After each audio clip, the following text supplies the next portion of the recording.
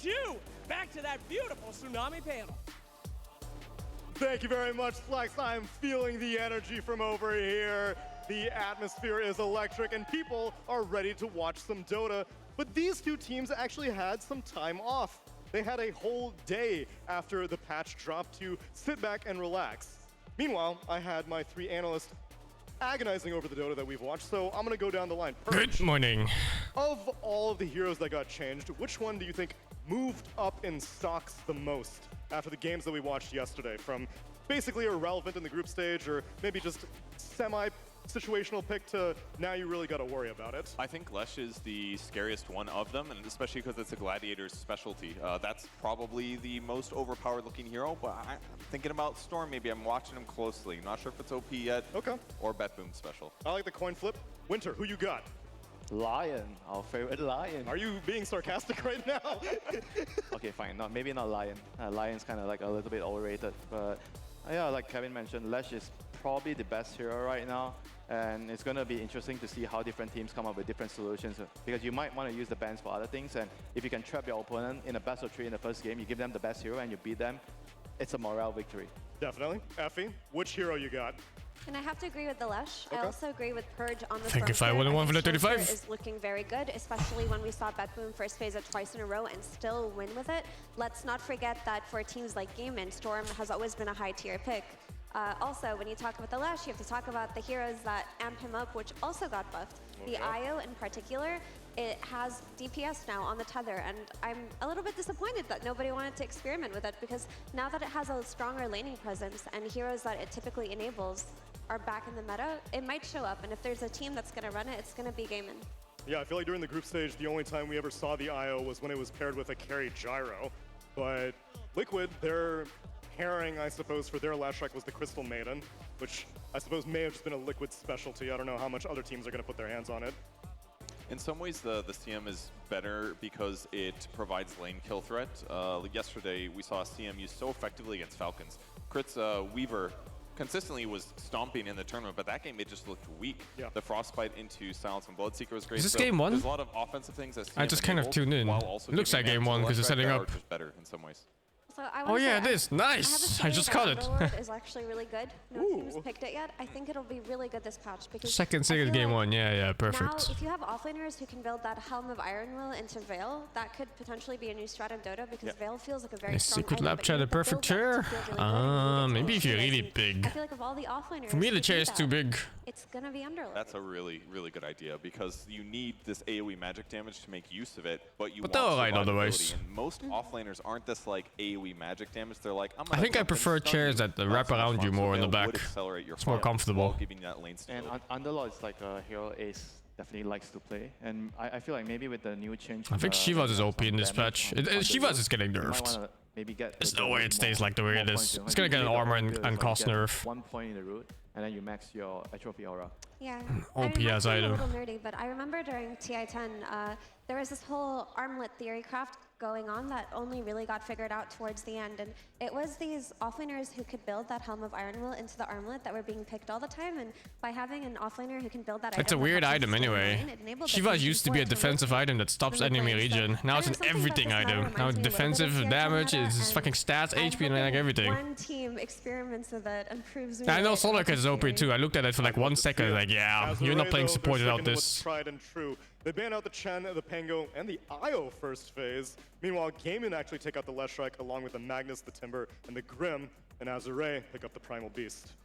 Yeah, I mean, just a flex pick overall in general, just a very useful. Thank you hero. very much It's for the not 49. strongest hero in the lane, but it does Shiva is give not a you support the item. flexibility of moving your I lanes. mean, think when you're on from the first way pick it's played, side, it can you be a have the support item. overall last pick. Having I think a it's an flex pick everything gives item, you but it's usually going to be on your a lot of front line advantage caster over type, Feels like Lash and decent at the Timber. moment.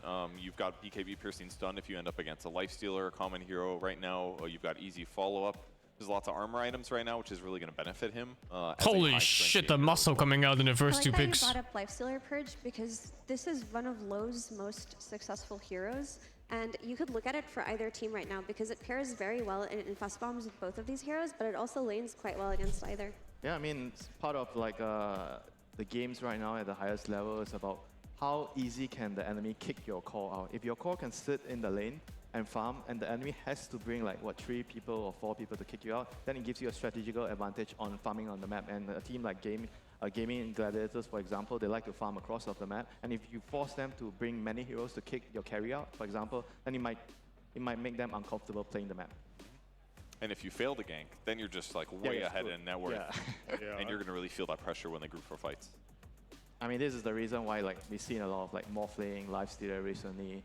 It just gives you that advantage, you know, because of the twin gates and everything, like the supports can cross over the map to kick you out. You want to have a core that's really, really hard to kick out. You guys are clapping for him, but you know he's been wrong every single time, so. We love a good bandwagon fan. It's a really good time. That was Azure Ray fans cheering. They're like, yes, we're going to win. Those sensors block the crowd reactions pretty well. The problem is usually that the microphone that you have still picks up the crowd. But that's been a while, like I don't know if they have better mics these days. This is the core that's been flexed. I find that the answer is usually no, but I could be wrong. It's impressive on the off lane, it's looked impressive on the mid lane, and it's looked impressive on the safe lane. So when you start up with this Slardar, you can respond. They fine-tuned the sounds in the game so much too. Like in the past, there were sounds that were really obvious you could hear through the casters and the speakers. I mean, that would get picked up by the mic. Like Roshan auto attacks, for example, and Sunstrike. They were just so damn loud, so you could hear them from mic and be like, oh, the Roshan, oh, the Sunstriking. But then at some point they tuned down those sounds just for tournaments. I don't know if like all tournaments do it. I know Valve tournaments did it. Like TI. In this case, would be a hero that. It was so stupid. Like you'd be on a team and the enemy has this invoker, you just hear that sound like, and he just start dodging. I was like, yeah, okay, it's a Sunshine coming. You jump back, he hits the clone, instantly frostbite. He's trampling, hitting the ground, you do it again, instantly frostbite. Yeah, that's actually a good point. I had one game, my teammate just picked Primal and the enemy instantly responded with the CM and they were on the same lane the whole game. The Maiden was you're trying to charge in, here you go, frostbite, and that's it, you know? Yeah. And up until Primal Beast gets stronger and gets dispels and a BKB and whatnot, CM is really good against any of these mobility-based heroes. With sounds like it's not RNG dodge. Mind games. Coming out of Primal Beast trample. Even Nova does. I mean, it's lowering his movement speed by 20%. That's 20% less trample damage. The Primal has to buy BKB early. Like maybe you can go Blade Mail into BKB, but I wouldn't be upset about like rushing the BKB this game. You know, like he needs to be able to deal with this Crystal Maid. And Clockwork's kind of decent hero to deal with the CM and the Slardar. Both heroes are not heroes that like to see the Clockwork early on. Until you buy Shard and then you get out of that cogs really easy. The Shard, man, Kevin, the Shard. God damn it, Perch. So then based on the fact that Primal Beast has kind of been semi-answered, do you have any preference between putting it mid and offlane? Because those were the flex potentials. Now that some of the answers have come up. I don't know if I'd say it's answered yet. I mean, these are circumstances that could happen, but it could also be Primal Beast charges in and blows her up in half a second. True. Picks her up in the air and somebody kills her before she even hits the ground the first time, you know? I mean, I think Primal as a hero is like a give over the 24. can always itemize against his counters, and it's more so about can you. If you're good, you want to dodge every single one. If you're good, you dodge every single Sunstrike, except for the ones where you get set by a stun. But you wouldn't dodge it anyway if you could see them. With that cookie, and she did get some nice, quality of life changes. She got more damage on her spells, making her more viable.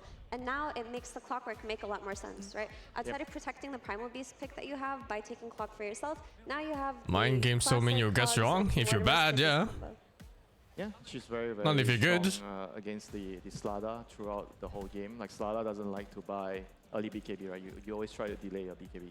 You want to get your Blink, sometimes you get a Midas, sometimes you get your Axe. So the Mortimer's Kiss is going to be very, very deadly against the Slardar. So they're going for the minus armor. And just be good. The other thing about the Weaver is he can use the aura from the CM. When I think of Effie as an analyst, she's pretty good. When he's running around killing people. So the CM definitely also helps the Weaver. And I like the overall direction that Gladiators are going right now. They're trying to play very, very quick Dota. She knows a fair amount about Dota, and she's well spoken. Win the lane and just try to run the enemy team over. Even like Weaver CM is kind of cool. Nova lowers attack speed, so it's harder to kill the bugs when you're in trouble too. So there's a lot of synergistic ways that Gamin's lineup fits together well. And also, you're just keeping your flex open. This Weaver can be run as carry, it can be run as position 4. It just depends on what you want. But now you also have faster Roche with the Weaver and the Slardar, which is going to be really important given that there's this new Roche mechanic with the banner and the Roshan's Roar, whatever it's called. So this is what, a core gyro here? Doesn't have to be. Of this tournament, Terarria has played more gyro. He hasn't played Weaver core yet. Yeah, I feel like Celery is going to play the CM, Tofu's going to play the Weaver, probably with a gyro being a carry, and you can abuse the minus armor on the Weaver and on the Slardar. You're also another hero that kind of likes the CM aura. Snapfire back to meta. She did get buffed. Have a very, very But even if she's back to the meta, it's not the same. She would be played as a support now. And Mars is a classic counter towards the gyro. You block the damage with the arena. And it's the XXS special, right? One of his better heroes. Yeah. He's so good on this hero. And this I'm hero playing got Meeple so later many today. nice quality of I'm not life playing changes, Meeple until these especially games are with over, that so backswing being it's still removed long from here. now. Now you can At just least do like 6 the spear hours. into arena combo that much Okay, chat is over now. We Good also morning to you have too. the, Wombo combo, Mars into Mortimer's Kisses. This used to be an El Clasico about 2 years ago. So Azure Ray have very, very strong team fight. Yeah, when they put all their buttons together, it's definitely very... 3 people are going to die if they don't have BKBs type thing, so... When you play Invoker, usually you don't really dodge it. My man, all you're doing is exposing your low skill level. Makes the Primal Beast likely mid. That's the downside to the Azure Ray lineup. It's not nearly as What am I reading here, dude? as Gladiators can do right now. I think AR are kind of banning the right heroes. I feel like because they have this Stop. overwhelming magic damage coming out from the Mars and Snapfire, even the Clockwork and the Primal, so they are kind of trying to ban out all the heroes that can buy pipe. I played mid for like fucking 7 years and I've met so many invokers mid. You have to dodge the Sunstrike. You need to predict where you put it, otherwise you get fucked. And for AR, they are looking to round up the drop with a carry against Gyrocopter. You tend to think about like Lifestealer maybe. Terrabird could be a good option as well, but it's banned. So then where are Azure Ray expecting the Slardar to go? I think it's a mid Slardar for now. That's what it looks like, especially if this Primal is Even if it's not against your own lane opponent, you still have to dodge it sometimes. Still be kind of good here for AR. It's very good against the gyro. You turn into the gyro, you have the flag cannon, you have high armor to deal with the Slardar, the Weaver. Or Luna, or Drow Ranger. I think nobody's been brave enough to pick this Drow. Drow Ranger, I forgot that hero existed. I don't think Invoker needs to point the direction of Sunstrike. You can just do it fucking backwards. But you can see the animation anyway. Plus you can see the mana loss. And someone can also tell you from mid if he's Sunstriking. Because usually Invokers go AFK for like a few seconds before they do it. Typically you'd like a ranged carrier to pair with this position 5 Clockwork. You don't necessarily need one, but it just gives your draft a more rounded out approach in lanes. I think it's a good idea. It matches up very well against Slardar. I think it's one of his top 5 worst matchups actually. They do I have a lot of clips where I played Exit Invoker, where I kill Quops from after they blink with Sunstrike by predicting their location. Could also be very good for Azure Ray. And if you think there's like no skill involved in that shit, I don't know what to tell you. Yeah, you can't take physical damage. You kind of outrange the gyro in some situations. It's skill issue, man. Good in the lane with the Clockwork. Silence against Weaver too. Yep. Stable lane. I think previously when Azure were looking down the barrel of a minus armor draft, they also may have gone for Lone Druid. I don't like that hero so much, especially now that this bearer starts with 0 armor and you're playing against something like a Weaver in the first place. It feels very easy to exploit. That's not fun. Yeah, I would like to see the Muerta come out. There's too many bans in this patch. Let's see if Azure are confident that this Slardar is going to go mid and ban out another offlaner. They already took out your Underlord Effie. Now they take out Anti-mage ban. They watch the cosplay. There's no way you'd ever pick an anti-mage into Slardar. Oh, that's why. So but still. When you take managed field damage, your armor literally does not matter. True. So against Actually, it would be the other way around. They can't amplify their own damage. They do have Diffusal Blade. But I think you would still not pick an anti-mage. Actually, it's kind of good, no?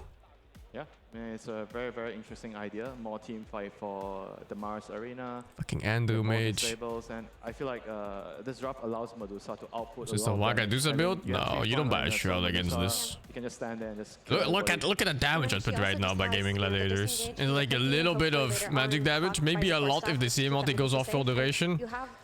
But it's mostly physical right now. Protecting Mars's allies from projectiles. It feels like Medusa's very heavily enabled by Mars in this draft too. Like the moment they fix the shrouds. I don't think there's anything to fix. 20 minutes, I think she's gonna be. There's only nerf. And as long as the supports get like a solar crest, you have a 4-star. Make sure that Medusa never dies in a team fight. It looks like really, really difficult hero to kill for Gladiators right now. They need to kind of find a solution. That is one annoying lineup to play against. The Azure Ray one. That's a good solution. That's a good counter. You make your own Medusa. Yeah, because that also got buffed. Split what shot is even damage. mid? Yep. Slardar What about the mid. expense ratio though, Winter? Is it too expensive? Interesting solution. You know, you have cheap supports on CM and Well, his Weaver, matchup is they're going to be easy no matter what. Weaver, It's either CM Mars or and Primal Gyro. Beast, and it's probably So they'll be Primal. running around creating havoc. I think I don't know those are the heroes players. that Is it like, Primal? to play around Darkseer, Because I don't think making Mars sure would be that mid. Darkseer can Although it would close work the too in team, this and also case. the Slardar, you know, those heroes benefit. They could even switch it out and put Dusa mid. They have a lot of options. Both teams have a very, very solid lineup, different kind of win conditions, different game plan, and we'll just have to see who does it Is better. Ember enabled too? I think Gaiman Yeah, I has actually found think the out Shivas is exactly really well good on with this Ember. Darkseer. It's also just But giving them that Ember is more of a hero that you don't play because it But then feels really bad nice to mid-game play. timing on It's like Gaiman. old When Slardar gets a Jakilo. couple of items and he can group up with the Darkseer, Even if and it's they can strong, I try don't to want to play overrun just because of how Azure Ray. clunky it But is. I feel like Azure Ray overall have the better scaling with this Medusa plus Mars, and their team fight looks really good. So both teams have very strong fundamentals. It's just going to be a battle of who does it better. Yeah, they don't have the best Iron Shell targets. Gyro's going to work great in the early game, but as the game goes on, maybe not as good. But I feel like the Darkseer is only going to be better against Medusa because you also do damage when the illusion spawns. So if she just tries to attack through it, she's just like re-dealing damage to herself and respawning illusions. So great last pick. Some 7.35 heroes coming out. My Tech Arena, are you ready for a winner's bracket final? Then let's get on with it. It's time for game number 1 with Odie, Pixel, and Cinderin.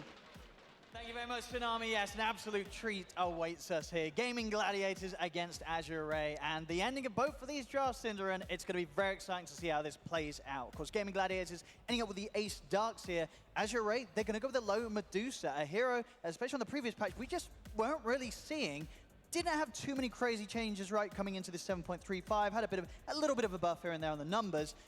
Enough to make it viable, and in particular in this situation, could it be good here? Yeah, for sure. It's one of those examples of, you know, when other heroes get nerfed slightly and you get buffed slightly, it's like a double buff, you know, because the rest of the meta is shifting downwards. Medusa has a really good matchup against the Gyro, and you could tell from the reactions that we saw on Gaming Gladiators' faces, this was not a pick they were expecting. I don't think so at all, yeah. The AM ban comes out, they start digging really deep, you could tell they were really thinking about it, and ultimately came to the conclusion, okay, they were like, okay, what do we have in our pool that's a solution here? And with that in mind, they end up putting the Slardar on mid onto Quinn, which I'm very excited to see him playing this lane matchup against Primal Beast in that mid lane. But yeah, this is what often happens when you go deep in tournaments. You know, the teams, you get so accustomed to what is, I guess we shouldn't say what is meta, right? Because it's a whole new world right now with this new patch. But there's still a fundamental shared understanding of, you know, a lot of the essentials of the game, what heroes are likely to get played. And clearly Azure Ray did some homework here and came in with a new take with the Medusa. Sure. Oh, you could go for the new Diffusal Blade on Weaver here. Azure Ray would see Medusa as being the hero. It's here. 40 RG now, it's kind of big. Right, it's the whole idea that if you're going up against like this Slardar, there's really a lot of minus armor that's going to be hitting at you. Yep. That's something that the mana shield, right, it works great against because you're not taking an increased, you're not losing more mana than you would from if you didn't have that debuff on you. Right, it goes both ways for Medusa. She doesn't take extra damage from minus armor, but she doesn't get more mitigation from plus armor. Yeah. So against a lineup that's so heavily focused on the minus armor, you're essentially just getting quote-unquote free gold, right? Because you don't have to buy items that other carries do. That's smart. And you can focus on your standard approach. Yeah, I think this was a genius pick from Azure Ray. And I like Gaiman's response too, I should say. The Darkseer was probably the best option they had left to try to alleviate this pressure and solve it. But yeah, I really like what Azure Ray are bringing to the table in this game, and I think if the lanes go well and they stabilize, it's going to be so difficult. Medusa's bugged? What's bugged about Medusa? You know, this absolute massive combo that you're running on Azure Ray. You've got XXS on his Mars, which I think is probably my favorite Mars to watch together with Amar. They play it very differently. Amar is very, like, he's very carry-like in his playstyle, whereas XXS is way more utility-focused. Mars shooting Eternal? Oh, that's not a bug. That's just mathematics. That's a mechanic that it's intended. In this game, Mars doesn't need to do Whether it's balanced or not is a different story. His cast around him do so much AoE damage. Talking about Mars, that's a good we actually pause. on the pause. XD. Right, quick, Sin, look to the future. What's happening here? Is somebody dying? Well, he rebuked a Weaver who's going to Shikuchi and run away. Oh, so okay. no, nobody is dying. Terarria should be out. The question Anyway, is, it's not a big deal this game because they're doing physical damage. I think the moment this unpauses... This is a Weaver with Slardar combo and possibly Darkseer Illusion. Maybe two. Spotted that the rest of Gaming Gladiators are coming up here, and the Weaver will want to not get caught by anything. Which hey, how the fuck did what is this? The Weaver in front. There's nothing. How did I end up on this suddenly? Right? They don't have any reliable stun. There's a Snapfire cookie. Mars is not going to skill Spear level 1 most likely, so you kind of have to run into Cog. And I tell you what, you're going to be very excited about You this. don't know what math game is doing, but shooting at tables a man lose HP? What do you mean? It's going to be the Kanda. He's already got the phylactery queue. This is math. What do you want? You're going to go against math? Go, try, man. Fight it. Fight mathematics. See if you win. He's going to be getting right-click damage. So that the damage that's coming out with the nuke of the Kanda connection, it's going to be pretty good on this. That's pretty interesting. Yeah, so we saw, I want to say about half a year ago, we saw this mainly pioneered by 33 in the offlane. He was playing offlane Medusa with phylactery. We haven't really seen the phylactery build on the carry position, but as you said, now that you can upgrade it into a critical strike, this is actually a viable strategy. I'm really excited to see this play out. You've been theory crafting like 7 different heroes, but of course not the one that's relevant. Which will be Medusa. You never thought about that one, but you've got other ideas for games reaching 100 minutes where people have 100,000 We do. I mean, this is, you know, obviously one of those items as well, the Kanda that, on a Medusa, hey, who's to say that this game isn't going to go 60 minutes and this Medusa down the line might have something crazy like a rapier. And then you're going to get even more benefit from good on paper. So just a bit of a refresh. Math is all made up. It really is, man. It's fucking lame. Pretty good for Medusa, right? 50 damage, 200 health, 200 mana, 8 all attributes. And then, of course, the Holy anti-mage! On the unit target spell that you cast, so in Medusa's case, the Mystic Snake, you're going to deal 100 plus 75% of your attack damage as bonus damage. So you're effectively getting this scaling nuke now on the Mystic Snake based on your right click. Only on the first target hits. Sure, only on the so first it's not target, on all the bounces, but yeah, on the primary target, this is pretty significant damage. And as you said, the stats on this item are really good for Medusa. Just to reiterate, right, this item gives no armor, and that's good. None of the net worth going into buying this is wasted on Medusa. She wants all attributes. She wants health and mana. So, yeah, the EHP per gold on this item for Medusa is really, really good. I didn't see any of the cosplays. I mean, it's too early, dude. There's no way I can catch these games. What is it start, like 5 AM for me? That's how it is. Shit, man. So yeah, exciting. This is definitely going to be the story of the game. Is going to be the Medusa. It's the new hero that we haven't really seen much this tournament. And love to see the creativity. That's what we want to see when there's a new patch like this. It's a high-stakes tournament. The teams have very little time to prep. Who gets the good ideas and who executes on them? Yeah. And who knows? Maybe it turns out this is very bad. He maybe played it 1 or 2 scrims. He won. He was like, yeah, he's maybe not played it at all. Yeah, you know, maybe has. Theory crafting's been there for low. He's turned up and he's ready to bring out this new item build on the main stage here in the winner bracket final. Talking about good ideas from Gaming Gladiators, do you like that response to the end of it all? As you said, they probably weren't expecting the Medusa, but when it did come out, they just decided to bring out the Darkseer to close things up. Yeah, I don't really think there was a carry solution, and I don't know if there was a mid-hero solution, so they kind of had to go for the ace one here. I don't think when they picked the Slardar that this was originally planned to be mid, but it's obviously one of the luxuries of the hero is that it can play all 3 lanes. So yeah, I do like it. I think for 9 AM. This was a really well-executed draft. I would say both of the last picks I could argue for being the best individual hero for either team in that slot, so very impressed personally with the way these teams picked. The idea with Darkseer, of course, is the panel covered. You put the wall on the Medusa, you get an illusion. If Medusa stands still, which she tends to do, and just fights back, if she stands in the wall and kills her illusion, she just spawns another one. So she kind of has to move, and that illusion that you spawn does a lot of damage. It has split shot just like she does. Can cause a lot of havoc. So definitely, I would say this hero I would expect it without having seen it to have a higher than 50% win rate against Medusa, just in general. Sure. With that logic. And also, Darkseer, one of his biggest weaknesses is the first 3 levels. This hero is all about getting level 3, level 4 in lane. Medusa is not exactly one of the lane bullies as a carry. Okay, so you think he is set up for a pretty easy first few levels on the Dark? Yeah, I think compared to some of the other matchups you can face as Darkseer, which can be absolute downright awful, this is definitely one of the ones where you're expected to float level 3 pretty easily, unless the support is some absolute god mode hero. But in this case, it's going to be the clockwork of Tianming, so I think, yeah, should be okay.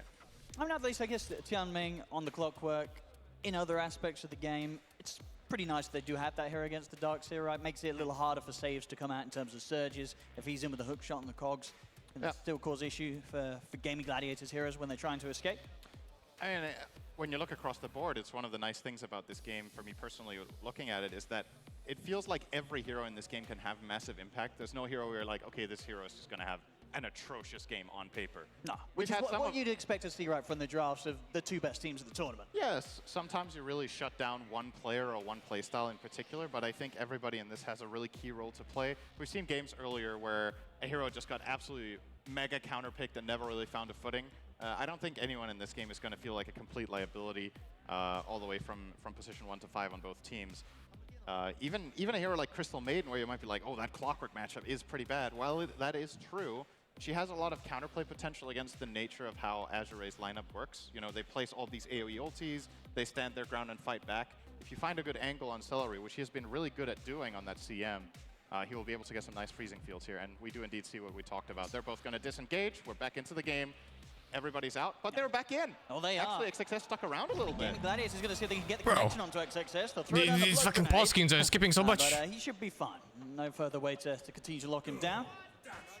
At least they'll be able to hold this high ground position, and we'll see them be able to secure probably those 2 bounties. I don't think Azure Ray is going to have any interest in getting back involved in any level 1 action against Gaming Gladiators to this lineup here. And we'll see. We'll see how these setups go and see how much can be done at the beginning to slow this Medusa down, or if Low is going to be able to show us some potential new tech and potentially begin a bit of a trend. You know, definitely still at the stage of the patch here, a couple of days in, where if something ends up looking really good, high chance other teams here in the remaining games of this tournament will be taking a page out of their book. Yep. It is definitely, I think every series for the rest of the tournament here on out is going to have 1 or 2 completely new ideas. That's kind of what I'm expecting. That's how you get Slider mid. Toward the end of this tournament, where that is just a bigger factor than it is in other tournaments because of the patch dropping yesterday, you know. That's definitely going to be a thing. Now, I'm looking at this mid lane. I know we talked a lot about the Medusa, but I'm very curious how this lane plays out on paper, right? The Slardar against Primal Beast, you'd think that Slardar, you know, bullies most melee heroes pretty well. The thing about Primal is if you fight him a little bit too much, he gets those Uproar stacks, he's going to pop that, and he's going to trample you to CS. death, First CS missed, it's over. So I'm very curious. This is one of those there where I'm just flat out completely unsure on paper how this goes. So I'm going to keep a close eye on that. I don't know if you have a guess. I feel like it's probably pretty close. Just instinctively, this feels like an even lane, but... It really does. It goes both ways, right? As you say, sure, you know, as a Slardar, you're going to be hitting the Primal, he's going to get his Uproar stacks, but at the same time, if the Primal tries to go on you, I haven't played this patch much. I played like 3 games. A crush, you know, a chance to sort of separate I like Timber a lot so far. I mean, I like Timber in previous patch already, and now it just feels even better with the new items. Really stop him from doing too much damage from trampling and staying on top of you. So perhaps I would favor the Primal. But we'll see. We'll see what Quinn and XM can make of this matchup. And as we talked about, good. Honestly, I know this is very early to call, but Darkseer has a good start. And that's because this hero is extremely polarizing, so just getting 5 CS in the first 2 waves is, honestly for me, is a really good beginning. Puck feels good too, but Puck always has the same problem. Hero's early game sucks ass. It's so easy for Puck to just not win laning phase and then never play the game. 12 is pretty much the dream here. Bottom lane. Trying for Jingju, and they'll have him. Terarria picks up the first blood. This is such a nasty lane, Maiden Weaver. See top. Tofu. Understand his ground here with the rocket barrage and the flat cannon. He'll get surged up by Ace. I'll keep him safely away from Tianming and Low. And as the mid lane continues, it does seem Flat cannon's big for support Jao, because support Jao has shit spells. Until like level 3 spells. Level 1 rocket is really fucking bad. And level 1, what's it called? Barrage is awful too. And Flak is also not great, but it's better than those 2 at least. He has that first heal.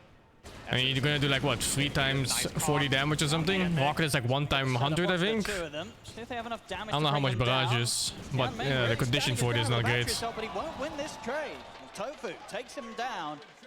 Azure Ray Let's see how much damage it is. between the 2 of them to get anything in return. I actually thought he was just going to use those cogs to disengage. I thought the cogs themselves were really good to lock them in and let Low just get free damage, but he stood his ground and fought. Clockwork, not Where really the fuck that is strong it? of a hero until level 3, where the power level really changes, and maybe a little bit too eager there to get something done. And obviously that is very welcome for the Gaming Gladiators. They get the kill on Tofu. Anyway, this is 4 times his auto attack damage, so it's 4 times 60. Times 2 heroes maybe, and the creep wave if you need to push. It's a lot more efficient if you get all the hits off at least, on everyone. Actually sending out the headdress first, so getting both auras here. It's also something neat that you get to trade against enemy support without being close. As it goes for the mid lane matchup, does seem to be Quinn. Starting to get a decent edge here on the last few waves. 17 and 7 now against the 13 and 3, so definitely playing the advantage here in this matchup. See, nice and Tofu. But yeah, then the level 2 barrage comes out and that one's really strong. Really pressuring low. I can't imagine you go point and rocket into these builds anymore. The power spike is too big. Yeah, Low also running a Bassi here, so both of these lanes will be getting that mono region up. It is the name of the game for both Darkseer and Medusa, so hardly surprising, really. Oh, bottom lane XXS, serious damage. I think he should be okay, but this lane is going very poorly for Azure Ray so far, just getting absolutely bullied out. And this is obviously a recipe Gaming Gladiators have been doing for a long time, just massive laning focus. They won some of their games extremely quickly throughout all of the year by just snowballing from the first 10 minutes onwards. I see another effort here from Tianming to trap in Ace, but the surge is up. Ace is able to get away, and Tianming is a couple of hits from being taken out. Tofu, can he find him with a rocket barrage? He certainly can. He's fine, I think. Yeah. As once more, Courier kill! Fuck it! Just struggling to take these trade that's stops. 2 hits now. Back to back. I think in the previous you could have one-shotted. Oh, what the fuck, bit difference? Tofu at least. XM takes the time to. Yeah, also we managed to take flag up +4. Yeah, well, you know. In return for losing the clock. You know.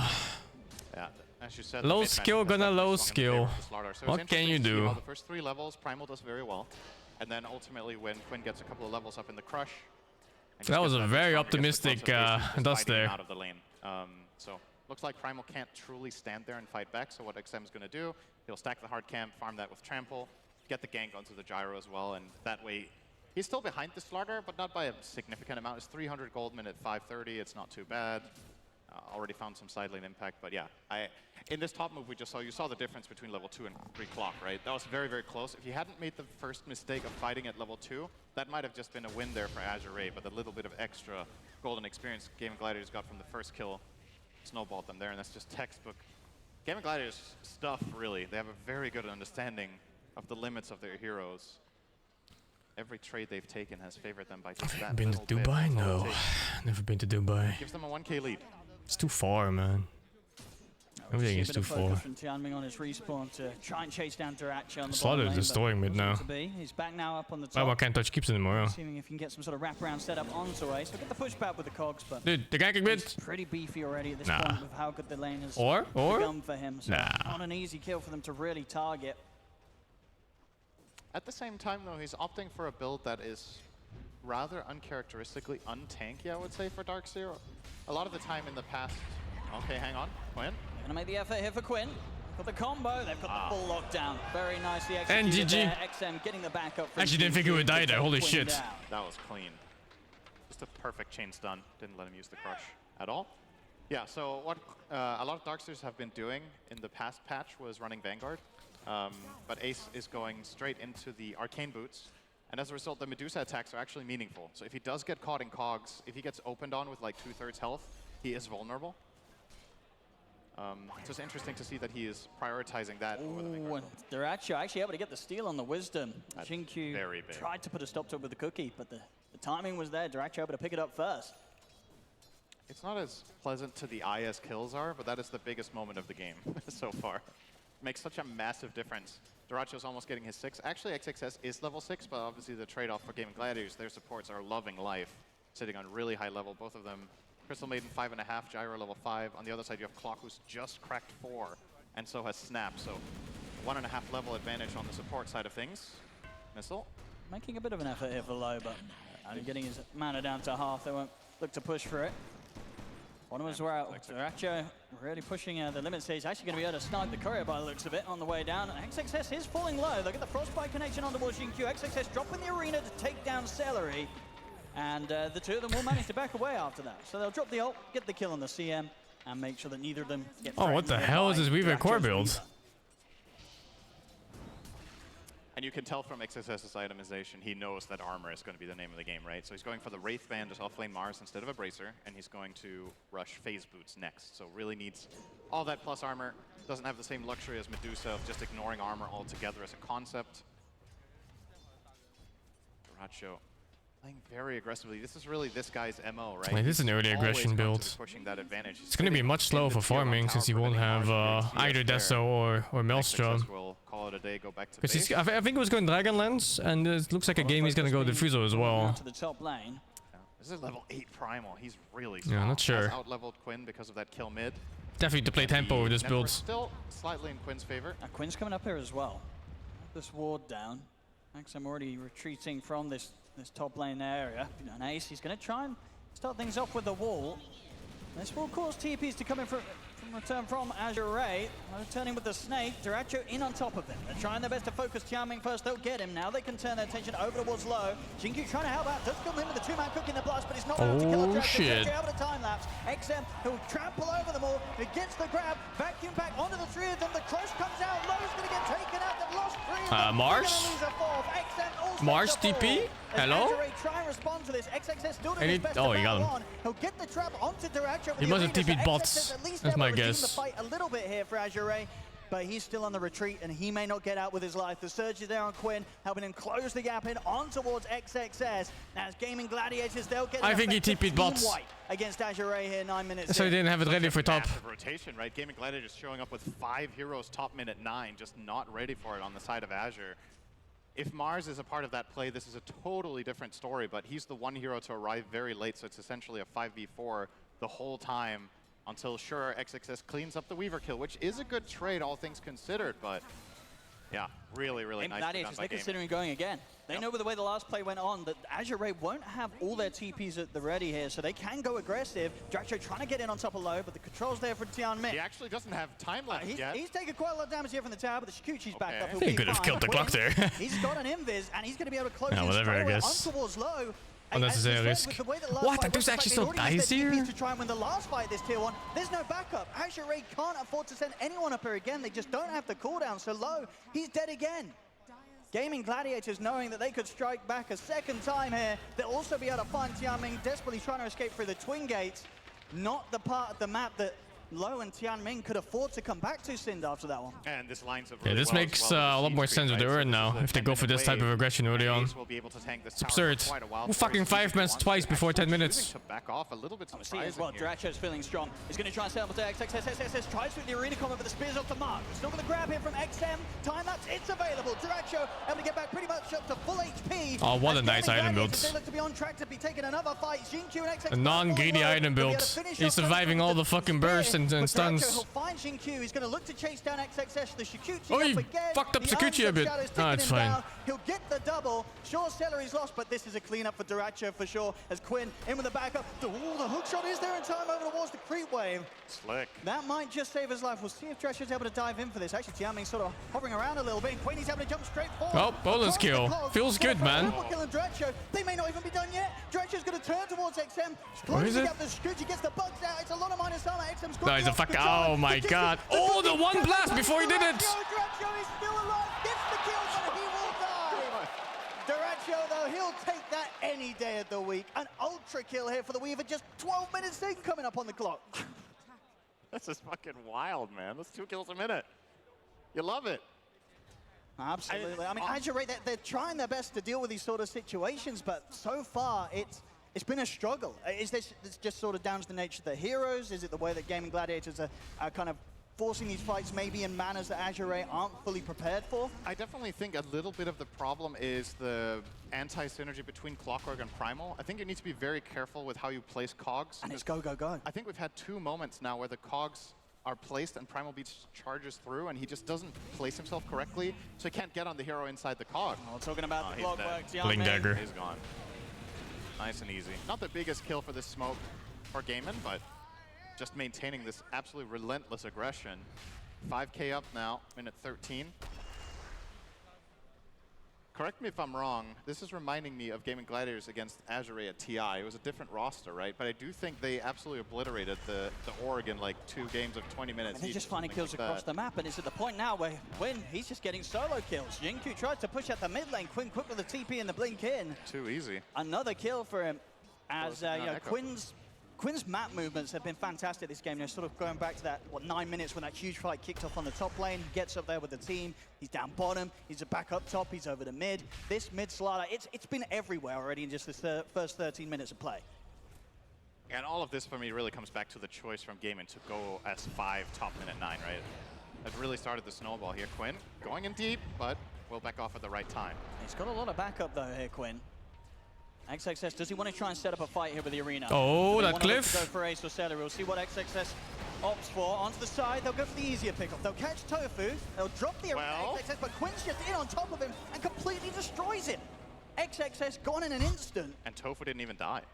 They didn't have enough damage. Popped the drums, ran out, got mech'd, I think, as well. Ace.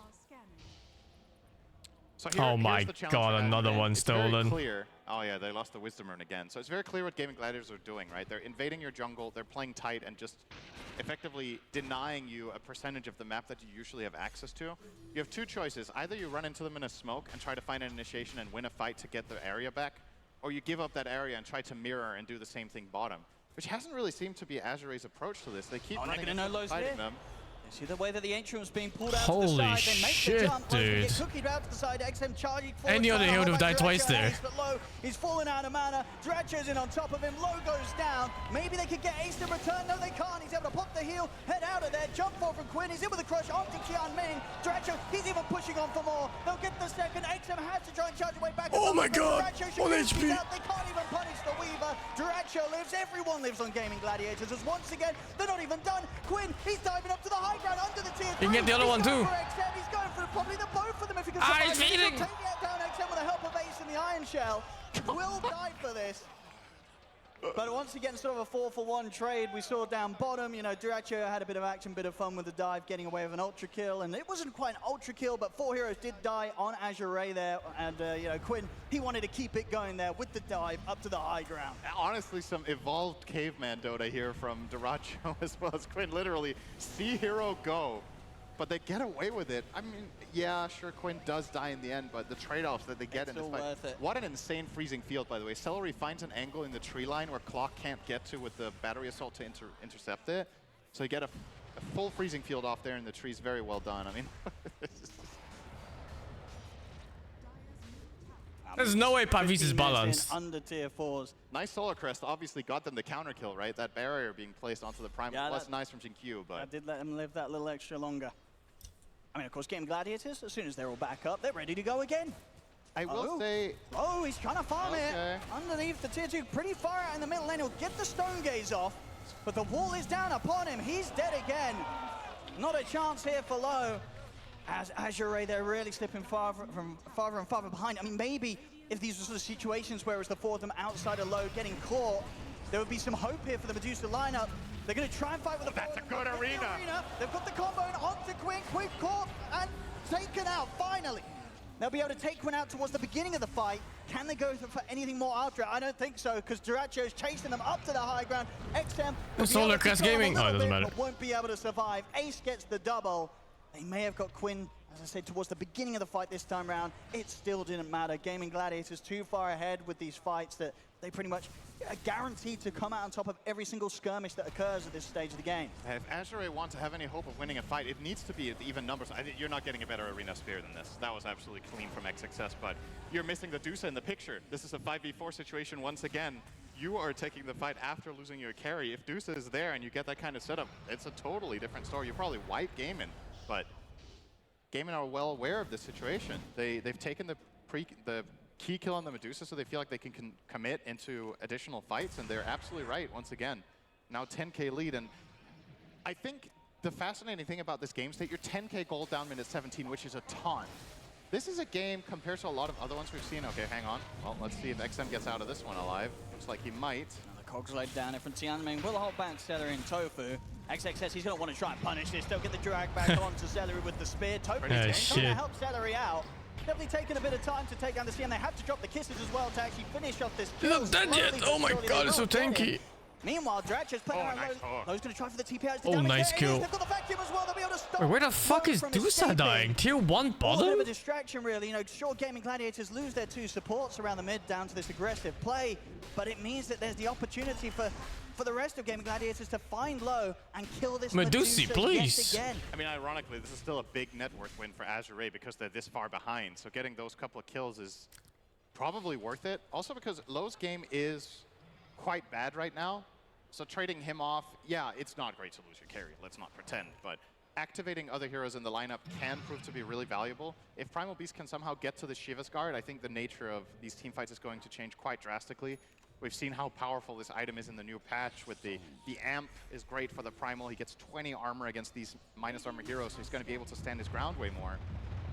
And what I was getting at before when I said it's 10k 17 minutes, which is usually a death sentence for most lineups, the nature of this game, it feels like this is the kind of game Azure Ray can win if they get one good team fight. They don't need to be even. I actually think being behind is okay. This is perhaps stretching it a little bit being this far behind, but their lineup definitely has a pretty good chance if they manage to find some sort of good setup. But it is going to come down to finding, you know, a big ult from the Mars, getting the key items up, particularly armor. And of course, not going to be any easier when you're fighting into an Aegis. It's going to come the way of probably the Weaver, you would imagine. Jiracho is playing super aggressive. And you were discussing in the beginning of the game, is Darkseer going to be an amazing pick? I mean, so far, top net worth, 6-0 and 13. True, Ace has done a lot. And he's in... The thing that always happens with Darkseer, I feel like in every game, he has this incredible, almost invisible impact. Ion Shells have done a ton of damage if you look at a breakdown. I'm sure in this game, the wall is, you know, kind of hidden. So this might not look like that much, but keep in mind, he himself is, all of his damage is shell, almost, right? And if you're itemizing all this plus armor on these heroes, the magic damage on the enemy team is going to be fully effective. As we saw pointed out there by the observers, the damage of Crystal Maiden is massive. Nobody on the Dire side is buying magic resist, right? You have to buy armor. So this is also a beauty of this lineup, that there's no be-all end-all item that you can solve both problems with. I'm actually surprised he had that little damage, I'll be honest. When we saw the break, I'm like, really? XXS. He's going for Tofu. They'll have to drop the kisses as well. It may just be a gyro support, but still takes an awful lot to take down at this moment. And I won't push his own teammate into the next nuke of gyro ult. That's kind of funny. See if they want to go for more here under the tier 2 tower. Quinn, he's in onto XM. Ace setting up, gets the wall. Oh, he doesn't want to ulti on do so? As XM, but now he ulti. What? This is the fucking way, dude. He's already all the way up to Xingqiu. Dyrachyo, press ult, you fuck. With the time lapse to back off if necessary, or now pop it to get the heal off. Low's going to get Cookie back, but he's getting bashed down low. He's now out of mana. A couple more hits. Oh my god. And there it is. Dyrachyo takes low down. 3 dead. They just cannot fight them right now. But at the same time, they have no choice. They just don't have access to the map. So it is going to come down to, can you find that perfect fight? And gaming just isn't giving it to them. Just playing it so clean. 21 minutes in, I think. Oh, okay, this time round, Xingqiu was able to get out on the map and make sure that Dyrachyo wasn't able to steal another Wisdom Rune. See if it might cost him his life. Nothing comes for free, Owen. Connect, and DD's going to be gone. Quinn, he can look for the jump. There it is, the 3-man crush into the vacuum. Gaming Gladiators. I guess Gaming Gladiator can win ESL because there's no team spirit here. It is what it is. Something. Can they find anything else? The Tianming's gone. Celery lays down the ult. It's going to be another cleanup again here for Gaming Gladiators. Every single trade easily going Gaming's way. And I hate to sound like a broken record. Isn't that team spirit? I think they just chose not to play. Maybe I want to break or something. There hasn't been a Mars Arena plus Stonegaze the whole game. I think I think he skilled Stonegaze on level, I want to say 9 or something. It was very late into the game and didn't really manage to find much impact with it just yet. And just goes to show Gaming Gladiators' approach to fights being so clean. They keep fishing, you know. They send in this one Weaver, they send in Medical and Alpha shoes? Shit. You don't want a Stonegaze in arena that. You want the bigger pick. Okay, this is going to work. Underestimating your tormentor. XX is going to get the jump against the spear as well. What's Dyrachyo? That's the Aegis gone. Tofu also to full. Can they go for a second round on Dyrachyo? That's the question. Xingqiu stepping up. He'll get the dust off. Dyrachyo's just going to go full aggressive. He knows he's got Quinn backing him up here. Jumps in. Oh, that combo. Towards XXS. They'll take him out. He's really close to killing him too there. The primal connected and ulti was dead. To help out in this fight, but he'll only just get taken out as well. Triple kill for Dyrachyo.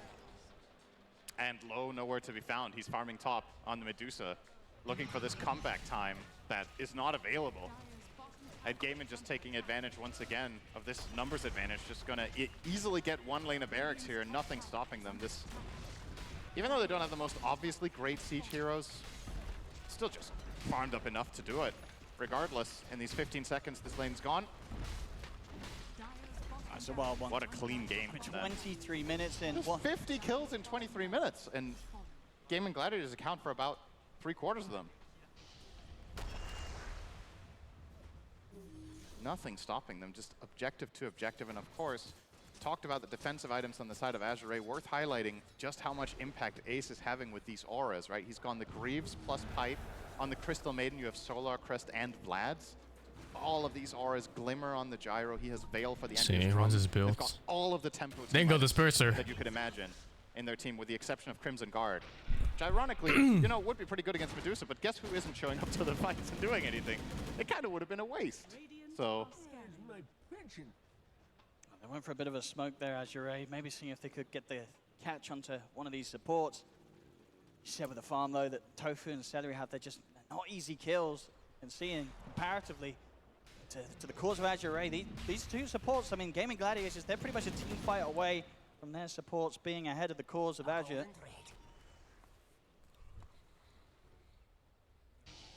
Well, Duracho. The fuck? He's having a great time with the Wisdoms today. There's 4 Wisdom on his runes. own half of the map. Level 19 on the Weaver, and BKB going to be flying out. The rest of his team already set up around the mid. We can see if they can find a chance to jump. We're getting the next few items out, at least for Azure Ray. XM is able to finish off his Shivas. End the game.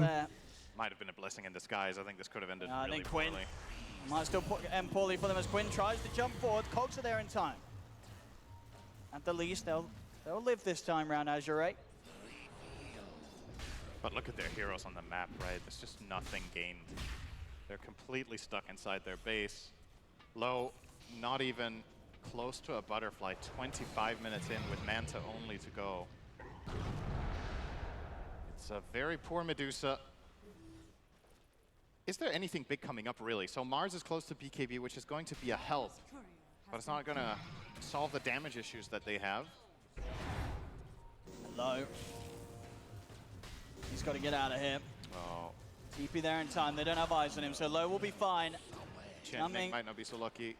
Probably not so much, and unless he can make some sort of cute hookshot play to get away. The blood grenade, he tried his best. And he's gone. Meanwhile, in the base, Terarria going for XM. Ace is here to help out. XM desperately trying to get towards the fountain, at least the safety of it, and it will be there, so he'll live at least this time round.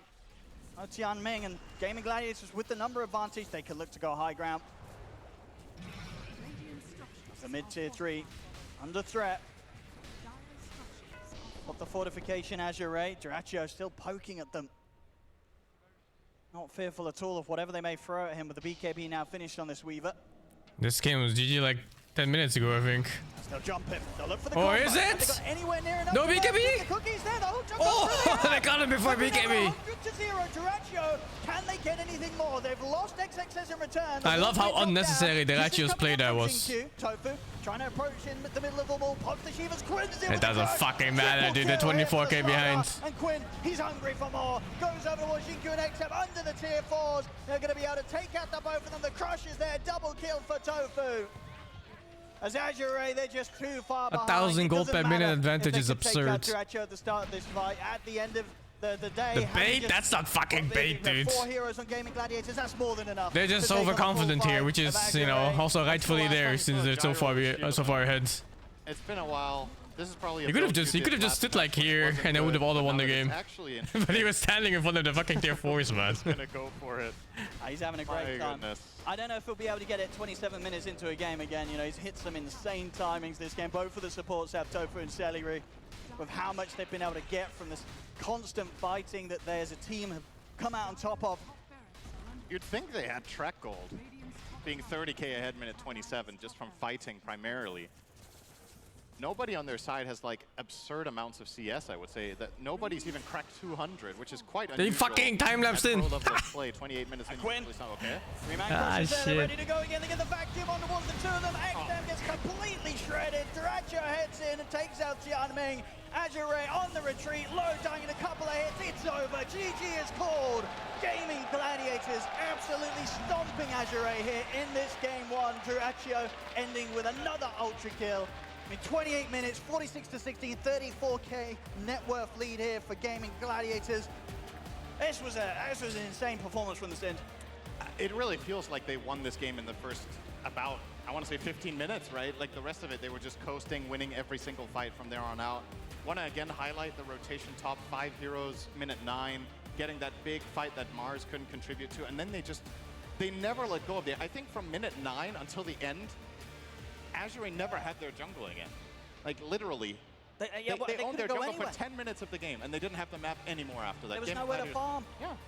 Seriously, just completely locked them down, had a great idea and understanding of how Azure Ray were going to play this game.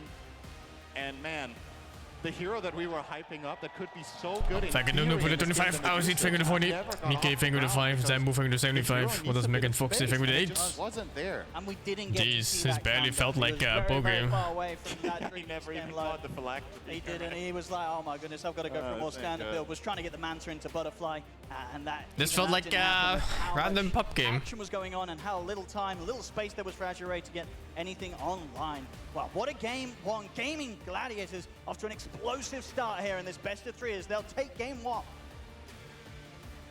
And if I check the calendar, I believe it is still December Seal 16th, elect. 2023. Which means that Gaimin still owned this year, and they definitely debuted that and exhibited that in this game number 1. What a clinic, Purge. That was start to finish, just a Gaimin rodeo. They kind of just like stomped all of their lanes, honestly. I mean, Quinn went slightly behind in the first like 8 or 10 minutes, but every single one of their players made stuff happen consistently. I mean, it started with the Gyro plus the Darkseer dual lane. They were just killing Clockwork and pressuring Medusa, and then all of a sudden, Dyrachyo just attacked people every 5 seconds for the rest of the game.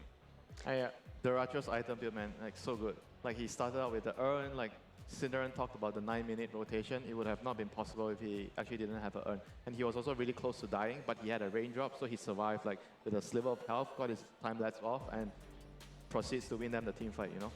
Yeah, the urn looked really nice, especially if you're thinking about this item. You don't necessarily think about it as a carry item, but when you're playing into a Medusa lineup, you want to exert as much pressure as possible, and it's one of the cheapest and most cost-effective ways to do damage as a Weaver. And honestly, that was just incredibly well played by Gaimin. They knew how to play around that Darkseer early on. They took advantage of his wall by collapsing on that top lane and forcing all of these bad fights on Medusa's lane. By doing that, you're shutting down her farm.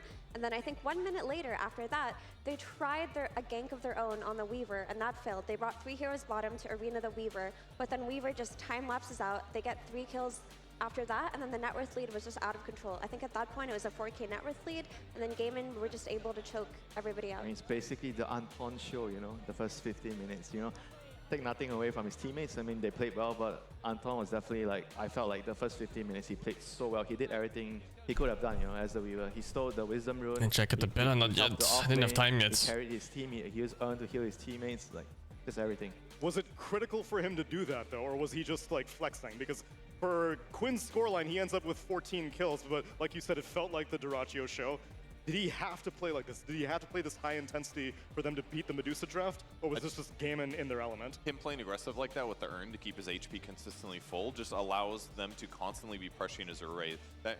For a hero like Medusa, that's like a later game hard carry, it gives her so little time to farm really rapidly. So if you're playing a Weaver who farms slower than a Medusa, it makes sense to be up in their face all the time. So the aggression that they put on them with Quinn on top of that was just so good at slowing them down and preventing them from back for the getting key items 12. in the game. It also enables the supports, you know, like you have CM and Gyro. Come on, next game. What the fuck was this pub game? Them, and Dyrachyo did that, you know. Celery, he kind of did like probably like the second highest damage on his team or something. When 33 assists. I saw the stat come up during the game where it said he had the highest number of assists at 20 minutes. Yeah, it was crazy, you know, like how Celery was able to utilize the Maiden. Right now, Maiden feels like a very, very strong position fight because of the itemizations. You get to get the Pubbies. It gives you armor, it gives you your mana capacity, and it builds into the Solar Crest. Yeah, and speaking of the Solar Crest, with the Solar Crest on the Crystal Maiden and the Vlads, and then you have the Pipe and the Greaves on the Darkseer, this is just a typical Gaimin way of playing. Also, let's not forget the Boots of Bearing on the Gyrocopter. Once you have all these auras on a ball team like Gaimin, they just play aggressively in the enemy jungle, they don't give them an inch of the map, and their itemization enables them to do so. Yeah, that has to be like, probably to me, the best game of the tournament so far, played by one single team. Like, no chance at all. It was fun to watch, too. I mean, a lot of things contributed it too, right? I mean, the Slardar, we've seen a lot of Slardars go Midas first, we've seen them go Echo Saber first, we've seen them go Harpoon first, but Quinn on his Slardar goes Blink Dagger first, because he understands that his position in that game is to just run at them as much as possible, set up for his team. He doesn't need to do damage. Why? He's got a Weaver. Does he need to tank up? Not really. He's got a Darkseer to play with who's just going to mech him and surge him and Ion Shell him away. And all they were lacking was that solid initiation, and Quinn delivered on that too. That's a really good point, because if you look at their lineup, you're like, yeah, they have crappy initiation. It's like, what, Star's going to blink and stun him for 1 second? It doesn't feel like it's going to be enough. But it absolutely was that game, because their pressure was so constant. And if he just comes in and stuns a guy and hits him with the amp damage, now all of a sudden Weaver with just like a Dragon Lance and an Urn is also hitting pretty darn hard. So it really did facilitate and make their team a lot stronger. Yeah, I just felt like the whole game era, they weren't able to stand on their feet, you know. Every time they're trying to... Bambi on ice out here. Every time they're trying to hold an area, oh, okay, somebody just died, so we have to back off, you know. They couldn't keep up. I want to see that Weaver stat line one more time. So let's bring up our Acer Predator head-to-head as we take a look at the carries. Dyrachyo versus Low, who I assume that maybe if we gave Medusa another 10 minutes, then things would have started to go the other way. 20 minutes, maybe 30 minutes, maybe a whole hour. But like you guys mentioned, Damon just played too fast, too furious. And it's the way that they've been playing. Like you said, Mira, this is the gaming that we have come to expect this entire year. This is what they're good at. This is their style. If you try to go late game versus gaming gladiators, it is a risk to take, right? Because your lanes have to go well, but then those mid-game fights that you take have to go equally as well. And as far as Azure Ray went, I thought Low had a pretty good lane, right? He was top of the CS in the first 10 minutes of the game, but once that pressure started to come to his lane, then he's just a Medusa. I mean, we saw the Medusa patches of the past. The hero is a beast in the late game. She's not what she used to be in the early game because the mana shield got nerfed. So she needs to be protected. She's like a little baby that you have to nurse and foster and guide her to the late game. But Azure Ray could never do that. I mean, the crazy thing is once the draft was over, like none of us felt like, oh, one side had like the overwhelming stronger draft. You know, it felt like it was a competitive draft. But when the game played out, oh my god, it's just... I didn't see the FF16 DLC yet. Apparently it's another one, right? I'm just waiting for them both to come out. I think what I'll do is I'll wait for that DLC of Final Fantasy 16 and then play God of War Valhalla, Final Fantasy 16 DLC, and Until Dawn. Because I know I have my PS5 hooked up anyway. I'll just do them all back to back. I mean, it's just like an indicative of the fact that if they are behind, they don't have good heroes for bursting one. I thought the draft was fine, because when you look at drafts, usually the imbalanced draft comes out after the laning stage, where you see that there's just a huge problem when it comes to net worth and CS disparity, but that wasn't there in the laning stage. What happened was they took a few engagements, a few key engagements, that one with the Darkseer in the top lane, and that attempted gank on the Weaver that I talked about, where they got him pretty low, they weren't able to kill him, he time lapses, kills 3 of their heroes. Engagements like that, where it's a matter of 100 HP or 200 HP, it really changes the tides of the game, because let's say they got that kill on the Weaver. The game would have looked different. They wouldn't have been 4K net worth down. The net worth would have been even, and they would have had more space to counterplay. So the game just snowballed out of hand very quickly. Agreed.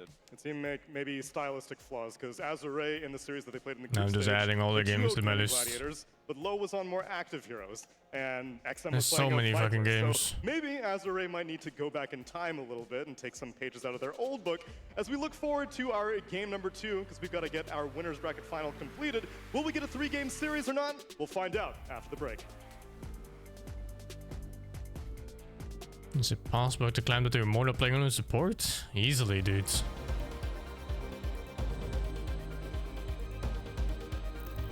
I'm playing Skulls and Bones better. Is it streamable?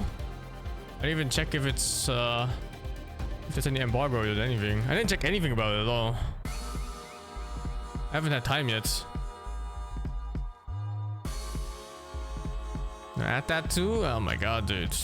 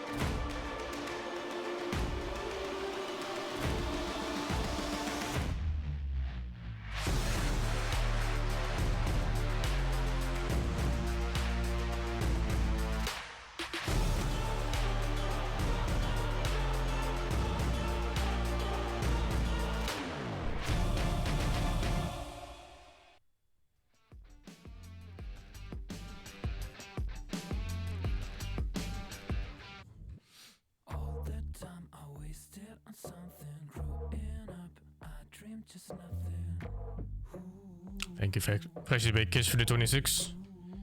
Time to play Mirana. My man, do you understand the schedule? I'm not even playing Dota until like 4 hours from now at the very least. The fuck am I reading here? You feel there's a limit to how many tattoos you should get and that looks way too much? Who the fuck are you to say anything, dudes? It's not even your body. Why do you give a shit? Fucking boomer thoughts. My cousin Yusuf here keeps a list of all the cars he wants. Now it's my job to look into how we can get them. If something goes wrong, you can always blame him.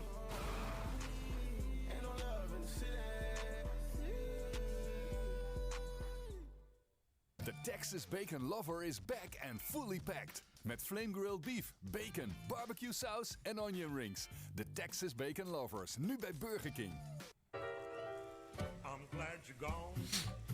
I'm glad you're gone.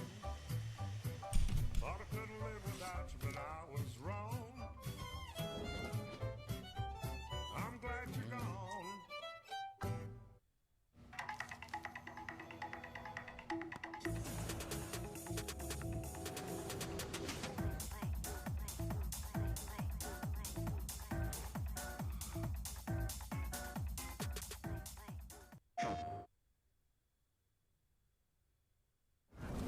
These ads are fucking wild. Door de RDU. 15 jaar lang was je ver van je eigen wereld. Nu moet je weer contact maken met je cultuur. En vechten voor Pandora. Nu ben je vrij. Avatar, Frontiers Some of people Pandora. just don't think enough before they speak. He's not allowed to have an opinion? You think that's an opinion? You can join him right with him, dude. Generatie die niet toekijkt, maar doet. Dus als je naar jezelf kijkt, wie zie je dan? What the fuck? Why did you ruin my next game command? I just changed it. Als je nou 1 plaat kan aanvragen. 3FM Serious Request komt dit jaar in actie voor Stichting ALS Nederland. I had like 18 games on it. Waarom is glasvezel er niet voor iedereen? We hebben verrassend betaalbaar glasvezel in de stad en ver daarbuiten. Het kan ook zo. It was not just a still PoE. What the fuck, dude? Al je verschillende kanten. Met cadeaus van Zalando.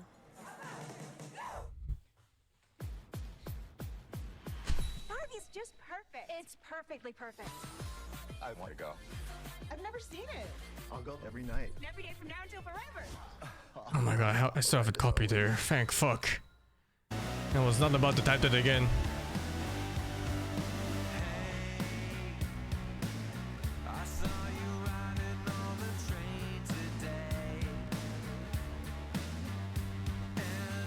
I have a lot of games. I've been telling you, I don't have time. I have games, but not time.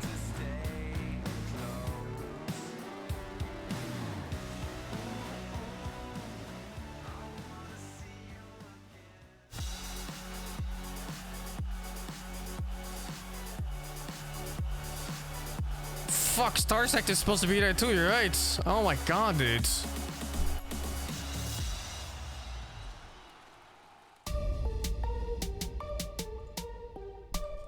在 ESL， 我觉得梦幻战队应该是，我觉得1号位是迪拉丘，因为我看他在 TI 上的表现很好，而且我觉得他是一个很有进攻性的选手。但是我觉得就他不要玩水人就好，就我觉得他玩别的很厉害。Shiro for carry because he's like very flexible. For one, let's go with like Monet. This one is hard. Nightfall. I think on mid I would take my boy Nothing to Say. Okay, for position 2, let's go with Quinn. Quinn. CCNC. Joker like, can't fucking read. He's ever been, and he's also like he can't read. A lot of pressure, and he's really good at it. He's been owning it up last year, so it's hard not to pick Quinn.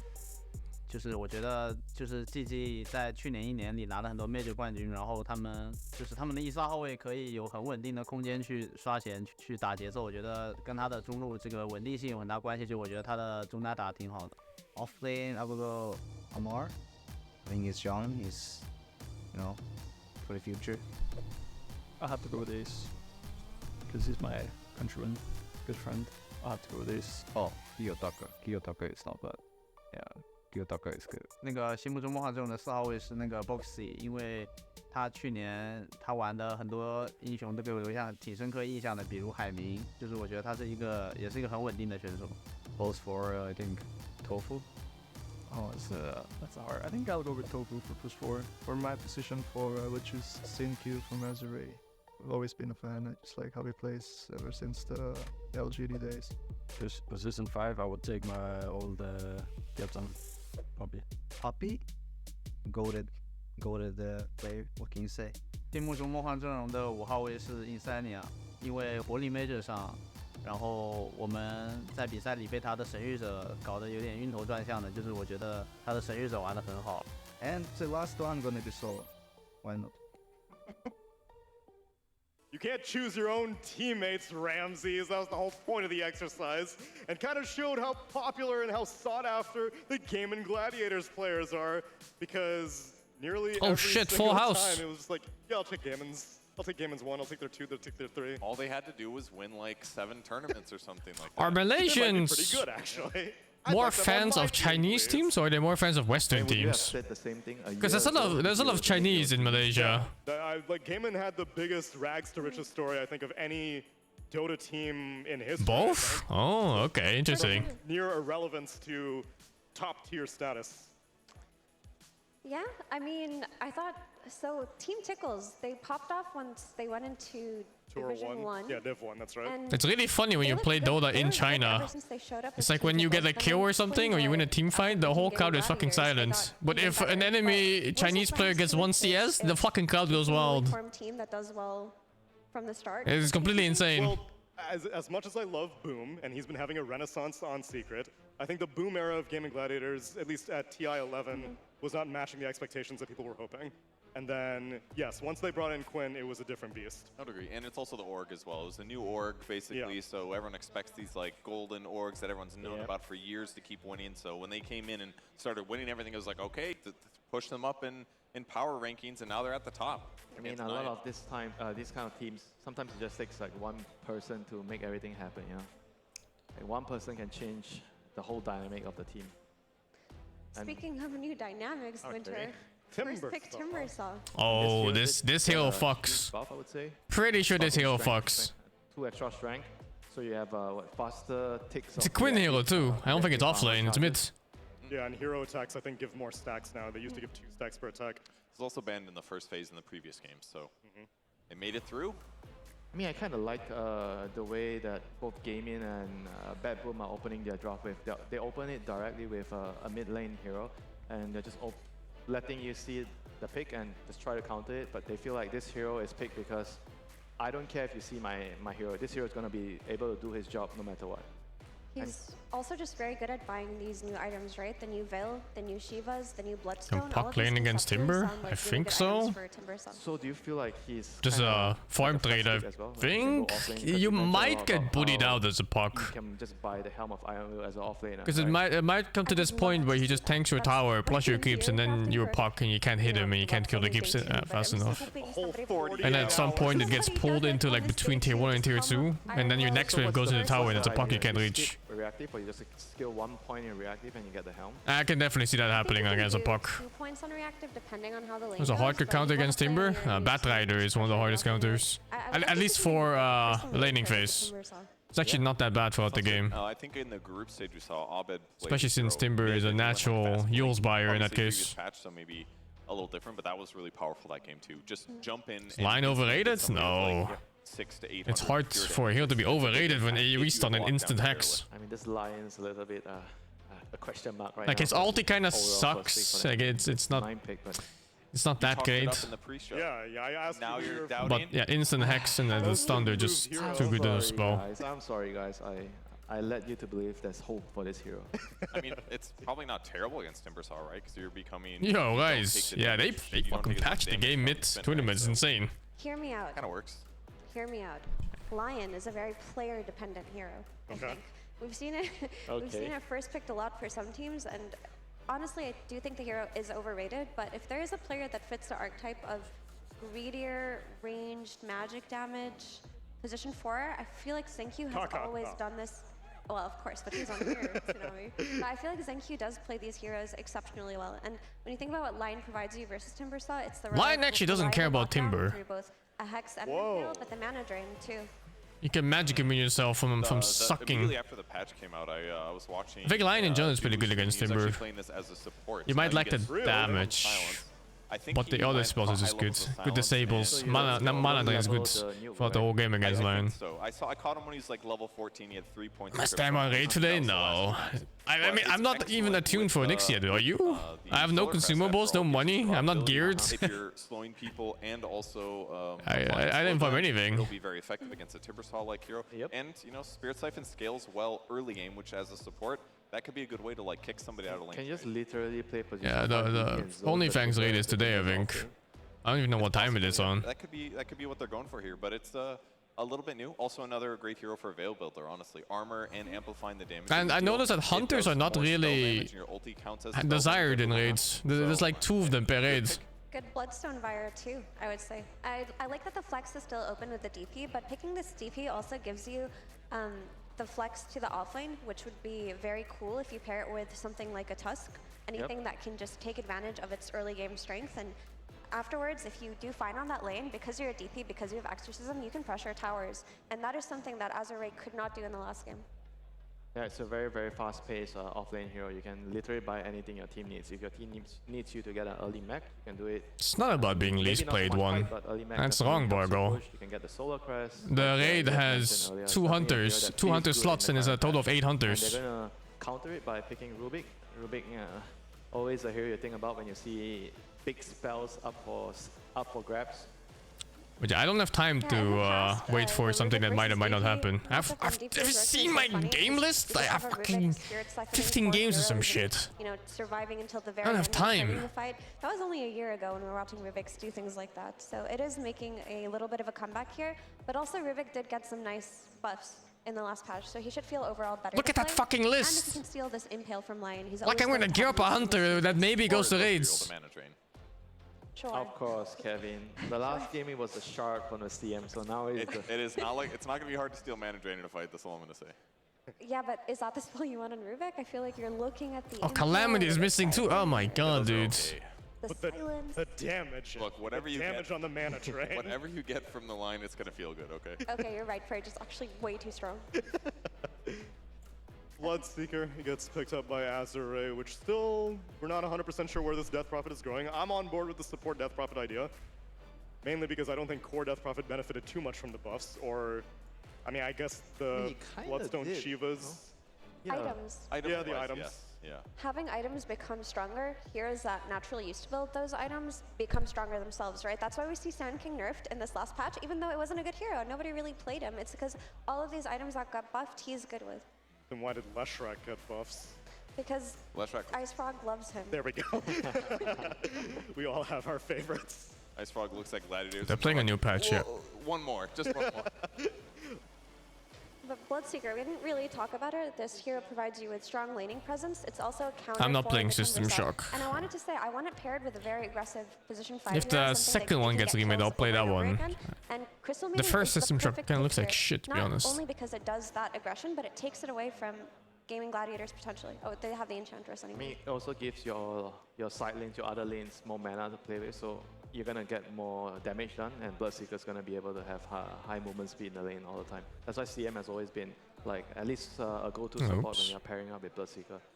It's good to set up the still adding games. Well, the Blood Right. It does lock the Death Prophet into a core role though. So I don't mind that. Not sure if it'll be mid or off lane. I feel like last time Death Prophet was popular, she was mainly an offlaner, especially for China.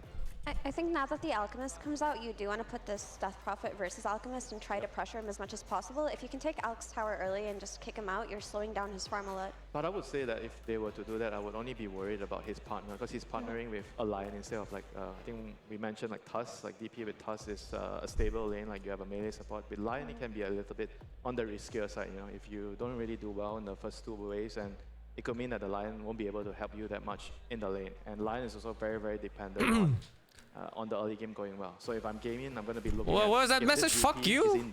Oh, it's tofu. I just saw the last 2 letters. I look back.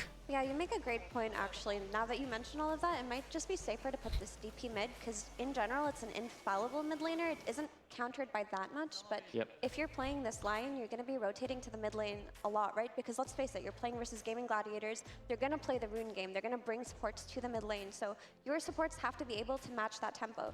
The CM and the Lion aren't going to be able to babysit their lane partners for that long.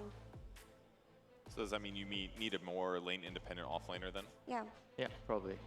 Something that could allow the supports more freedom to move around. Like ideally a melee hero, something like a, not sure if they're gonna play something like a Dawnbreaker, but I think Dawnbreaker works really well with a pushing hero like DP. So DP is gonna be... What the hell is his nickname, dude? Marcy impregnated Veg for the free. Thank you for the Blade Mill first over Blink tip on LC. Oh my god, have you been buying Blink first in LC? That's some 2012 shit, man. That doesn't work. Because when you do that, you're so stuck on going for dual kills that usually don't work because you don't have enough damage.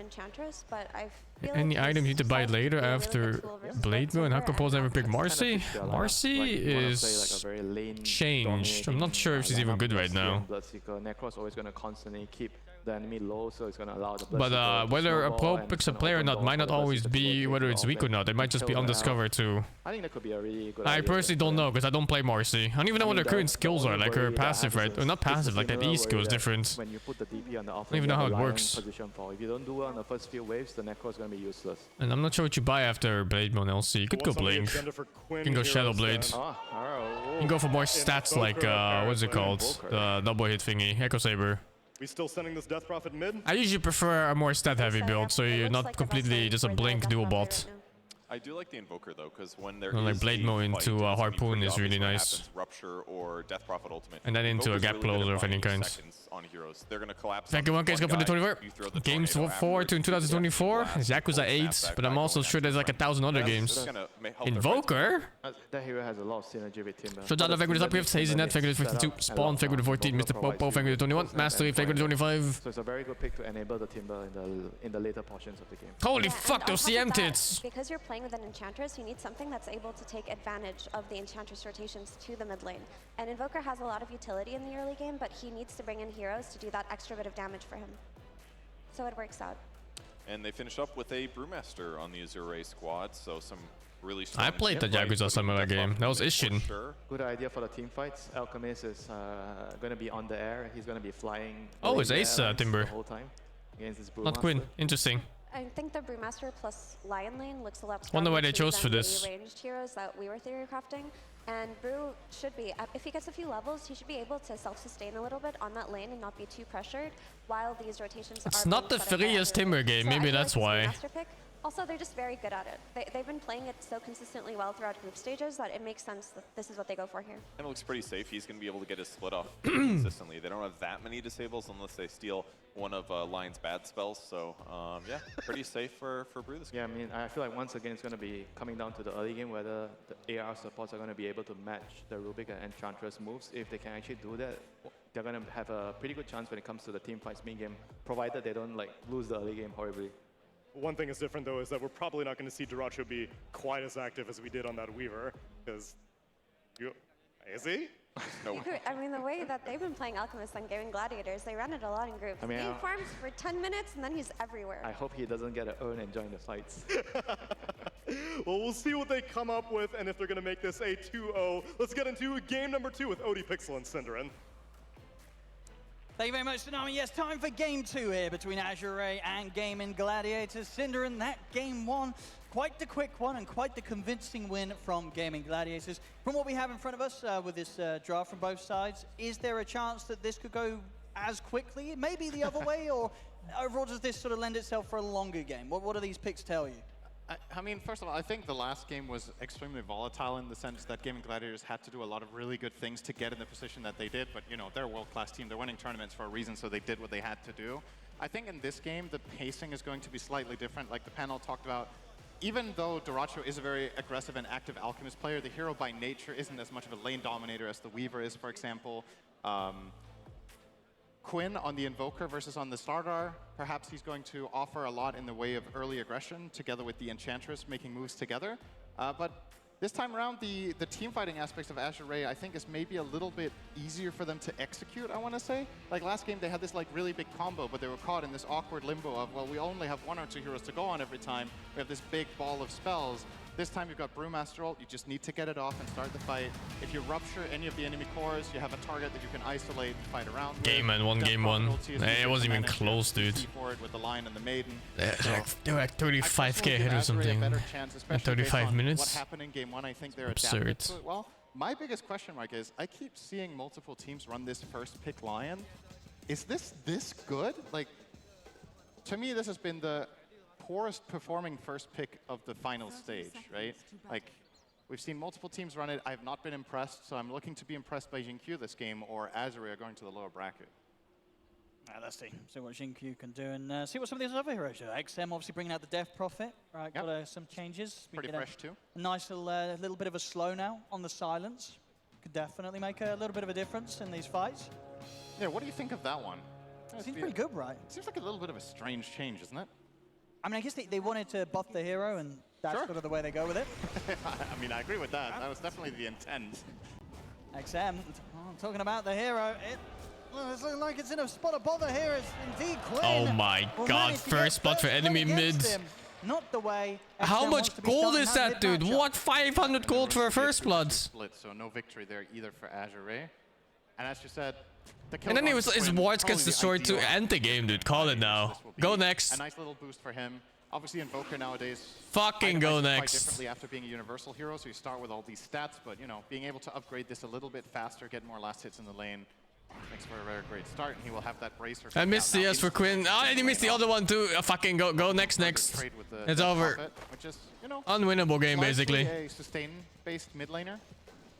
Can trade very effectively. Invoker level 1 CSing. Offset that balance quite a bit. Oh wait, he doesn't get the bonus damage anymore. Now he just gets a lot from leveling and stats. This game. Obviously last time on his Weaver he was incredibly active. We'll probably see him sort of slow things down weird. at the start a little bit more. Obviously focus on getting his farm, but I wouldn't be surprised if once we do see him have 1 or 2 items, you know, really start to kick things up and get involved in the action as an Alchemist. Yeah.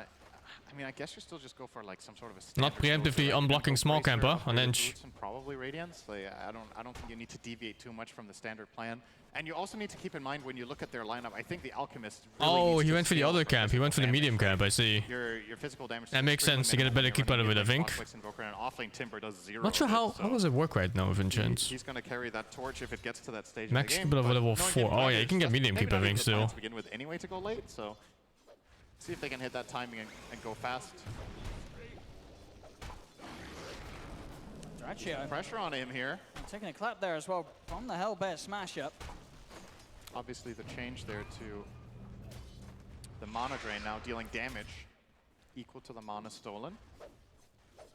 There's been some theory crafting about skilling Lion 114 and just mana draining people to kill them off in lane, removing the health and the mana at the same time. If you're playing with a slow hero like Brewmaster, could be a possibility. I don't know if Jingqiu is going to think about that. They're going to try and get aggressive. Killing Orca, maybe. Good stun there from Jingqiu, indeed, lined up onto the 2 of them. Nice stun by Lion there. Put a stop to it. And you can see Jingqiu's mentality about the lane, right? 6 Tango and a Salve on the Lion running out here. Just knows that this is going to be a trading fest against Ench. And definitely don't want to go down on that region and lose out on valuable creeps for your Brewmaster.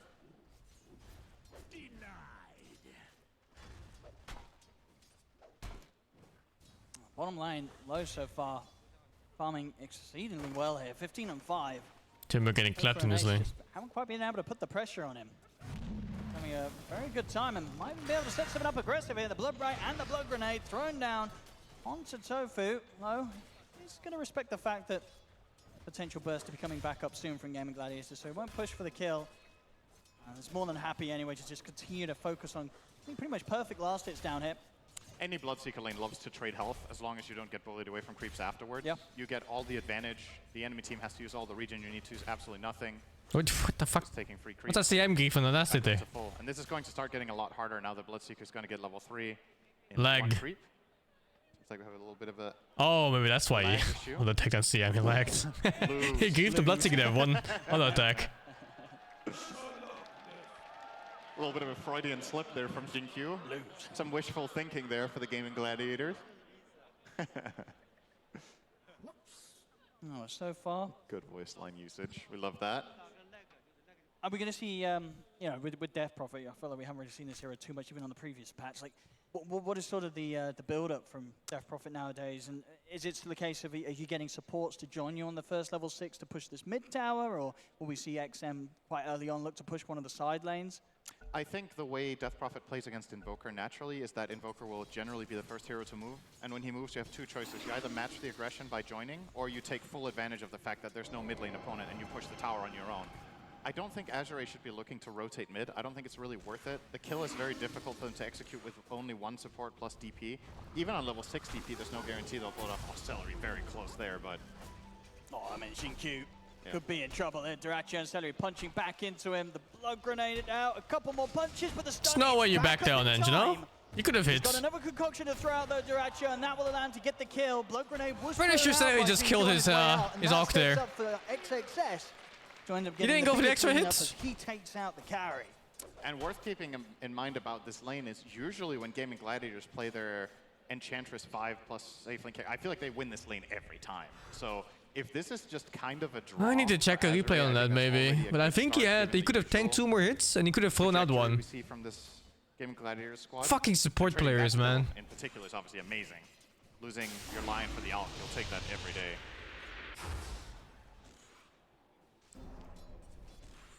Definitely already feeling like a much more solid start from Azure Ray. Obviously, another X factor here is if they're fighting a lot top, you know, Low is going to take advantage, bottom lane. So trading aggressively up here has secondary benefits, just very unique to Bloodseeker, of course. And as you mentioned, his CS looking really, really great right now, 28 and 7. Should bring him up to level 6 before Timber, and we know that's going to be important eventually, that Rupture play. They're really trying to go on XXS, but these early stats of the Bracer and the Urn, he's they might just not kill easy the to threaten. creep here, actually. I think they could have maybe gone for that with an Earth Spike, but opting not to. Yeah, hard to play aggressively for the kill for Gaming Gladiator safe lane now at this point.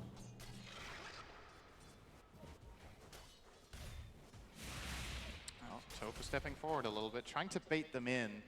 It's okay on Timber now. With this skill build, I don't know if there's much. It was like 8 versus 15 CS, and now it's 26. Not sure if Azure, they should be aware. 27 even, 29. Counter on him. Celery did head over, but immediately Azure Ray did hit the scan on the twin gate, so they know that there's a +1 hit. Despite that, they're still posturing pretty aggressively low. Gonna step up on the lane, will drop the blood right, but indeed he'll die for that one.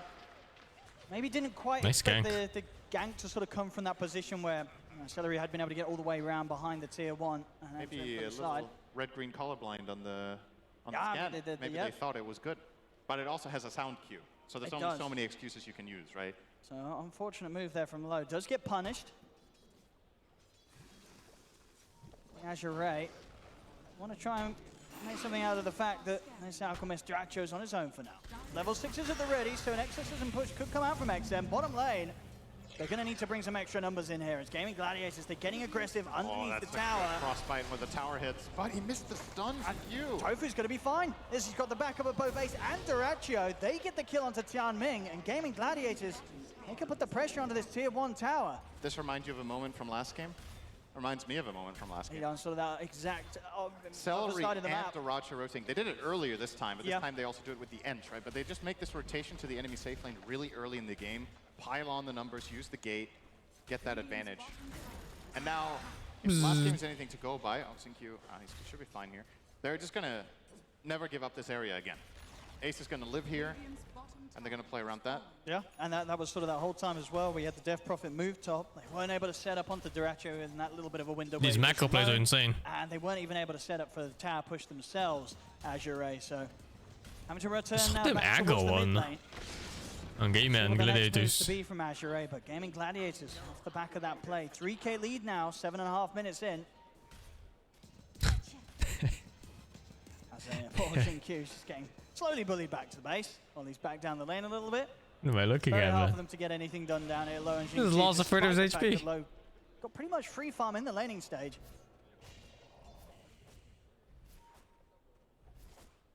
I think Reactive Farm is good again, yeah. It has 2 talents for it too. As XM still yet to find a chance really to You can get like make a play 4 with the stacks exorcism. on the hits, which counts as 2 compared to the old Trying to set up stacks. upon him. Now TP's coming in, but some good body blocks here from Stellary. The telekinesis back from Sober Might as be well. nice, especially XM against trying fast to heal hitters. the Siphon, but he's gone. Quinn able to take him out. A painful death here in the middle lane, and Azure Ray, they may just lose more. The tornado from Quinn catches onto Tianming. Double kill for 8 the minutes, Invoker. 5,000 gold They're advantage. getting crushed here around this mid area of the map. Losing this Death Prophet early on. You can see on the net worth they're starting to really fall behind, both XM and Low, despite the fact that, you know, the first 5 minute of laning, it was perfectly fine for them. But the difference really starting to show now, and Death Prophet... Just Orc things? Not even. It's not even just Orc things. Look at Invoker's net worth for some reason. It's 4,600 versus 2,900 DP. He's just playing around with them. Tofu, he'll come in to finish. Only the off the offlaners kill. are similar. As XXS has rotated over, they have the Exorcism. They've got to punish this, but Quinn is fine. The Wild Wind Ripper play there from Stellary, pushing Quinn back to safety. Ace has turned up. He's going to start trying to hold back and deal with the Primal Split. I mean, Azure The Ray, they've got fucking split, they've got the Wildkin. Exorcism. They're not getting anything for it though. They'll lose Tian. How do you lose with your first Brewmaster ult? What? Going down. I mean, it's getting painfuler and painfuler here for Azure Ray. A situation they use these 2 big ultimates in, and they lose the DP team lost that fight art, but it's under their own also tier 1. DP dying at level 1, and the first blood went to Quinn, and for some reason he got like 320 gold and then 180 split between 4 heroes. So like another 45 gold or something like that. Keep in mind while all of this is happening. So you're like a 365-ish gold start.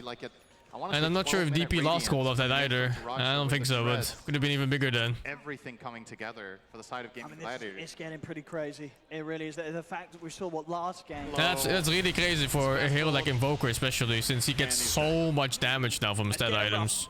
It's getting rough, and if anything, even rougher than game 1. With this sort of a lead, 10-1, 10 minutes. I wonder in, what his 7K build was. advantage. We'll see again this fight around I guess he went Bracer first and then Magic once. Being able to take a fight into in these Urn. sort of circumstances, when are they going to be able to? Check his stat gain here, or does that not work? You tell me. No, it doesn't work. This is kind of, you used your first 2 big ults together. I guess the combination with the supports wasn't quite there. You know, neither support level 6 obviously hurts as well. You're playing Lion and Maiden, yeah. Tofu, he played that fight with his hands off the keyboard. They're making it look easier, Gaming Gladiators. Azure Ray, they've got to do something, or at least stop Gaming Gladiators from being able to do everything. As Tianming, he will at least get away for now from Ace, but he won't. Chakram actually catches him. Ace, he's been ruptured. This should be a kill. They'll finally be able to put a stop to the Timber Saw at least. It's going to cost them a tower, though. So does it really feel good? Not really. You get that core kill, which... I don't know how the matchup goes if he doesn't get first bloods. You're getting nothing for free. I do know that first blood skews it like crazy. Every single move Gaming Gladiators has either I don't even know how Invoker lanes right now, because it's weird. X-Ray Invoker doesn't quite... It's not quite the same as before. I think he's playing X-Ray in this game? No, he's Quas Wax actually. I also don't know how Quas Wax goes. They're backing off for now. It's just really weird, because it changed all of his stats around and... It's more about levels and items rather than Exoid levels. Not even that. And again, to really iterate what you were pointing upon earlier, they're doing this with the 4 of them. Yep. Alchemist, he's got his Radiance. Dyrachyo, he doesn't even need to be here. Gaming Gladiators are doing it with the 4 of them. Dyrachyo is going to be sort of the best backup policy ever with how much farm he's got. Low's gone.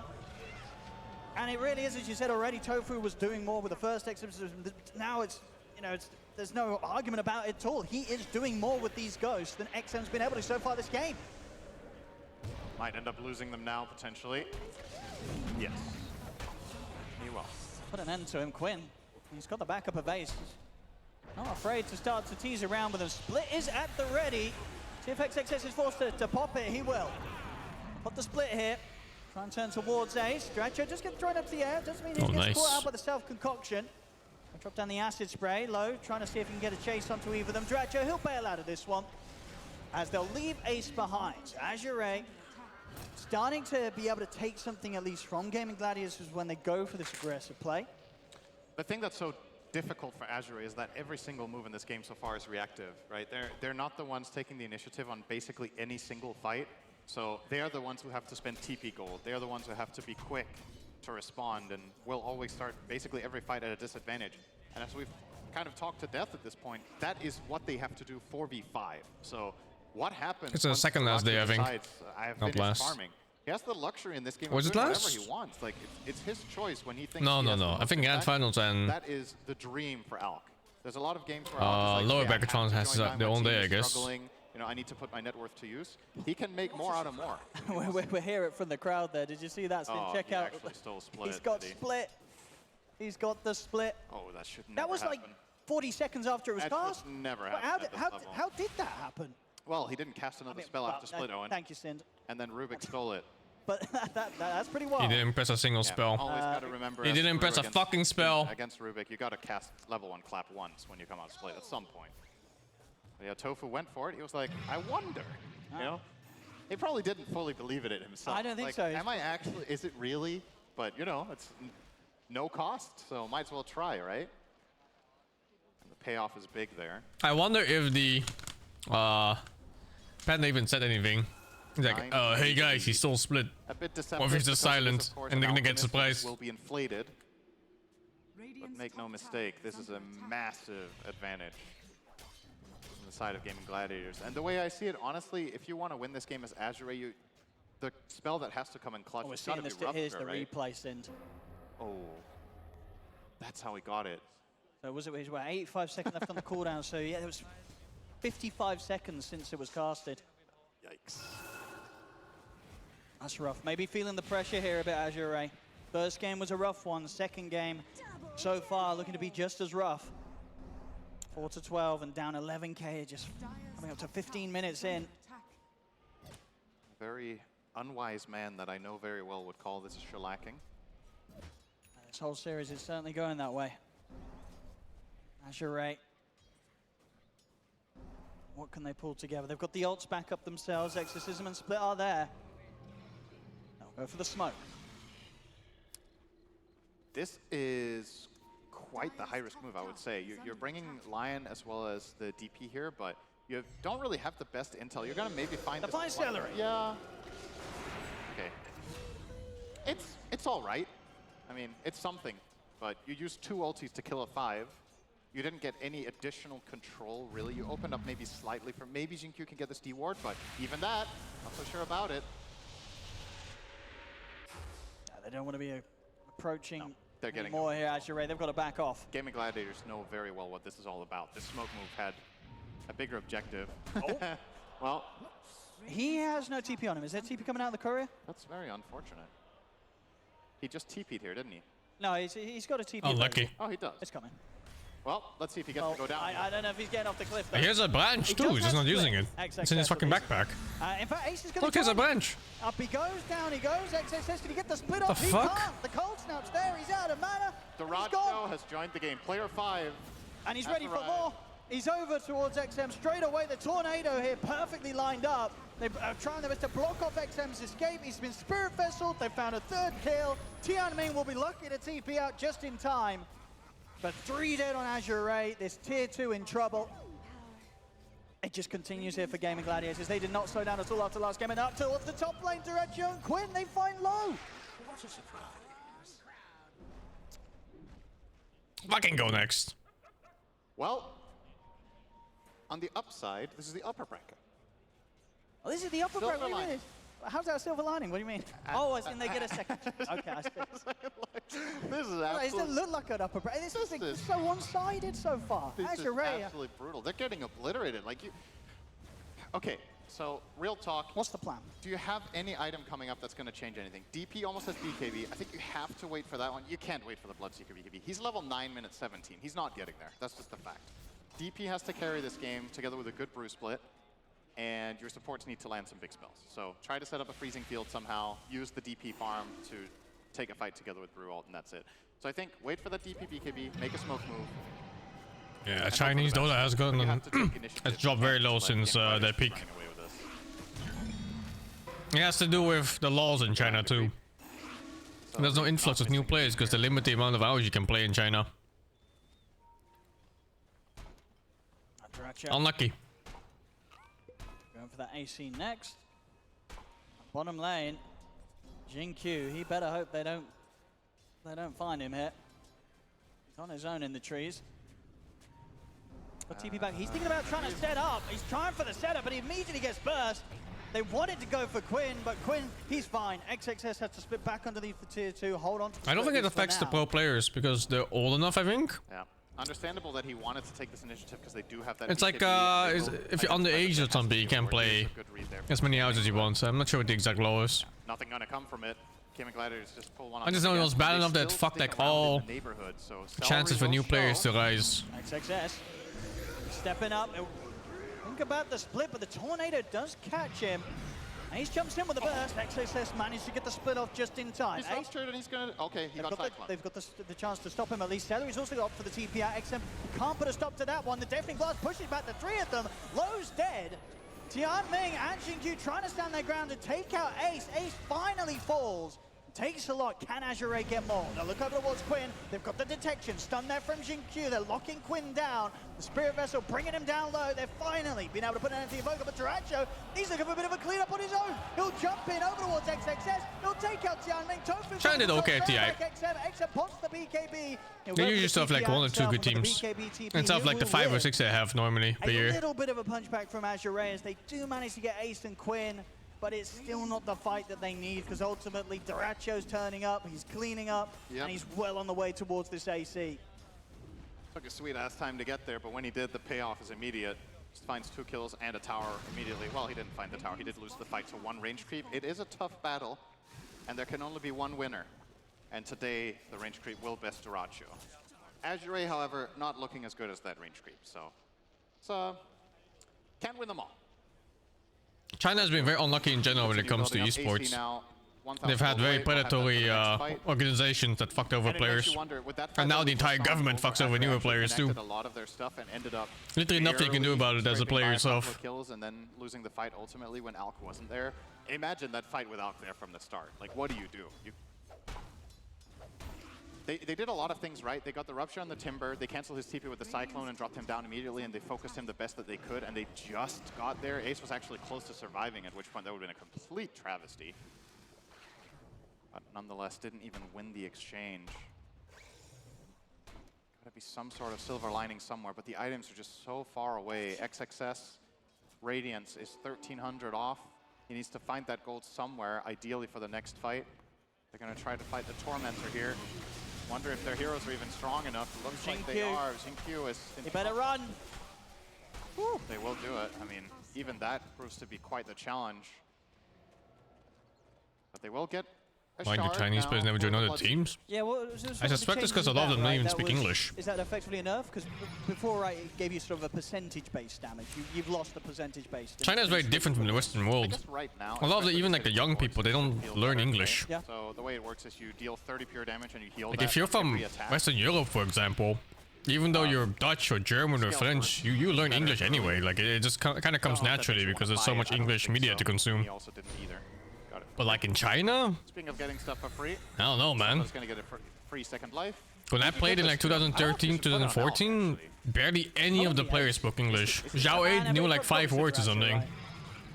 Do you put on now? You do. Okay. This tells me that they're gonna go high ground. Yeah, I mean, he's just gonna front line and indeed, he's just gonna jump Concoction the high ground. Yeah. And if nobody's showing for a Concoction target, he's just gonna start hitting the tower and step by step get there. Oh, force the BKB. That's good enough for now. That's going to open up mid to be a lot easier now for the Gladiators, because it's not just a language difference. It's also just culturally different to learn English and not. Available for 80 seconds. Death Prophet cannot go in with confidence without that. For example, Koreans speak English. If you just meet like random Koreans outside that are like 18 to 30 or something, they speak English. Quinn can help out Terarria quite a bit, or himself if he wishes. Seems to be the choice for now. And with his pike, he's hitting. Yeah, bad English, sure, but they speak it nonetheless. Like if you just speak to them, eventually you understand each other. Xingqiu got the shard online, so he's ready to mana drain. I always suspect that Koreans, they're kind of like. How do you say it? Like weebs, but for Americans. He's gonna go in. Blinks forward, looks to straight away take down Xingqiu here with the help of Quinn. The silence out, but a quick force to the low ground. They'll keep the Aegis protected. Terarria, Chemical Rage is back up. All the damage just amounts to nothing here. America boost, I don't know what they call it. He's gonna be ready to jump again. He's straight in. He knows that XM's BKB still on cooldown. He's Yeah, Westa boost. I don't know what the term for it is. A couple of hits and Tianming has to force back to base. He's just sort of creating space here, pushing them back. Celery coming in with the heals to make sure that Terarria can step back and get back on with the siege. They're onto the tier 3s. It's gone. And the fight plan here for Azure Ray is don't fight. They're waiting for the Bloodseeker BKB, and it's going to cost them a lane. See if this ends up. China Dota is in a really bad state compared to what it was. Xingqiu, he's draining them. It doesn't matter. And they also had like the whole scandal parts. He's out. Jump forward onto Tianming. There's far too many teams are fixing matches. They'll buy back here on Xingqiu. That's the first life taken out from Terarria. But they can do it a second time. XM, the BKB. The rupture, Terarria is going to go for the BKB TP out. They can't stop that. Terarria escapes. Celery, he'll get trapped in the trees and left behind. They'll drop the finger for him. Who caught them? I think they got caught multiple times through multiple different people. Hey, you got the stack though, right? I mean, yeah, you always get the stack if you cast it, but it's like, that was a frustration finger right there. That was not necessary, and he just wanted to use it. It feels like... I mean, when you buy back, you can't not do it. Got to get that stack. He's up to, what, 3 stacks now. And he's doing his best here with the draining to try and hold them back on the push, but as it was, they couldn't stop that bottom set of racks going down. They have to spend a buyback. Gaming Gladiators, they can look to reset, wait for Celery to back up, and then go again. Still plenty of towers to take on the top lane. Still a tier 1 and a tier 2. Radiance online. Minute 24. This has got to be well behind average. Malaysians don't speak Arabic. Malaysians, Malaysians is a weird nationality because they're extremely diverse. So you have like your Malays that are tell you anecdotally this from the Middle East. If you Malays from like straight from China, like they're fucking all over the place, man. But it's progress for the side of Azure Ray. Until he ends up being forced to split here, potentially. Now comes the split. They have like the little sub-nationalities between Malaysia. It's very different. Against the split for now. Tianming steps up. He's got the ult as well. The freezing field coming in. Ace falling low, forced aside below. Puts the BKB, chasing him down. They finish off the kill. Storm on towards Celery. The BKB for low coming to an end. And Terarria punishes it perfectly. Jumps in with a concoction. They take out low. Tofu now with a stolen mana drain. Taking the mana out of the entirety of the team of Azure Ray. Azure's got to run. XM's out of mana. Terarria's closing in on him. Another comeback. The BKB, it's there. I think they delayed by 2 minutes by killing Timber. Trying to hold him back, and it's enough to allow XM to get back to the Alchemist kill. Another 5-minute delay. No, 5 minutes of their life saved. That's some Harry Potter shit. What's this?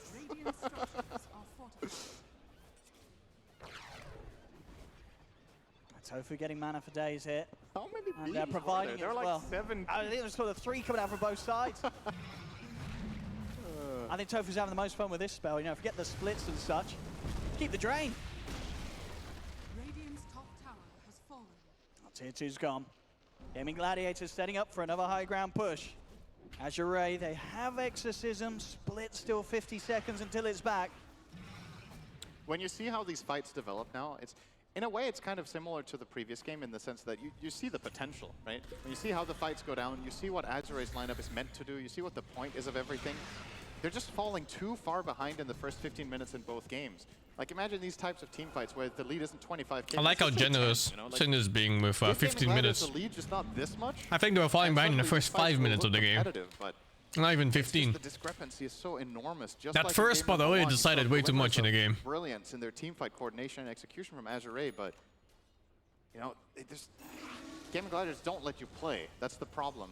Seems like the recipe against this team has to be, first of all, you need to give yourself the condition to even activate your lineup. And then we can talk about what the best heroes are. But it doesn't feel like this is only a drafting thing in these two games. Gaming Gladiators just play it better. Their early rotations are so clean. The number of heroes they bring to the moves, the timings that they choose to go, the way they push out waves to enable those smokes is really what builds in the advantage in both games. And both times around, it came from that massive collapse on the enemy safe lane.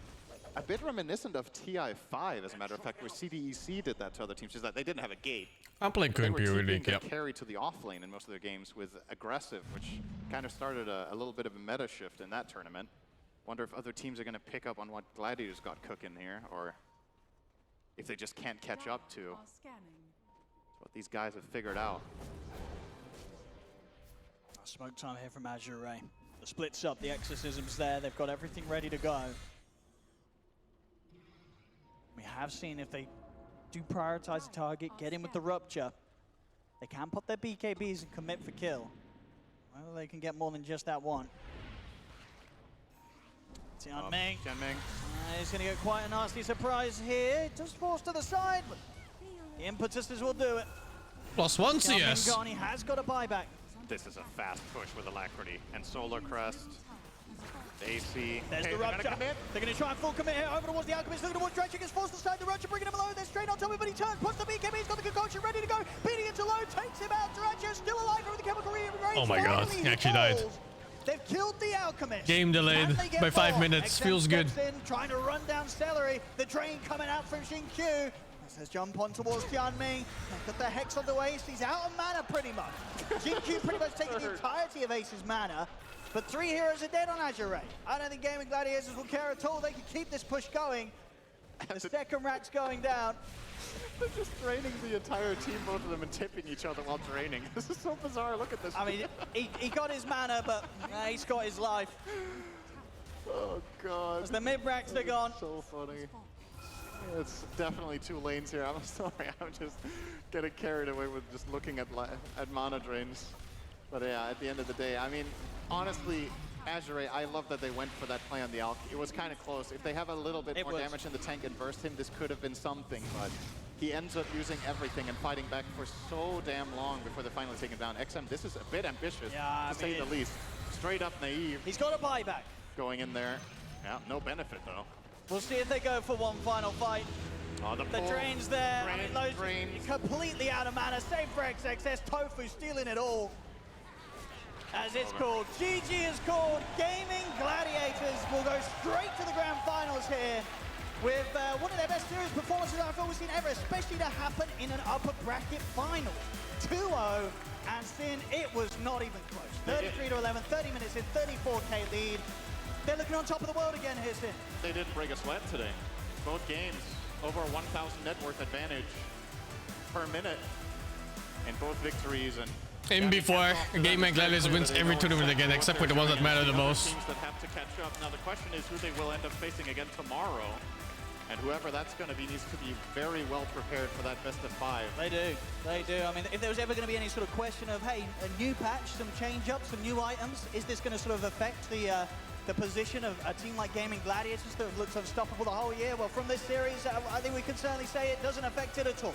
Not very much. And the fact that whenever you play against this team, I think what makes it so difficult is that they don't give you any space to breathe, right? It's always harder to play games when you're under pressure. And Gaming Gladiators put that pressure as fast as they can every single time. You get like maybe 5 minutes of laning where you get to play normally. If you start falling behind after that, they're coming for you in every lane. They're making all the moves, taking your space away from you. So definitely the lesson to be learned here from Azure Ray, in case they do manage to find themselves in a rematch tomorrow, is they have to be able to match for the first 15 minutes. That doesn't mean they're going to win, but at the very least they're going to have a fighting chance at that point, right? Yeah. Like, this is just so one-sided. And it's just crazy just how well Gaming Gladiators Oh, operate. BOB and get Look a for drink. example, like the hero 2 damage minutes. done by their heroes. Outside of Celery, everyone else was basically 20k. It was 20k done by Terarria, 19 by Ace, 22 by Tofu, 20 by Quinn. Highest They're damage all on in the the game same by board. Rubik. I mean, that's true, yeah, Tofu, he was at the top, and after the fight to the end of the game, he was just stealing mana. Yeah. I guess that damage That from does the a lot mana of trade, damage. that's good. That's a lot of damage. Indeed, Tofu with those plays, top damage. Top damage. I mean, obviously those earlier steals that he got as well certainly helped. Grabbing the splits, grabbing the exorcism the 2 times that he did. I mean, pretty wild stuff. I don't know what you do if you're going to be meeting Gaming Gladiators again in the grand finals. You've got a lot of work to do. You do your homework. You've got to do a lot of homework. You do. Whichever team makes it up there. They really do seem like that, yeah, new patch came out a couple of days ago. It doesn't matter. It hasn't changed a thing here for Gaming Gladiators. As a Gaming Gladiators will move on to the grand finals, knocking Azure Ray down here 2-0. Thank you so much, Owen and Cinderella. Another grand finals for Gaming Gladiators. Looks like the year just keeps continuing for them. I'm here with Tofu. Tofu, how are you doing? You guys got somewhere to be today? I mean, you guys are just 2-0. You got shit to do? I mean, we're still looking forward to the grand final. I hope you guys are not tired yet, because we sure want some more grand finals. That's right. Tofu, a lot of people in the crowd screaming your name in particular over here. You know, there's a lot of Tofu fans. Any words to say out to them? I mean, they've just been all over the place with signs everywhere. I mean, just thank you for the support, whether I play in Peru, in South America, in Asia, in Europe. It's always so nice to have everyone here supporting, having our backs. I love that. Thank you. Thank you very much. In fact, we know Brofu is out there right now. Your brother is watching. You know, the fam is watching in particular. Feel good to have them in the crowd, or is that a little nerve-wracking for you? No, it's always nice to have my family around. It's like a bit of a rare occasion where they're around. I also don't have much time during the tournament, but I love all of them, and I'm happy to share this with them. Ah, very cute. All right, fantastic. All right. That guy looks like a smaller Jason Momoa. Question, but one that is very, very important. All right, you have made it to the grand finals. Only a few teams remain. You have had an effortless journey since you got onto the stage. But who do you think will be there, and who do you want to face? I mean, just to finish off this year, I think the best matchup is going to be Liquid. Yeah! That's the answer we want to hear. Fantastic. Well, Tofu, an amazing Look at match. him. Thank you so How's it much not for Jason that great Momoa, but Dota. smaller? We wish you luck, maybe against Liquid in the grand finals as we throw it back to Tsunami. Thank you very much. Well, if there's one thing that we can count on, maybe it's consistency throughout this entire year. Not just the competitive year, but the calendar year, as Gaming Gladiators have secured themselves another grand final, and potentially will face off against either Azure Ray, Bet Boom team, or Team Liquid. But they did make it look effortless, Purge. We saw what a turnaround from getting 2-0'd by Azure Ray in group stage to 2-0'ing them like that on the main event. Yeah, I mean, if you asked me 2 weeks ago, like if I was excited for a Gladiators Grand Final, I wasn't then, but I actually am now, because now it's just happened so many times. Like, all right, how long is the streak gonna go for? Yes. And they played this series so stupid flawlessly that it looked like they made no mistakes at any point. Like, they are just so cohesive. They have these team fights at 8 minutes with all 5 players, and they do it every single game, and they win the fights. Yeah, they're just such an impressive team, and when they're on, they're on. They do everything right, from their drafts to their map choking out to their oppression to their... I mean, the way they play their side lanes, the way they play around mid lane, there aren't really any flaws that you can point out. And this is just a repeat of TI, right? Gaming Gladiators knocking out these Chinese teams, making them look like fools? Like fools, honestly. But it's not that Azure Ray played bad or anything. I think their draft in game 2 definitely needed a little bit of tweaking. They're only going down to lower brackets, so it's not over for them. But there's definitely a lot that they need to look back on here. They did not have the tempo to be able to keep up with Gaming Gladiators. Yeah, every single decision, every single rotation, every single itemization just came together, you know. That's what we hope. He does have a bit of a weird voice in Tsunami. All these team discussions, you are trying to make the It sounds nice, but there's like always something off about it. Every single pick they have, It's, they have a plan for it, I don't and every know. single hero they had an item combination to. I guess I've heard it somewhere else too, like a stallion from Baldur's Gate. What was the first item that Timbersaw ended up going? That is true. What was it? It was Tsunami. maybe a Helm of Iron There Will? was a Helm of Iron Will Someone there. was telling me about that. Who was it? I think it was you. Yeah, I just think it's such a good way to play the offlane right now. Anything that can build into that magic damage, into that veil, no longer depend on that Vanguard or that ring, because you know a lot of changes happen with the itemization. Helm of Iron Will. No, not that it serves the sounds same purpose. similar, It but the way gives the end offlaners a words. means to sustain through the It's lane. like similar And now with the technique. Kiva's Guard build-up, it feels so good on specific heroes, and one of those heroes is Timbersaw. So I guess that Like an explains acting why Timber voice, was yeah, dominant in exactly. that first phase. Maybe there was a little bit of scrimming going on, a little bit of theory crafting yesterday. We saw one on Death Prophet as well. It is just the item for the right heroes. So kind of similar to the Meteor Hammer of old offlaners. The heroes that the new Veil is going to apply to just might be the best offlaners of the patch, just by the nature of the fantastic build-up that makes your team stronger. I mean, it seems like it's kind of like the blade meal of the patch, you know? The blade meal heart? Yeah, it's the early game item that you want to get, and it allows you to take every single fight, and it feels good in the lane. I've attended summon tournaments before, yeah. You're not going to buy like 3 on the same I think team. 2 or 1, I don't remember. Slightly different. Slightly different, yes. But that item is going to be off the charts right now. That sounds nice though, whatever he does with his voice. Yep. Also, I don't know can how we he talk does about it. That Alchemist pick, I feel like this hero definitely should be going up in stock. Holy fuck, And put Gaming away the Gladiators score. Ran this pick during the group stages. Even Shit is not even suited when for other work. teams weren't necessarily playing that hero, and for the style that Gaming play, where they just win their lanes and they play very aggressively, having a hero that comes on as early as Alchemist makes it so that they can just end games at the pace that they always do. And Alchemist got slightly buffed in the last patch, relatively untouched, very small tweaks here and there. So I feel like this is a hero that other teams should start looking at or preparing for when they're playing against Gaming Gladiators. And the wild part is that he helps you end the game, but he also had like the most last hits at 19 minutes out of any hero. So it's like he takes the Twin Gates bottom to participate in a team fight, goes back, and still has massive net worth. And then as these moments continue in the game, he starts fighting heroes without BKB, and then his passive just looks broken because he's just guarantees slowing that person and guaranteeing a follow-up kill. Enchantress healing him behind. There's a Solar Crest, and in the early game, I felt like you guys mentioned that he rotated to the bot lane, and I mean that couple of minutes between minute 7 to minute like 10, it was perfect. You know, they protected the mid lane catapult as well. They killed the bot tower. They moved mid. They took the mid tower. The whole map was gone. You know, there's nothing to farm, or if you're AI, you have nowhere to go, and you just feel like you're getting choked out. Very, very difficult to play when there's no map for you this early on. I had asked you guys this question at the beginning of the series. Now that it's a new patch and we're watching games, which hero is rising in stocks the quickest? Main sentiment was Leshrac, who we didn't really get to see too much of in this series. BB Liquid. But now that we've seen another 2 games, any heroes that pop out in this series that you're... Crystal maybe. Yeah, I knew you were going to say CM. Yeah, that's a good point. I was struggling to think of which one. I mean, again, it's still about items a bit. Timbersaw looked fine there, but I think CM is the one that seems obviously strong. It is the itemization. The increased mana pool, you struggle to use your ulti sometimes on that hero. The fact that you get raw HP, huge survivability for you or allies. You can use it on yourself to run, which helps offset your slow disadvantages. Doesn't cost you mana. You've got mana regen built into your hero. It just solves all your problems. It's going to cost mana soon at this rate. Totally. And just the way Crystal made and buffs her team, right? Winter, you kept talking about how you're just favoring these spellcasting mid laners, and CM is typically one of the heroes that enables these spellcasters.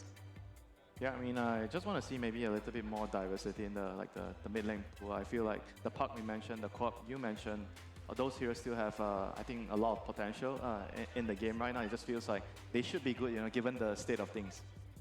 It seems like much as how New Frontiers changed heroes being relevant, not in terms of their direct numbers, but just in terms of who can use the bigger map more. It seems like this patch is seeing like who can use the newer items better, or the buffed items better.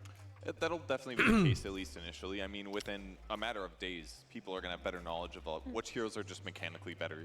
You have to usually look at pub data to know that, because you have to play a lot of games to say, oh, who's just stronger in this patch. And because the patch was kind of minor for a lot of heroes, maybe it is going to be item specific, or there's going to be other use cases where someone hasn't thought of Veil on XYZ hero. Some of those right-click items really fantastic on certain specific heroes, and we'll get that figured out. But maybe even by tomorrow, we'll see.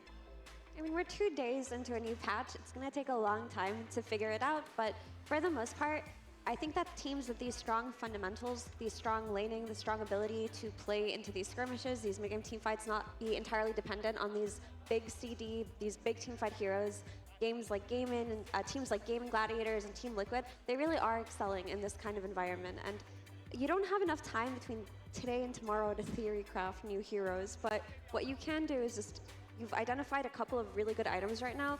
The items that come to mind are the Veil, the Shiva's Guard. Just pick heroes that can build those and don't overthink.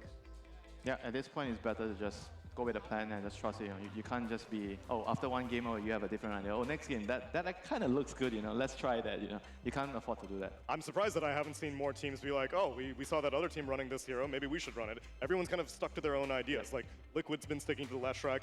That Boom team has kind of been sticking to more of support-oriented. In the Storm. Yeah, in the Storm, that's true, GPK Storm. Yep. And then Gaming Gladiators here, they're kind of relying on their old Alchemist and this Timbersaw pick. Yep. Azure Ray is the only one that I think may be kind of being left behind in this new patch, because what they showed today was not very encouraging if I look forward to a lower bracket final. But by all means, they did play against Gaming Gladiators, the best team of 2023. Sure. So they did try some new stuff. I was encouraged for that. But they did get smashed 2 games, and it just looked to me like Gladiators were so freaking good that they couldn't meet them halfway. Could they have learned anything at all? That the 2 games, every time we talk about, oh, you lost the game, there must be something you learned, right? Medusa bad. I think they learned they shouldn't talk shit to them before they walk out on stage, because that's what happened and it didn't go well. This isn't copium or anything, but there is a lot to learn from these games, right? Okay. They tried to play for scaling on their Medusa, and they saw how that plays out if they start to lose a snowball. And they also tried some new heroes, some new conceptual heroes, and the Death Prophet mid, for example, being drafted so early. They can just sacrifice that for now and just try to imitate what other teams are doing well, especially Liquid and Gaimin, who seem to have just a more steady flow in this patch. And they're good enough players, they're versatile enough players where today they can use that time to prepare for tomorrow. I really don't think that they're out quite yet. I don't think this is reflective of what they can be. They just need to learn from the drafting errors of this series. Yeah, they have to find out what was the problem. Was it the cores or was it the support duo? They have to really identify it, and I feel like from right now, my preliminary feeling is the support duo has to be changed. If you look at the teams that are doing well, they have a specific way of drafting their support duo. Bad Boom, Liquid, Gaming, and none of them are really picking Lion much now.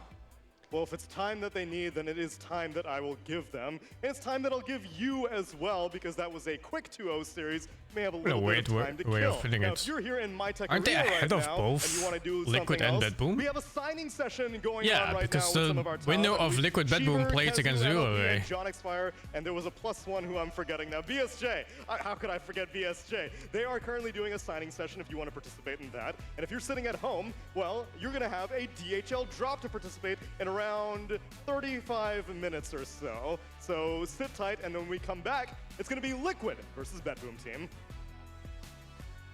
Oh, thank you, Esteban, for the 11.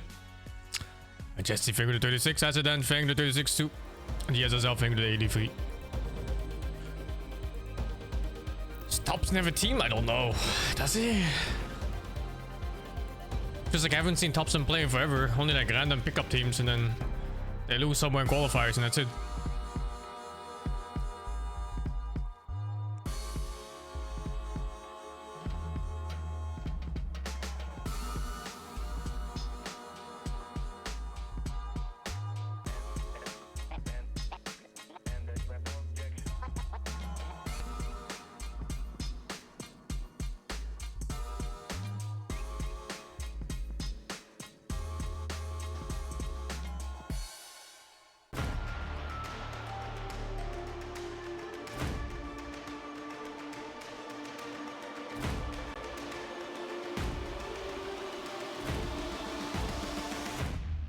Last series today?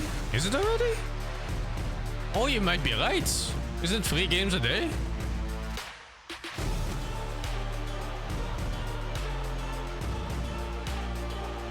Holy shit, it went fast.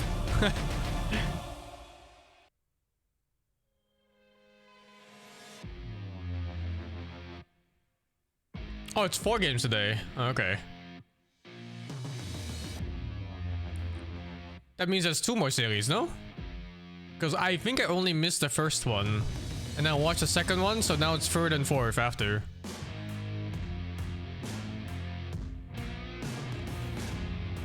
That means they're playing the loser of Gaming Gladiators and Azure Ray against the winners of Liquid and Bad Boom. So basically Liquid and Azure Ray are playing today. Oh, this is the 4th already, what? Then I missed 2 games.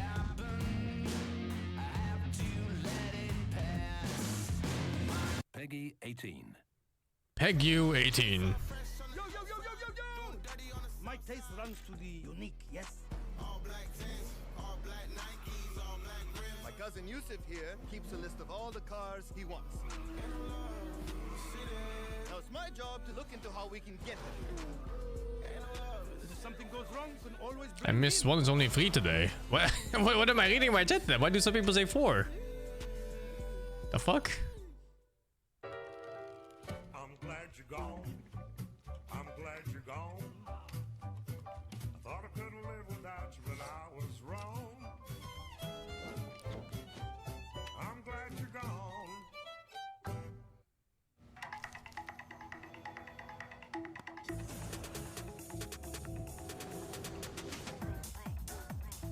These ads are so weird. I don't even know what to setting here. Headphones? Oh yeah.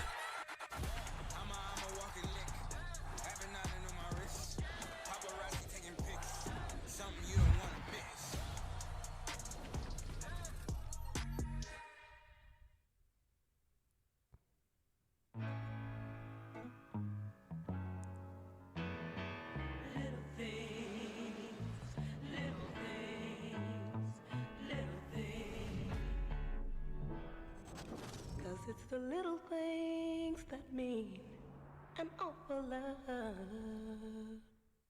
Jij doet dingen net even anders. Je zorgverzekering? Geen zorgen. Die regel je bij Just online. Waarom moeilijk doen als het ook smart kan? There's a lot of advertisement for health insurance. Zorg waar en wanneer. There's a third different one I've seen already on Twitch. Just je zorgverzekering. Oei, het is je boy QC en vandaag gaan wij de saaie slaapkamer van Stijn omtoveren in een KPN Next Level Game Room. Met natuurlijk supersnel glasvezel internet van KPN. Dat is ook mooi. De episode staat online, dus klik op de link. Dit wil je niet missen. Kan jij wel wat warms gebruiken? Probeer onze nieuwe sapmelts. Hot, pressed en cheesy. Deze kun je niet weerstaan. Je ziet ze overal. De mensen van generatie D. Een generatie die niet toekijkt, maar doet. Dus, als je naar jezelf kijkt, wie zie je dan?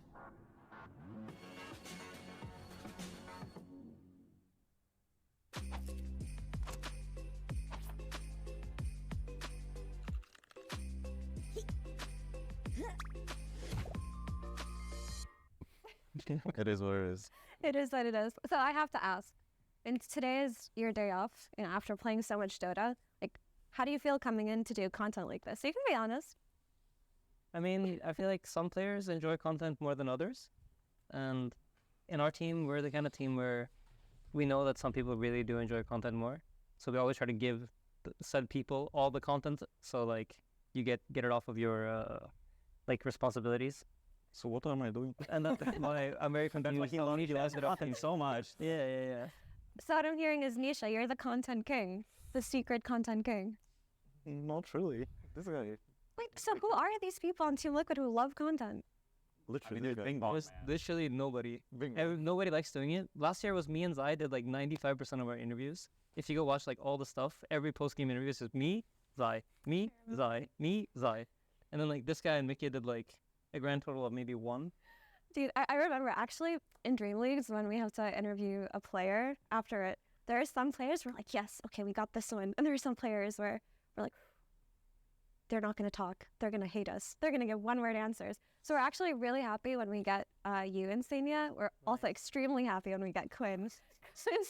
Quinn always has a lot to say. But how do you two feel being here on your day off? Yes, it's all right. It is, I mean, you know, like Nisha said, it is what it is. It's not the worst thing in the world. You get to walk around some. You're in a building a lot during group stage and stuff, so walking outside for 5 minutes is kind of refreshing, even though the air is a bathtub. I mean, you know, walking through a bathtub for a little bit's okay, you know. That's nice. But let's say that you didn't have this, you know, content day planned. What do you guys usually do on your day off between, you know, groups and playoffs? We all play Dota too. Yeah. Queue up the pubs. We sit in our hotel rooms, never shower, and just play Dota. Of course. That last part is That's a good one. egregiously untrue. Then never shower, Yeah. You deny those claims. I'm a serial showerer. Okay. Just to say, I have sassy memories from Bali walking into Gaming Gladiators booth. I'm not. After they played. I'm not. I don't know who the culprit is. Okay. Explain. Did the gaming booth smell bad?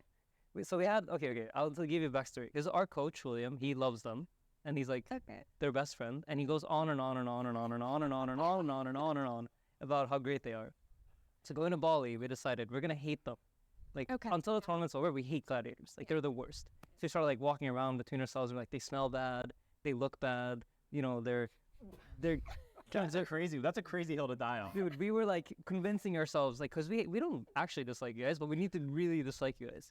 And then you guys had some game you played, and we ran into your booth after, and it smelled like shit in that room. Cause I feel like you guys were just like stuck in there, and it was just like these black boxes that just kept you in. And it smelled like, you know, no one had showered for weeks leading into that series. And we're like, this is actually a good strat, you know, like you don't shower, and then the team that plays after you have to suffer through your like, yeah, it was pretty bad.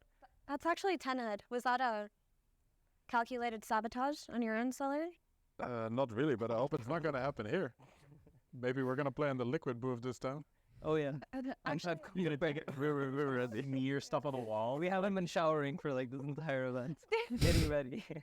And you're in Malaysia, so it's going to be extra impactful because it's pretty humid here. I remember in Armenia at the Bedroom Dota tournament, I went into your practice room or your player room, and it smelled in there. Not me. I don't know who it is. It's not me. Yeah, it was zero responsibility. Zero. To be fair, though, there's like food in there, and there weren't any windows, so it's probably just the smell of food. No, like shit, but to be yeah. Don't call it. What's the food? I'll give you a pass on that. But yeah, no. Speaking of food and speaking of Malaysia, I gotta ask you guys, how's it been being here? Eat anything good? See anything good? Bad chefs, nasi lemak, love it. I mean, yeah, Malaysian food's good. It's spicy. Fried. I mean, everything is fried chicken, which is hard to not taste bad, or hard to, yeah. I think I said that right. Anyway, yeah, the food is very good here. I think Asia always has boss food, Southeast Asia especially. So. Yeah, it's like very saucy. You know, some countries the food is dry, but that's never the case here. You know, you guys are like, Malaysia food. People always ask that, but do you actually have time to leave and? We actually went to like Korean barbecue yesterday. One of Jabs' friends, he took us out. It's really good. Korean barbecue in Malaysia. I love Korean barbecue. In SCA, it's like 10 times better. I bet that's. I don't know if you've been in Europe, but in Europe, it's like European Korean barbecue sounds great. Really bad. What about you, Celery? I know you're vegan. I have no idea about this. So how do you but the food is what I'm eating is really good here. Huh? It's a lot of choices actually. Yeah. So, is the vegan cuisine like in the different countries that you go to? Are some places just better than others?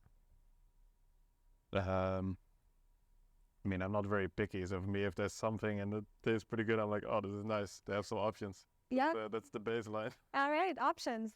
I remember in, was it Lima? CY was telling me, as long as there's hummus, we can feed Celery. Is that true? I haven't had any hummus here, actually. Are you a hummus guy? I do really like hummus. I don't know why they don't have it everywhere. Okay. Yeah. They should add that to McDonald's. Hummus with fries. They don't have hummus there. It's ridiculous. Hey, what the fuck? In the middle of an interview? Geen zorgen. Die regel je bij Just, online. Waarom moeilijk doen, als het ook smart kan? Waarom wachten bij de dokter, als je kunt appen voor snel advies? Ah, joh. Waar en wanneer je wil. Just wat jij It was at the beginning of the interview too. Zorgverzekering.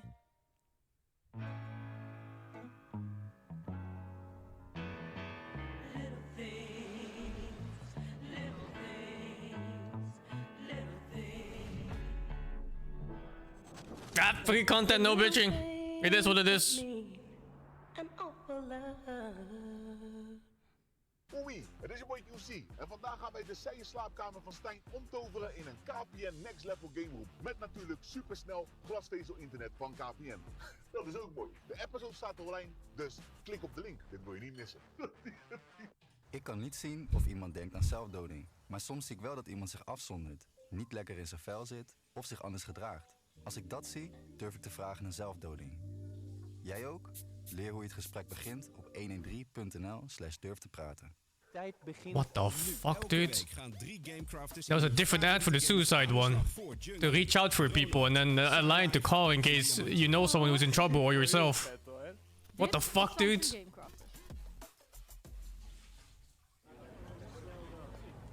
Kan jij wel wat warms gebruiken? Probeer onze nieuwe submelts. Hot, pressed en cheesy. Deze Is suicide in the Netherlands? I don't know. Je ziet ze overal. De mensen van generatie D. Een generatie die niet toekijkt, maar doet. Dus, als je naar jezelf kijkt, wie zie je dan?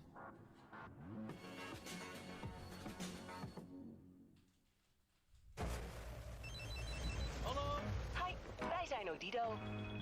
Hallo? Je nieuwe provider voor mobiel, glasvezel en tv. En we laten je graag zien dat het anders kan. Menselijker. Zodat technologie weer van ons allemaal is. Het kan ook zo.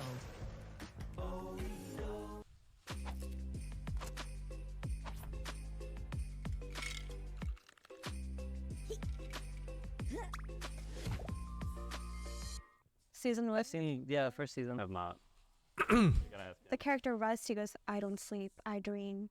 No? Don't remember. Doesn't ring a bell? Too long ago. Damn it. I'm the inverse. I always try to find like a like-minded group of people who watch True Detective Season 1 every year, but those people are very hard to find. That ain't us, apparently. Yeah. Do you guys have any shows that you watch a lot or you revisit or just like comfort shows for you? I feel like I never rewatch something you've seen. Do you always What looking if you something? love something? What if you really love something? It's unlucky. I yes, don't worry you. It's unlucky. Do you rewatch movies? Or yeah. Unless someone forces me to. Tom Williams. Tom Williams, like, let's watch this. Yeah. Yeah. What about you, Aiden? What's your comfort show? Recently it's been One Piece. Been watching a lot of One Piece. Almost through it. I'm at like episode 800. So it's been a long grind. Holy crap. Yeah. That is quite the grind. I think I started in like May or April. Yeah, so I've just been like speedrunning. Get on the second monitor. Oh wait, actually I have to ask you something. This is something that comes up in our team all the time. Do you ever watch stuff? Sorry to sidetrack your question, but do you ever watch stuff in 2x speed? Like, let's say you go on YouTube and you just put the video on 2x speed. Is this a thing? Okay, but would you watch a movie at 2x speed? Of course not. That's like heresy. Okay. That's kind of psychotic watching a movie at 2x speed. Dude, my entire team does it. Not 2x. What kind of movie are you watching at 2x speed? Like Marvel, sure, but like... No. Fake info. Fake info? YouTube is 2x speed. 2x? And movies are... I mean, movies is like questionable. I don't know.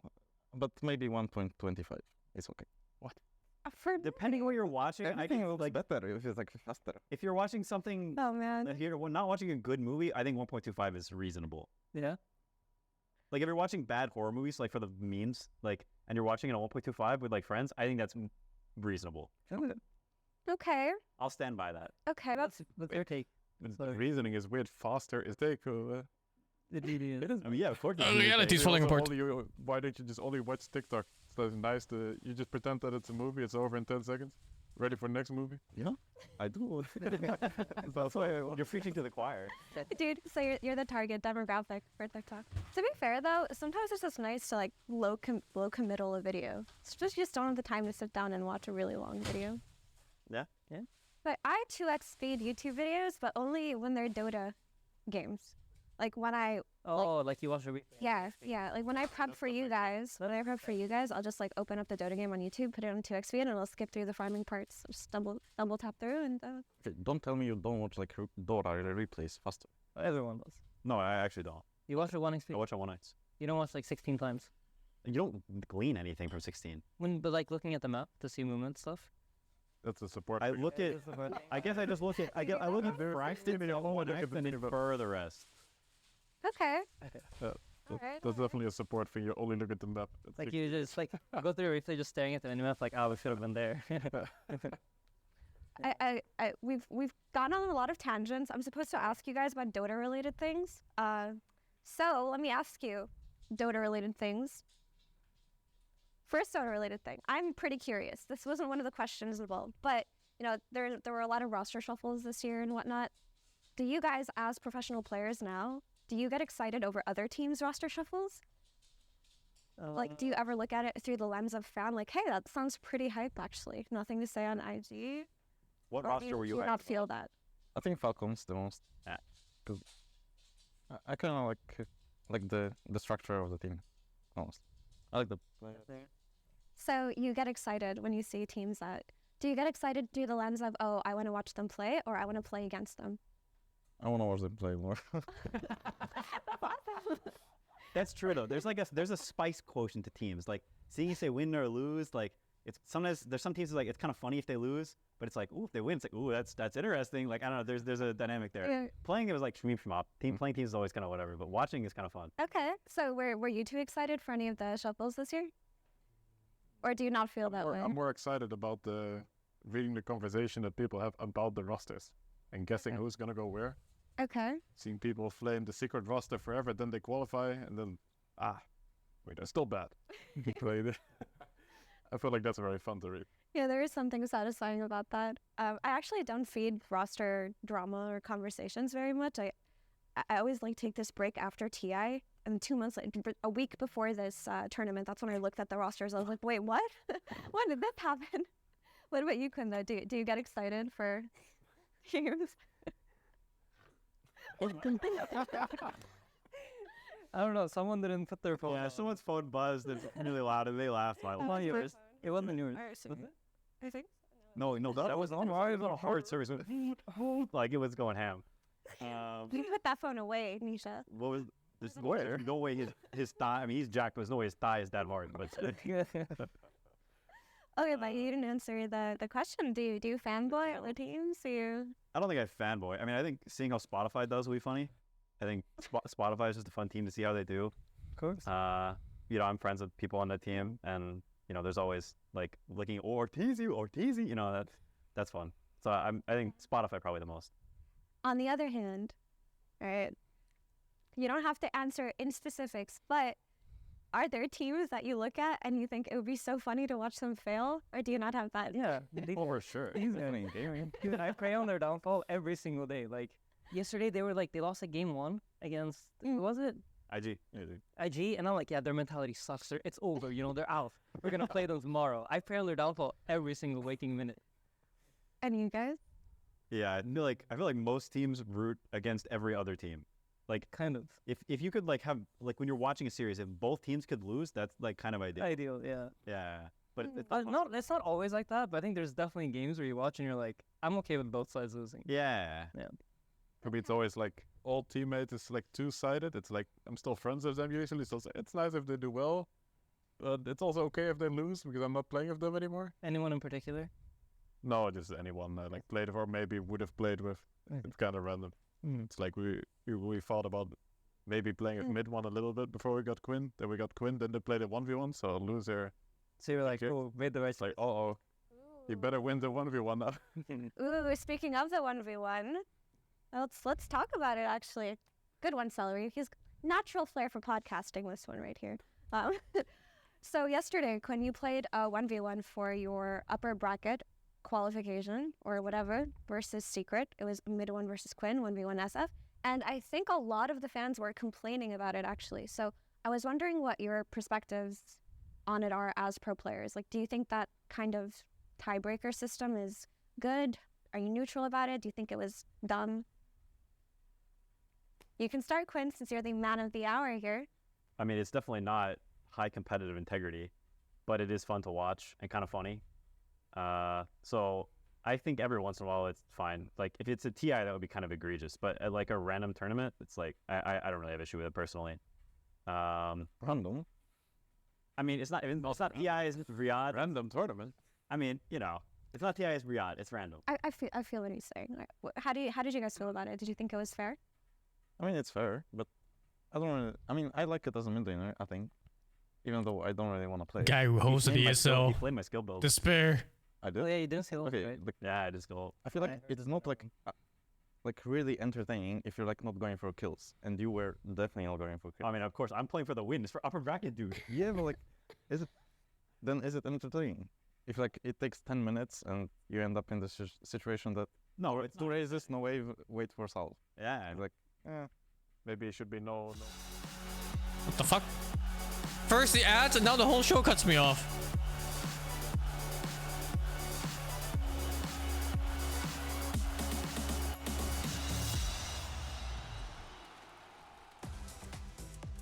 Hello, friends. Welcome back to the MyTech Arena, everybody, where we've got a little bit of time before our Liquid versus BetBoom series. So I thought I'd get the temperature of the crowd, which right now is looking pretty cold. What is this ancient apparition that I've got here?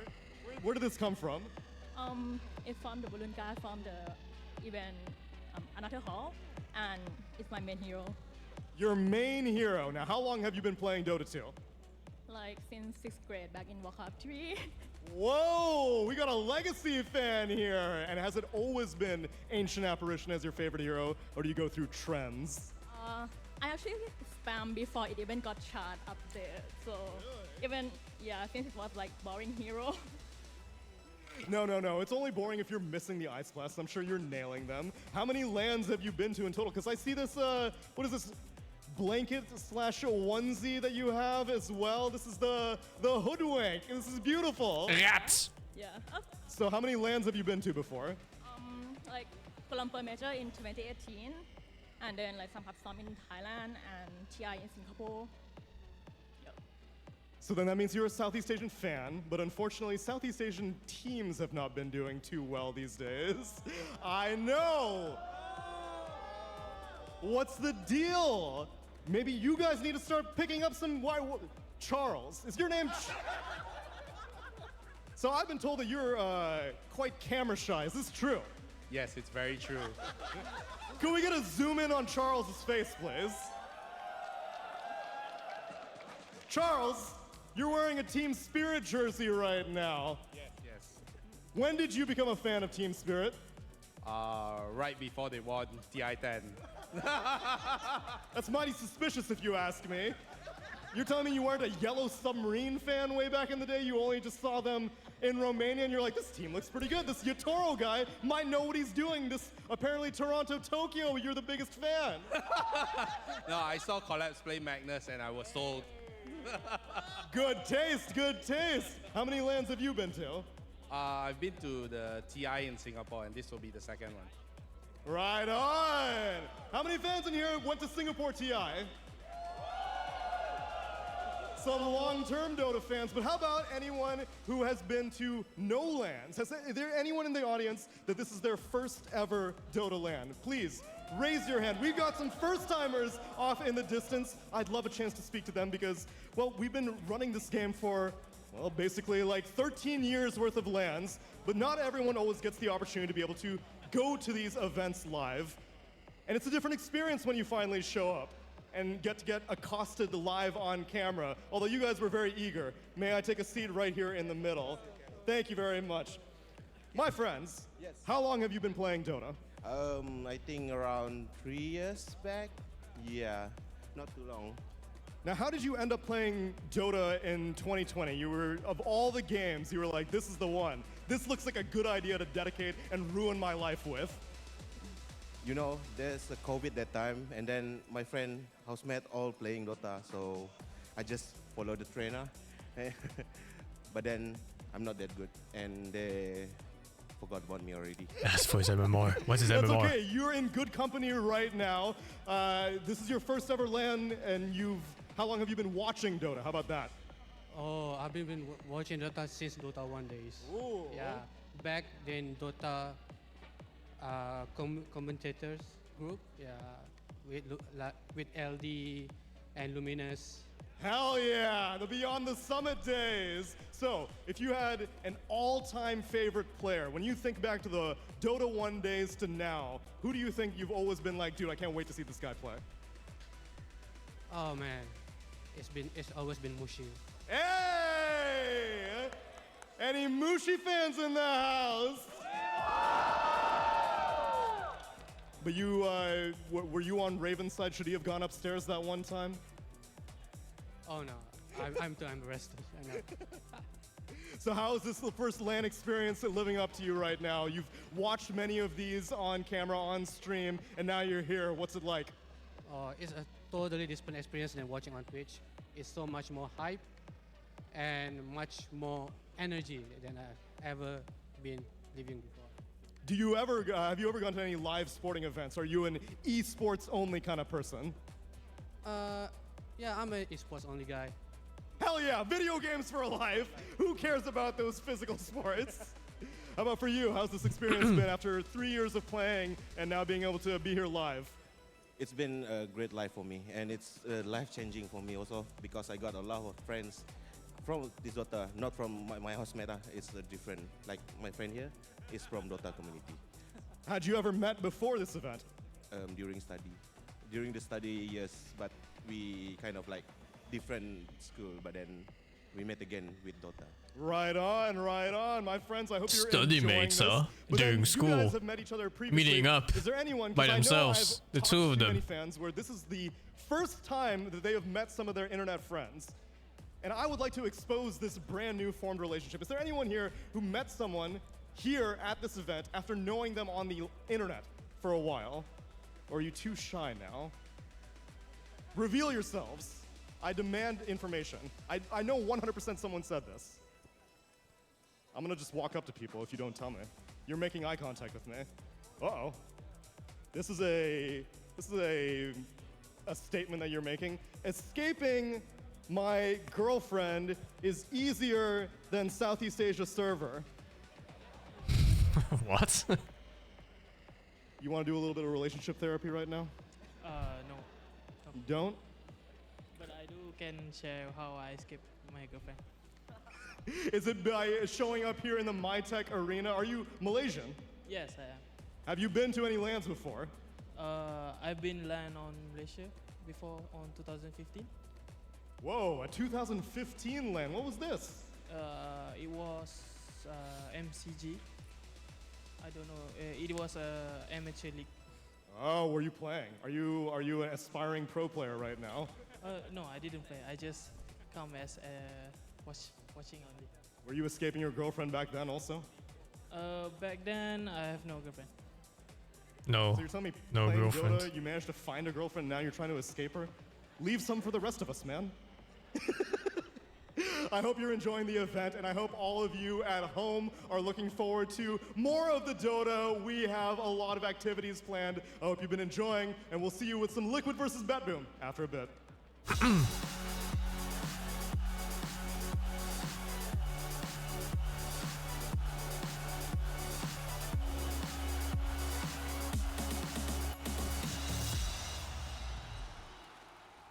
They're looking like pretty strong contenders for this tournament.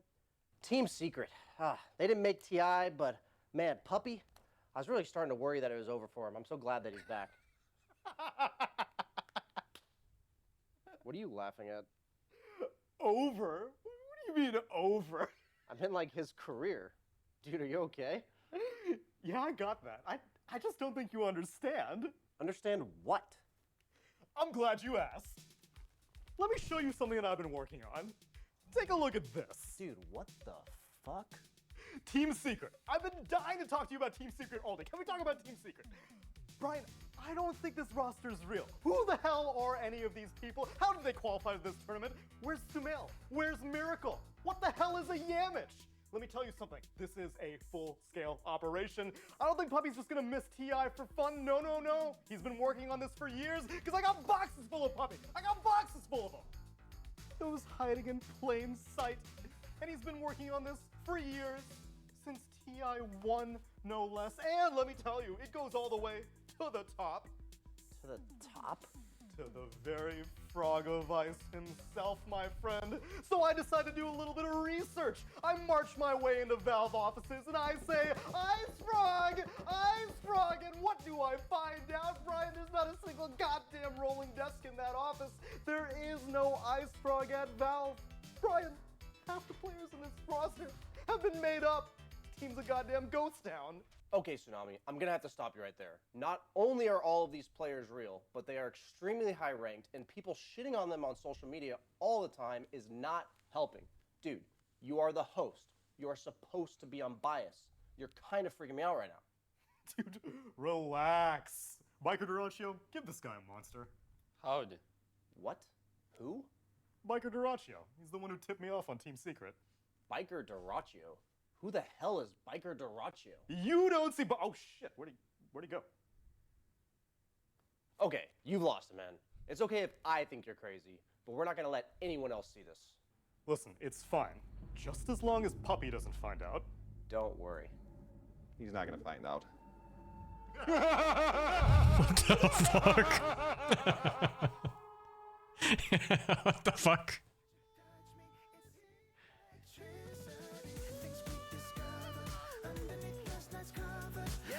What the fuck were they smoking when they made that?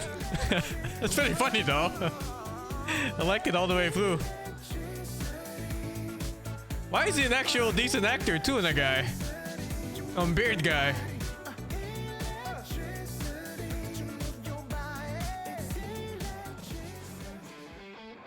Too bad there was no machete sounds.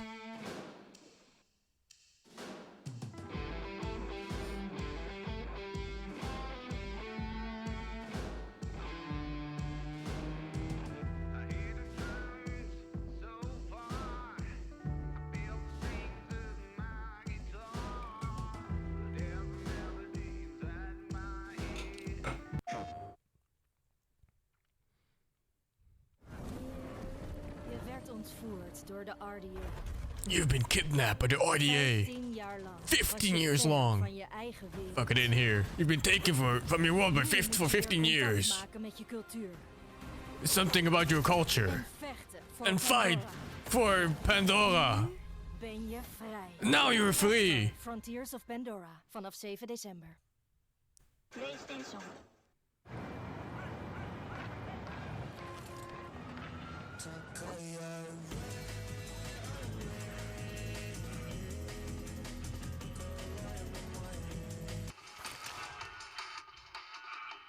The Texas Bacon Lover is back and fully packed. Met flame grilled beef, bacon, Holy barbecue America. sauce en onion rings. De Texas Bacon Lovers, nu bij Burger King. Dude, this ad is so fucking... This is health insurance, by the way. This ad.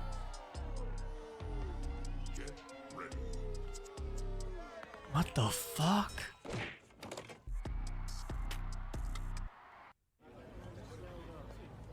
Kan jij wel wat warms gebruiken? Probeer onze nieuwe sapmelts. Hot, pressed en cheesy. Deze kun je niet weerstaan. Je ziet ze overal. De mensen van generatie D. Een generatie die niet toekijkt, maar doet. Dus, als je naar jezelf kijkt, wie zie je dan?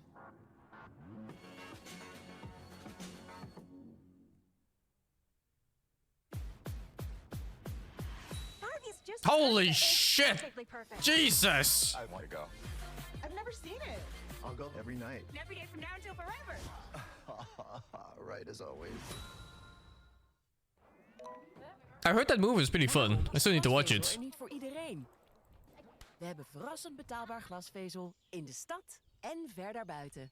Het kan ook zo.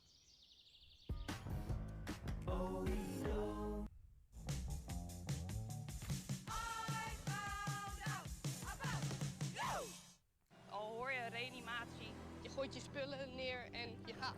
Het enige wat je op dat moment wil is die mensen helpen. Een paar jaar later zitten we gewoon bij elkaar in het team. Dus nu, 5 jaar later.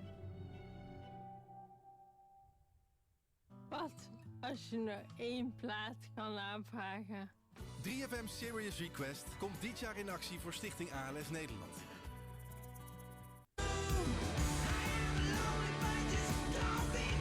I don't have an ad block? I'm not allowed to run an ad block for this. Free content for ESL.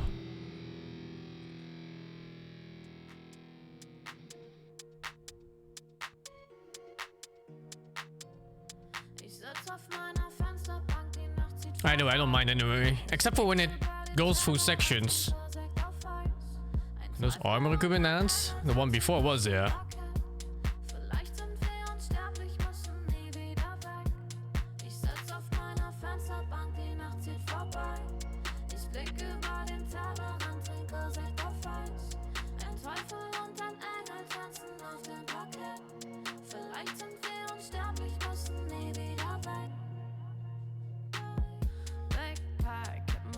How can you not blink for like 47 seconds?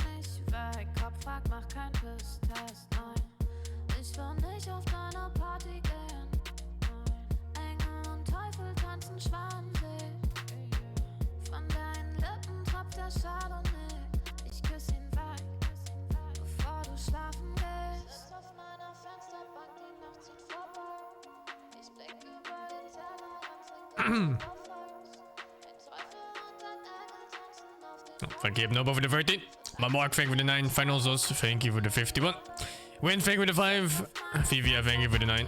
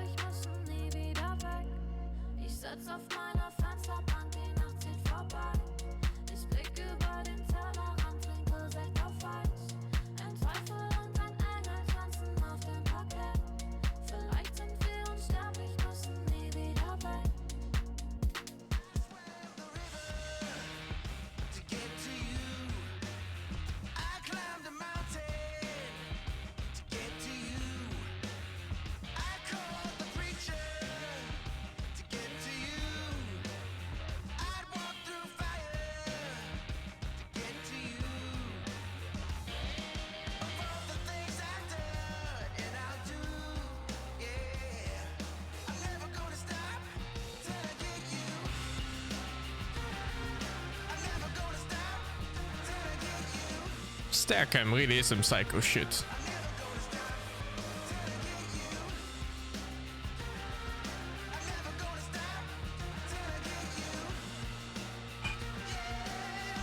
Oh shit.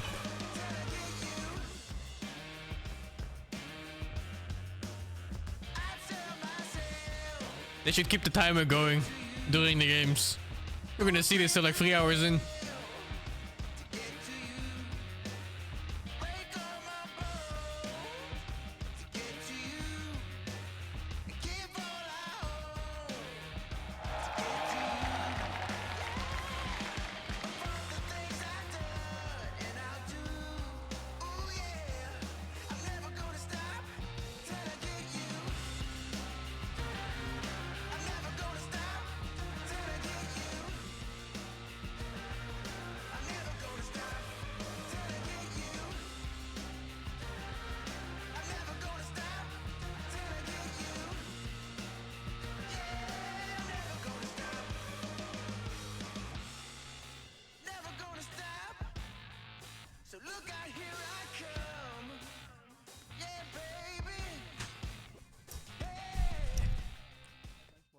I'm more athletic than you guys.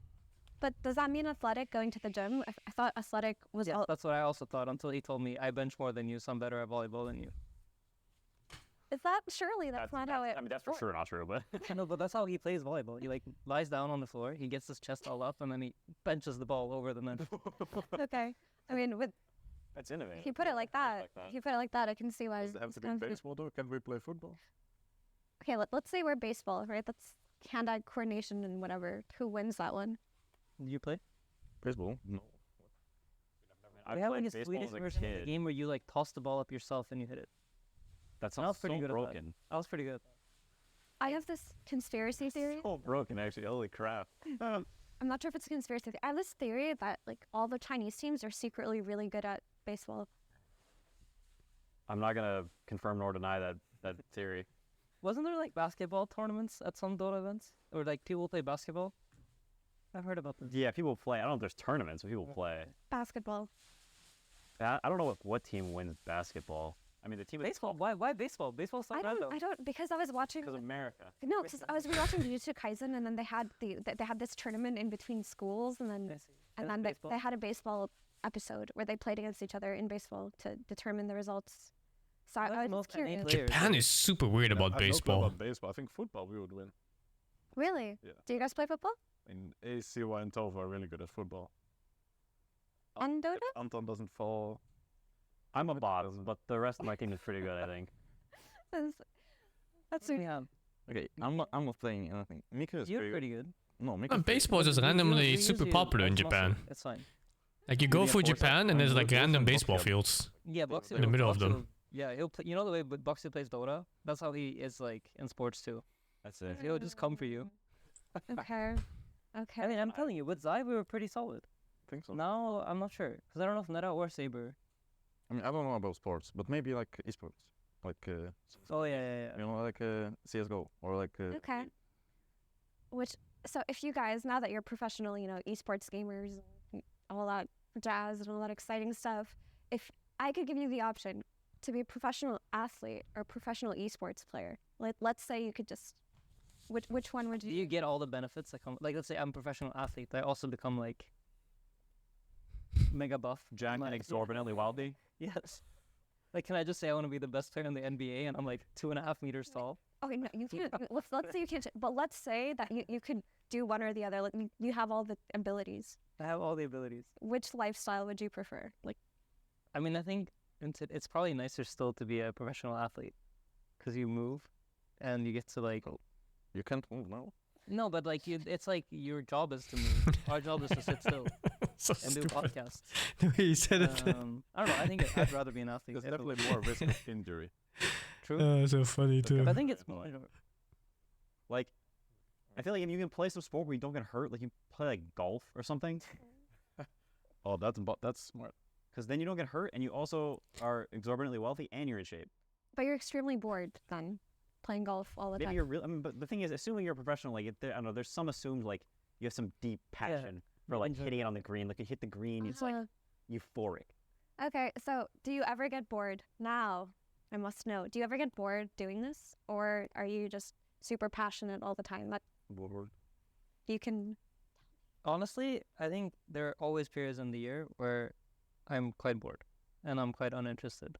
And I think if any Dota player tells you otherwise, they're probably lying. Because I think it's hard to be motivated the entire year through. And I think or at least I try to like funnel my motivation to the right parts of the year. So you kind of don't overwork yourself when there's less important stuff going on, and try to make sure that by the end of the year, you're like, I really, really, really, really want to play Dota. Do you guys feel the same way? It's also just. Yeah, the Dutch person, huh? They cut off the Dutch person. I see it. I understand.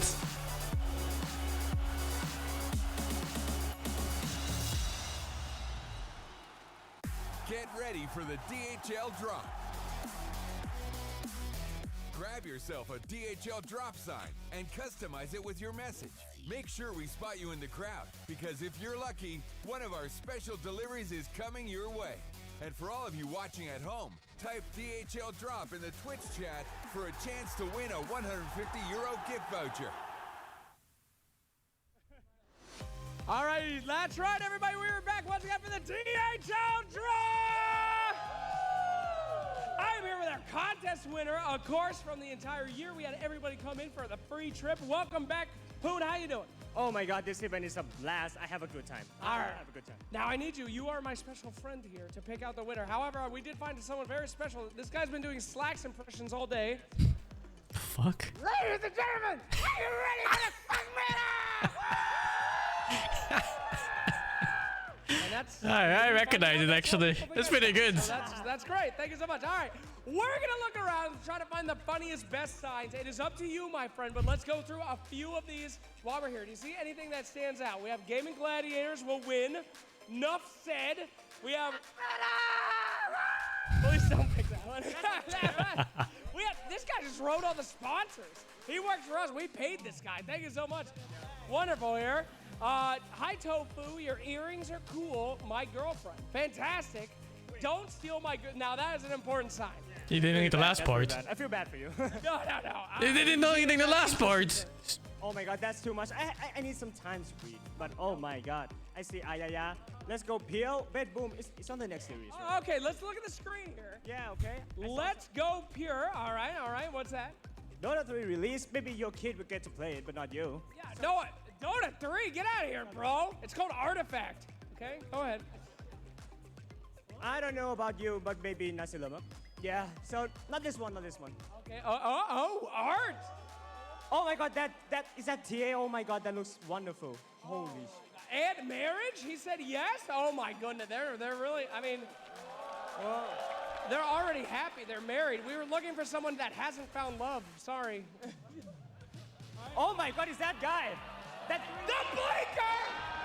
Give him the blinker, come on! You know what? You're gonna get it, oh my god, you... The blinker, the no blinker! Yes! He didn't blink for 3 minutes, you deserve this. Oh my god. Oh my god, all right. Non-blinker guy, you win, although we know that you can't see anything now. So have someone escort you down the stairs and we will get you the drop. We're gonna go get him right now. Mr. Blinker guy, go to the player tunnel entrance and we will give you the box. All right, let's head over there, my friend. He's gonna come over. Gentlemen, anyone want to talk about what we saw here today? They're clapping.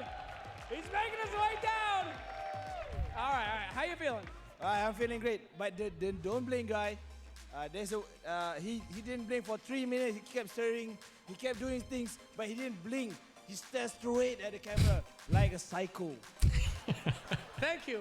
You could be a caster. Like a psycho. We did talk about that guy not blinking for a very long time. Thank you. They keep calming, so I don't know. Absolutely. Sir, now I did want to tell you guys a little bit about this man, our friend here who won the contest. He is one of the greatest Earth Spirit players of all time, all right? We tested him against Jerax, terrible in comparison. Against Crit, horrible. This guy 1v1 everybody in his games with his Earth Spirit. I'd like you please to give him a round of applause for our friend, the Earth Spirit God. Can we please, our contest winner, can we give it up for him one more time? What do you want? Clap, please. You want me to clap? No, I want people to clap for you. Clap for me, man. I'm the best Earth Spirit players ever. Better than Crit, Jerax, you name it. Holy shit, man, I'm gonna win. No one clapped because you're lying, sir. That was all. I know myself. I'm in denial. All right, fantastic. Where is our winner? Where's his boxes? Winner, man, blind man. He probably fell down the stairs. It's okay. Let's talk a little bit about games, my friends. Favorite game of today so far? Gaming. Oh, the game, man. It ended in 20 minutes, so I know why. Oh, yes.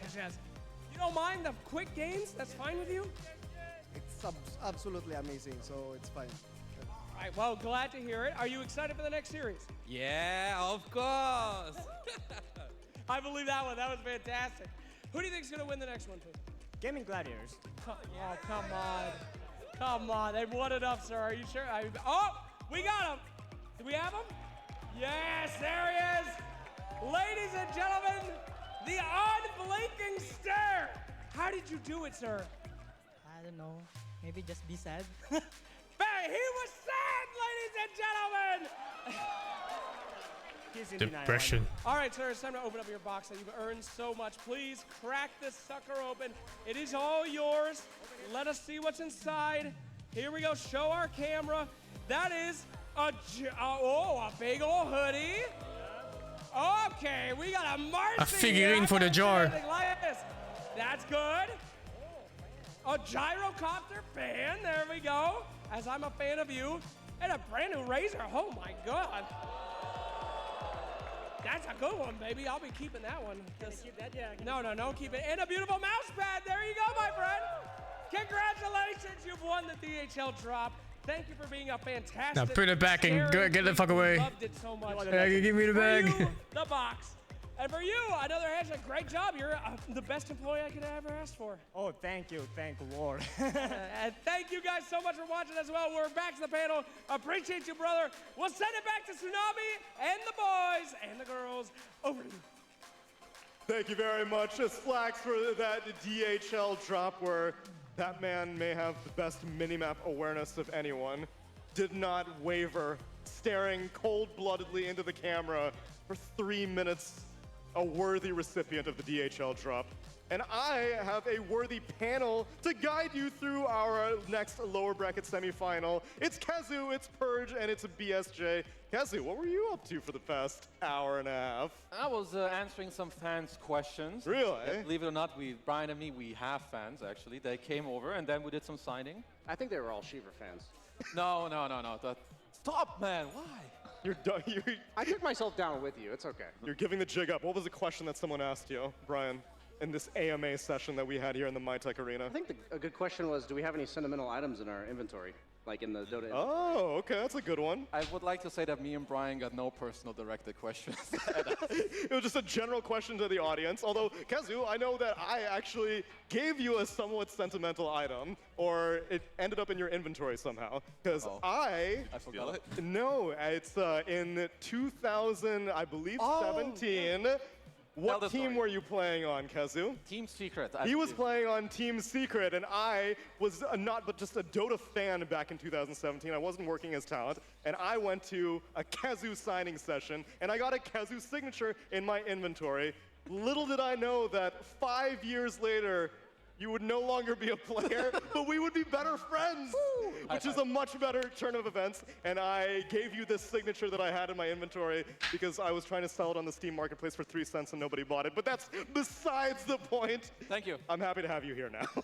I'm glad my signature isn't worth shit, but I'm glad I'm worth something, so yeah. Your analysis is what matters to me now, Kazu, because we're getting into Team Liquid versus BetBoom team. Two teams that have now gotten a great deal of experience on this current patch because they've been grinding their way out since lower bracket round 1. Liquid faced off against Secret, they 2-0'd them and eliminated them. Then they faced off against Falcons and beat them 2-1. What should I be expecting out of these guys? Because it seems like, for me, Leshrak is really looking good for them. Boxy's playing weird stuff all the time. Saberlight seems to be gelling.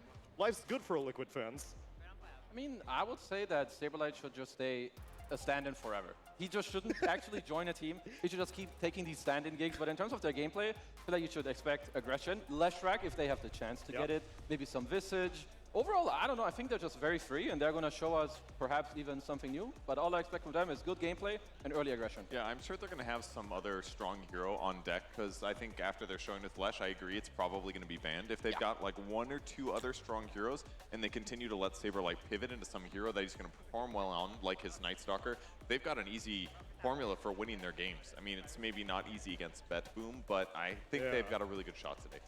I think, Brian, both these teams have shown that they have taken to the new patch very quickly. They're not really relying on group stage strategies. They saw 7.35 and they're like, this is what looks cool and new, let's do it. Yeah, it's interesting because we heard Nightfall earlier say that the gameplay of the patch didn't change too much. Maybe the hero pool did, but the gameplay didn't. But both of these teams are willing to experiment, and I think Team Liquid, out of everyone here, has picked the most random drafts. Like the one yesterday with the offlane Omni Knight mid Wind Ranger carry Lesh. Yeah. Like that's just completely absurd compared to all the other drafts we've seen for the last few months. So I like that these teams, I agree with Purge that Liquid's gonna need maybe an extra 1 or 2 strats coming today, but also Saberlight promised us that yesterday in the winter interview. So I'm not just expecting it, it's happening. I mean, what did he promise us? That we're gonna get, they've got more cooking was his exact I mean, words. they were like talking about how, so Saberlight has like Bulba and Shopify helping him. Right. And they have everyone else like helping. So they have like 30 the people. 33. Yeah, exactly. Like 33 is at home in his demo mode, you know, cooking up some nerdy shit. Maybe always helping him, God knows what. So there's a lot of ideas, you know, floating around. But based off of the performance of the teams, BetBoom has gone through this entire bracket undefeated so far. After splitting every single one of their series in the group stage, it looks like if they had played a full 3-game series instead of a best of 2, then they would have won all of them. Because they went through Tundra Esports earlier, eliminated them, and then just a few hours ago, we saw them take down, I guess, the home crowd favorites of G2 IG in another 2-0. Of these two teams, Purge, which one do you think has a stronger handle and a stronger grip on 7.35 based off of 5 games, basically? Good luck. Yeah, it's hard to say since BetBoom looked really solid today. They feel a little bit more formulaic in their drafts to me, so I guess I feel more confident with their games, but all it takes is Liquid to have like a crazy showing or to like throw them off the back foot, and it could just be like what happened with Gaming Gladiators earlier today, where they just roll them over. So There's a lot up in the air, but I have tons of confidence in the BetBoom players. Just play ultra consistent, and in some ways they're better than Liquid in that way. I mean, they should just be feeling good. I think I would say that their drafts are more, maybe more normal. Like, I think Nightfall is not just saying that the gameplay is kind of the same. I would say their drafts haven't changed That posture. much. There should be a lot of eyes on this GPK Storm, because so he played it 4 games in a row now. He popped off 4 games in a row. So you're either banning it, or you need to show me and everyone else and your opponents that you have a better answer than what all the other teams tried before. Yeah, I think in a new patch, it's going to be easier to ban out their best strategies rather than figure out a way to deal with it, because there's just so many moving parts that they may understand, because GPK's played 1,000 games of Storm Spirit and you haven't. So I also would say that for BetBoom team, like, what I like so much about this team is that they are formulaic in the way they play, but I also feel like their drafts are very dynamic. So they're able to accomplish like the same game plan with very different heroes, and I think that's just a lot about how Nightfall sees the game. And because I feel like he talks about this in pubs like all the time, like he's obviously not talking about strategy, but when he talks about the game, he's like, do this, do that. I want my whole team to do this. So I think this comprehensive vision is something that this team really shows in the way they play and the drafts that they put out. Is there any reason why only Storm Spirit is proving to be the only Spirit brother that we're seeing? Because in the E patch for the past month, it seems like all the Spirits fell off. Is it really just GPK loves this hero to death? Because he was playing him even in the group stage before 7.35 came out. Is it not? Because whenever I think Spirit patch, I think, oh, a lot of backline jump, a lot of quick initiation from the mid lane. But it seems to be only Storm. I would say that Storm is the easiest to be picked because he's less volatile than like picking an Ember. And also maybe with some of the new items like the Parasma, I think Storm can use it. I don't know about the rest. What do you guys think? Yeah, I would agree. I think Void Spirit got hit a little bit too hard by the universal nerfs, and his potential and reach is not as high, because Storm can obviously jump super far. He combos better with other heroes. When you do get a kill, it's easier to get out on Storm versus somebody like Void Spirit, because you're usually having to commit both of your astral steps to do damage. So that one seems obvious. Earth Spirit got those cooldown nerfs to Rolling Boulder. It was dummy thick busted.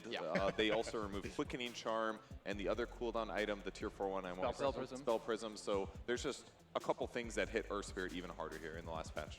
Yeah, I'd also just say that, like, if it's a Leshrac patch, like Liquid's always going to find an excuse to play Leshrac, and I think that goes the same for GPK with Storm Spirit. And it's not just the fact that they're picking Storm Spirit. Like, we see the Lifestealer Bomb plus Dawnbreaker ulti follow up. These are heroes that traditionally synergize with Storm Spirit, and these are things that these players are going to be like, yeah, I need this hero on my team to make my hero that they're first picking now. Storm was their last pick in the first series, both games. Yet the previous series earlier today, they first picked it overall. So that just shows like they know how to enable it even if it is countered, and that just like that's just the level of understanding they have of this hero on a new patch. Okay, so that's me grilling you guys on the mid lane, but Brian, how about the carry pool? Because I looked at the group stage games, I feel like we were seeing Spectre left and right, and now in 7.35, so far in the main event, she has not been making that many appearances. Is there any reason why she fell off? I think it's just like when she gets slightly nerfed and then heroes like TB get slightly buffed, I think like those matchups, for instance, like TB's always been favored against Spectre and BetBoom's already picked him twice. I think that that's enough in Dota. I think it's hard to appreciate how finely tuned and balanced Dota is as a game. And to have those little slight differences goes from a hero being like 3 bad matchups in the game to 5 or 10, and then one of those bad matchups gets buffed and suddenly you don't want to pick it anymore. And I would say Spectre also got moderately nerfed. You can't do that double dagger anymore. When you haunt, that was something triple dagger, well, you can still double dagger, you can't triple dagger anymore, because returning back would give the 3rd dagger, but you can still cast one whenever you go to it. He's saying double dagger from the reality. Oh, okay. Oh, okay. I was like, triple dagger? I didn't know this tech. Tell me. Yeah, I mean, you could jump in and then jump back, and you do this like global range dagger. That in some cases would get you kills that would begin your snowball. So now that that's gone, it's kind of like old haunt where you're like, I'm gonna jump in and dagger, and hopefully he dies, kind of a thing. So also, like I would say on a new patch, if you're just gonna pick a hero that is not good in lane, like you already know your character's inherently trash in the lane, I think you are asking to just get clapped in this new patch. Like, what if you don't get to 20 minutes? You don't really get to figure out how good your Leshrac is doing. Like, on a new patch, there's so many uncertainties. I think you want to, like, kind of play something that's comfortable and where you know that, okay, this hero, I don't know so much about it, but he's at least stable and good for the, for the draft and the game. I like what you were saying about how it's very delicate knobs that are being twisted, because we just saw the Death Prophet, Brian, and you were saying that you thought that this hero may have even been good at TI. It's just that, like, some .1s here and there are what makes the difference between a hero being even not even just relevant, but like top tier and irrelevant. I also think it's the items that get built. Like, Death Prophet's always been one of the most traditional Shiva's builders in the game, so that might have been the reason why they were willing to try it in the previous series. And I think for TB, we mentioned the buffs to him being like a little bit, but the fact that the Terrorblade, or the Butterfly, excuse me, being 20% base attack speed, the second you consider Terrorblade one of the highest agility gains in the game, like this item's an extra 20 attack speed in the late game. These type of things make a big difference. All right, Kazu, how about off-laners? Now that theoretically the Heart Blade Mail build may have finally been nerfed? Yeah. Okay, good. I need to confirm that. No, it's nerfed. You also you can split your Super Vanguard into a Heart every time, and Heart is worse. So I feel like you would just see like a little more aggression. We saw the Night Stalker from Saberlight. I think that works out really well. Like Night Stalker just generally owns like backliners, and I also like the summon heroes like Visage, Lycan. I kind of feel like these heroes are gonna be pretty good, especially with like this other type of offlane meta falling out. We'll just naturally see other offlane heroes like come and shine. But have we traded one poison for another, where I'm going to be looking at every single offlaner building Shiva's Guard now in this current patch, because it seems to be trending. It is definitely trending, but I feel like we've seen a lot of games in the last 2 days that have been like incredibly high tempo, where like the last 2 games we just saw with Gaming Gladiators, where they are just getting kills and then they are making more stuff happen and making more stuff happen and making more stuff happen. There's like no moment where they take their foot off the pedal. So in some ways, like you're not seeing these like get tanky, go hit creeps for a long time, go farm the map. There are teams playing up a lot and accelerating the tempo of the game and making it look kind of one-sided. So that's not something that we saw commonly a month ago. And then lastly, I guess, Purge, the support pool. I think during the group stage, we were seeing a lot of Phoenix, I suppose a lot of Nature's Prophet, a lot of Grimstroke also. Now it's seeming like we're seeing a lot of Lion, some Gyrocopter, your girl Crystal Maiden. Yeah, I think the support heroes are actually pretty restricted right now, is what it seems like to me. There was more in the group stage, but right now it does seem like Phoenix and Gyro and CM and your junglers, whether Enchantress or Chanderson. Oh yeah. So there's maybe less variety in Lion, and Ogre's been popular too, and Dark Will. Okay, maybe there's like 8, maybe there's like 8 heroes, but it feels a little restricted to me. The teams themselves are limiting their support picks a little bit. They definitely have their favorites. No, I feel like there's something to what Purge is saying about the hero pool. I feel like the type of heroes you want at least are the supports who are going to help you in lane, and then I think they need to be able to sync with your mid laner. A lot about Dota's right now, you have this 3-man ball, you have, Quinn and his 2 supports are going to run around. I've been listening to this like 15 minutes now and I haven't heard I haven't registered like one word. What you mean, I think, with the type of pool where people don't feel too comfortable to reach like outside of what these exact heroes do. I guess that fits out of the typical archetype. So then what would you have defined as the TI support meta? Because it goes through trends. Sometimes you want people who can rotate. Sometimes you want supports that can push out waves on their own. Sometimes you want ones that can farm by themselves. How have we evolved from October's meta now here in December in 7.35? Again, based off of limited information. I think the Heart Blade Mail decided the supports. I think you're either a hero that could kill a Heart Blade Mail hero like Phoenix with percent-based damage, or you're a hero like Grimstroke that sits behind the guy with a Heart and a Blade Mail. So I think heroes like CM were unplayable because she's got like a flat amount of damage, and when there's this 3,000 HP guy in front of you that you just can't kill anymore, but now you're dealing with spirits and other mobile heroes that you get that root off and suddenly CM's setting up the kills for you. So I think that that's the biggest change for the support pool right now, that is opening up a lot of picks that previously just fell flat at like 20 minutes into the game. And if there is a lot of tempoing, then being able to win your lane and transition that into something is really powerful. I think it's a good point that Brian made, because I remember playing Skyrev like 2 or 3 times in the last patch with a few weeks. I blast the guy, he barely lives, blade mails, and then I'm dying. I look like the fool, but now you have different heroes, as you're mentioning, like some Spurs, and that's why like and heroes get buffed, of course. CM feels a lot better, looks strong, so yeah. And in the core roles, I would say that most of Liquid to BetBoom's matchups seem pretty even, but I think it's maybe the supports that could define things, because Toronto Tokyo's out here spamming Ogre, Boxy's playing Muerta and Nature's Prophet. They seem more specialized in their own departments as opposed to the core overlap.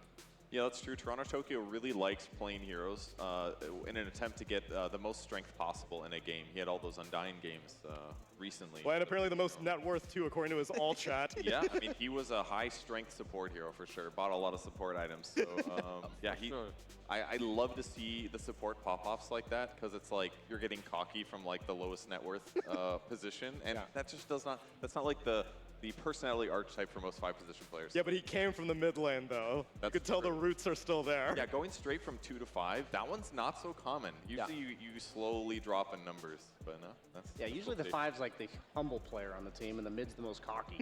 So yeah, you gotta keep some of your roots. I feel like that's just a tradition. You start off as carry, and then like you slowly move down because I feel like you evolve over time. And now you start leading the new guy who's like you start leading Brian, who comes in your team, and you turn him into. I'm the guy that was winner. supposed to transition to another role maybe like 6 years ago. I feel like I should have done the same, so we both missed the train. We're good.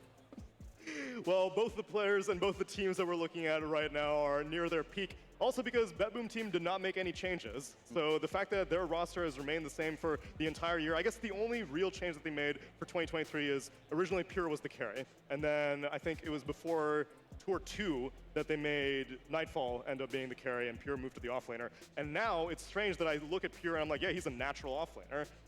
I mean, this guy seems like he's had probably one of the best growths when it comes to like individual gameplay, which I think is, it's not easy to go into a new role, especially offline. You need a lot of confidence, know when to go in first, like know when to play for your own game, when to help someone else. So, I mean, I'm personally just really impressed with him. I also love watching him on camera, you know, like kind of pop up and do all his animations on camera. We'll see it next series too, but yeah, I would say he's had a tremendous growth this year. Yeah, he really has. And BetBoom was a team that did look a little bit rough when they did form. The super teams don't often go well, but this one is without a doubt a success story. I'm sure they would love to win a little bit more, but they've had deep runs in almost every tournament. They look like a tournament threat. Their group stage, they're 5-5. You know, that could have been 5 wins. They just didn't get enough chances in the BO2. You know, it takes away that win probability. So. Well, now's their opportunity to prove it to us, because we've actually got Slacks standing by backstage with both of our teams. Absolutely, everyone. Hello, hello once again. We are here with the teams that are about to go onto the stage. We are doing this new vibe check thing where I awkwardly stare at them as they awkwardly stare at me. It's working out very, very well. I have to say, I noticed some things from BetBoom team. They're in here yawning on Pure, yawning on Nightfall. We got a potentially wash your face situation here. I hope you guys are awake here. And then Liquid showed up a full 2 minutes late to this content piece, and they look extremely happy to be here. Boxy, they want us to know if you have anything to say to the team you're about to face. Any words for the BetBoomers? I don't know. Toronto, Tokyo always say, guys, come here, go 5. And, you know, I already know what they're gonna do. It's easy. Easy. He's in your head, Mr. Tokyo. Do you feel like he knows? Mr. Tokyo. I always mean in real life, but yeah. Okay, all right. Now I have to ask the real questions here. Sir, you are always so calm, Nikkei. Give it to him hard today. You know, this is like the scariest guy in the Kung Fu movie where he doesn't say anything and then that one time he speaks, it's goddamn terrifying. Give it to him. Nice Santa hats. Okay. Now we're starting. Nice Santa hats. Yes. Nightfall, anything to say? So he's like, I was actually saying nice Santa hats. Nice Santa hats, he says. Anything, Nightfall? What did he say? He said nice Santa hats. I mean, I don't have anything against Mickey since he put me like in Dream Team, so he's a good guy. Well, this didn't work out, but that's okay, guys, because we will see blood coming out in this series. So, gentlemen, I hope you're ready. I hope you're awake. Saberlight, you feeling it? Let's freaking go! Okay, great. Thank you so much. Back to you guys. Back to you on the panel. Very good. Great, I can't wait. It seems like a lot of animosity between these two players, despite the fact that, yes, Mickey did choose Nightfall as his fantasy carry position, so there is some friendliness, although nice Santa hats, that was uncalled for. That was brutal. Yeah, at least at some point, Saberlight got the mic, I think, to, you know, kind of save it. I would have given to him first. I feel like he would have had a classic good old suck it to start it all off. It's okay. We'll see if he can hit puberty in this game number 1, and his voice might go down a few octaves, because we are getting ready for the draft of BetBoom team versus Team Liquid. Okay, read over the 300 bits. You realize how the background side quest the character Ichiban is in Yakuza? Ichiban is not the side character, he's the hero. Don't you remember when he picked up the sword in the bomb house? Chat time, thank you to 33. DD win, thank you for the 4. Rainstorm, thank you to 28. Punch, thank you to tier 1. 8 ordinary, thank you to 40.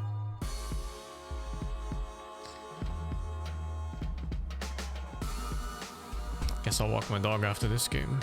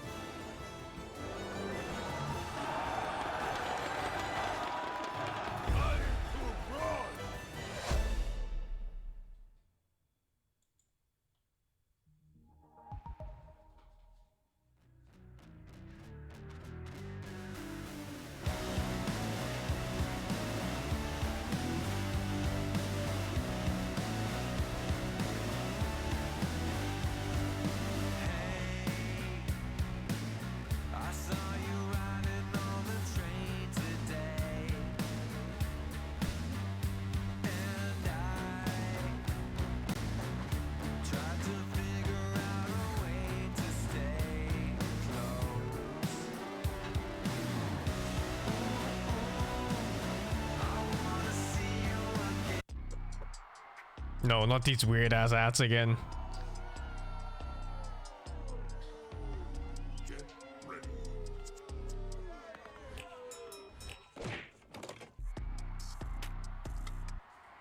Oei, het is je boy QC. En vandaag gaan we de simpele slaapkamer van Dylan omtoveren naar een KPN Next Level Game Room met natuurlijk supersnel glasvezel internet van KPN. Wat wil je nog meer?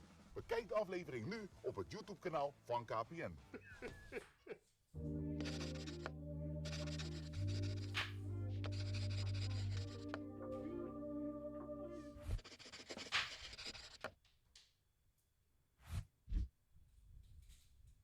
Tijd begint nu. Elke week gaan 3 gamecrafters in hun favoriete games aan de slag voor Junken, Ronald, Sarlife en Diamantje wel. Wel heel vet hoor. Dit is Samsung Gamecrafters.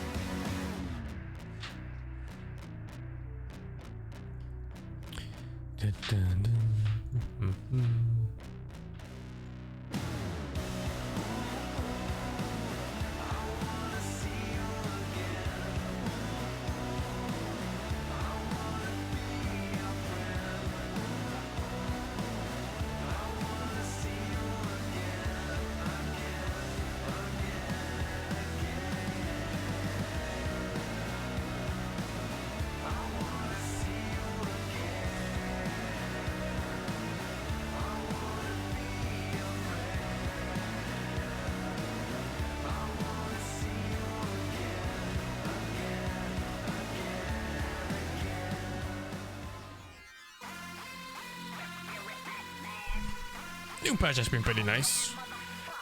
A lot of the heroes I play got buffed. Well, not directly even, but indirectly through items. Yeah, I'll be playing a little bit more Dota after that, after the games today. I gotta try Podum in the shard. I had to try Meepo with, what's it called, Disperser. Not sure what my item build's gonna be. I guess it's gonna be 2 Rave Pants, Dragonlance, Ags into Disperser, maybe? I don't know.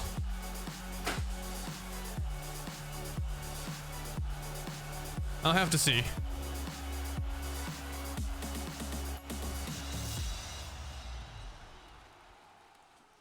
Meepo's rushing Diffusal Blades? Ladies and gentlemen, welcome back Fuck. to ESL ONE Kuala Lumpur! Maybe Diffuser's like the replacement for the Atos disable. You just diffuse somebody and then you net them after.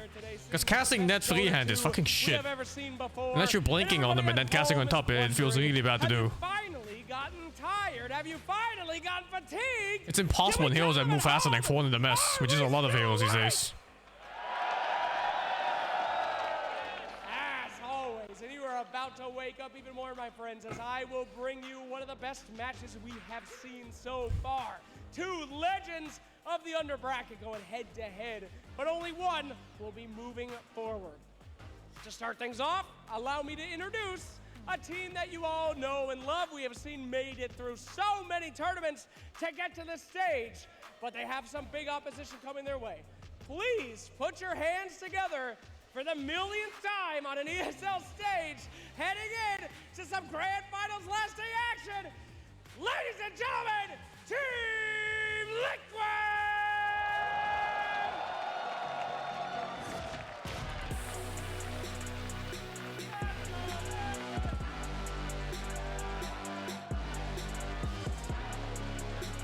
You didn't go Axe on the Meepo? You don't need Axe always. I think it's more of a tank item. You skip Axe for sure if you are main DPS. It all depends. He could also be experimenting. But I'm sure his idea is that he doesn't go Axe on games in Meepo if he needs to do damage. Because the damage is not great. It's really more for saving and tanking. I had to think more about the Meepo builds too. But they can also play carefully. It seems like the patch has not affected them at all. In fact, they said it's the same old Dota, but we will find out if they can do the same old, or change everything that we have seen so far. Ladies and gentlemen, welcome to the stage, BetBoom!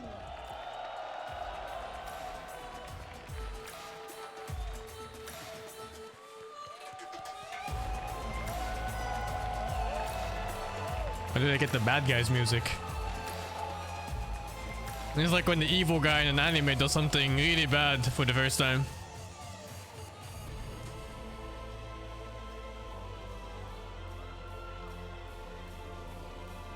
Our day only has a few games left, but we will see one of these titans of Dota 2 going home. It will be a bloodbath, the likes of which we have not seen since all the other games that we've seen everyone go home. However, this one is very special. I have no idea who's gonna win. I know you guys might not as well, but I know that you are excited to see some Dota. Let's make some noise one more time for these teams! All right, Malaysia, that's what I'm talking about. We're gonna throw it over to the panel, and we're gonna get you right in that game. Thank you very much, Flax. Let's get these players into their booths. And while you may have just been saying it, it actually is a little bit of a special matchup between these two, because despite being very, very competitive throughout the year, this is the first time they've actually met up in bracket. They've met up in group stages previously. In Lima, they split. In Berlin, they split. In Riyadh's group stage, BetBoom took it, and at TI's group stage, Liquid took it. But they have never played a best of 3 against each other. And BetBoom seem like they love BO3s. You know, you put them in group stage, they're just gonna split all the series. You put them in a BO3, well then they're in their element. Yeah, I feel like BetBoom, they're kind of on a hot streak right now, right? They did really well in both their last 2 series already.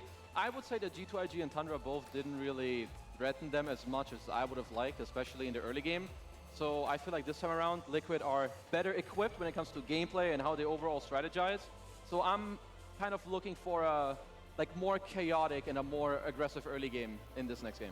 And I agree that Liquid is sitting in a good position, but I feel like usually when that BetBoom usually kind of flames out of a tournament where they kind of play like a slow play style. So their previous match gives me a lot of confidence in them as a squad, but I feel like they're moving forward. They're not just sitting around the map and continuing to farm. They're like getting levels on Storm, pairing them with the support, and getting kills constantly. They did a really good job with that, with the Dawnbreaker with the Storm and the Dark Willow. So maybe the Storm is the problem. He gives you too many tools, but I have a really good expectation out of BetBoom in this series. Yeah, I'm going in this series just thinking about how Liquid's going to win, because otherwise there's no Liquid versus GG finals. Then the script will be broken. Yeah, history has told me that that's exactly what's going to happen. But on a serious note, I do believe this is going to be my highlighted series so far of the main event. Like, I'm really looking forward to these two teams going at it on a new patch. I think they're incredibly equally matched, and I don't know what I'm going to see today other than maybe a Leshrac ban and a Storm ban. Yeah, I don't want to have too many expectations because the last 2 times I had them in Azure Ray against Gaming Gladiators and G2IG as well against BetBoom. Those games they didn't turn out to be good. So this time around, I'll just not have too many thoughts. Well, we'll just have to inverse your thoughts then, Kazium. We get ready for the draft, and we see how much respect is being given. Respect is thrown to GPK's Storm. It is the first ban taken out, and Liquid also take out the Phoenix. BetBoom team, they take out the Chen, Boxy's Nature's Prophet, the Slardar, and maybe the Leshrac. Where is the Leshrac? Okay. There it is. Okay. Respect. That's what we expected. And yeah, Prophet is a great first phase ban as well. That was something Liquid prioritized in their previous. They banned like the whole draft of Liquid they played the previous games, I think. Only thing that Oh, I shit. like Liquid's bans. The only thing is everyone else when you play against BetBoom, you need to ban save zeros. His Caudal is insane, as is his Dark Willow and whatever. And in all of the other games, you usually have those heroes banned out. They pair very well with their offlaners. They pair very well with their mid heroes too. So yeah, Liquid are doing different bans, which I think are good, but it will open up some of the BetBoom heroes that they love to play. I like the Magnus ban though. I was thinking they would go for the Dark Jeez, Willow. the Vayne first pick again. Engineered or mid, but 2-0 Magnus, though. Applied a lot of pressure, both guaranteeing them a lot of farm, but also making it hard to high ground. You have to worry Like about the Chen spear always back. banned? Good So Chens are definitely dangerous. valid. They dictate. Chen and Ench, they don't play laning phase fairly. not only consider You know, like most heroes are balanced around having a nuke and some stats, medium tier stats. Challenge, they cheat. They bring like these units and then suddenly you count for 2 heroes for a short while. Cause a lot of chaos while Venge wants one guy to get It's very scary to play against a good challenge. So it makes a lot of sense when you think about the way Liquid's crafted their opening, and then when you They all win lanes lanes when they're played properly. They're just going to go for their signature strats. I feel like Liquid's going to be the more responsive team in these drafts, as even though Save is really good at his Coddle, he's really good at his Willow. He has so many heroes that he's that LD too. I don't think it's necessary to target. I mean, you should look at Excalibur's stream every now and then. Whenever he sees like some Ember Spirit mid, Storm Spirit, or Puck mid, and he picks LD, it's a fucking joke, dude. They at 10 minutes, those heroes have 10 CS, 15 CS, and he has like fucking 45 denies. They can't play the game. It's absolutely dishonest. And you don't really have enough disables to deal with him. He just has so many annoying tricks. It's like he can, you have to interrupt his ulti, but also if he just decreps himself, then you stop doing damage as well. So it's a good response, I think, to start things off, and it nullifies the wave of terror, basically value from killing someone as well. If you decrep It's disgusting too, he has like over 1,000 games on him, dude. Definitely a good response here to the Team Liquid opener that they also went with yesterday's matches as well. Yeah, I don't think Pugna really loses any trades as support, right? He's like 330 move speed, really high range, like really low mana cost. Did they nerf the mana cost on his Q actually? Micro heroes in general have been very weird to balance in Dota. Like it comes down to like all the heroes that have like just all these extra stats out of nowhere. Meepo too, like a level 3 Meepo randomly destroys entire lanes to the point where the enemy hero can't touch creeps. You know, you're level 2 and it's completely fine. The hero does nothing. You hit level 3, boom, you just have to leave the lane. What, half armor and like 3 attack speed? Yeah. I don't know how LD is now. Hero too much, unless you can kind of craft this lane to kill him, which honestly I think is it's just not an easy task against this little goblin who runs with like. You remember when I played Meepo like a few months back, and I played against what, like a Magnus mid, I played against like a Void Spirit mid, I played against a Lesh mid, and I was bullying them out of tower after like level 4. I was between tier 1 and tier 2, they just couldn't come there, like what the fuck? The be all end all. You can't really touch me in lanes. Those heroes become really unfair really fast. Kind of for years, it feels like, on and off. Yes, in this one, they removed the bonus armor on her enchant creeps. Yeah, but you made it better on a hero. Need to counter them properly in lane. Like not the purpose of the spell. Exactly. For sure, yeah.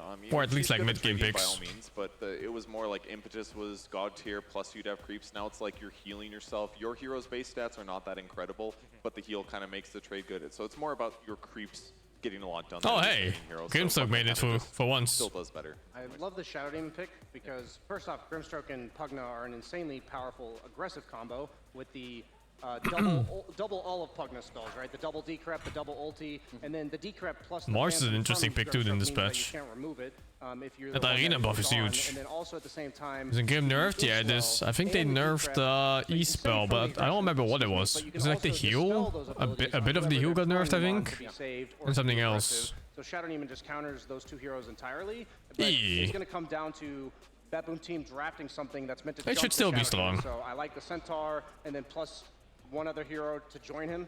I would really like that a lot. Yeah, I do think that this SC pick is brilliant for all the reasons that Brian already pointed out, like just having this kind of combo break against the Pugna Grim. I do think that Liquid did a good Grimstroke is one of those power-capped kind of heroes, one of the newer ones. Like if you compare a spell like Grimstroke's E to like say, Sven stun or something, it just does so much more, you know? Sven stun is like, hey, it's range, it does damage and it stuns. And then you read Grimstroke E, it's like, oh, you get move speed, after it pops it heals, it lasts 5 seconds, it does damage over time, it pops and does extra damage at the end. Okay, the spell stuns, like what the fuck was going on in this skill? It does so many damn things. Just picking what they're good at. I think that's the kind of drafting we're going to get. As Lifestealer, the Infest Bombs, I don't necessarily love him against heroes like Venge because she tends to give her team a lot of single target physical damage with the aura, with the wave of terror, and then you can also swap him out of rage so he can't beat like rage TP at any point. So I think it's more, once again, of good for the lane against the Shadow Demon plus the Mars should survive the harass, and then it goes well with the concept that Baboom team is running in their team fights. Centaur at least does help your matchup against the SD when you are naked, but I would say that for now, 3 picks in and 4 picks in for Bedboom, I feel like Liquid kind of have the number when it comes to these picks so far. I mean, they're going to kill whoever SD ultis, and Mars is, I think, really solid against the support duo BetBoom if he does find them, since there's just so much. I think that's a hard lane for Mars. The lifestealer plus anything. Life a lot scarier, for example. So I do like the Mars pick, but yeah, the Centaur is a comfort hero for BetBoom. We're going to see a lot of value out of the Grimstroke and the Pugna, but the last couple of picks will really determine a lot. Even though it's not the best for his lifestealer, I wouldn't mind like a Luna here. Just so good for Team Liquid's support duo, and then it also is like a hero I think of that's going to dish out a ton of damage during the Mars arena, but they go for Nisha's hero first. So that's I guess at first pick they don't have the response pick in mid anyways. So that kind of makes sense. Another hero to disrupt the fight, as you had mentioned earlier about the Mars, making sure that it protects the backline supports. I think Pangolier does a similar role. Yeah, I think like playing Dota is very hard when you only have one hero that goes in. You always rely on like, you know, one Saberlight, one Fury to like kind of just pop off and do everything. So having a secondary line of jump with now Nisha's Pango, you play on high range as well. You're super annoying for these backline supports, and maybe the mid pool is just smaller than the carry pool, perhaps. You know. Nobody hits him during roll right now. Like during roll, he's absolutely immune. Like sure, lifestealer. Next game list is random. I have no order. I don't have time to play any of them anyway. I'm just gonna go through them one at a time slowly. Is the Grimstroke ulti, right? So you can leash him to stop him roll a little bit weaker. Pandering. I love it. So they ban out the cores that synergize well with the Shadow Demon and the Avenge on the side of BetBoom. They ban out the Luna, they ban out the Morphling. Morphling's also one of the best matchups in the game versus Lifestealer, carry to carry. I'm wondering, like, I've never really figured out a way to deal with Centaur in lane right now, because ranged heroes, you want to be able to harass him, but then he can close the gap because he can still move during his stomp nowadays. But then melee heroes against the likes of Pugna, and you have a relatively weak laning support in the Venge, you're just going to get... I never played on Dota, no. What's the strategy for... It's like a PS4 exclusive or something, so I just never bothered. In rounding out their draft right now. Yeah, and the better carry you pick for the lane win might affect you in other areas as well. So it's a tough problem. Is Razor no longer a mandatory ban if you're playing Lifestealer? Is that not a concern? You do have the Lifestealer Radiance build, which makes him a bit better versus that, but honestly, that's a reasonable pick for Team Liquid. I wouldn't. It's really good in lane versus Centaur. Good one. I wish I had that much flow. They actually played the song. It's so funny.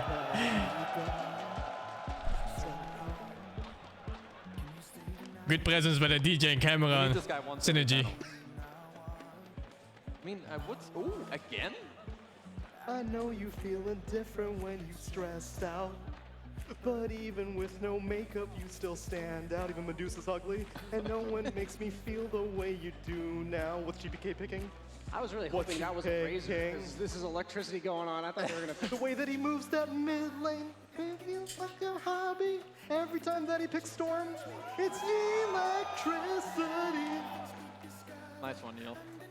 Do we need a mana burner? What do we need on this mid lane? Queen of Pain's taken out, Huskar's taken out.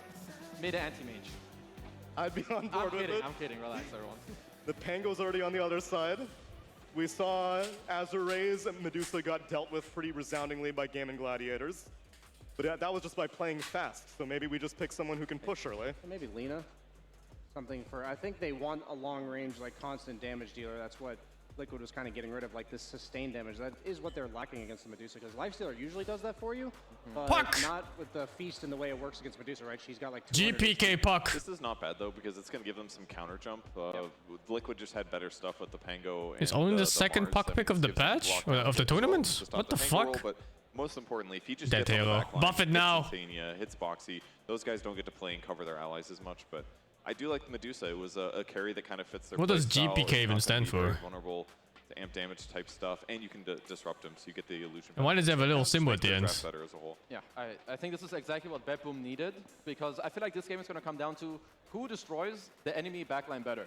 And I think that Team Liquid have the upper hand because Medusa makes it kind of just so hard to run through. But if BetBoom can find a way where you infest the puck, you get on the backline, you kill the SD, and then you kind of just kite the Medusa around with some long team fighting, I think they can do it, but I lean on Team Liquid side here. Yeah, my emphasis is the game, or the fights in this game are going to go long. Like you have Medusa that's going to take forever to bring down. You have Puck against no real reliable disables until they build something like a Hex. So I think it's going to be all about potential buybacks in the late Feels a game, good patch overall. and where Yeah. these fights are happening. So I think it's a they nice can reconnect patch. with the fight, 'cause as you mentioned, they're all Item both changes are gonna always dump them. nice, They've got the heroes to especially do it. when they I don't just wanna straight miss up it. drop out like 2 new items. It should be a really One thing I'm really happy about this patch is too that they added combo items for Phylactery and Edellands. They're gonna have less single target damage. It just felt so sad buying those items before. It's like, I'm playing core and I'm buying Edellands and it just fit to their playstyle. it has a dead end, you Reason know? why Liquid at the very end of the draft decided like, oh, let's actually have a late game carry as opposed to a mid I also game play a carry, lot of because the casters, rest of their so draft that one stayed especially pretty felt bad when it compatible got with separated from whatever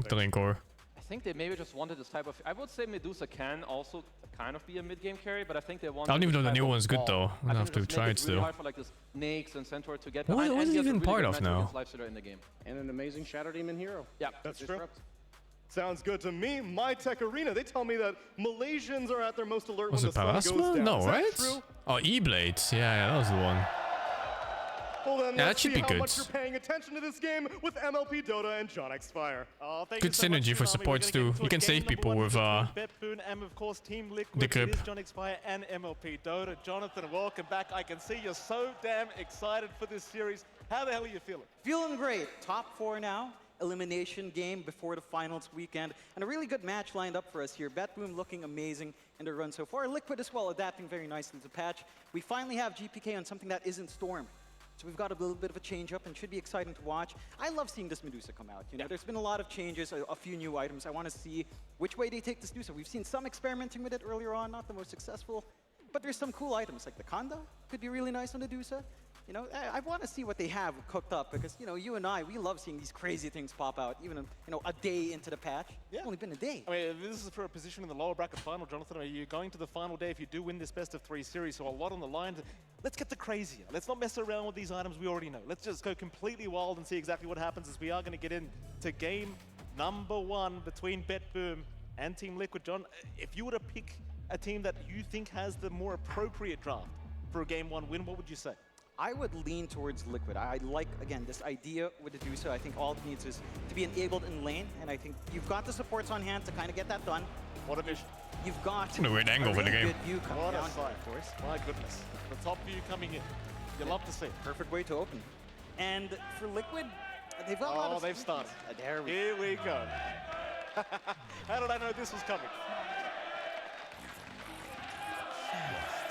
Oh boy, this is going to be a banger of a series, I can already tell.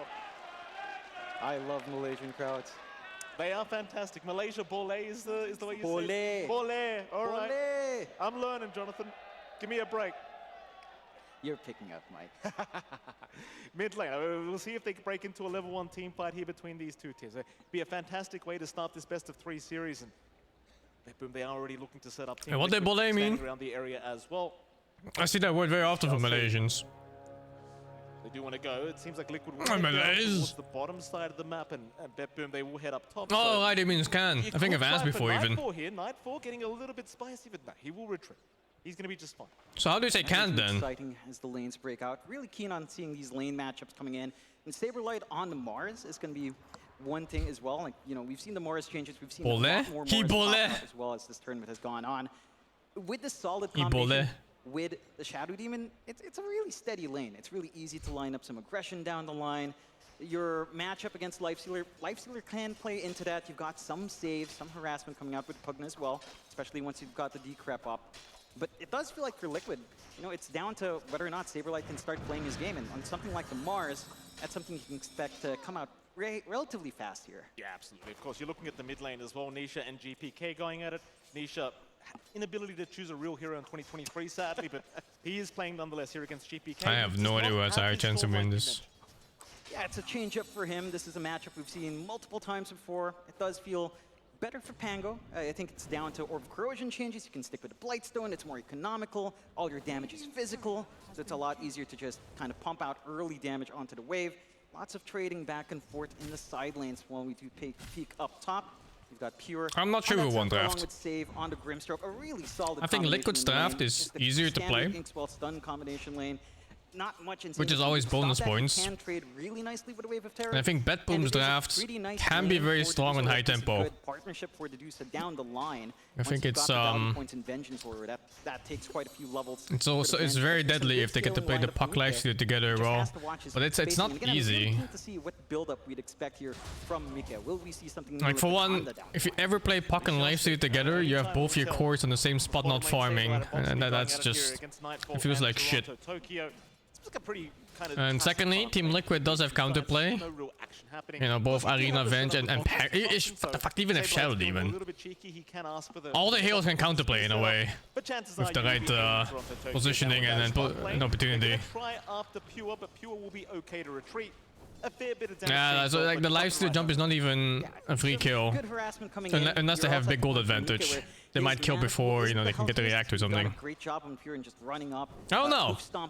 I think Team Liquid's draft just looks much easier to play. They would automatically win if they just go into mid game with even gold. Jumping from Insania, but does ping out save, decides better off it. That Pure was in position. In fact, he does go for a double hoop stop. So I find that the game is like be able to retreat, though Pure on BetBoom to play aggro, and playing aggro is always harder than playing defense. Liquid will be able to successfully retreat once unless you're gaming gladiators, apparently. Nice to see some aggression on this top. Yeah, that's what you want to see coming out from BetBoom, though. Like, you can't allow Mika to be feeling comfortable on the Medusa. Last time we saw Medusa in a game here, it was pressured heavily. They didn't. I'm also not convinced about this Medusa hero. Pressure onto that tier 1 top as well early on, and you're kind of set to replicate that timing here on BetBoom. So Pure Ring of Health flying out, going to be a lot harder to shove him away. They got the Lotus as well.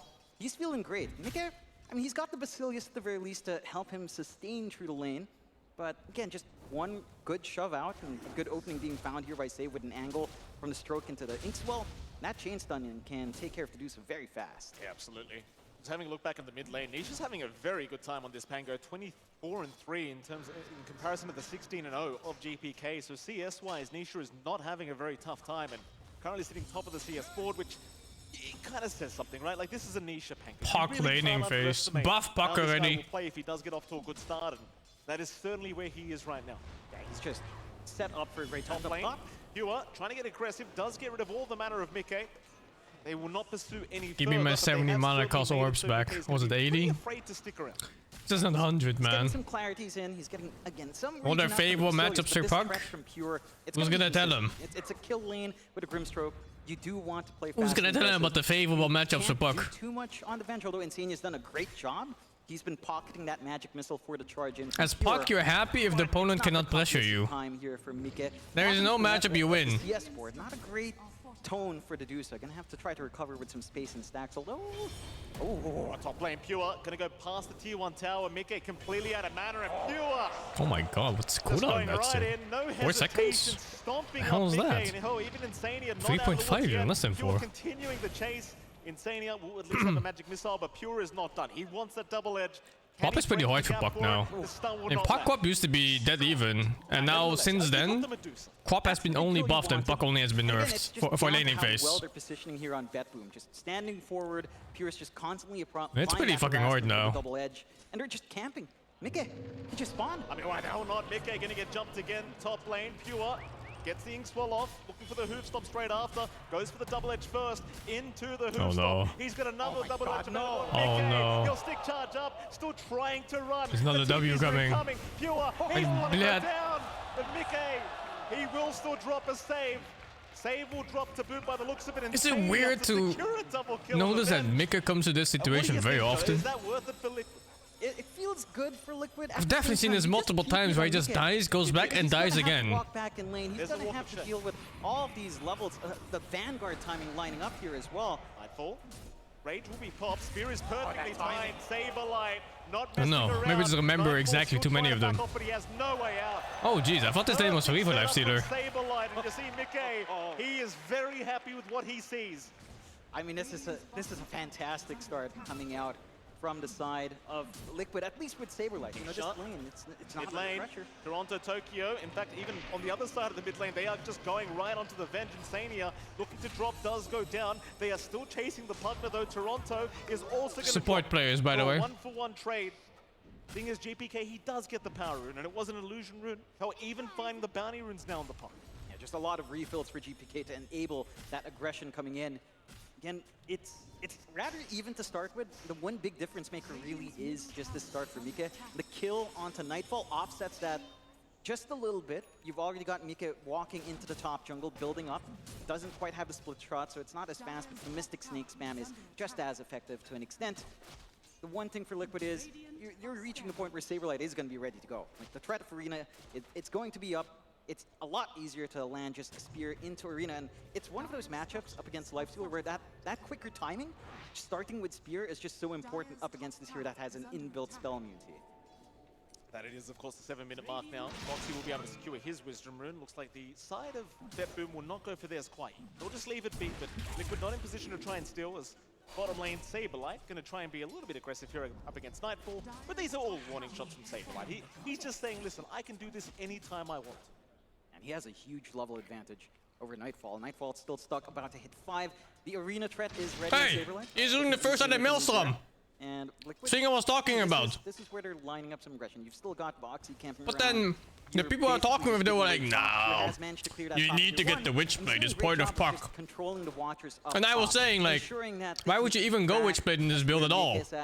And now this guy's fucking doing it, it's skipping the Witchblade. There is decent enough room coming out, but it is just Pure alone now. That's enough space for Mika to breed, at least, to farm. The thing is, Pure is just getting anything he could ask for as well. Like, he's second in net worth right now in the Centaur, and it is the thing. Like, Mickey might feel like he can farm, but Pure is much further ahead as mid lane. What a fucking noob buck. Jesus Christ, is he even playing the hero? Him up as Save now going to be chased. Tips out from Nisha. Save looks like he's not getting out either. Trying his absolute best to run. In fact, Toronto's going to move in to help out Save, but he cannot be saved. He will go as Insania to take another double kill. That's kind of unlucky. So fucking hell. Pangolier now. So much burst out of nowhere. All physical damage. You're amplifying it up with most of what Orb of Corrosion used to give you with Blightstone alone, and you can just rush into. I don't know what he was thinking there. For Nisha, his aggression. I guess he didn't see the support or something? Not sure. Onto Saberlight, they can buy even more space out for Mika. Pure, he's just camping up top farming. You're getting some room out to build up onto GPK as well. But there's no responses to the aggressions just yet from Liquid. Support griefing by putting away the one red keep away from the warp. The top This game is too CS mid for this. Vision down to keep track of Mika. It's not like they're invading and pressuring the Deuce anyway. She's still relatively safe. Fucking support players, man. At some point, they've got to rotate in. You know, make sure Mika just doesn't hit that critical mass on the. It's still a Deuce. You know, it's still a tough nut to crack at the later point in the game. Did he go casual Glove of Haste? Wait, does Glove of Haste, is that part of Maelstrom now? Pure is trying to move in with the slow of the Stroke of Fate, and now the Ink Swap and the stun will come out from Insania. In fact, now the rotations are coming. They would love It is. Oh yeah, I was about to say. It would be super weird if we went a casual Glove of Haste. Well, eventually, we'll have to drop. It's Pure. I mean, he kind of sticks around the area, but they are at a old build-up, was it? I don't remember that at all. I like that. How long was that ago? You identify that they've got to make something happen, Tom. They've got this steady start coming The up. fuck? I guess I never did buy Milsa much in older patches. It's hard to get that jump in. You aren't dragging GPK just yet for these side lane movements as well. So it's really just down to trying to run up and hoping that the stuns are available, which is, at this point, optimistic. Blink Dagger, only 200 gold away, and that should be the time it starts to line up a little bit easier for the side of BetBoom. Down mid. Nice pickup from JPK with the Invis Rune, but or rather Nisha, certainly showing off how much damage he has with that swashbuckle with the Diffusal Blade up. It's very scary. They lost almost half their HP from one swash. I mean, that's the timing now. You don't bother with Orb of Corrosion. That saved money, builds into this faster Diffusal. You do more damage for the shield crash. And we've seen this hero just do so much more early on. They are smoking around here on Liquid. Why the hell not? Trying to find that angle. They still want the Centaur Pure. Well, Pure read the movement incoming. Like, he just bought a blink up. So at the very least, he's got no gold to really lose here. But Pure, still going to go for a run. Spidey senses are tingling. The rotations it's funny enough this game to skip the Witchblade. Gotta say, there's a lot of physical damage. And Witchblade always fixes Puck's armor. Forget what I said, John. Not that tank. Doesn't feel that way at all. A nice kill to find. Good movement finally coming out with that smoke and buying some space out. Again, there's no attention being dragged onto the side lanes at very least for BetBoom, so you've got a free area for Nightfall to farm. But you're also, again, you're allowing Mike to play this arms race. This Dusa, after a slower start, it's eclipsed. I think the other build is better too. The Shivas one. It's just the matchup, the way it works. You know, you're going to be clearing caps faster on the Dusa. You're so much I think this game, I would have gone Witchblade into Blink, really into they will try to get some movement Sanj and Kaya into Shivas. Have this fresh blink up on Pure. That wasn't revealed with his death. Don't need Lincolns here, I guess, yeah. For Saberlight, that's a big boy. However, towards the mid lane, Toronto Tokyo has been jumped. Still, they try for Saberlight. They've got the Mars controlled up, and they will find him. Toronto still running, still buying space. Will drop eventually, but it is not the best trade for Liquid. BetBoom should be much happier with this. Certainly so. Great smoke coming out. Big kill on Saberlight, who again was left alone for a long time in the bot lane. GPK purges out. They know the orb is on cooldown there. He will be able to pounce away with the waning rift, and now with the dream. We should be buying Solar Crest or Red Blue. I think both supports can buy one each. Items busted. The Solar Crest, if you cast it on someone that already has it, does it refresh the health barrier? Because I think that health barrier mechanic is not balanced. It's worth the use. You're going to be sitting back and farming up more often than not. It does refresh, yeah. You should ban every support. Fuck, ban one off lane too. They need to maximize this blink timing. On the hunt, could try onto Saberlight again, but I ironically think you could just go like 3 Solar Crest in the team and it'd just be fine. And they've lost the forward vision, but they've got a really good idea while he's clearing out these creep waves. And battle mid too, you could go 5. I'm pretty sure you could do 5. He's going up the high ground. The jump is there. They've got the Medusa, and they've certainly got the damage. Mickey is fallen. Nightfall will be able to secure the killing, because that is an extremely scary combination to have to deal with. And it's just so much output, so much durability here as well for BetBoom team, having the Infest vehicle on that Centaur. It's a lot more HP than the side of Liquid can really try to rip apart to this moment, even with Nisha around, if he was even around. Liquid, they're looking around down bot, eyes on GPK, but the slippery puck can be a harder Feels target. bad to burn support because you don't get mana regen. Still waiting for his own blink timing to Your support. Fuck your mana regen. Just don't cast your damn spells. Trying to replicate some of that movement Until you need them. BetBoom has been getting done. Again, the good news for Liquid was Play your fucking support though. Stop farming my lanes. Offset it a little bit. You are equalizing now with Nightfall. His armlet's up. Once that Radiance is up, it's going to be a little bit painful for Liquid. You're not going to be too comfy sitting up front and just hitting on the Dusa and just trying to get that damage out. The vision game coming out from BetBoom is also really nice defensively. Just watching these areas they want to camp and build up. Liquid having a few forward wards by the Watcher down bot. Not something they're utilizing yet, but again, we saw them camping around the area. Just Pavis is so OP though, there's no way. Start making some plays. There's the blink up now. I wonder what they're buying even. Let me see. On the Mars whenever they want to try and use Oh, this guy has the no money build. And this guy has the no money build. This also... Yeah, Pavis! Here it is. And this guy also has the no money build. Nobody taking that bait quite yet. It seems as though it's rather obvious. So Nisha gonna group up with his team, it seems, and perhaps join the smoke. Where do you go though? Up towards the top lane perhaps. You are already leaving the area. But you've still got Nightfall around the corner on that lifesteal. That's the big target they really want. Cutting through the river. Save is in position to try and break the smoke first, but Boxy is going to wrap around by the seams of it towards the height. No, never mind. They're going to jump in. They found the Grim Stroke. A very nice It's so easy to do now. Save. Nightfall is going to be able to TP away. So I'd say overall BetBoom probably okay with that. Very okay with that. You don't lose anything. You see, Save? That's a lot of time. This is the ideal support. Group up so tightly. No items. Has a smoke in his inventory. Tank smokings for his carry. And his carry lives. This is your life as a support. So he's aiming to just get a lot of damage coming This is out peak here performance. and clear out these waves a lot better, of course. Get some farm going. I'm rather curious where he goes with the Maelstrom. He's going to go for something like the Gleipnir here. Light. Hold on. She finds a spear into the lifestealer, but Nightfall still going to be okay to just walk away. I mean, it was just Saberlight jumping in, kind of threatening him, maybe trying to get some D wards out here from BetBoomers. They are still chasing. Spear is back up. If they could catch Nightfall somehow with this, it would be such a great kill. Saberlight, though, not quite quick enough. Oh, I think he should have missed, didn't he? Still the swap out. Wasn't even raging time. Oh my god, Jesus, fuck! Oh boy, tips out from Saberlight. Oh, Nightfall, maybe just a little bit too confident. He had Infest. He had every moment to just take a creep, run away, and save himself. Maybe not expecting the backup. Again, there's no vision for BetBoom up around the top area. They did plant one in the river, but that was before that entire movement. Oh, Mike. Surround down at the bottom lane. This is the one target you really want if you're BetBoom. However, he does have Boxy behind him to help out. BetBoom, they seem to realize that they do have some very deep vision past the tier 1 tower. And with that, they'll see the rotation from the shadow. This is the part what I meant at the beginning with the draft difference. Understanding they have knocked Liquid sits back and does counterplays only. It's a little bit of time expended, but you're still happy. And BB has to come forward to deal with this shit. And they're not even doing it. The build-up you'd want Like, it's so easy to play for Liquid. Just kind of finish up. Once you have They don't that give a BKB fuck, up and dude. running on Pure, he's Like, not is the gonna puck gonna kill Dusa late game? There's no way. Ideally, you'd have that Radiance And Lifesteal's not touching her. There's no halos.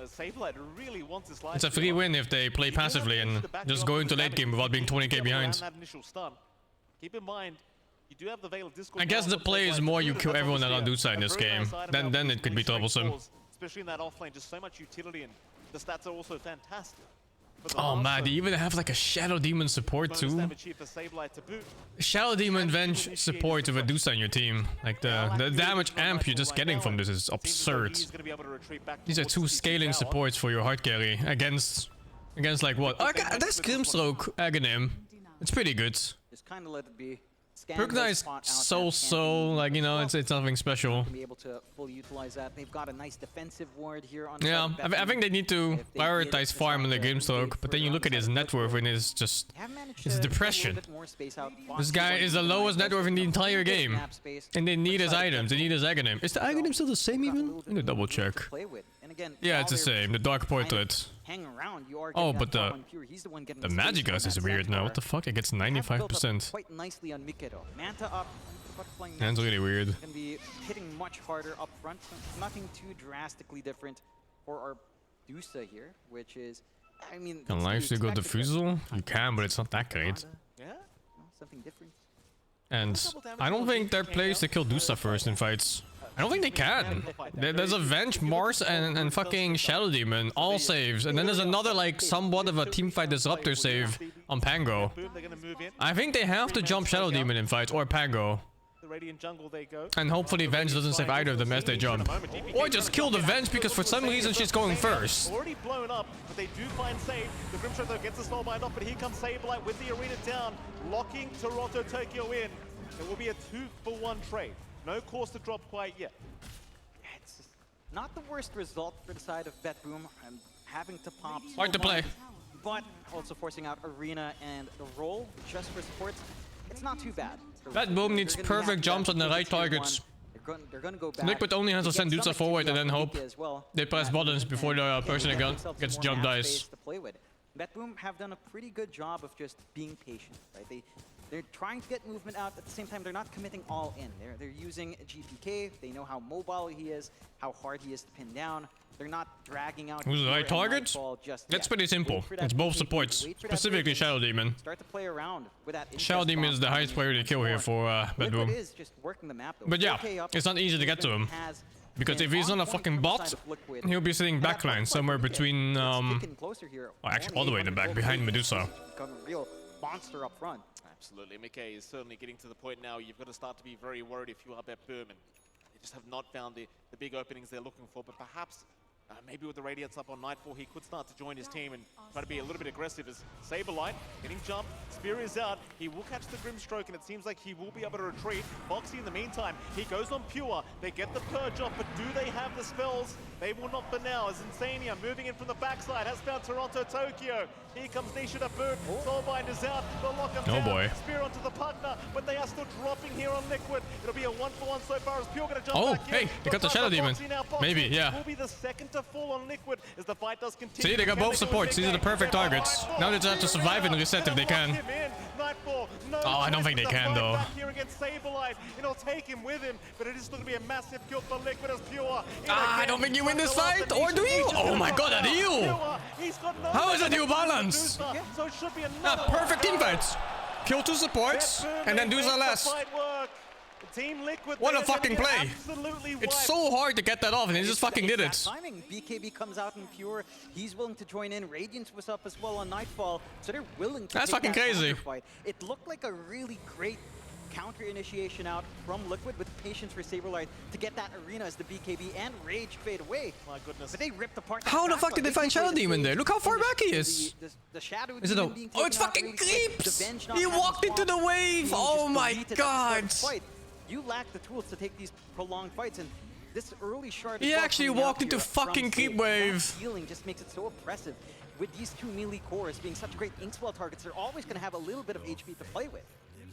It's a tough affair here for Liquid. Why can Pango roll that fight? It's a funny interaction with Grimstroke's ult. If Pango is ulting and he gets latched to someone else, the hero stops moving, even if he's rolling. Boom would go ahead and take another objective for themselves. Who gets the shards up? It's a hard counter to the hero. It's going to be Toronto Tokyo. Pretty good shard to get for free. But it's not always super easy to get off, because Grimstroke is a hero that sits far back. And Pango might find you before you get to cast properly. Yeah, it just kind of depends. Liquid, they had And Grimstroke is a very vulnerable hero in general. He didn't die that fight though. He got everything off twice. Set them back a bit. Like, you feel big with this Dusa already having the butterfly and the Manta. But it's not quite lining up. I like what Mika's trying though. He is going for the Eternal Shroud. So some of that theory crafting is kicking in. A little bit of that mana regen on hand. We'll see that The squid over there popping. What the fuck? That's what you were literally telling me before the game started. Is like this Eternal Shroud Medusa is going to be a big problem for any team that has to go up against it. And it's just a question now of whether Mika is going to get it at a nice timing. We shall see. It seems like both sides are going to sit back. Thinking of a change of Tormentor. I don't care too much about Tormentor. I don't like Tormentor as a mechanic. I think this mechanic is just such a... It's too forced and it's unnatural in the flow of Dota 2. And also I hate how far away it is from the map where you normally play. They remind me of Heroes of the Storm mechanics where they force you to be here, otherwise you just lose out on something. And I think Dota shines the best and the brightest when players figure out what the objectives truly are in the game. And Liquid still has this really good vision control down bot in that expanded jungle, but nothing too forward. That's why I also dislike Outpost and these fucking other shit mechanics like the Lotus and the Bounty runes and everything. And even the XP rune I don't like. I really feel they are too forceful in how they want players to play. This is a little bit of weird theory crafting. Yeah, I was having a conversation a while ago. If you did get into tier 5, that unwaverable, something condition for the Is Roshan the same? Somewhat, but I think Roshan is iconic enough not to be. But yeah, to an extent I also don't like Roshan that much. Nice cancel on the TP. Okay, to one. I think it's okay to have like one or two of these mechanics. Not this many. Now there's like Watchers, there's fucking Roshan, there's Tormentor, there's Bounty Rune. And before it was just Runes and Roshan. And Runes weren't even that strong back then. They were weaker and they were fewer of them. But definitely weaker. Like sometimes you just have like these runes that just destroy the entire game. Like you have like a fucking Storm Spirit of Arcane or something like that. Again, how durable this lineup is. 2 lives on the life square is going to be very hard to contend with. 2 lives in GPK if you wanted to play more up front on the puck. Also really hard to contest.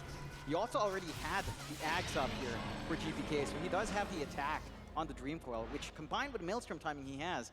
Is Battle Mechanic OP? I don't know. I've only seen it like once. I couldn't tell if it was good or not because they were already winning so hard. They certainly have.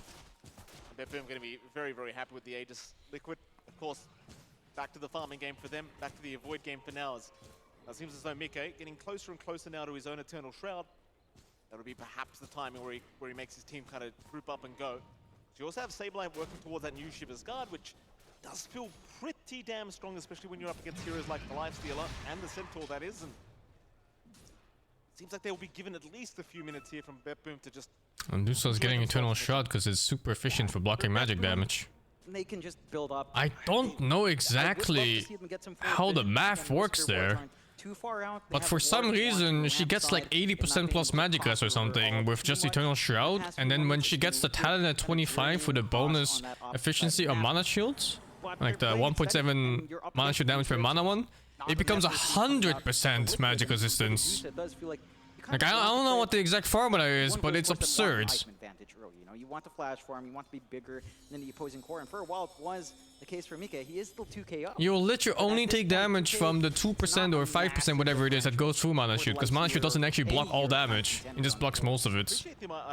Yeah, it's 98%, so 2% damage goes through. Having the support items available for his team. Bring up some slots here for Saberlighters. Math is hard, yeah, but I just don't know what formula they use for that. It's a weird one. He will be just fine. The Dream Core has been expended. And Liquid, you could think about a fight. And they will. 5-man smoke is up. Right towards the north, or do they go for the Radiant Triangle? Where do you want to go, Liquid? I also thought Magicus's didn't work for Mana Shield, but I guess it does work. I thought Mana Shield was always damage taken before reductions. I don't play the hero much, so I don't know. Very, very quick. So Liquid gets something for their trouble. Onto the top lane, they go looking for Toronto. It just works. But Toronto with the immediate TP out will be just fine. Not the biggest kill to find off the back of that smoke. But this is still Liquid playing the aggressor into the Aegis. They've got the confidence to force this fight after seeing GPK pop his teamfight control with the Dream Coil. And that could lead to an opportunity to just force in all of these waves, repair the lanes, keep playing. Is this from the Magic Constellation? I don't even know. Oh, that's a quick blink. God. Those are some fast hands. Oh, it's not the resist, it's the mana she gets. Really good timing. Oh, yeah, okay, that makes a lot more sense. I thought it was Magic Resist. Having a look at the Lion Stealer, but they will think better of it. He was right by the Oh, that's so fucked. I see how it works then, okay. That is completely I fucked. think you're going to be very happy with the fact that the initiation from BetBoom just leads to nothing. That it does, and again, you're Does she holding have on it to yet? Aegis here on BetBoom. Liquid And she has it. some successful movement out. BetBoom are just kind of stuck. They at Oh, least yeah, have I the see. So forward 20% of the magic on the top damage. jungle now. It goes to So mana that instead. would allow them to have a launching point and try So that to 20% is just more than the They're also damage he finishing takes. towards the So Silver it Edge becomes Dream 0. on Nightfall, which Yeah. Okay, man. with a little bit of the damage and just shortening some of these fights down for themselves here. But Liquid, again, they're in a really good spot. That's some funny shit. Still a lot of gold on the Dusa. It's not a massive. But it's only with the advantage on talent. Dusa anymore. It's already Still have super one good too, KO though, on without the BetBoom. talent. Game's fairly equal outside of just this Aegis. And BetBoom just haven't done much with it. It's down to 1 minute. There's some pressure here to get something done with a secondary life. Yeah, it seems like they'll try to focus on that tier 2 top 10. Yeah, I imagine an item like that would just break That is the matchups. one big positive, right? They just kind of abused Although, this I Aegis guess farming. most There was magic one damage was attempt, kind of but shit already against Dusa, but now it will be extremely Things are shit. getting rather scary in some sense. Like you look at GPK, he's got the Mjolnir plus the Ags up, so he can kind of be his own little carry there in the Dream Coil as well. And you can't underestimate how much damage that Mjolnir does now as well. It is a fair bit on the puck of all. Just cast things, 50 Lagunas? I think 50 Lagunas, you take 20% of her HP maybe. Now again, they are just I was spamming Lagunas for like a good minute or two. And I got her to like 75% HP, I think. He's about to expire in 30 seconds. They'll go for a smoke down towards the south of the map. See if they can find themselves a bit of a value play. Boxy's already left the area. Oh, pre-25. Yeah, pre-25, sure. Smart read coming out from Liquid, understanding that Is the Aegis puck about build to good? expire, they're gonna want to make a move. Yeah, I don't see why not. Rather unfortunate for BetBoom that some of these items aren't This was the lining build I up was with what theory this Aegis crafting is before. offering, right? Like, the I Ags mean, per it's se is pretty still much just about this without 600 Witchblade, right? gold away. Silver Edge, about 1,000 gold away. When you so go for the it Aghanim needs a little build. bit more time to cook up, and that's just allowing Liquid to play their game. If they've been keeping track of that clock, they should know.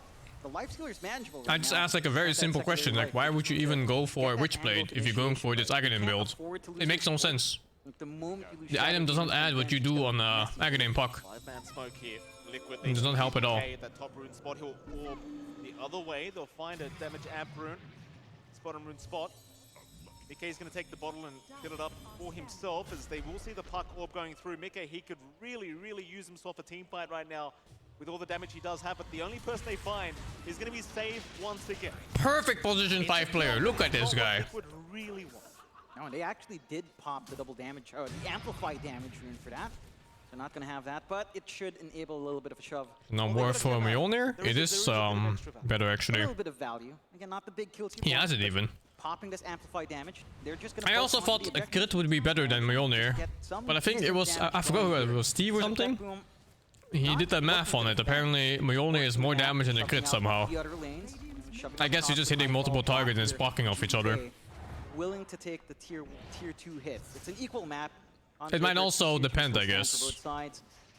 Because some heroes have more armor than others, so damage output is going to be different. And as this game scales on, it's a rather interesting head-to-head. Like, you are dealing with Medusa, you don't have the best way of bringing down her mana. At the same time, you've got a Puck trying to scale for right clicks with some damage coming out with the Dream Coil. You've got a Lifestealer who's going to start to do a lot of damage, and the Radiance is still a nuisance for a lot of these heroes, especially as it's a cool build. Fade, if any at all. The other build is more fun though. Like any caster Puck build that involves Octarine Core. What was he even making? Was that Octarine Core? I think I did see it. Oh, I can't see it from here, fuck. I saw a weird item here, and I think that was a Tiara. And then Soul Booster. But I wasn't sure. 2% win probability here for Bet Boom. It's only a 2% difference between these two, and that 2% may not matter. Saberlight gonna try and find Pure, will miss out. Spear was already committed, he had no other counter. Thank fuck they removed that double Voidstone recipe. That was the worst shit ever. Space away once more, Bet Boom and Liquid. So bad. Yeah, it's going to be an arms race. I'm a little bit surprised we don't have as much vision around the pits. It's not just IKEA mode. It's also like you play this game and then you just have like 900 gold not being used because it's part of your backpack. You can't walk on with 2 Voidstones at like 35 minutes or something, 25. And at least now maybe get to hold the Tiara for extra mana. It's nice. Got a lot of tools to play with. They want to go straight away into the Dyed Triangle. They'll get some vision down. They'll just control that area of the map. Liquid, they are hanging by the mid-tier 2 tower. Of course, they do not know about the Eggs on the Grim Strokes. They won't know about that Dark Portrait yet as Mickey is going to jump in. Pure. Oh, Sheldon even showing. Oh, he jumped to the Dusa instead. Oh, they don't want to fight this. Okay. Yeah, that makes sense. Looks like a pretty bad spot to fight. Is that Aghanim Grimstroke? No, it's cancelled. Meanwhile, Saberlight misses a spear onto the Lifestealer. They'll get a Soulbind onto 2. Pure is in pretty big danger. He is trapped between a rock and a hard place, but the BKB allows him to get away. Fucking hell. But nobody is dying in this team fight. Nobody's dying. They disrupted each other. It's kind of funny. Puck disrupted one team and Penguin disrupted the other. And again! Support does the best play possible. He dies for his team after casting all his spells. I mean, it happens. Purest of Ironies coming out here. A nice big engagement to break out, but the damage is just not enough. You get the Dark Portrait going. It's kind of just tickling at this moment, especially, and it does melt really fast if there's no one else to back it up. The movement out of that room. You are. Up is there, Nisha. They've got the Yules out. Saberlight, he gets the spear off. This will be a much, much bigger kill. Pure has the Ogre Steel Totem. Will try to jump at the arena. Oh no, oh no. Save a buddy syndrome. Nightfall, though, will be able to rage and just walk out of the arena as now GPK moves in. So does Toronto. But Toronto's no. Is in huge trouble. And he has got a bird. Oh, here we go, Team Liquid. There's no way the centaur walks up there. He just saw his teammate die in the fucking forest right next to it. And then he's like, I'm gonna farm this wave in front of them. I'm gonna do it. But the Pugna alone is not gonna be enough. Nikke just standing forward. He feels indestructible right now. He is so confident. With that Eternal Shroud, I don't know if you're gonna be able to melt his mana. It's so tough. It is so tough now if you are Bet Boom. You'll have to watch that mid-rack slowly just be chipped away. Pugna doesn't do much in this matchup. I don't know. Like, what the fuck do we do as Pugna? Oh, you can't hit the Dusa first, can you? There's no way. It has to be supports. Although Sheldon is kind of dying? No. We'll find the Grimstroke once again. Save is down. Now GPK, he got stunned for a moment. Can they get him a second time? Nisha, he's having a look around, but it seems as though they might no mana on Dusa. Nisha wants to I don't know if they can chase this though. Like the Puck maybe can chase this down. No, he's not gonna try. Did he go short on Puck? Oh, it doesn't show here, does it? Fuck. So, not all doom and gloom. They did manage to actually. Oh no, his build order. I think he should go short if he doesn't. If he didn't buy it. He did get it, nice. Let's see, does a Octarine Core yet? Oh, he went for crit instead of Octarine Core. I think that's a mistake. I think Octarine Core here is the better item. With a good Dark Portrait, again, it does feel, at this point, it's a lot easier for Liquid to play the games. Now, they can come in with a Rolling Thunder, they can storm in with the arena, whereas for Bet Boom, your big tool really is Dream Coil. You can maybe count the Hoof Stomp Blink with the Infest. It's just massively risky in comparison to what Liquid has. As long as their backline hugs so far back, you'll always have save. You'll always have disruption. Bursting these heroes on Liquid just Nice, they good pick this game? I don't know. Like it's all about Roshan now. 36 minutes I am not fond of Lifestealer in general, because I think Lifestealer is one of those heroes that puts you on the back foot just from being a Lifestealer. Like if you play Lifestealer and you're facing like any of these like TB or like Medusa or Void faces Voids, you just always have to play aggro. You have to be the one that takes the first step. You have to be attacking. It seems like they are maybe going to give it a crack. BetBoom, the ones trying to retreat. But yeah, if you have a good team to play aggro, then it's great. If you don't, you're just going to lose late game eventually. And playing like that is always very stressful. I mean, look at Liquid right now. They can just chill. They know they win eventually. Lose a Roche, who cares? Just chill. You don't have to take a shit fight here. They'll see Sableye for a moment, though Sableye does manage to blink away. BetBoom still so patient. See that? They don't need to take this fight. Their own vision, just wait for their own terms. them, but that is just not going to be the case. Now BetBoom is sitting there jerking off with fucking 5 heroes, doing nothing. Liquid actually rather fortunate that the side of BetBoom didn't choose to force the envelope out. Mika being very close to that ramp in a really delicate area. Taking away that Daedalus on the puck is actually massive. 2.5 minutes when you don't have that huge damage. It's a matter of style. Coming in yet. So like I personally just don't like it just because it forces you into a very aggressive position that you must take. They can drag down the Dusa low enough, but they need more damage. Like the moment they drop Mika low, they've still got the saves. You've got swap, you've got disruption. I don't think the puck should be going crit here. I think puck needs to disrupt the team fight really hard and find supports. You don't do that with a crit. Got to be so careful. You do that by having he does have a slight device up Nightfall. Holy shit, dude, the Mars is about to jump. He does that by getting an Octane core and then maybe a defensive item. Or in this case, you could even just go Shivas. It's super good. Not be so lucky this time around. However, because I don't even think the SD dies in the coil. Like, what does he have? What the fuck? What am I looking at? There's a lot of armor, I guess. Fucking hell.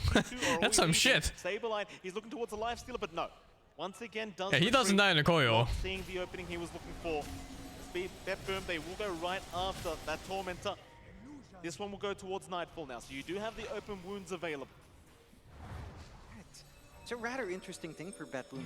With the Aegis, they're still forced to play very defensively. It's a bit odd to look at, but I understand it. Again, the network armor is a good stat this game. It's mainly just on the Dusa. Everyone else, you're feeling pretty good on side of BetBoom. They've got the Infest ready on GPK, a minute away from that Courier. If they wanted to be patient, honestly, they'll still have I think this whole game he had to play caster puck. He had to be disruptive and he had to look for supports in fights. And caster puck in this patch specifically is super good. Like the upgraded Witch Blade and the Aghanim, so not the Aghanim, the Shivas, they're stupid good. You just do so much damage just out of nowhere. Now feeling very, very uncomfortable against this Mars. Nightfall. Go back to farming. Looks like he is gonna it's also a matter of forcing spells. Like if you jump Shell Demon, you may not kill him, but you're gonna force a lot of shit spells being hey, Papi Chulo. Yeah. Yeah, you force a lot of shit spells being casted at the wrong times. Like if a Shadow Demon has to disrupt himself, it already feels so fucking bad as a Shadow Demon. Because he wants to cast it on either Lifestealer and keep him in the same spot, or he wants to cast it on Dusa or something like that, or someone else to save. Push. You've got to stop this. Fortify force down, but one more move in. That's going to be another lane open for the taking here. The least GPK is trying to creep skip, but does eventually TP back towards the bases. He does now have the Daedalus. That swap is out. Oh, Jesus. Now, actually, this could be really good. Because they see supports now. But I don't think they can get to them. And Lifestealer died twice. Wait, can you not rage that? Pure has been caught. Pure is down. Or did he die doing rage? Save will follow. 3 down for BetBoom. It seems as though they find GPK to boom, but here comes the buyback. Problem is they do not have the Lifestealer. Pure is going to jump in. He'll try to save this game as Sableye will go down. No buyback available. Oh, it was a Dusa ulti. GPK is dropping way What the fuck am I looking at? Mickey is hitting way too hard to save. May have okay, well, whatever. Chase is on. It seems as though I don't think it matters anymore. It's over. But the racks, nothing. A lifesteal does not outcarry a Medusa. Especially when the support duo is also worse for late game. To get away from the side of Liquid. It's funny actually how powerful Liquid supports are in this scenario. Both Venge and Shadow Demon just amplify Medusa so much. Stupid amounts. Like it's a base damage hero to begin with on Medusa, and then there's Venge all have minus armor, and then the illusions come out. Liquid, they play into the Aegis, and it's confidence. It's just perfect. Just starting with that swap, you're not safe. They understand their timings very well with their own draft. Even with the Aegis up on BetBoom, they knew they were the stronger team. Thing is, you do now. Perkna feels like a useless pick here because they're taking team fights in a game state they cannot win in. But I understand why they picked it, because Perkna lets them push early game if they do get to a position where they can actually push, which they didn't. And that makes them looking worse than it is. But yeah, let's say they did win early game and they did take more fights where they got better results. Then suddenly you have a +5 who's sieging your base. And it looks real dangerous. He'll try to turn and fight, but he will be forced to run. No, the disruption. Where it comes down to the playstyle again of carries. Medusa and Henry is so easy to play as a team. You just farm and hope the enemy carry is not better than your carry. That's it. And lifesteal is not better, so you just sit back. The Medusa. I mean, they had such a solid start coming in. They've got this really good timing coming out from GPK, having that full Ags up, trying to apply pressure. But I have to say, they did play into the slower game plan of Liquid. They rotated a couple of times onto Mickey on top, but it's not like the last game where we saw the Lekker 1-2 quarter 22. Reden in de clips, Vengo de Vrij. Vertrol zeker, Vengo is opgegift. Lasagna Rosta, Vengo de 4. Average Vengo de 54. I'm at Vengo de 5. How do you counter Medusa? I don't know. Medusa is a very strong hero, and I think an easy way to beat him, beat her, is by having heroes that can jump backline easily. And you just ignore Medusa and you kill everyone around her. So I think heroes that give you vision advantage like Night Stalker, and heroes that can jump far and wide like Puck and Storm and Ember, they're really good against her. Oh yeah, I mean Liquid on a good trajectory to perhaps get another rematch down the line. They get through here and then get through the lower bracket finals. The classic matchup that we've had for almost a full year. Medusa is one of those unique carries that's just super strong at fighting stuff head on, because she has like a stupid amount of effective HP.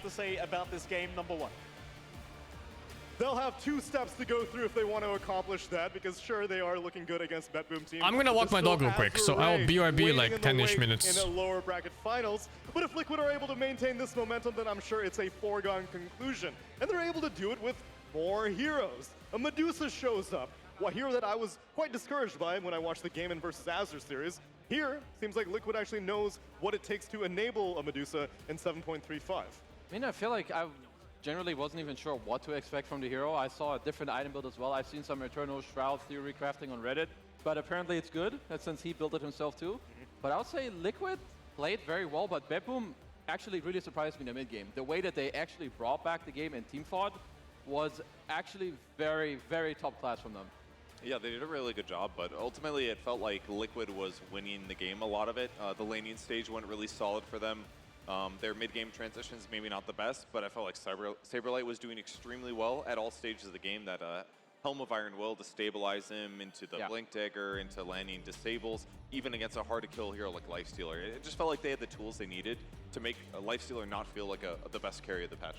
Yeah, I think what Kezu mentioned, the fight where BetBoom managed to take it when they were losing in the mid-game, I think that was a display of just how much they're capable of outplaying teams, but I definitely think their draft was weaker than Liquid's this game. I think Liquid not only responded to everything BetBoom did, but they also, with the Medusa last pick, really well-rounded draft of their own. It's such a good carry with the Venge plus Shadow Demon supports, and I think for BetBoom, like they may have done a little bit too much of their own thing that game, because especially the Lifestealer pick I wanted to highlight is it's not particularly good in lane versus Mars, because Mars is majority physical damage, and then you hadn't seen the carry matchup just yet, and you also hadn't seen the enemy mid. So I didn't really see where, I don't think Nightfall was set up for success that game. This is what we had described from the draft. We were saying that it seems like BetBoom are just kind of ramming in what they've been good at, which has worked for them for the majority of the tournament, whereas Liquid are taking a little bit of new pieces from the new patch. And in this one also, yeah, Saberlight on the Mars, the Medusa the main thing, and then Nisha on the Pango. I guess most of it is pretty typical, but just these little bits and pieces of 7.35 being injected in. Yeah, it's the fact that you can make a similar lineup work with 1 or 2 new heroes in a new patch. That's easier said than done. Like, you can't just do that on any team. And BetBoom still had good stuff going for them. Like on paper, they picked really strong heroes. The Grimstroke was arguably the best support 2 weeks ago. Pugna is still very solid and was annoying, but against the fact that Mars just beat so many heroes on the BetBoom team, I think was too catastrophic. Because whether it's like you wait for Rage to run out and you put down Arena, and now he can't escape, and it makes the Centaur not good. The fact that it limits the support duo as well. If you Arena either of those guys, they're definitely going to die. Just felt like the Mars was to me the key hero in this game. Everything else synergized really well too, but I think the Mars and Saberlight's performance was definitely the MVP of the game. I don't think I've seen such a dramatic hero damage difference. Team Liquid nearly doubling the amount of damage that BetBoom team did. Well, it's a Medusa. You're not technically doing damage. That's a fair point. That's a good point. Might be wrong, but. And I guess there's a good amount of heals on BetBoom. Right? There's some feats coming through, some Grim Shard healing people up, and Centaur, he has a heart. You know, there's some fake damage numbers here because they keep kind of healing through it. But Kezu, I thought that item was outdated. I asked you, am I going to see heart all the time? He lost. He's wrong. Shouldn't have built heart, idiot. Notice the Vanguard's still in his inventory. That means he's not disassembling it into the heart. And then he's also missing 300 HP from 2 patches ago. I think this kind of stuff. Yeah, you noticed that, Sonam? Yeah. I did notice that. Yeah. Eyes are peeled. The disassemblability. The word that they used was disassemblable. Disassemblable. Disassemblable. Yeah, just say it like it's normal word. Disassemble. Say it. Great job. Good job, Brian. Disassemblable. Okay, so then if we look forward, then we're hoping that BetBoom team at least step out of the box a little bit. For as good as they've been doing, they've won 4 games straight on the main stage. Now it's starting to look like they're maybe telegraphing things a little bit too much. You can't pick what you've been picking all group stage long and expect it to work at this stage of the tournament. Maybe Team Liquid kind of got them a little bit by opening up the heroes that they haven't had for a few games. I feel like them going to Pugna Grim so early on, Liquid fully abused it. The SD, Brian even called it in the draft already, it was a really damn good pick. The Mars as well, alongside with kind of the gameplay that Liquid showed us. I think BetBoom need to tweak that just at least a little bit for the next game, I think. I think they had limited initiation options that game. Puck can jump people, but he's more of like a solo kill them with the Ags type thing, and it didn't really feel like a huge threat for the majority of that game, honestly. If you can't get solo kills or get kills with a small amount of hero resources, it really limits like the map plays that you can make and like the pressure that you're putting on the game. And I just didn't feel like enough impact from the Puck that match, from my perspective. Yeah. Whenever you have a carry like Medusa, the most important thing is you don't die first on everybody else because she's just the last target the enemy team ever wants to go on because she's a Medusa. So I really love watching Liquid's itemization. Boxy with the triple Wraith Band and Pipe, guess the hero for that one. And then Nisha goes for the Wind Waker, a relatively early purchase of that item against the Puck Ags, pretty all-in combo coming out from BetBoom. So I really like the vision that Team Liquid had for that game, and I think it makes sense why it was such like a smooth transition from maybe 30 minutes onward. And the hero that may have built more traditionally for our 7.35 was Saberlight on the Mars for our Acer Predator head-to-head as he built a Shiva's, which I don't think 5 days ago, if you saw Shiva's this early in a Mars inventory, you'd be like, what is this dude smoking right now? Yeah, but now it's the Veil build-up. It was great in the lane. I think Kevin already touched on it earlier. It helped him to kind of maintain this laning stage against Nightfall, and overall, I think he had a banger performance. Like this, you get to see more and more of this the further you go down in the tournament. Now we only have a couple teams left. There were a lot of clutch plays. Like down bottom, they disrupt Nightfall, bait the spear, and get the Rage out, and then kill him after, alongside with getting a Hex later and just making very clean plays. Honestly, I think both teams played very well, but Saberlight, I said it before, this guy needs to be a stand-in forever. It's his magic sauce, all right. And the other really cool thing about Veil and Shiva's Guard in that game is that there isn't that much magic damage actually coming from the BetBoom side. So, and Puck's going for like damage items, Ags type stuff. So if he's getting 20 armor and his passive is reducing the physical damage he's taken from the front, in that bottom fight that you're referencing, he just sat there and tanked the Lifestealer for like 5 hits when he had 10% HP. That's like really good teamfight elongation that gives your team the chance to win the fight. I think Mars as an offlaner is one of the gets absolutely owned by Silver Edge, and so it's something that's hard to consider in a new patch, but I think Silver Edge was the most nerfed item out of every carry item in the game. Okay. No longer having a crit. It's basically the same item without a crit. Yeah. So it's significantly less DPS, which means that if Mars is bad against it, I feel like Nightfall felt like he still had to buy that Silver Edge, and it's just not as impactful as it used to be. So mentioning the extra armor on Shivas, little things like this, we keep saying, like They late matter. game, like you're suddenly not critting him when you go on him anymore. It's gonna make the difference. Excited to see how BetBoom then adapt this, because we have to go like way back in the archives. Are we giving like pure, maybe his Doom? Doom may be a little bit more trendy, although we haven't really seen him too much since post-patch. I think Doom is definitely playable, especially if Lesh will ever get through, which maybe right now it doesn't. But for BetBoom, I would start with the support duo. Okay. I think we mentioned it pretty nicely in the draft. Like that, maybe give a little more space between, like maybe take another core who won't get counted as easily. But then, a quick question that Liquid also started with their support duo. They started with Avenge Shadow Demon. I feel like the BetBoom support duo was just less flexible, like getting things done, because they didn't have the right core to play around. That's the issue. If there's like a Storm Spirit and he's being backed up by like Pugna and Grim, I'm pretty darn happy because you have that reach and that solo kill potential, and those supports are gonna make him better. But Puck is a little bit vulnerable. It's a little bit more disable heavy than damage right now, so maybe those pieces didn't quite fit together perfectly.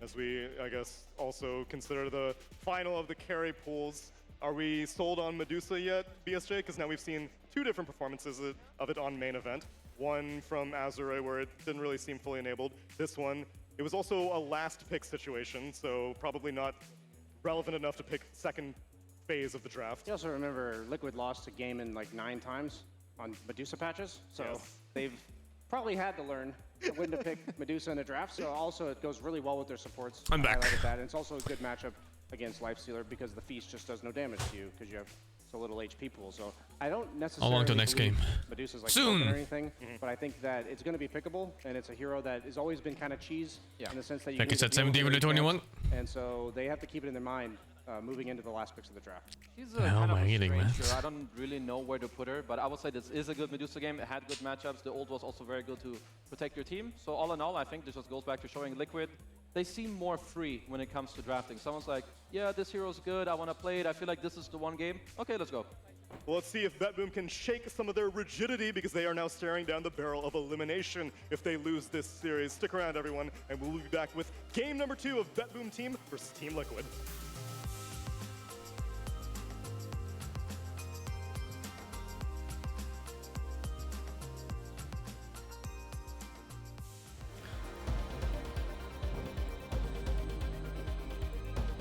I like the idea of Liquid's drafts. They keep things very simple.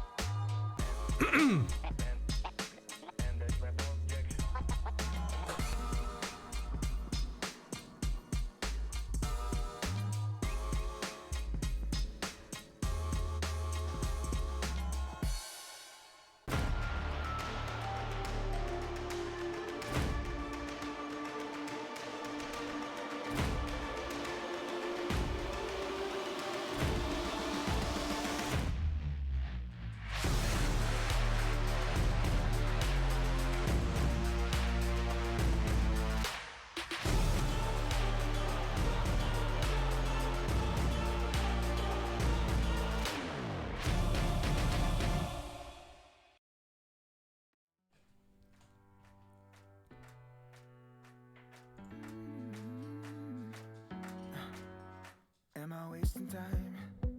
'Cause I'm already gone so long. Can you stay the night? 'Cause you're the thing I want. I know you're feeling different when you're stressed out, but even with no makeup you still stand out. 'Cause no one makes me feel the way you do now. Like you Peggy 18. Peg you 18. My taste runs to the unique, yes?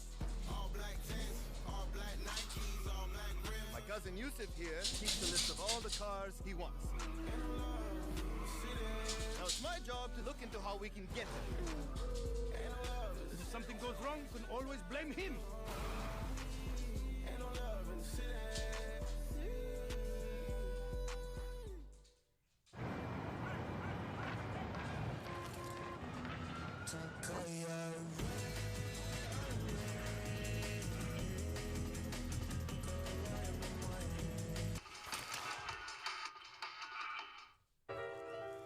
I'm glad you're gone. I'm glad you're gone. Thought I couldn't live without you, but I was wrong. I'm glad you're gone. Oei, het is je boy QC. En vandaag gaan we de simpele slaapkamer van Dylan omtoveren naar een KPN Next Level Game Room met natuurlijk supersnel glas. This is like Pimp My Ride, but for people's game rooms. Aflevering nu op het YouTube kanaal van KPN. But they didn't even show like the aftermath in the ad. O is voor ontzettend goedkoop. E is voor enorm goedkoop.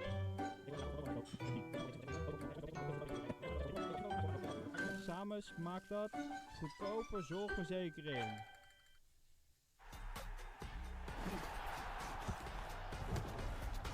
Translate what it said? It literally just said cheap health insurance, that's it. And then it spelled out like what each letter meant. It was like E for enormously cheap. And then it went E again for enormously cheap. So it sped up. Ik was redelijk recalcitrant, baldadig. Ik ben uiteindelijk een keer aangehouden samen met een vriend. Toen heb ik een nacht in de cel geslapen. Toen dacht ik, ja, waar ben ik eigenlijk mee bezig? Omarm deze feestdagen al je verschillende kanten. Met cadeaus van Zalando.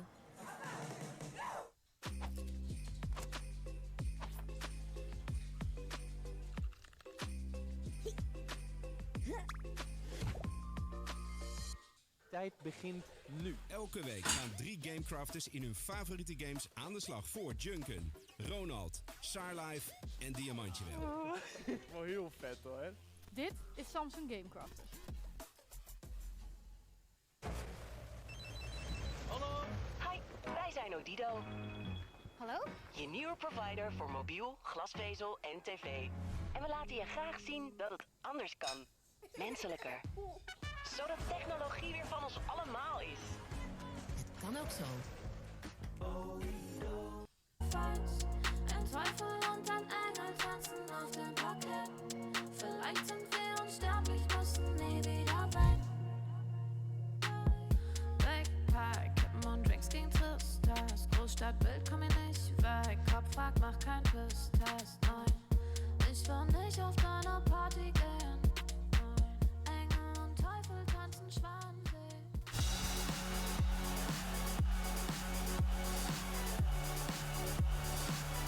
Come on, Bad Boom.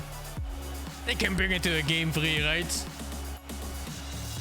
Come on. It's been a day of 2-0s here in MyTech Arena. Batboom started things off by 2-0ing G2 IG and eliminating them. And then Gaming Gladiators took Azure Ray to school with another 2-0. And it seems like Team Liquid are on track to make that happen this series. Unless if Batboom are able to stray away from comfort. Which we'll see they don't. I think it's an overlay bug. It's a rerun? This is from last game. Question mark? I think it's actually this one. Oh, really? Okay. Well. Uh-oh. All right, the runbacks are fun, though, because you got these amazing Dota mines, and they're like, okay, we're going to show you exactly what we think we should Oh, the Venge first pick again, dude. Oh my god. Well, so far nothing has changed. Everything is literally the exact Is same Venge that as good? the previous draft. Yeah. Venge is such a late game enabler. Will not pick Grim out of phase if they have the choice to do so. I feel like that is where they made their own draft harder. I would say that pick plus the Lifestealer. Why do they value we'll Pugna just see. first pick so much? I'm stupid, they'll pick Grim and make it work. No. But I feel like it is a little bit, it's very It's volatile. good for aggro plays, especially mid game, but really? That much? Thank you guys. It's true. You guys have any great points to make, Brian? That's all. Is it bad? I don't know about the Pugna. The Venge seems good. Yeah, Liquid stick with the same band. Vengeance problem is often early game, in laning phase specifically. Like the hero's not fantastic, you know, it's like average stats, average spells. But then like once you get into like mid and late game and the minus armor, the bonus damage and the swap like all come out, she just becomes like one of the best late game supports in the game. Maybe seems more appealing. I mean, it will definitely make it better if they were to go for it. So it's at least like one way of covering your bases. I mean, if it basically would make Grim a lot better offensively because you just actually get to play around his best spell with the Ink Swell. But it was still really effective. The most underrated skill, the second one, Disseminate, just amplifying damage effectively that you're doing. There's so many tanky heroes on the enemy squad. Makes your carry better. You get the save. So yeah, the SD was really, really powerful last game, but they're gonna run it back. What am I looking at? I don't think it's a mistake. I think the Shadow Demon like completely shit on this. I hope they at least go for a different core matchup if it ends up being Medusa again. Yeah, and the Pugna too, of course, though, with the decrep. So can we get replacement dispels? Can we get an Oracle or something? Can we get an Enchantress? I think that's too, like, obviously the dispel. At least that won't be SD this time. I don't think it's like as straightforward of a counter with other heroes. I think if you want this Liquid, you could go. I think at least you want a backline jump and like to deal with the two supports, because we see already it's like screaming. You need to deal with these two heroes. Like I could see Mars plus Dark Willow. You don't necessarily have to get a purge from your support, but I think getting added benefits of team fighting and damage, I think would work a lot. Or just like overall team fight. But Phoenix would have been my go-to. He's banned. I think Dark Willow, maybe Snapfire is kind of one of the next go-tos. More damage in the arena against the crap as well. You know what they can't do anything about with these two supports? Is a magic immune guy draining you. Boxy Lion. Oh, baby! Sorry. You called it, Brian. The Lion shows up, and he will be a magic immune guy draining, but can he jump the backlines? No, but whose suck is stronger? That's all I care about. If they suck each They have other. such a strong late game combo for supports already on Liquids. The Pugnas isn't very good, because he's They're way better than Bed Booms. It's not going to do it. Bed Booms might become better depending on I don't think. Actually, you probably. if there's a Dark Portrait target or not. Pugna, but Pugna's sucking somebody else, then Pugna's going to remain full HP while doing damage. So in that case, Pugna's winning. Great point. Neil, what do you think? But the laning phase looks weak on Liquids. Let's see. I don't know. Lion Venge supports. Centaur and the Kind of feels like shit. Picking up last draft at this stage. I mean, Liquid's disables right now with these first three are like amazing. Tons of BKB.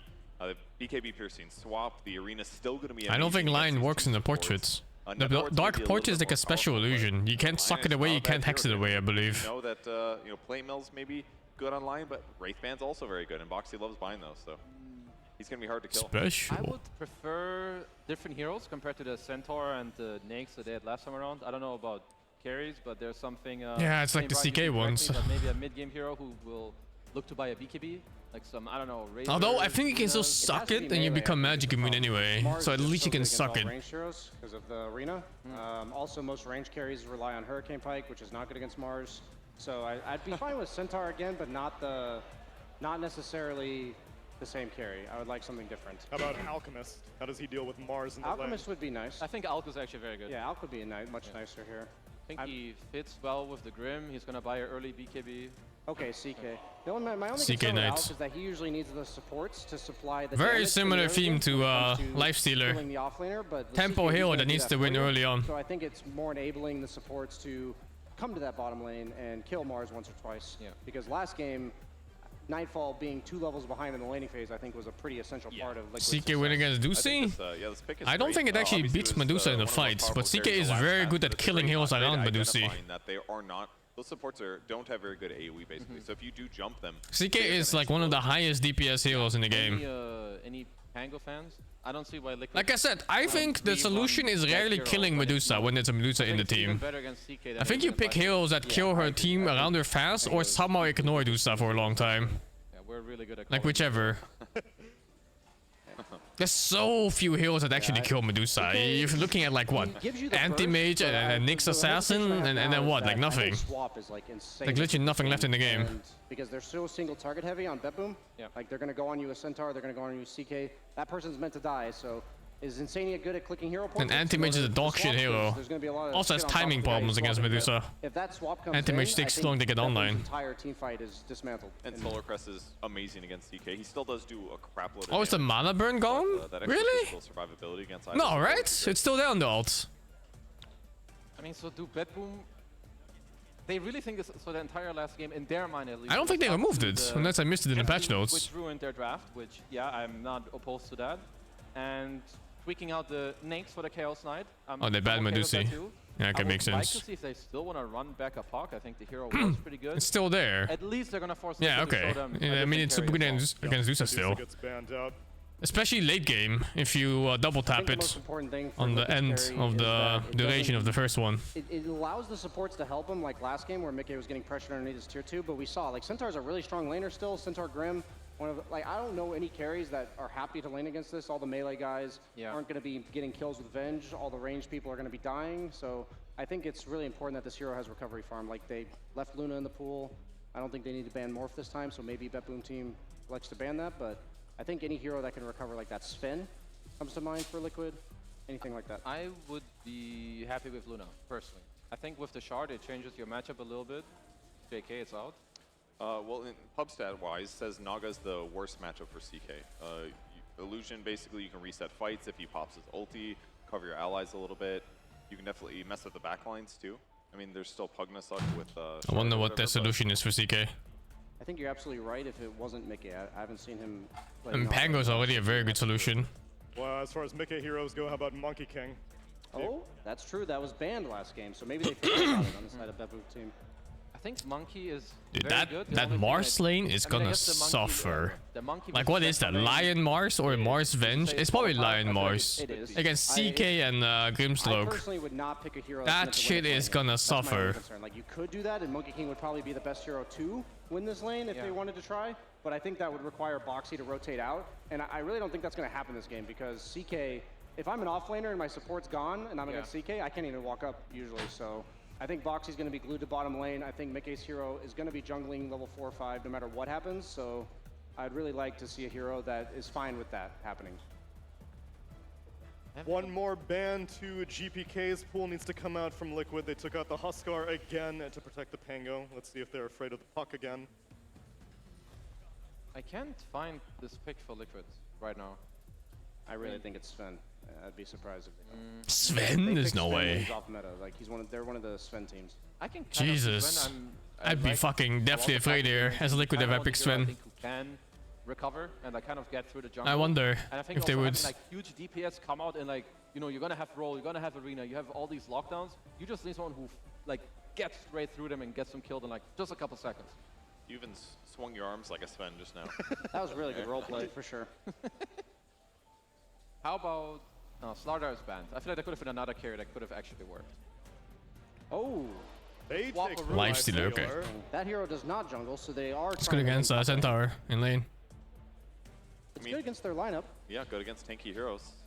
He gets the rage off, doesn't have to worry about the. Not sure if it actually beats a CK in the fight. Cooks in the kitchen on Liquid. Is this a Matu? You know. It'll be very farm dependent. In real quick. Just pick your Puck, dude. Come on. He does have a lot of help. Against Lion, though, I don't know if they'll pick it against Lion. I think CK is not Lifestealer's problem this game. Maybe he just kills people and hopefully his team doesn't feed in the same time. What's the biggest issue for them to solve? Oh, Monkey mid. Okay, I was thinking of a hero that dominates Pango. That did not come to mind. Oh, that's so cheesy, man. Fuck. It gives you some follow-up. That is just fine. What a fucking cheese pick. Maybe the Venge is. Nisha's crying right now. But I also think it's countered by Venge. Like, you can swap the Monkey King out of the arena, so. When you fight a powerful circle, it's important to bring a powerful circle of your own. So that's one advantage. They can't even swap lanes or anything because they have triple melee cores. You're a good initiation with Inkswell on top of him, or he can potentially just start blowing up supports themselves. So I think it gives him some cool options. At least what I like a lot is that both teams have like very strong of these. Does Monkey wreck Pango that much? Like the two supports are gonna. It's not nice to play. Monkey kind of just destroys all melee matchups, so the only CS Nisha's gonna get right now is gonna be the ones he spends his mana for. But these early mid fights around the mid lane, they will, I think, decide how the entire first 20 minutes will go. I do believe Liquid might. It is not a playable lane by any means. That's my only concern. Unless, of course, GPK fucks up, but he's like a rank 2 player or some shit. There's no way. What if it is more even? He probably does this in his pops like a disgusting counter picker would. What's making the Mars' lane this much worse this time? Is it because he's against a CK? Yeah, or it's one of Mars' worst lane matchups, CK.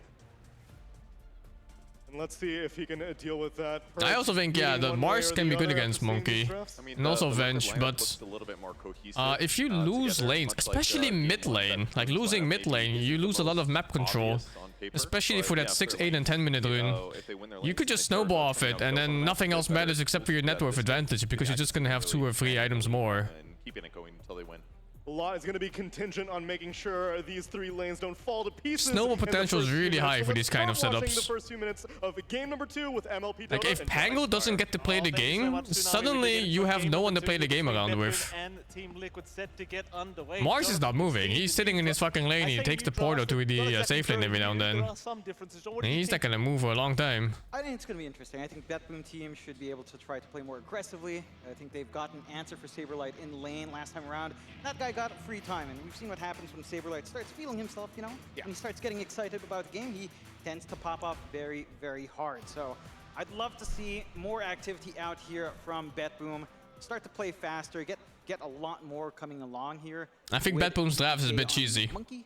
It's going to be an interesting matchup up against the Pango. I think that is a lane that is fairly manageable for Monkey. At the same time, Pangolier doesn't care about it too much. And again, all of his output being physical now, Blightstone timing in lane just feels pretty rough. Although at the least, the Monkey King does have decent enough starting armor that you're not going to be completely shoved away. And again, you can kind of play with your melee range in this matchup at least. Yeah, absolutely. You're glad to see that the hero puddle has increased as well for GP.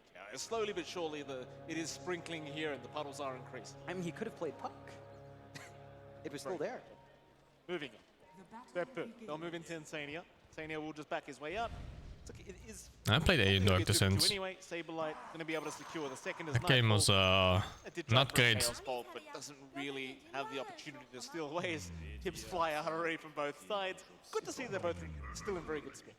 Yeah, you know, Saberlight just getting God's Rebuke off, gets tips, it's fine, you know. He's a very chill guy, maybe trying to get into their heads, but I don't think he's going to mind too much. Whilst we do take a look at that mid lane. GPK on that Monkey King, Nisha on the Pangolier once more. And this lane can get pretty nice for GPK if he does decide to push it a lot more. Play around with the Jingu, start to harass out Nisha. It is still not a bad lane for Pango, though. Again, this is something with the Pangolier that... It's not a bad lane for Pango? This hero just never sucks at I think it's fucking... I think it's fucking... Always good to see. The hell? GPK should have a pretty big advantage here in the mid lane, but we shall see. Because Nisha, well, last game around versus the Puck, he obviously had a very good time. I think it's so bad that Monkey is gonna have 50 CS when Pango has 25. Still, top lane.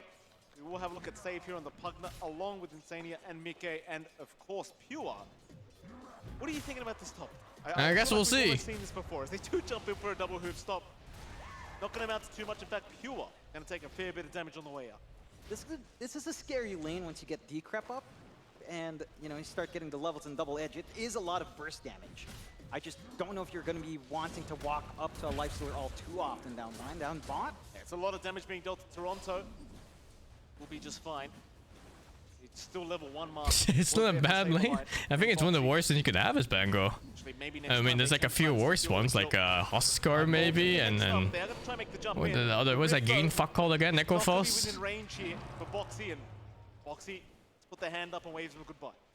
Yeah, maybe a bit optimistic, really quick onto the Hex there for Boxy. Of course, that forces... Yeah, not a bad lane, 9-5 versus 3-0. You're not going to be able to trade... It's not that bad, guys. That sustainable mana. Maybe a 1-1-1 build corrects, but then your damage output with Earth Spike doesn't feel as great. So that's a little bit of a win for BetBoom there. On top lane, Mickey. That is a lot of damage being dealt towards Jesus. the Oh my god, how is that enough? Once again, able to secure first blood at the top lane. Sets a good tone. BetBoom just playing with that outstanding amount of magic damage they do have on hand. Lifestealer, sure you have Rage, you don't want to level it in lane so early. It doesn't do nearly enough for you in comparison to your passives and just farming up. And mind you, this is saved without Decrep. That's just the Nether Ward being dropped to prevent the spell spam. Once you amplify the damage, things go southbound very fast for any sort of matchup there. The burst damage is just insane, and that's going to lead to that faster Ring of Health timing as well. I don't know how he thought this was not a bad lane. So he's going to hit that same point. I have no idea how he could ever think that. Some space for save to start. Anybody that's played against Monkey King with like any normal melee, they know. It's one of those things you just know. You play Pango against Huskar and you go like, it's not that bad. Sure, dude. You play against Monkey, it's not that bad, you know? Sure thing, man. From these side lanes. No kills coming out after that initial one we did see. Looks like Nisha mid lane also getting quite low himself in the Pango, but that was to be expected considering you are up against the Monkey King as a Pango. The GPK really trying to abuse this matchup quite a lot, and Anisha's only at 7 CS compared to the 20 and 10 of GPK. I'm not sure if I was quite expecting time for to see this stacks. one-sided, No? Oh, lucky. the hero matchup is certainly not very favorable for Nisha. No, certainly not. And you're getting the most out of it for GPK. He's got a really stable hold on the mid. He's going to have really good water rune control as well. With the supports tied into their side lanes, I mean, you're going to have a good time. The Monkey's just going to be able to deny off one or grab one away. At least Nisha, Pango is not a bad hero against Monkey in the game itself. If he somehow doesn't get completely obliterated in this lane. And Monkey actually kind of struggles before BKB comes out. And just not being able to leave this life stealer alone. The mid lane matchup for GPK will just constantly snowball further and further away. Top lane, chases on again. Pure trying to get aggressive. Save, trying to get within range to help out. Pure not going to actually throw out the hoof stomp though. Let's decide better of it instead. Still chasing down Mike. Perhaps that's why he I thought that lane rolled was out. good for him. Let's see if he had a chance at the life for his bottom lane. Nightfall going to get away, but however, Toronto, Tokyo barely going to survive. We'll make it out, but my god, this bottom lane getting a little bit scary here for Beppu. They're both trading really hard. Saberlight isn't the healthiest here as well, and doesn't quite have the mana to try to clear out. It does feel maybe a little bit more sustainable for Nightfall. Just Still haven't gotten used to that Centaur can just cancel a move at the same time. It's so weird to me. A little bit off the mark there with the hoof stomp, but he is making it just as hard for Mike here at this top lane. Like they both off lanes are making it as challenging as humanly possible here for the carries, and at the very least the Lifestealer is still having a much better time. Feels good, man. Pango lead the lane tourist. No, it doesn't. It's important for the Lifestealer to have a little bit one CS, oh, feels good. You always have this fallback Two? here for No, Nightfall. still Play one. Jungle, play with Phantasm. No pressure to get too much out from lane. You can always recover quite fast on the CK. A rather static A deny. No one's able to really rotate. You're stuck in your side lanes, which it does feel at level 6. marginally better here for the side. He needs to rotate with it. He can't stay on this lane. Like this it's not worth it. I think did someone stack jungle for him? I hope someone did. He might have stacked his own medium camp up there. You've got the option for the Echo Saber down line. GPK has a lot of room to start playing once he gets some of these initial items up. He can just rotate. He's close to. Is he close to 6? He's 5 there just now, but no. Oh, saved. Literally saved. Still GPK. He's trying to get some damage off into Insane here with a nice boundless. Look at support players, man. Look at support players right now. GPK still establishing dominance here in the mid lane against Nisha. Just You think he'll fucking recover somehow? That's because that is good instinct. It's because Monkey King overall is bad against Pango in the game. But often the matchup comes from a carry Monkey King. So the Pango is like irrelevant in laning phase against it. But in this case, he might not be able to get to play properly since he's getting fucking anal sexed here. Run away a little bit, disengage better from GPK, but again, you're having a great time in Monkey. No pressure there, even with supports. You freed up the side lanes for just a moment for Betboom. Allows them to farm up even further. I mean, Pure, Vanguard already up. He has nothing to be scared of. He can just always run up to Mika and trade back with a double edge, and he doesn't care. Absolutely. That's a kill on mid, I think. With the 6 on Pango here. Mid lane, GPK will get jumped. Nisha, he's got Is it enough? I'm not sure if that's enough. There can be TPs coming by the T1 tower, but they don't have the damage anyway. They really don't. Wait, is he just going on him? 1v2? Pango ult is still rolling? Hello? Nisha will be able to help. He's just fighting. Now the balance does come out. What the fuck? But they are having so much trouble dealing with the Monkey King. It's just too much. The output's not quite there in the Pango. That diffusal timing's not there. You don't even have that Lightstone. BK may get pincered in. Toronto, Tokyo is also around the top lane, so they want to dive the tier 1 tower. Rage is out and down. The double earth spike. Boxy, he saves the day as Mickey's going to be able to get out. Pure the one to go down. Perfect earth spike here from the Lion. That was just set up for them. They had such a perfect start as well.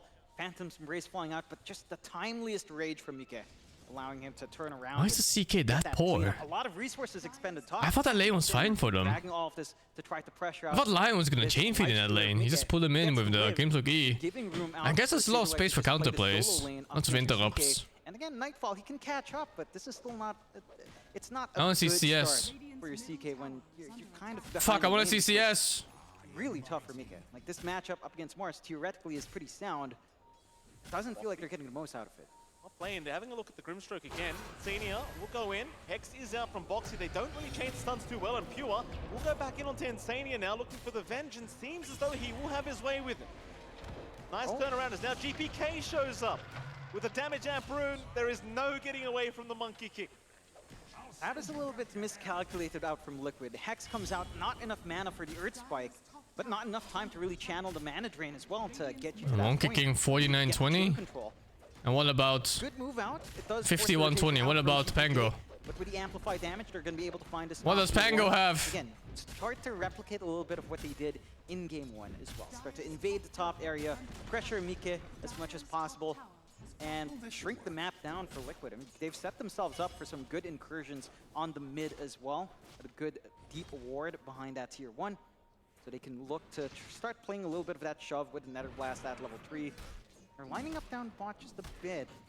They do have the control with Boxy if they wanted to try on the Night. Now going to give it a crack. They'll jump in onto the Mars, but the Earth Spike again from Boxy. Going to save. It's Nightfall. Maybe going a little bit too far because now Insania has rotated in the arena. Is perfect from Saberlight. Right on the edge. This CK. And they pick up the kill onto Nightfall. Oh, this CK might be the difference for the game. Rotations out from the supports of Liquid. Actually, he's as poor as a lifestealer is. Everywhere at the right time. Coming in with a saving stun, preventing that 40 CS on Pango now. I wonder what he had before. No like Phantasm 8ish. flying out. No attempt at the play here from Nightfall to dodge out, just knowing that he'd rather probably just reset, go back to farm, and just try to catch up. The network just isn't there for that safe lane. This time he might be too far, but Insania is there to back him up if necessary, and Bedboom not feeling safe, so Nisha, he wants to go after GPK, trying to secure the power rune. Almost out of save, will deny it off, but Nisha may just try to take his life. Meanwhile, Saberlight shows up onto the Grimstroke now, still trying to chip away at Toronto and GPK. In they go, again onto Toronto. Nobody's down yet though. Whoa, jumping the line instead. But they are trying to go move onto the line as they do lose save to boot. Boxy, he does finally go down. The issue is they cannot deal with the Monkey King, though maybe they can. They? The turnaround They have so much time. GPK, he's still alone. In comes the CK. Nightfall's around to try and help out. But I'm here to help. He's dropping a little bit too low. He needs to be faster. GPK, wait. He's gonna turn back around and save him. No! He killed him before he could get stacks! I think the CK griefed him a little bit. I think if he got the 4th hit off for the stack, his 5th hit would have life stolen and then he lives. Nightfall may have gone too far. I think he griefed him there a little bit. Swashbuckle away, Nightfall. No. Oh, he's into the tier 1 tower. Do they have the disables from Boxy? Yes, they Unlucky. do. The finger round. Oh, Boxy flips him off on the way. Oh my, Bedboom trying And he's to also griefing right now. Liquid, but it's just not possible at the moment, it seems. That fight drags on for so long. 4 for 2 in the trade. As the TP in comes from Boxy, again, always at the right place at the right time. TP's in, Nisha drops the bottle to be refilled as well. So if need be, if that fight even went sideways for a moment, he'd have a little bit of mana to play with, a little bit of HP to balance out. They don't even need it. Liquid are just finding all of these advantages for themselves lining up. And Bedboom, I do appreciate that they are trying to take this aggressive stance, right? Like last game, it felt like they started to idle around the 10-minute mark. They are still keeping that aggression going here. They've got that blink. They can find at least Insania. Yeah, now it feels bad for Monkey. I mean, it's not his fault though. Monkey did what he was supposed to do. He stomped his lane. This game has a lot of trouble with that bot lane. That bot lane just went so bad. I thought that CK would win the lane. Instead it just went the other way even. Not even like even lane or a bad luck lane. GPK, he'll oblige, but here comes Boxy with the Earth Spike out. Now look at that, his aggression's insane. Also, alright, how much? Wait, what the fuck did he soulbind? Did he soulbind illusions? What the fuck did he soulbind? Trapped up, but where's the damage? The Decrepify, it's going to keep the Centro alive as they'll move in onto the Grimstroke and Toronto. He's the one to go down. They will at least get Pure out of it. They could have lost so much more on the side of Bedboom. Again, they've got this good understanding of their timing. They've got this blink and Pure. They feel the need to start playing around, using the vision that GPK can provide, along with the Inkswell combos you have on the Monkey and the Scent. But it's constantly focusing on the mid where Liquid have the numbers anyway. They're not able to rotate let's see. outside that Let me see. area. What does he fucking Grimstroke ulti? Because I think it was the illusions, but that would not be a logical choice. The moment the Like jump in, here? it's just, you can't get anything out. And Yeah, he the fucking... forced out Wukong, What? The Tokyo is griefing the game. Quicker, they have to connect as a unit to get this combination off. It's a pretty tough affair here for BetBoom, just never able to find the positive end of these trades. We are going to see another 3-man smoke now from Liquid. Arena is down, but they won't seem to mind. They just still have the setup for the spear. Everyone going to leave the top area here from BetBoom, head down towards the south instead. If you are Liquid, you do have the opportunity to go through the twin gate, of course, and go to the opposite side of the map, but it seems as though Liquid, they're going to fight over this 14-minute wisdom room perhaps. See if they can find an easy support kill. BetBoom, they have not sent anyone over. Instead, they're going to try and head over to the opposite side and find the opposing wisdom room. But Boxy's setting up. That's a nice ward. They've got plenty of vision. Here come the TPs. It's a trap. Liquid. What the fuck? They set it perfectly. That was a ward. In so much trouble is now the arena. It comes out. Saberlight. He blocks the exit. He has blocked the exit. Pure They has predicted the fucking rune steal play. He's gone. Oh, no. What a trap set up by Boxy. I'll tell you, John, this Lion, he knows what he's doing. This is just god-tier gameplay coming out from Boxy. The vision set up, the fact that they ran down, they didn't see anyone. So Boxy got that idea, the coordination of Liquid to make that play across the map. Because they got the read, no one's down bot. Oh, it's perfect. They're just gonna find it. And the immediate just hex out onto the centaur, ensuring there was no stun to fly in. I love the teamwork. They save, like, he just blocks the way. Takes the easier kill, but knows that Pure just cannot escape this situation. And they end up with everything. They get the wisdom rune on both sides. They get the kills they want. He's face palming. He's like, not like this. It's a tough time for BetBoom. How could this happen to me? Shrinking, the aggression's lining up from Liquid. They do keep going for these movements. Another smoke out. Like, they've got this really good idea. Again, they've got this control. They've got this damage. They just need to find the right targets. I mean, they're going to group up again. BetBoom, they are not looking to retreat. They see Nisha on the Pango, but Nisha has Insania right around the corner with the swap available. He could move in for the Pango. Nisha's still alive. Swap out from Insania will save the day. Soulbind, but it's only Insania that's been caught, and they still haven't got He's the doing kill. what support players should do. Die for your fucking course. Do it now. Your life is worth a sixth of a mid player's and a seventh of a carry's. They're always in position. I love this read from Liquid. Insania's not leaving Nisha alone at all. They're using him almost like bait, dragging his attention in there, dragging the attention BetBoom onto him and just saving him in the end. Wasting time, allowing space to just farm up. For Saberlight, for Mika. Mika's been left untouched in this life stealer. You know, he hasn't joined in. He's got the Maelstrom. He's not going for the Radiance this game, which is appreciated, even though it would be effective to an extent with a CK. Top lane, BetBoom is still trying to find a target, and Mike, he is the big one. They'll jump in with the range. Bro! Giving no What is he fucking? Wanted to go for the 1v3 fight, and it's BetBoom that run. They do not want it. Oh man. The play there is to pop the fucking stun the moment he blinks in so he cannot react, and then you follow up with the stomp. Someone fucking griefed. Uh-oh! Boxy catches him again, flips him off. Blink is up down the line, and GPK after the start he had in this game.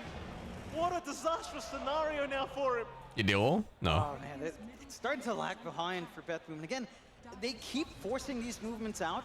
They don't really have forward wards. At this point, you take a smoke and just plant a ward somewhere. Go beyond, go into, they've got the triangle, they've got the top. What went wrong for BetBoom? I think it still comes down to that bottom lane. On the side of BetBoom. That Mars should not have gotten that much. They know that this lineup is just looking to play with. They were doing really well, mid and top. GPK. Like you're getting decent space out for your CK. He's got Midas. He's going into the BKB. Lane. Zania was looking for a swap. Not gonna quite find it. Hill was able to get away. It's so tough again. Like you had this perfect start on GPK. You tell your team, listen, guys, we can go. I am the strongest hero on the CK isn't that behind? Are you looking at it wrongly? He's been fucking AFK farming for the last 2 minutes, or last 5 minutes just to catch up. That means you have no CK for 5 minutes of your game. There's just no chance. Tips in from Mickey. Toronto. Well, at least he's been offered a cheers here as Toronto's gonna go. I'm actually not sure how that lane goes though. Like Lion, Mars versus Grimstroke plus CK. I thought CK Grimstroke would just fucking stomp that, and Lion can even show in the lane. Yeah, and you do it with style with the Earth Spike, not even the finger. You know, I've seen that a couple of times.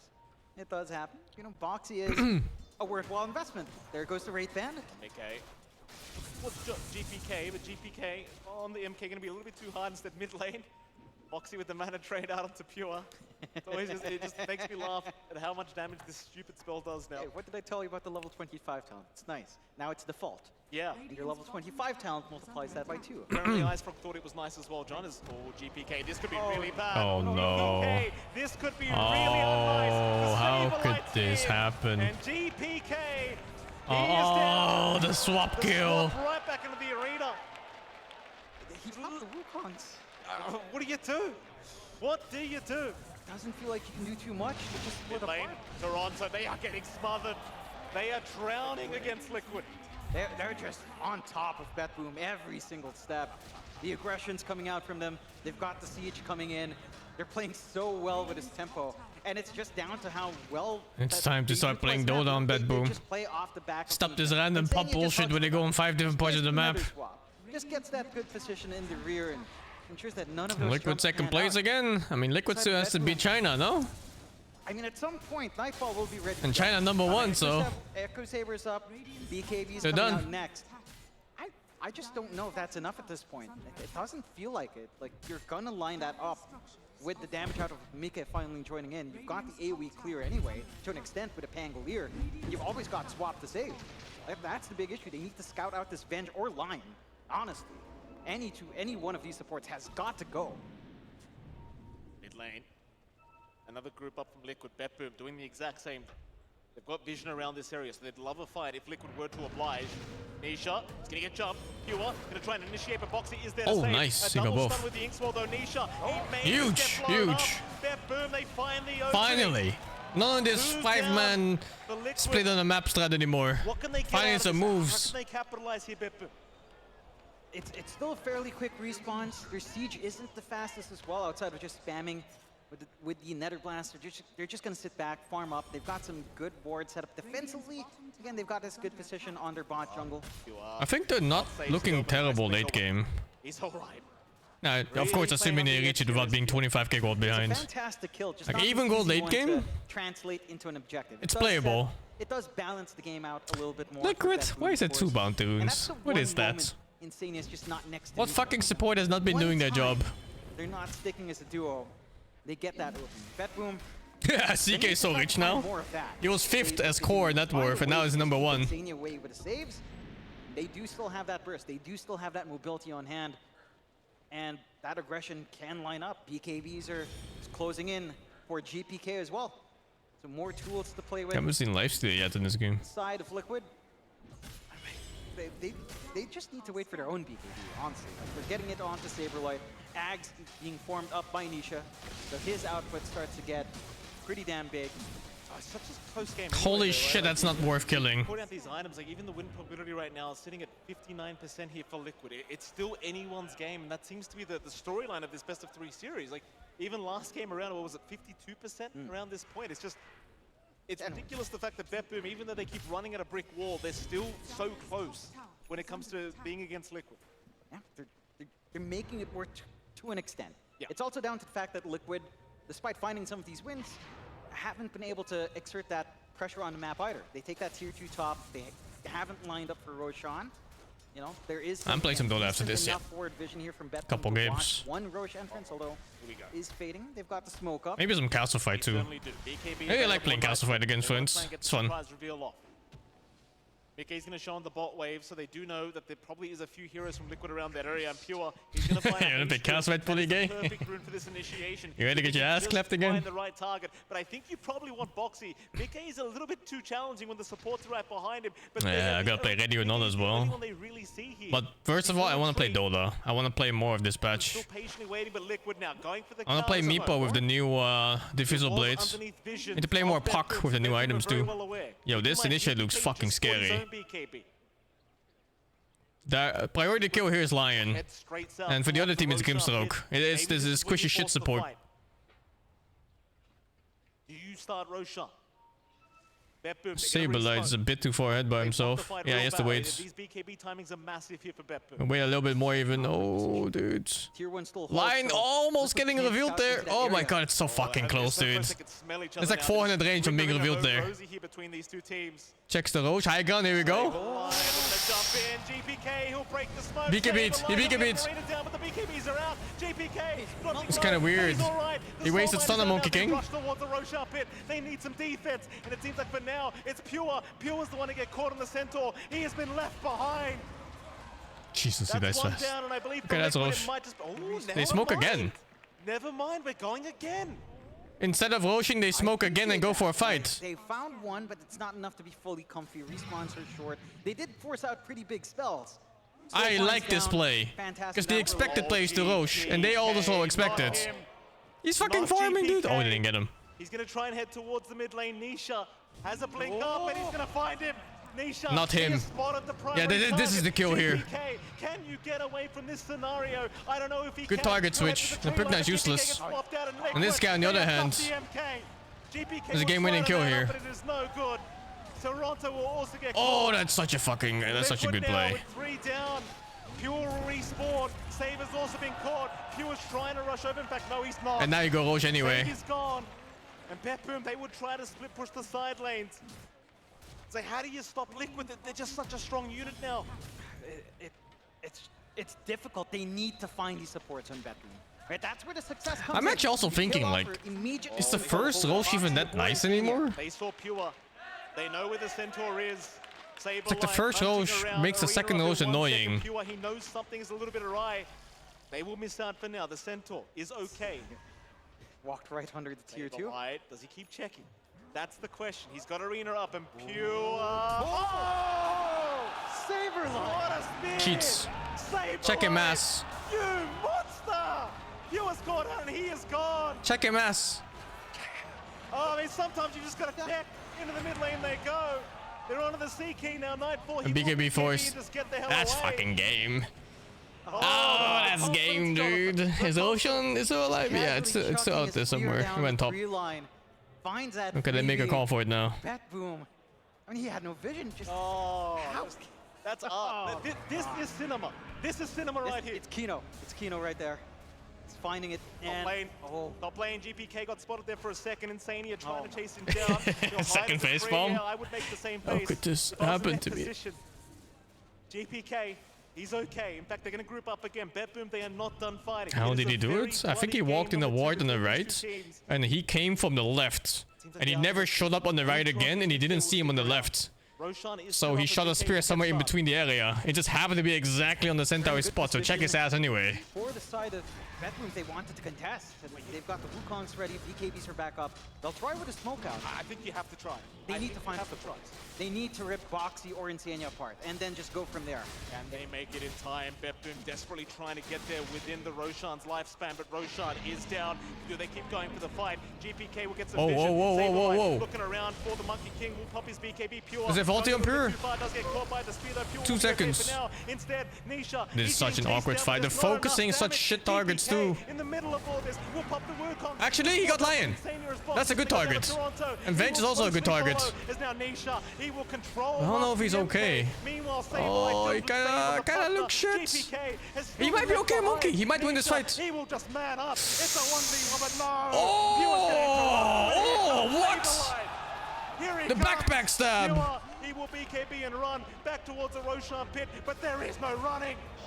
Where's CK? Fucking CK pieced out ages ago. What the fuck? Betboom, they have lost 4 in Team Liquid. They can just go straight through the top lane, it seems. This is the opening for Liquid. Betboom could have had such a good position, but that read from Saberlight dives away. I've noticed this also about Nightfall. He dips super early. They isolate Pure right off the back. It's like he sees his mid take half HP and he's already deeping. And I go, what the fuck? The backline here, the swap comes in, the stuns come out, your BKBs don't go on right when you decide to jump in. And Liquid, they translate that Aegis. Sure, it disappears. No more secondary life for Nisha, but you're in a strong position now to just take control, start to look at the high ground. One last outer tower left here for Betboom as well on the mid, a much safer target. You've got the full Mjolnir up and ready now on Mike, and Boxy's on the hunt. He's got the triple Wraith bands. Uh-oh, here we go. He can't die. Insania will give the vision. Nightfall, he does not want to bar of it. He just wants to leave. In comes Boxy. They've got the Lion Hex out, and now they've got Mike to follow up with the damage, and Nightfall just melts. He's just gone. Saberlight, whoopsie daisies. I mean, it won't really matter anyway. There's one hero down, and that's the CK. It's like, how do you defend what seems like Liquid? They're going to go for kills instead of pushing the tier 3 tower. They are lacking a creep wave anyway. Might as well take care of mid, perhaps, the safer bet. Respawns are still fairly short at this point in the game. And just get this forward vision. They've got good wards. Watch out both entrances. 2-0 today. All 2-0s. Old jungle and the new jungle area. And again, very secure. So much damage coming out from Mika. So much durability on Boxy. Legitimately. This triple Wraith Band plus Blink plus the Shard. No one's jumping him in the backline. You're jumping in with BK. Oh, JPK! He's all right. He's all right. Saberlight has used his Blink, so the chase is going to be a little bit rough. BK, he'll be fine. He's a kobold now, Jonathan. He's just a happy kobold. I didn't see any close games. Trying to do what he can. All the games I've seen today were absolute stomp fests. Saberlight's coming. GPK, it's not safe. Get in the tree, sir. Get out. GPK, you've got to be careful, GPK! The Hex comes out. Boxy's got him. Can you see the... Oh, I mean, he just saw the monkey finger, I guess. BKB in fight. Wukong's command is committed. He'll try it for Boxy, but he's trying for the replay instead. GPK is down. Mamma mia. Mamma mia. The triple quarter. He could have just TP'd, by the way. He tried to go for the lion kill. But I think he hasn't clicked on the lion yet because the lion has fucking free Wraith Band for some reason. Don't say that, it's one-sided enough. Saberlight, he'll go for the BKB. He'll run, save, trying to drain him up. He'll take one down. This could be the fight, but no, the spike. It will connect onto it, but Insania, he will still drop his mid-game. Good kills coming out, but I think the cleanup is going to be too much. No two-side, right? I think it has no two-sides. And he's getting Gaben too. Playing some pinball in the Radiant jungle. Yeah, nothing wrong with that. Taking a diversion for a little bit. Massive streak to find on Saberlight. So despite dropping a lot of heroes, you're still going to be happy on BetBoom to at least get that piece of activity out of the way here with that pickup. So Ocean change and nerf the Radiant? I don't know. I think it's just in general a nerf to snowballing. Second Roche is being harder. It means if you win the first Roche and you're ahead, you might not get the second Roche as easily. It still stands. Like these forward wards just tells them every single time. It's two different things, right? Like one, you know exactly what the enemy is, so you get to play, and the second one is that you need more resources to kill Roche. No breathing room here for BetBoom. Like they're trying their best to secure some farm here on the CK, but just nothing is really coming his way. What I do versus BetBoom, and I give me shit, dude. It's one of those games where you just kind of have to keep fighting and then hope you don't lose. Non-stop fighting this whole game, and just Liquid, they seem to continuously come out on top. Now sitting at this. Like if you replayed the game from here, like 100 times over, I think BetBoom would almost lose every single time. It's just stupid low chance of winning. And this game doesn't simplify for BetBoom as it goes on either. You've got some great scaling with the CK, with the Monkey King, of course, but you have so much utility coming in from the side of Liquid. Just max nether swap, the talent spikes that Benj gets. It's oppressive. The creep wave. Is the creep wave too enticing? Liquid are on the high ground. They will show on the wall. It won't matter. Hango is too good of a hero this game. It's too good against CK and it's too good against Monkey. Nisha right behind him, ready with the Rolling Thunder. Boxy praying they jump in. He's got full Wraith Bands. He cannot die. Can't die. This lion is unkillable right now. Yeah, I love this build. And he got a Craggy code. Oh my god, perfection. Who needs to play now? Into the RTPK. The BK beat. Here they go into the high ground. Team Lick, Pure, that's a big start, but where's the damage out? Pure, still going on a Mickey. Wait, hold up. Liquid, maybe Monkey didn't even buy back. He should probably buy back soon. His team is buybacking. Nightfall, he might have no choice but to fight this one out. How is he not buybacking? Now he's buybacking. Nightfall, he is not safe. But his carry's already dead. Saberlight, what a giga chat. Still going. We'll run into the tier 4 towers. Neil will chase him down. Saberlight will finally go. Meanwhile, Boxy, the unkillable lion. Look at that, John. Look at the mana drain. Look at the peak Dota gameplay. They finally do take him out. It cost a lot there for BetBoom. 3 buybacks to hold on to that top area. And it's just so difficult in a prolonged fight up against this line with Mana Drain. You jump in, he just instantly has spell immunity. I don't know if he was just not paying attention or not, but he really had to buy back early there. I think when Centaur was dying, that was his Q already. Like that was a rough one. Like here he dies, and then here sure you can hold your buyback, and it's fine. But then like the Centaur here, like right to your buyback. His teammate did, and you start fighting. Look, is Carry's fighting too? Mickey does go down, but well, Foxy turns right back around with the Mana Drain. Sableye with the perfect arena.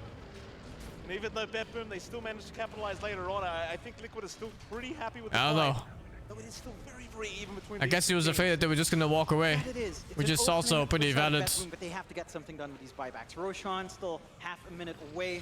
And that's going to be the safest bet for them. They need that Roche. They've committed way too much buying back to defend a high ground. Oh, Mickey, that's a big target. If they see him north, they might be able to catch the lifestealer. There's no way you think he uses because of no BKB. All spells are used. Opportunity if BetBoom can find the initiation, but they're wrapping around the other way. Nisha, he'll break the smoke. He missed. Pure, he'll drop Saberlight. He'll try to blow up the Mars. Saberlight, though, he's a tanky boy. No, he lived. Comes out with the infest. Saberlight, he'll survive another day. Oh my god. Ah, you fucking GG. GG. And GG. Nightfall is gone. That's a full. They even caught him off guard. Just swept across. Oh the my way. goodness. Just dumped. Oh, just nothing's working. Nothing's working for BetBoom. It's just too much. The response from Liquid. There's They're no in buyback. position. No buybacks. There's no nothing for the buyback. high ground. Liquid. Can they just end? Maybe they can. Maybe they can go for the GG push. We'll see how confident they are. I mean, they don't really have that much damage, surely. They should at least be able to get away with 2 Raxes. In they go. Mid tier 3 tower is gone. They'll go for the Rax. They want the safer play. The glyphs are still available. Keep in mind, you've still got Arena up after that team fight. So this defense, if Liquid stick around and push for the Megas, it could still be a very, very dangerous fight for BetBoom if they get caught. DKBs will still be unavailable for about 30 seconds here for the CK, so he has to be ultra careful. Same for Pure.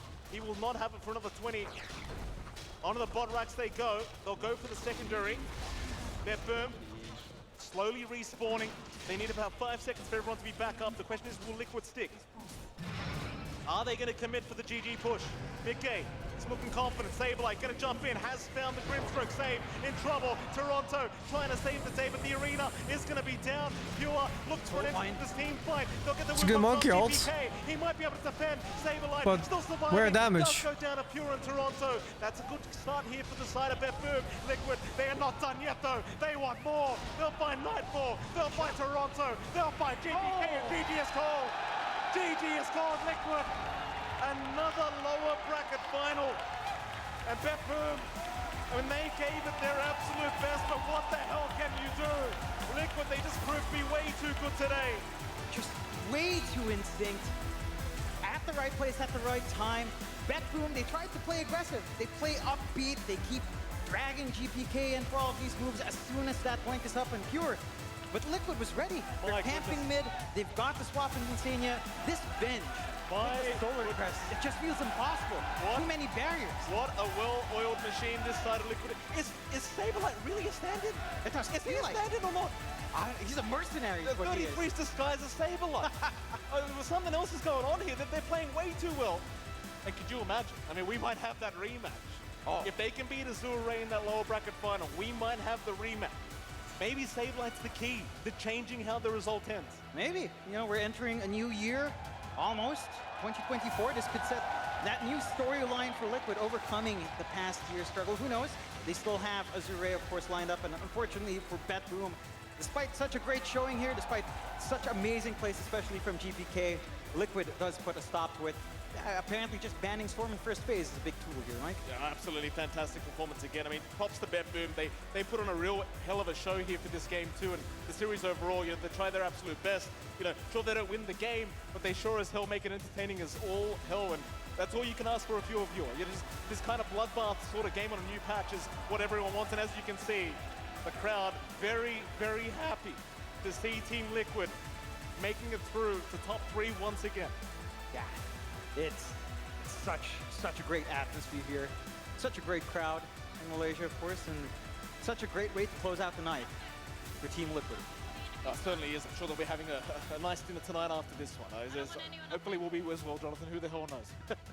We do actually have Slacks on the stage ready with the side of Team Liquid, so let's head over to Slacks and see what Liquid have to say.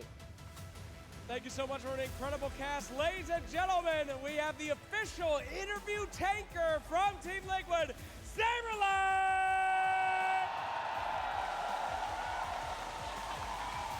Saberlight, Giga Chad himself, what an incredible game in that. I mean, BetBoom is known for their aggression. They're known for their insanity and jumping in. But you on that Mars was one of the most aggressive I've ever seen. Where did this come from? I'm a big Mars enjoyer, guys. If you remember ESL Stockholm, I was the first one and the only one who did the spear into arena, and they buffed it for me. So now I'm cooking, dude. Whenever I can spear someone, it's points. I would like to send a message to Boba. How do you lose with this man on your team, man? What a flame! Oh my God! Jesus! He didn't have to bury him. All right. Let's get back to business here, okay? Huge day tomorrow. You guys are going up against Azure Ray. This is a big stressor for you, potentially, or are you excited for this? Very excited. Also, very excited for gaming if we get there. They're a good team. Much respect. I think Azure Ray is going to be also insane series. I'm just super happy to be playing, especially with these guys. It's a lot of fun. It's nice to win, and you know, we're just having a good time. I mean, Saberlight, for you, this is just a win-win situation. I mean, for the rest of your team, if you guys go into grand finals and you actually beat Gaming as Team Liquid, you're the one who did it. Are you gonna shit talk these guys for the rest of your life? I mean, you're the one who beat Gaming Gladiators with Liquid. That is true. I mean, we'll cross that bridge when we get there. Okay, if we win finals, ask me this question again. It's gonna be like a foreshadowing for that. All right, that's what we like very much. Okay, now I know I should be upset that no one else will take an interview, but I have such a great time with you. I sadly love it because I get to do this. Ladies and gentlemen, can you put your hands together one more time for the man himself? Because we will be seeing this man tomorrow fight for his life against Azure Ray. Thank you again for another incredible interview, another great one, and we'll send it back to the pan.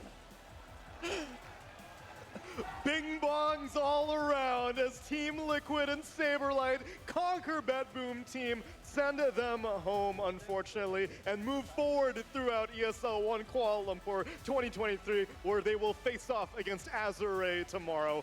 A quick day, gentlemen. 2-0s all over the place. I thought that BetBoom team getting their 2-0 against G2IG meant that this series would be a little bit more competitive, but Liquid are just on another level. I mean, I thought so too, but I feel like Liquid they're playing too good, you know. We also figured out Saberlight was not the problem. We'll see in the future who else will or will not be, but I feel like they're playing so well from start to finish. What they're doing overall on the map and helping each out. There's like this one fight you have, Insania comes in, he swaps out, I think it's Nisha, then he body blocks, he gets to walk back all the way, he dodges spells, gets a bottle refill, triple mangoes, then they keep fighting. Like, this is the type of clutch plays you need in order to win these tournaments, and Liquid, they just keep performing and they're just showing it to me in every single game.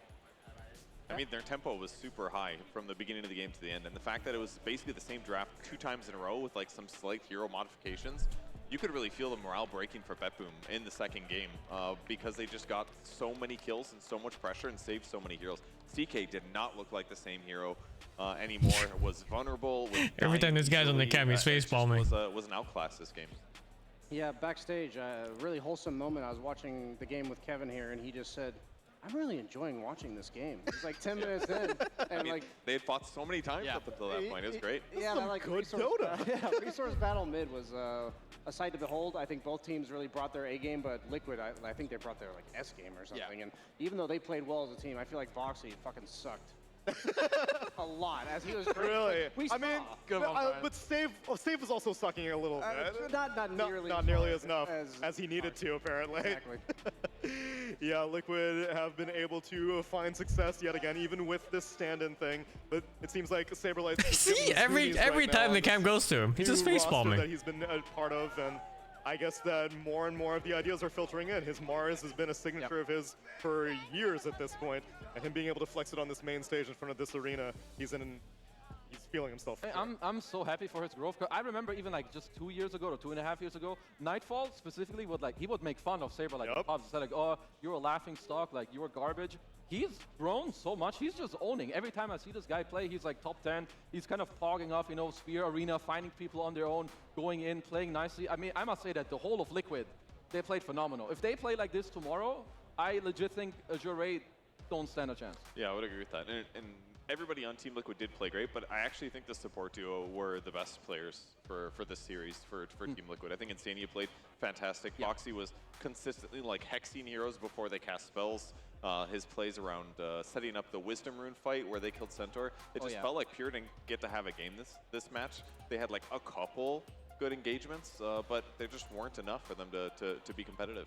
I also have to tip my hat to Nisha in the sense that, you know, you saw him own game 1 on Pango, but game 2 he's thrown to the wolves in terms of getting last pick Monkey King, and he's losing by 2 levels in the mid lane, and they still managed to scrape together that whole like 5 to 10 minute stage that we were talking about. So I just like to see players like that be able to own in a game where they're not set up for success early game with the counter coming out.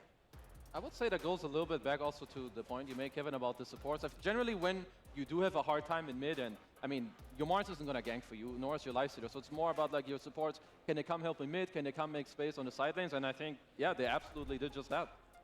Well, for all the highs that Liquid have experienced, there were also, unfortunately, some lows, as BetBoom team are now eliminated, and we have Slacks standing by with Save for an exit interview.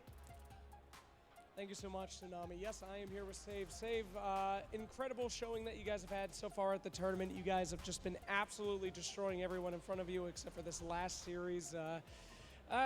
In short, what went wrong here? I don't know. I feel like they were just the better team today, honestly. Like, we played very bad.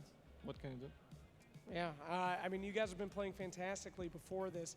A little bit of fatigue potentially coming in from that series, or you really seem to have your minds on the, you know, the meta. What do you think you can improve on after that series? I mean, we can improve on a lot of things, you know, like laning phase, for example. This game thing went really bad, so at least this. Say we've gone through interviews before like this, and if you don't mind me saying, it seems like this one's really affecting you. Is there a reason why you're so bummed out on this one in particular? I don't know, man. Just losing sucks, you know. Absolutely. Well, thank you so much for your time. I know I can at least do this for you. You have a huge amount of fans in the crowd, and a lot of people are super excited to see you and have been cheering for you. So can we give them one more? Well, thank you. You guys have a great bunch of fans out there that are still rooting for you, and I'm sure we're going to see you again extremely soon. Thank you so much for your time. Another round of applause for a BetBoom team, and something to be applauded is the fact that they are, again, remaining as the same roster that they've had all year long, which for Eastern European teams from the past, like, 4 years, I would have been shocked if they even maintained the same roster from one tournament to a next. From February to March, I would have expected them to change players. But when Spirit won TI-10, I feel like it lit a fire in the Eastern European region, showing that, like, oh, those scrubs, those yellow submarine scrubs are able to win. We can do it too. And the stability coming out from that region has been admirable for me to see, and BetBoom are indicative of that. Yeah, they're another data point of showing that stability is a really good thing. And even though they lost here and ended up at their final placement, 4th place, they still got a lot of EPT points. They still got a lot of prize pool. They won $85,000. And they are still, like, incredibly good players. So they had a really good showing here. And they consistently have good showings at tournaments. But I'm sure for them, they would love to win a LAN. The journey does end at 4th place for them, but we still need to figure out the remainder of our journey here at ESL ONE Kuala Lumpur, as we have filled in more blanks and only 2 series remain here. As earlier today, G2IG fell to BetBoom team in a pretty rapid 2-0, followed up by Game & Gladiators and Azure Ray making their debut here at the MyTech Arena and making it in a very, very confident fashion for Game & Gladiators as they sweep Azure Ray and make their way to yet another grand finals. Meanwhile, Azure Ray were waiting now and watching that series, I imagine, and thinking, What the hell do we do against a Team Liquid like that? Dude, this can't be again, man. Like, I can't watch this grand final again, guys. Are you serious? I mean, at this point, I'm into it. You know, Yeah. 2023. I'm not. What other way to like?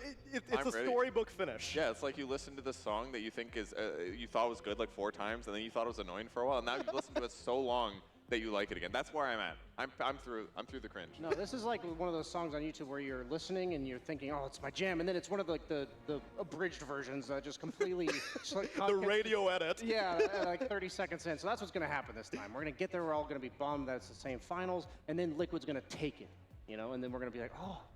I'm living for this timeline. Maybe we're getting a little ahead of ourselves. I mean, Azure Ray, they got their cheeks clapped pretty hard by Gaming Gladiators. So I hope that, you know, until tomorrow, they can learn a bit, cook up something, you know, maybe change some heroes. Maybe don't give Liquid Venge, because that looked really good. Because, yeah, I would prefer not to watch the same grand finals, but we'll see. You don't need to mince words, Kazu. I'd say Azure Ray, they kind of sucked in that upper bracket final. In fact, there's been so much sucking going on at this tournament, we actually had to compile all of it for you guys. A sucking compilation.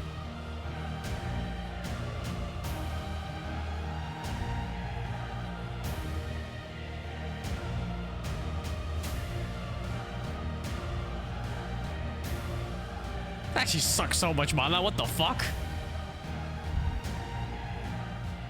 That one was for you, Brian. You saw Boxy sucking it up, and I figured what better way to close out the night. That made my night. I'll be honest with you. All right, I thought that you were just trying to segue into some highlights, but that was actually highlights. What bigger highlights was there? Brian. Only for you, Brian. Thank you. That's so sweet.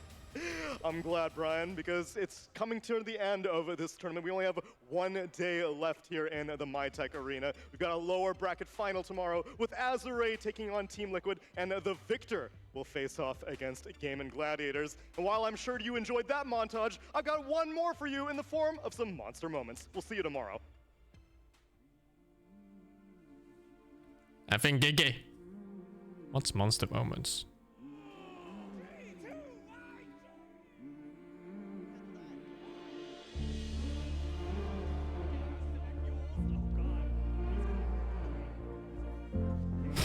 Losing to Tormentor again? Ah, it's a recap, yeah. Okay. Oh. I go play some Dota.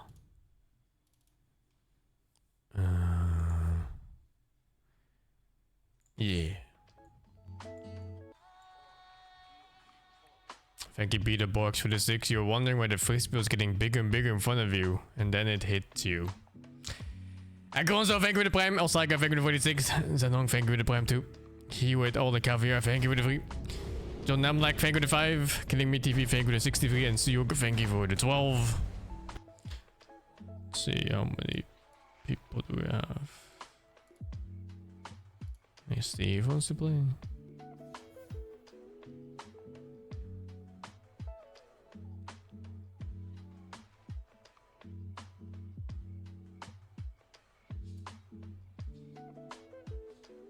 Steve is losing again.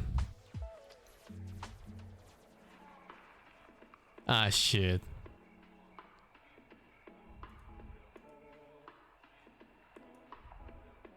Wait, there's a stack here. Waga stack with Matrisen and Bowie.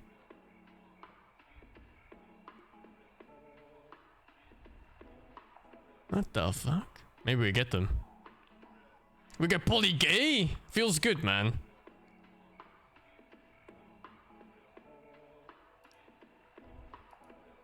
Oh, Muke wanted to play too. I think he's AFK right now. I think he wanted to play.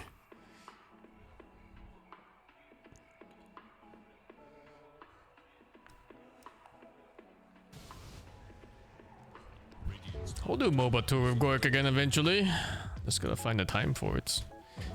I am extremely limited on time. And look at my list of games I need to play still. Like, I don't have enough time in the world for all these games. And then I want to play Dota as well, you know, like, fuck. Dire's middle tower is under attack. Dire's middle tower has fallen. I like what I see.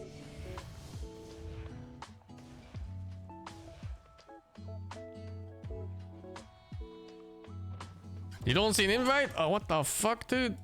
I'm making poor leader. Oh, they got a game already, man.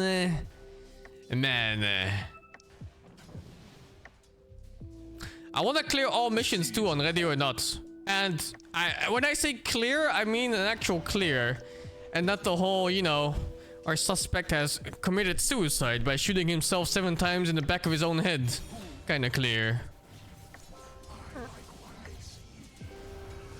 Not a proper clear.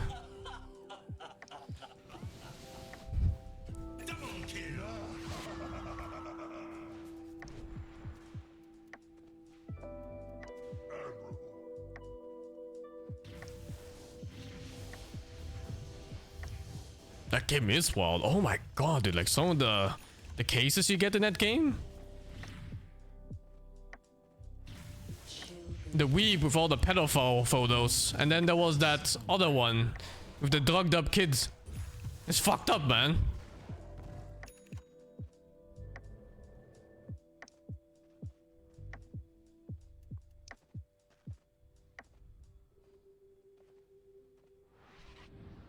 There's even more fucked up shit later? Jeez.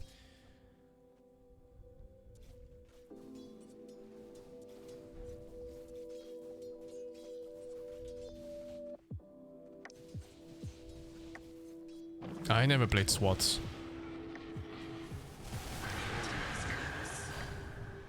Are we 5? Oh yeah, okay, we're killing really. Done the hospital? No, I think we stopped at the hotel. It was too difficult. We literally could not beat the AI bots. To be fair though, those bots are insane. The Terminators. Shotgun blast in the face, and if they don't die from that blast, they just shoot back like nothing ever hit them. Radiant's middle tower has fallen. Radiant's top tower is under attack. Dire are scanning for enemies. I want Steve playing in this. Oh, he's the Lash. Right. Radiant's top tower is no more.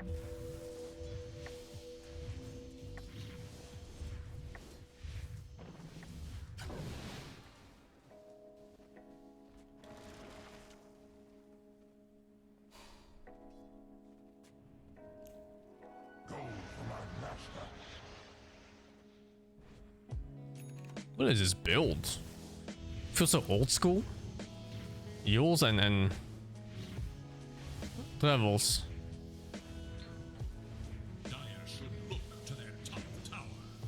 Eels make sense against SB, I guess. Dire's top tower is in danger. Dire structures are fortified. Radiant's bottom tower is under attack. Dire's top tower is under attack. Radiant's bottom tower is under attack.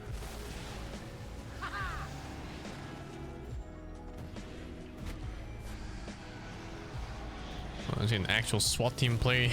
Ready or Not? I don't think it translates very well to real life. I think in real life, your opponents, so to say, they're not as brave and fearless as in Ready or Not. Like those guys rush out with a gun in their hand and just start fucking gunning. I think in real life people be shitting their pants when they get attacked by SWAT. Or tank a shotgun shell to the face.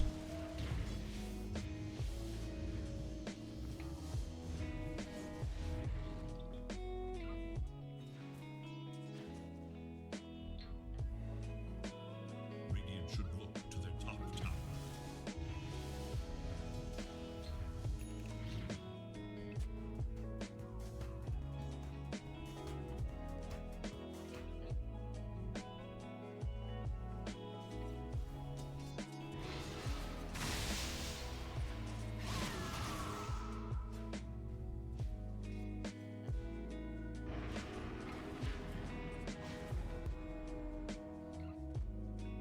Cold the sauce. A tithe to the impurities.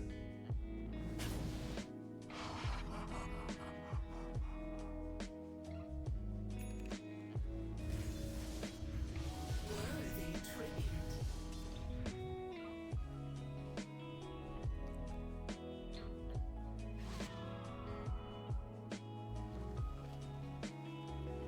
wanna play PoE too. Oh, I gotta start farming my divines, man. Divines don't farm themselves.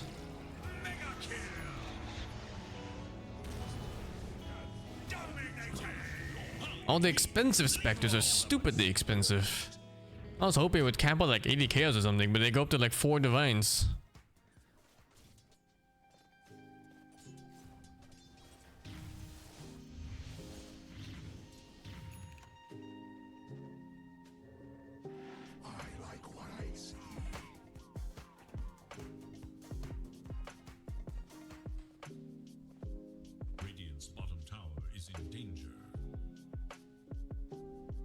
It's pretty hard to find them yourself, yeah. Radiant are scanning for enemies. Radiant's bottom tower is under attack.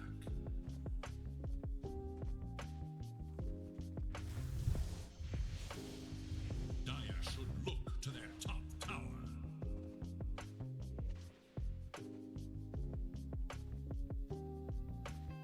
Dire's top tower is under attack. Dire's top tower is no more. I didn't get to make the hideouts usable yet. I imagine you just stack auras like crazy on them. I think they're not even super good for clear because they spam barrage. I don't know if you can get like chain on that or something. But barrage just misses by itself so much.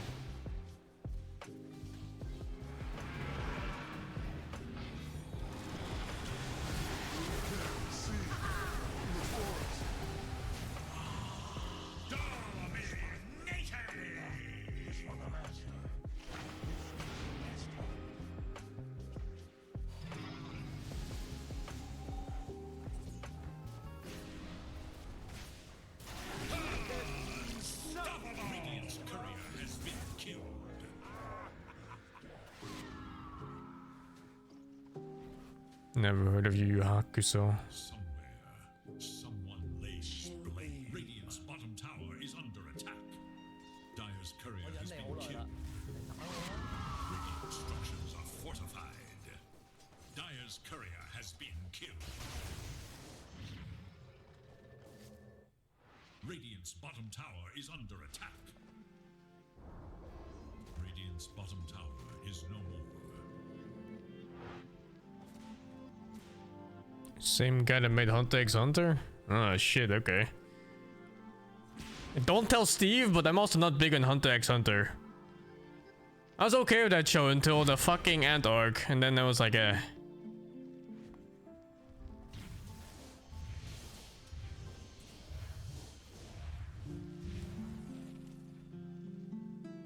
Add another to the tally.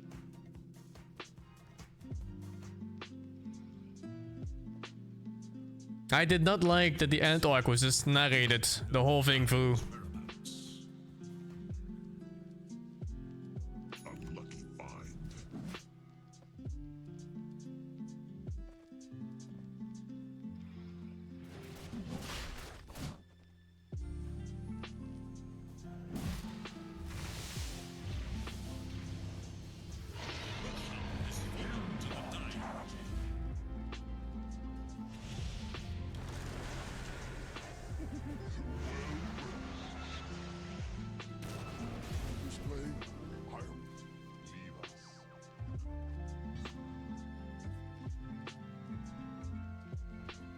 Dire's top tower is under attack.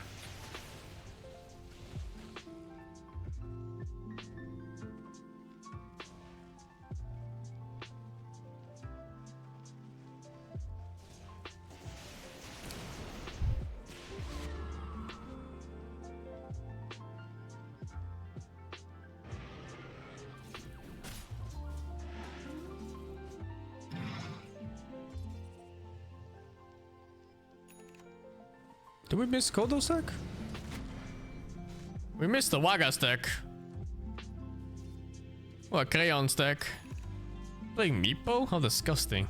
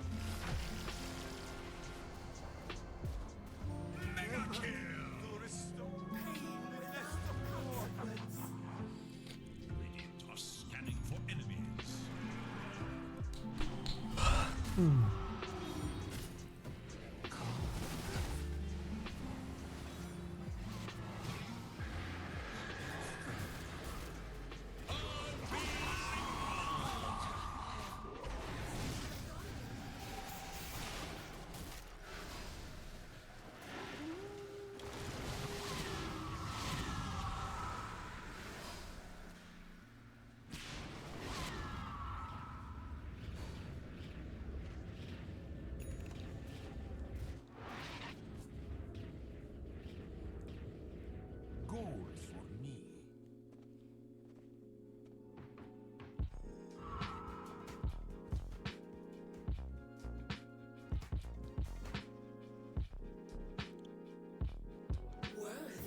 Oh!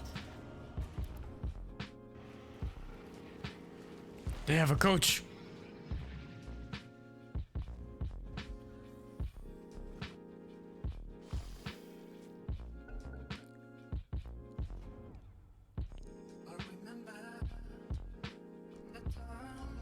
Something.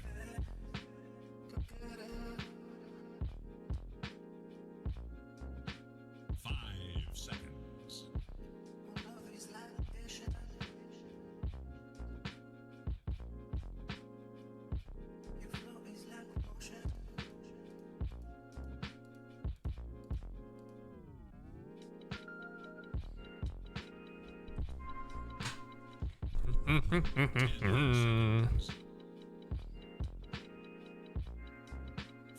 seconds. Remain. It is your turn to pick.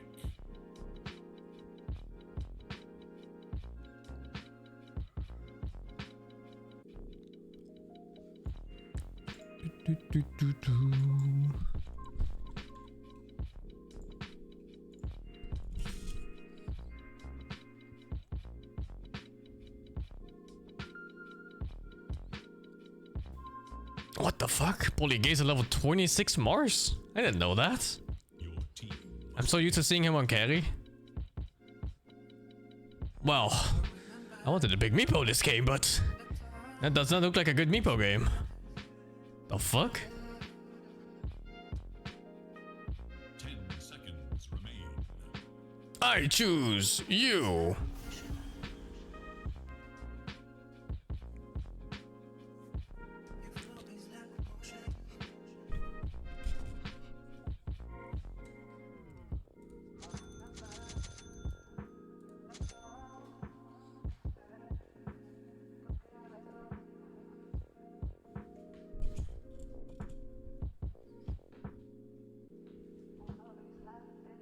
I played one game of Puck this game.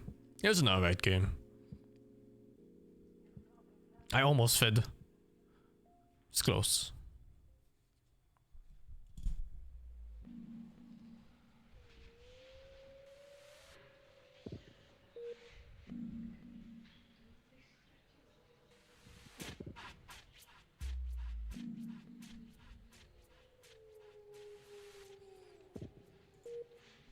Hello? Hello. Hello.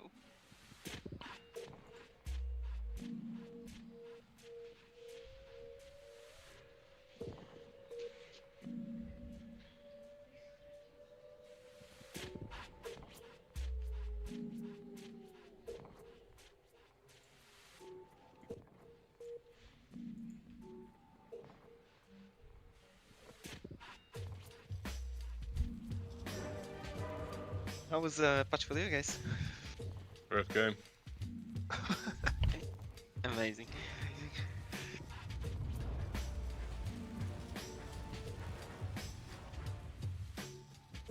Oh, you have the Kami set for Razor. The Arcana, yeah. The Kami. Why is it the Kami set? Because you look like one single Kami. Is that what it looks like? I don't know, dude. There's the other one that looks even whiter than that one. And that's straight up a Kami. It's the green. Very well. I think this one's pretty cool. Sure. With alacrity. Oh, I had to look at your chat and now I understand it. I proceed. I'm telling you, man, it's a coming.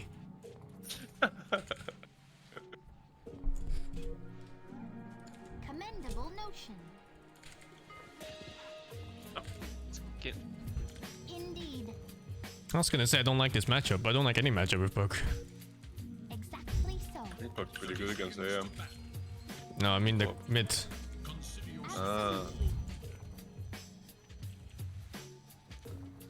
Oh, I miss the days of winning my lane every game with Puck. 58 Same. damage, level 1, 70 mana cost orb, lower cooldown E. We get 1 more armor. I venture forth. You know, escort me to the portal. Oh, he didn't even spell the wall. Strangely drawn to this odd configuration of activity. Fine. Do you think it's a good thing on a cliff? Yeah. Indeed. That's not gate. Wait, it's not a quap mid. What the fuck is Necrophos mid? What the shit? It's a quap support. Good luck mid. Is this bad? Is this fine? I think it's better for you. I think it's better too, yeah. I don't know if Necrophos is like some secret annoying. Don't run.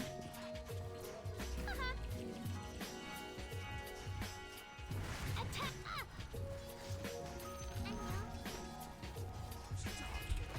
Exactly so. Elevation. Just so. Very well. I proceed. Huh? After them. Courier has been killed.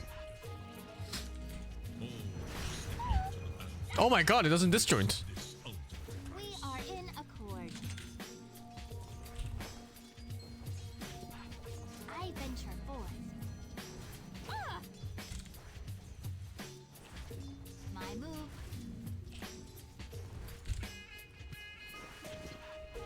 I go. Ah!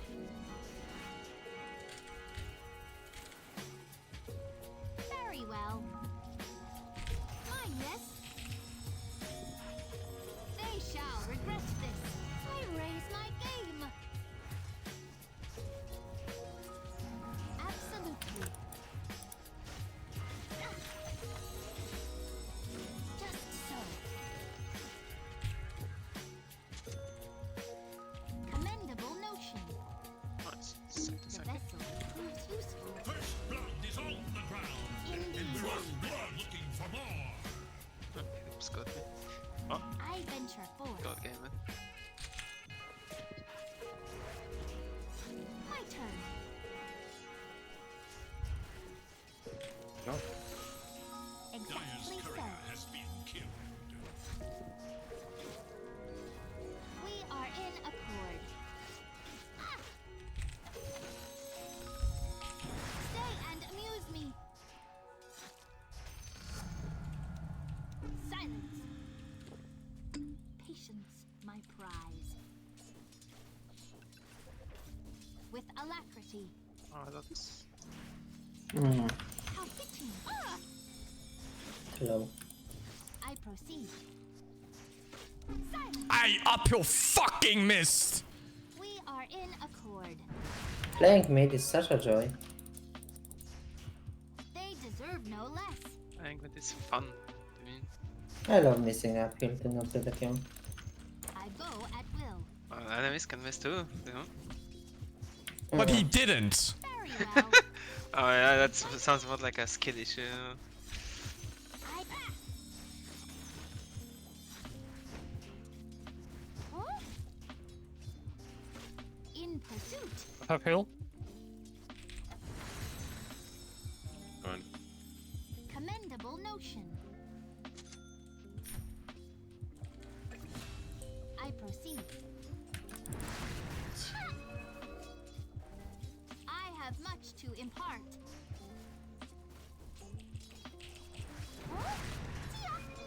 Oh my god. Destroy.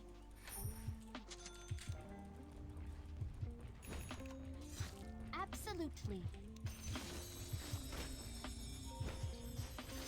With alacrity. What the fuck? Whole wave.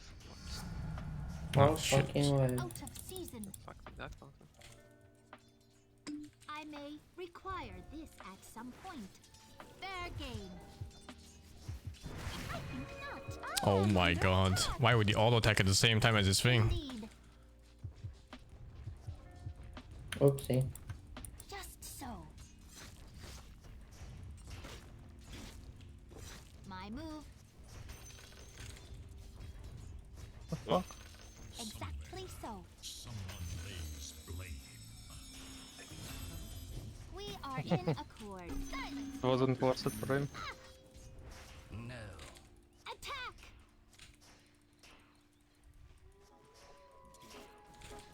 Annoying lane. I can never fight in this game. It's My move.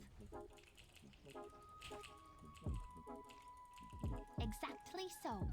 Oh, Quack as well. Done Absolutely. Fucking boss animation. I venture forth.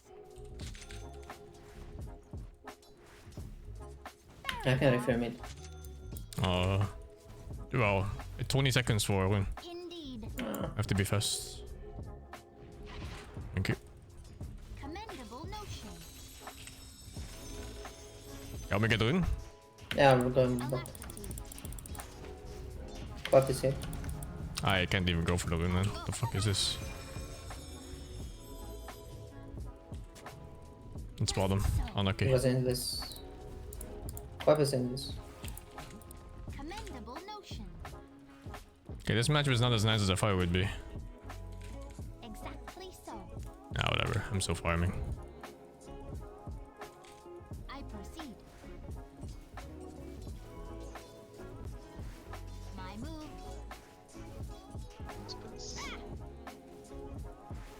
I go at will.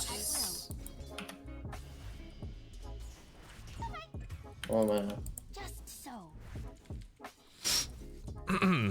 Nice. Nice. We Oh, are he's in pushing.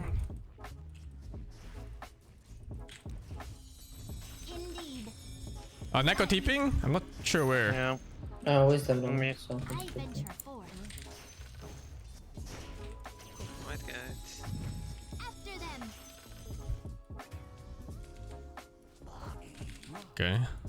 I almost died. Look, he's dead. Maybe, please. Let me too. With alacrity. Oh, fuck. Require this at some point. Copy them maybe. The vessel. A prize. Absolutely. Like link fit them. Absolutely. Destroy. Ah! Say welcome. Puck out. We are in accord. Oh, missed the stun. With alacrity. Oh, that's a ward. Indeed. Killing spree? Level 26. Shit. I'm going I for have a that. Dina. Think we can kill it? Yeah, I think so. What does he have? Bracer and 10 stick. Arcane bot, if you want. I do with it. I go at will. Bro, I need to Pop buy. is Pop's coming. Maybe I can kill him. My prize. He's not gonna walk, is he? No, I'm not gonna Maybe. bother. Blink. Exactly so. No, I'm down to die with this guy. Yeah, right. Sure, wait for arena, man. I'm here. Okay, good. I fuck. Ah, my god. Yeah, easy. This guy too, fuck. They shall regret this. Totally fine. Alright. I didn't fucking. Ah.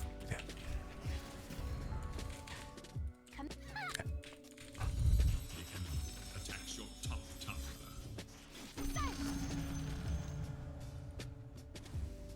Very well. Okay. Exactly. Help top. I think you that. Keep running. Never mind. I go. Never mind. Oh, he didn't get the stack.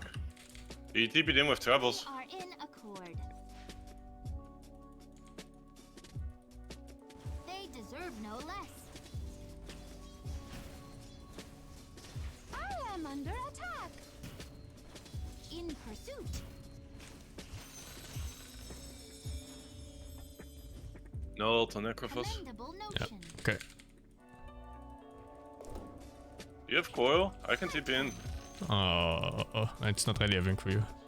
I'm coming off it too. Just so. I mean, we can do it if you want. Quap is in. They might go on.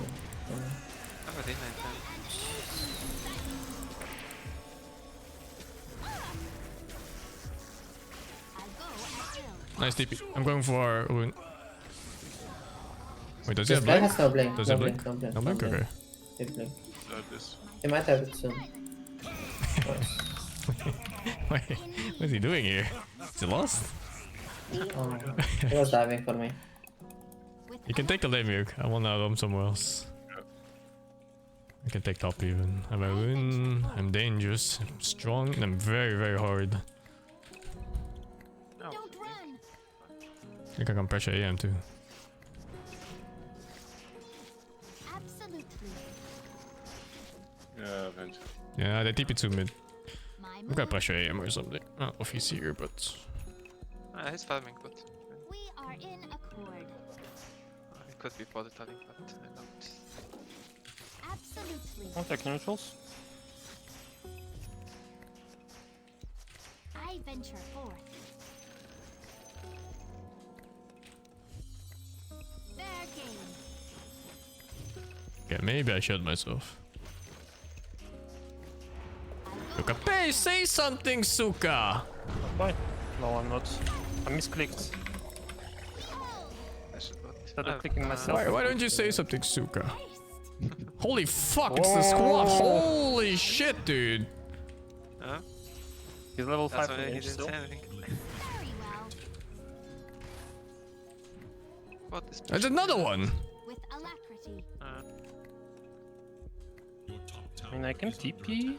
Exactly so. How much do you hate your own life? I can TP already, no?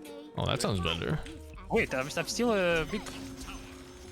I wanna TP KP? I'll take bot. I'm here, I'm here. I'm taking part of. I'll TP. I'm behind them. Indeed.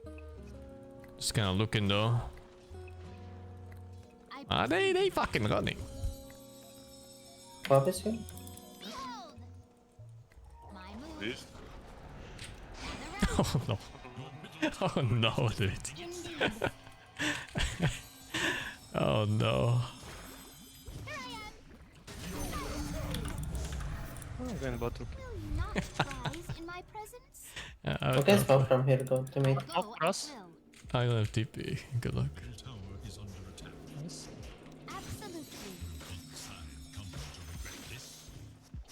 Maybe that could be nice. I'm fine, mine. Need +1, need +1. Not me, not me. Good luck. Wow, thoughts and prayers from me.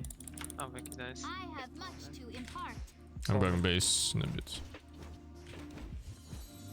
This guy is killable. Help top, help top. I don't have anything. For me. My turn. Sky mate is freaking. Okay. I proceed. Pushing support. Exactly so. Commendable notion. Okay, I'm going base now. And then after I can go fuck somewhere. We are in accord. Necrophos is still top with Primal. Yeah, I'm down. I'm down to fuck. I am not ready. You guys have TP? I'm TPing tier 2 first. I don't. You don't? Ah, fuck it. I can run. We can 1v1000, it's fine. What's the worst thing that can happen? Opposite bot, no H. Oh, they hit? Oh, they're actually all here, yeah. Oh, do you? You in fuckville there. Coming from the back. I can be a necro. Oh, there's someone in here. I'm going for Necro. I like the Necropole skill most. Sure. Are you not entertained? I venture forth. A strange time to hibernate. I can stun couriers now or better? In pursuit. Kinda cool. We are in accord. With alacrity. They stolen wisdom again? Didn't see Quap. No, Quap is about. Should be there. Radiant structures are fortified. Just so. Commendable notion. Who TP it? Acrophos again? You have TP on Mars? Can we fuck his ass again? Look at this. Oh, they're going in, they're going in. Yo, let's fight up, go, go. I TP the one. I don't know. It's fine. I have Koyo, So. 10 seconds. Oh. Okay, get me the fuck out. Holy shit. Are you went in? Okay, fuck, I'm going back in a bit. Alright, there it is. It's close. Oh, Jesus. Oh, shit. Oh, gulag. Hit it! Oh, shit. Nice, good. Yeah, not bad. The enemy's top tower brought to ruin. Commendable notion. The enemy attacks your middle tower. Regen top. Regen bot. Very well. Don't you dare. Don't you fucking dare. Wait, what? Where's the win? Ah, shit. I go at will. The vessel, a prize. Fair game.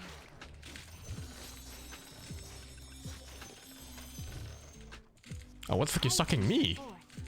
Yeah. I thought you're sucking the dog. No. Battle Fury Yasha. Destroy. Oh, he's farmed actually. What the fuck? Yeah. Ah, whatever. Aim is not my problem. It's you guys' problem. Good luck. I proceed. I am backline gamer. Go mid. Oopsie daisy. I'll be here. Are in accord.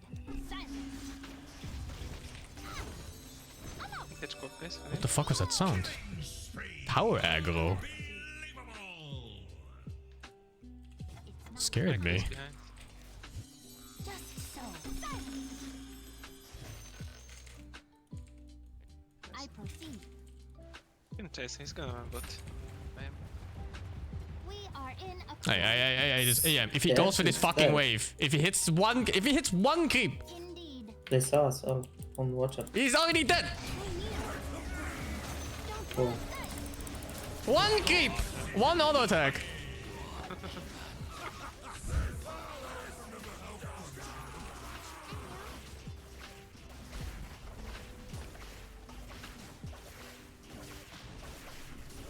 There's a regen top. There's a regen top. Please don't make me buy clarities. I go at will. Plus regen top. The fuck is this? I may require this at some point. The enemy Very attacks well. your bottom tower. How fitting. I venture forth. Exactly so. I think it's fine. Attack! He dies, does he? Does he? Oh, he does die. Absolutely. No, I want to win. Can give us some mana. Nah, I'm good. You should suck him. I can give HP and mana. Oh, it's fine. With alacrity. Thank you. I proceed. One blink. Oh, it's you. We are in accord. Yeah. Many build. Yeah, you're fine, I'm here. I keep it here on top. The coil this. I am blinked here. Maybe he will go like this. I'm kinda with you there.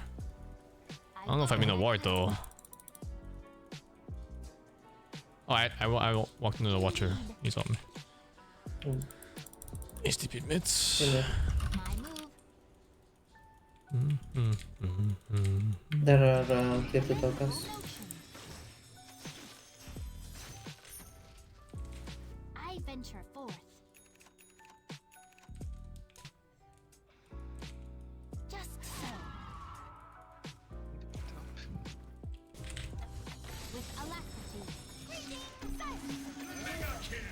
Oh. Pertinence. I proceed. The vessel proves useful. We are in accord.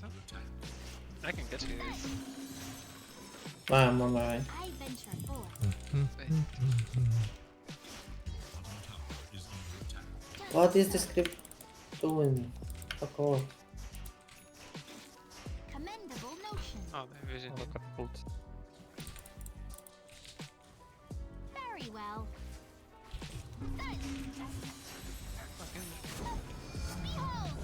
Okay. A little bit premature in a swap, but sure. I can strike to AM. Absolutely. I'm going there. Indeed. You wanna stay mid? I can kill this guy. He blink. This guy? Oh. He's gonna go mid. Oh, wait, here maybe, yeah. Pop.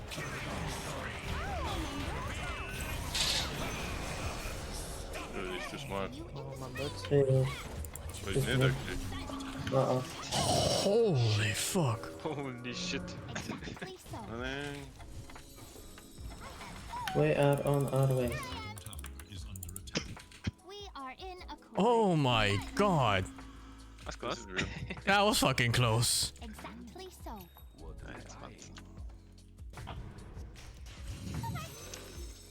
I go at will. Behold! I proceed. Greetings! With silence.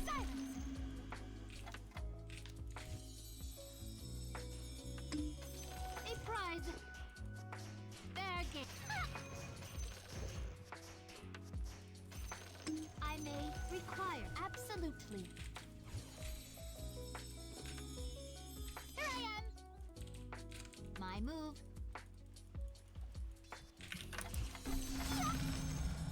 I venture forth. Strange transformation. Think? Why is it so think? silent? Fucking lost. An active what, guys? Anyone? Tipping. I'm tipping too. You fucking lost. Can't drone. It's ogre.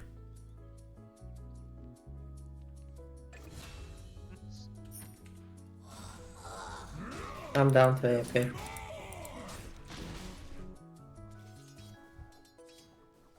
The 7th kill was the crucial one. He took my DD in front of my face, man. Actually surprised he bursted me in that. Like, what the fuck? I died in 1.5 seconds or something. What a fucker. Indeed. Very well. Behold! Commendable notion. Do we smoke towards top? Okay. Just so. Then buy one because I don't have one. I have one. Okay. I'm coming. They are here. Okay. He was actually scared. I will wait at the end. That's my role. Maybe someone comes in. There's no neck again, guys. It's easy fight. I am, man. I don't have blink yet. Absolutely.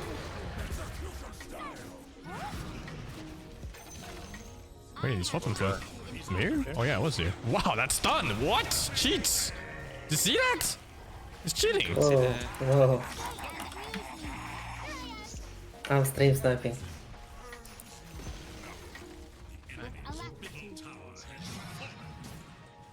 Nice, we have the token item.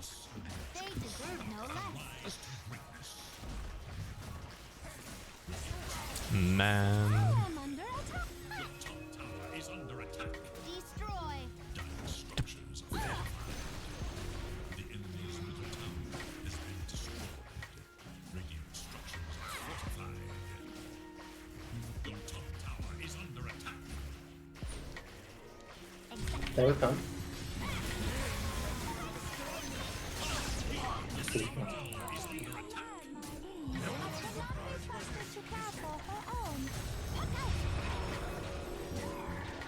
Tiki. Tiki.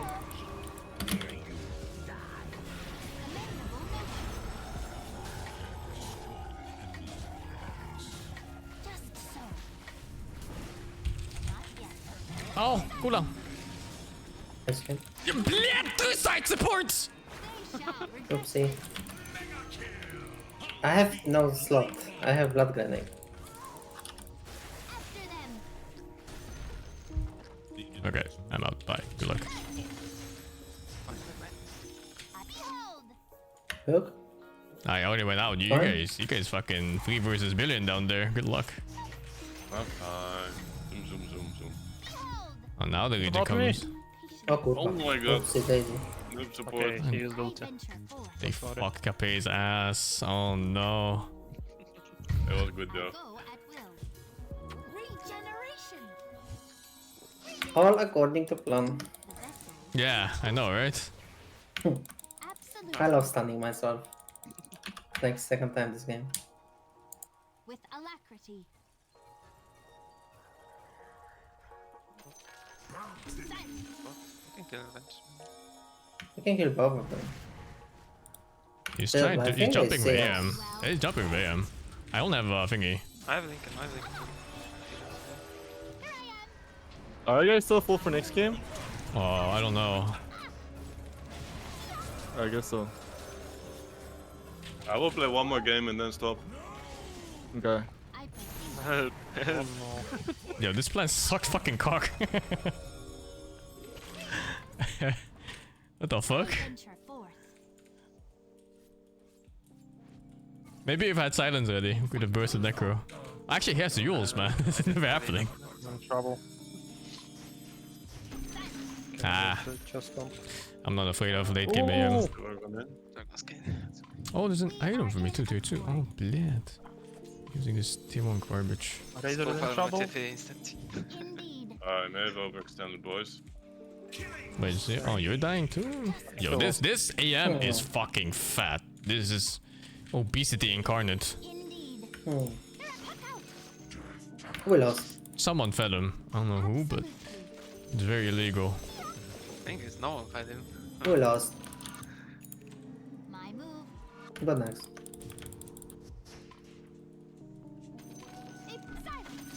It's a nice play. Yes, Abyssal. There. Very well. What the fuck is this? Guys, you haven't noticed how the support steals the first token that is in the stash? Yes, I always goes do left that. with nothing. I always do that. You go farm them yourself. I have to wait for You them. have a token, a previous token. Yeah, I have a token now. Oh, it's crazy. I have to wait for them. You can farm them. That's not happening. No. I'm not done. Yeah, where the fuck is our team? Can we take Tormentor? Take this. No, no, fuck Tormentor, dude. I never want to see that fucking thing again in my life. Take.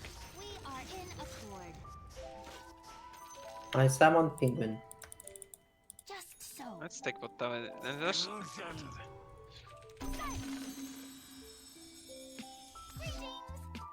Stop. Oh, that's dangerous. The fuck? Huh?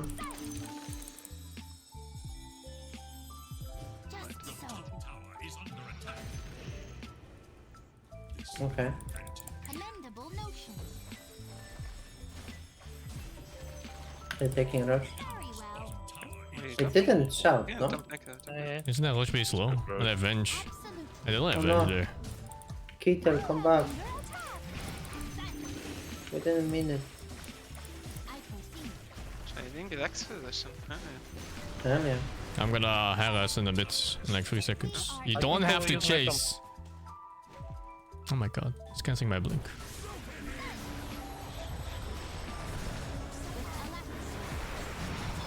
Oh, fuck. I missed a little bit.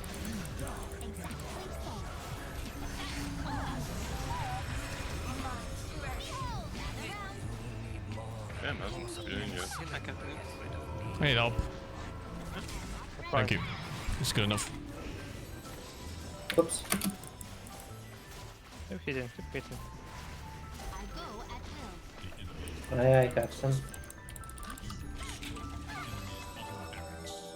I venture forth. Yeah, go back for this. My move. My pack's coming.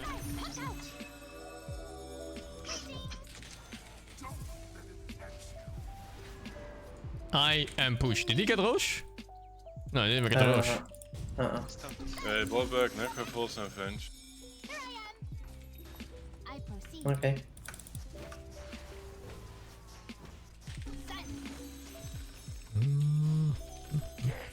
Why does this look like a match slide? No, we take this. Don't think it's that. Oh my god, I got scared, man. What the fuck? It's So just- did I! It scared the shit out of me, honestly. It's So just- did I! Run into you. I have vision. Didn't die, fuck. I couldn't click you, what the fuck? I don't know couldn't either, I target you. clicked the fucking outpost. Where's the AM? I don't know, I tried to heal you. I venture forth.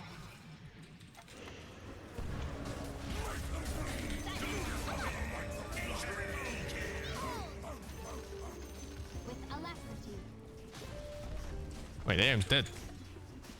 I got him. Oh, nice. Fair game. Gay guys. Very gay guys. Easy.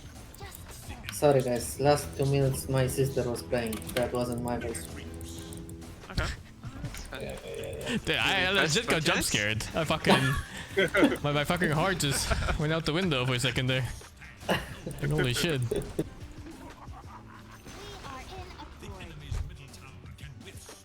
Can someone stand here, guys?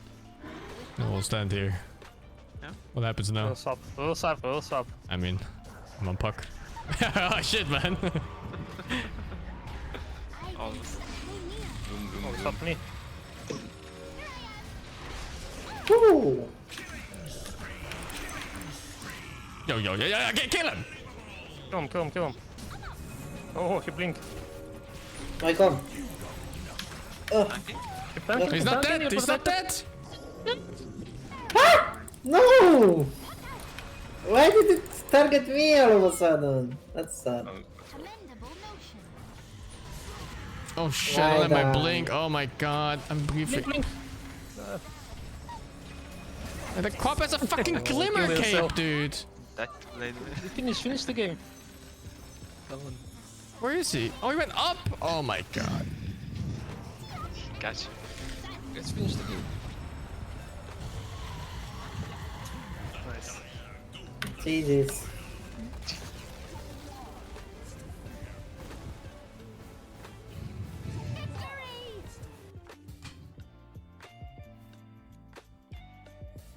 Remember when last time AM won a game? Yeah, same. Aim is kinda good. Is it? Holy shit, you were fat. We kind of had him. Did you know?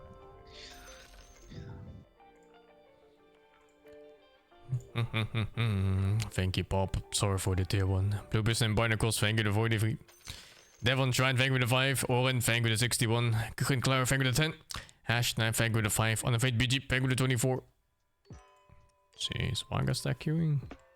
No, they're in game. Wouldn't look. Oh, they're losing. Okay. Puck feels nice to play this game. Lots of item upgrades compared to last patch. Only the same problem as always. Laning phase sucks balls. I'm barely surviving playing against this fucking Necrophos mid. I think if he was a little bit better, he could have zoned me. And I just barely didn't get zoned from that creep wave mid. Yeah, it's Necrophos. It's just very cheesy hero. All those infinite sustain heroes are really cheesy. I have all for laning phase at least.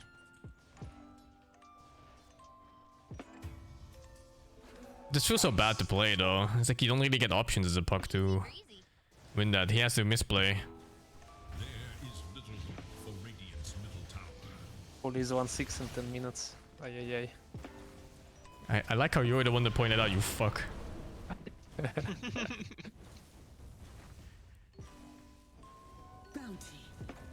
Ah shit, you win in last game? GG's dude, GG's. I think your AM had potential to carry the game there, but we fucked his ass so he couldn't. Then how did I fed him 1.1k gold mid? Radiant's bottom tower is under attack.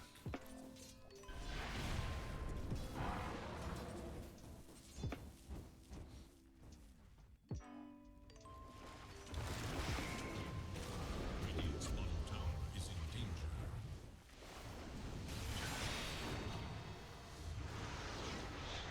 What a nice patch for me.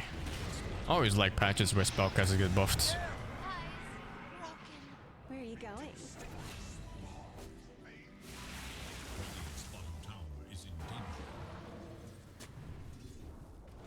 Radiant's bottom tower is It's a carry player nerf patch, right? This is such a mid player patch. December is fat. The dire glyph is now active. Like all the small brain carries got nerfed in this one especially. Dire's middle tower is no more. What did you learn? Some patches are worst I've played. The worst patch is always the poor man shield patch. That was the patch where 2 lanes didn't play. And because 2 lanes don't play, that means 3 lanes don't play actually. Now that I think more about it. It was 5 players on each team farming jungle and stacking jungle and farming the empty lane with no opponent in it.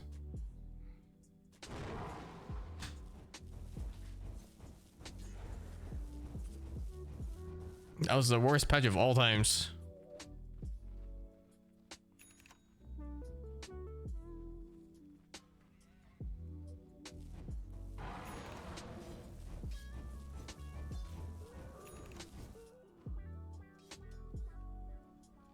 I think any patch where you can ignore the lanes is just like there's something wrong with the game, you know? There's a concept. They always need some form of competition for highly contested resources, which should be lane creeps. The hearth grows cold.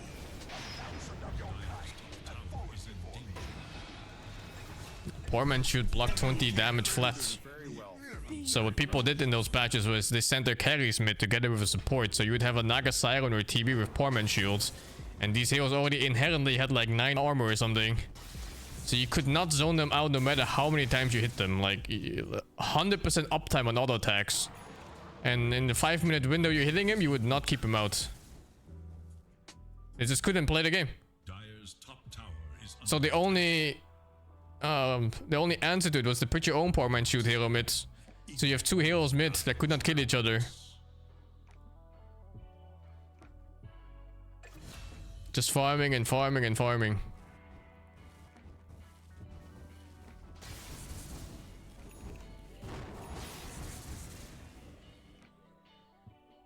Iron Talent patch was bad too, yeah, man. That was also one of those patches where you had tri lanes, and because people tri laned, the off lane didn't go off lane, so they went jungle. So he couldn't play the lane. And you see, like, if both teams do this, you have 8 players not playing the game because you have 2 supports each per tri lane that are stacking jungle and 2 offlaners who are farming jungle instead and the carry farming lanes. So it's literally just 1v1 mid and everyone else was AFK in jungle. It was some of the worst times Dota had ever seen. There's 0 interaction in the game.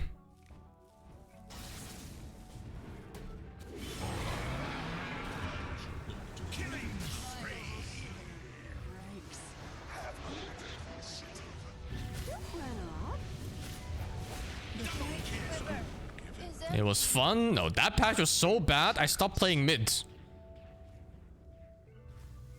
I've been playing mid from Dota 1 and I stopped playing mid from that patch. I was like, okay, this is not it anymore.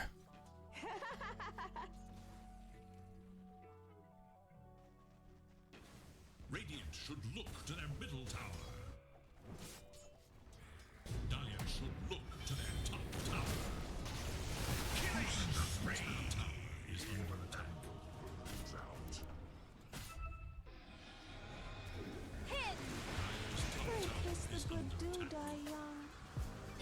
That dude, young. Bullying. Bullying. Bullying. Bullying. Bullying. Bullying. Gay. Wracaj, Bullying. Say something in Polish. Bullying, ty chuju. You see, it worked. Robert. No. Make your bed.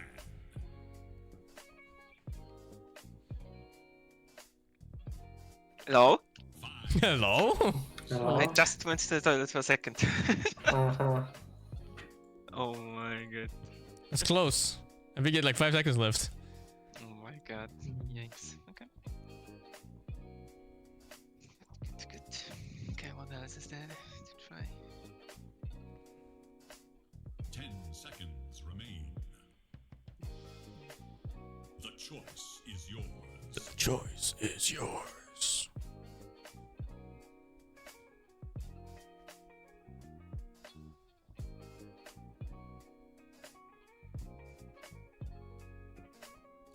Seconds. 5 seconds remain.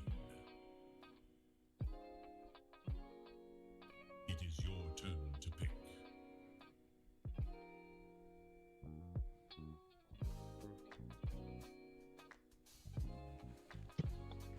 Those heroes. How is this game fair? Hmm? They have like within Arcom or something in PUBG. 5 seconds remain. No. Matchmaking sucks. The queue wasn't even that long. Yeah, weird. Oh, I picked Meepo into it. Let's fucking go. Oh, the Deimos. Okay, I mean, that makes sense.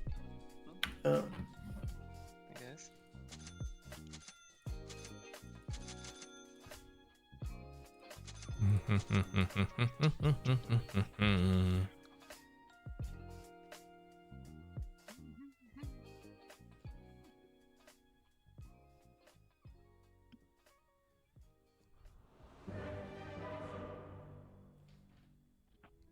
Quite a hard Meepo game? You think so? Looks completely free to me.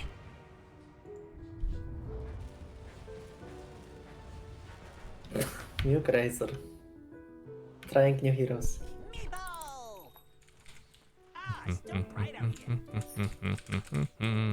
Time for a dispersed Meepo. What do you mean? I play all roles. Defensive Meepo? Dispersed. Oh, Disperser. Yeah. I think so too. I want to try it. But it doesn't give like defense stats, does it? It's all damage. Into dispersed. So, not a Meepo player, but this item sounds very good too. Yeah, it does. But I'm worried about survivability on this item. Disperser Bad Rider? Is it down? Yep. You try it. What you have in mind?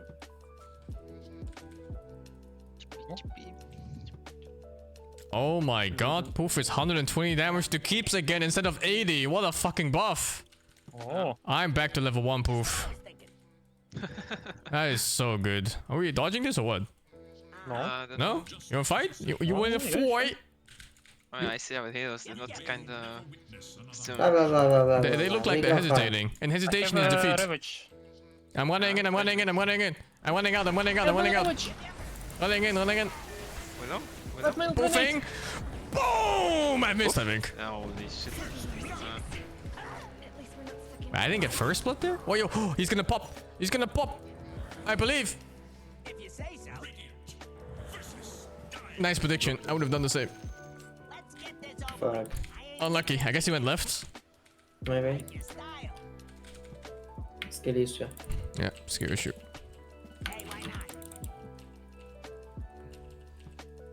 Oh fuck. Oh, bleh. One paw in front of the other? Is Meepo a furry? I hope so. Otherwise, I was just. Never mind. Capay took my XP. Report him. No. Never mind.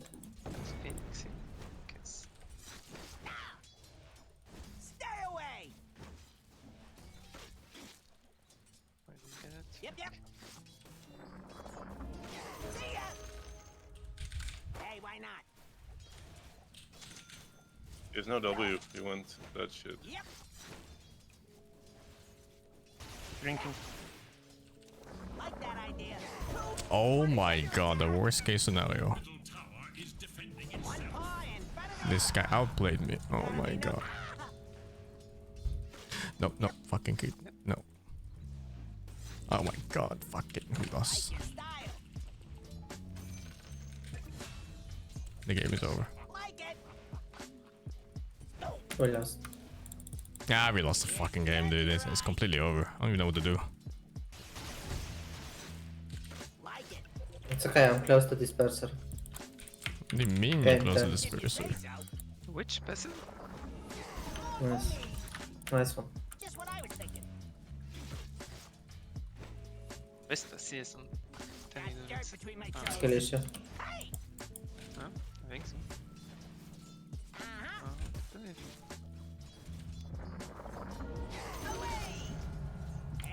Missing Phoenix now, man. He's back. That was a quick miss. Yep. Because of the free hit, maybe.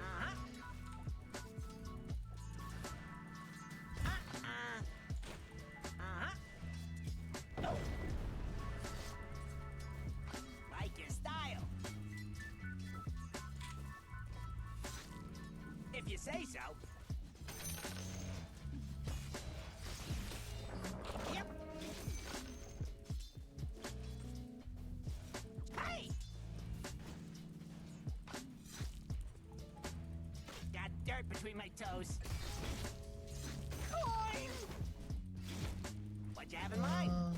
Oh my god. Oh, we lost. Oh, GG ends. It's ogre. It's fucking ogre. Hey, why not?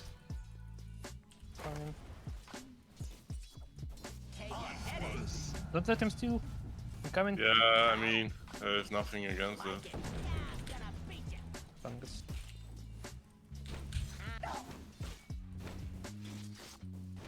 Like that idea. Come here. Yep.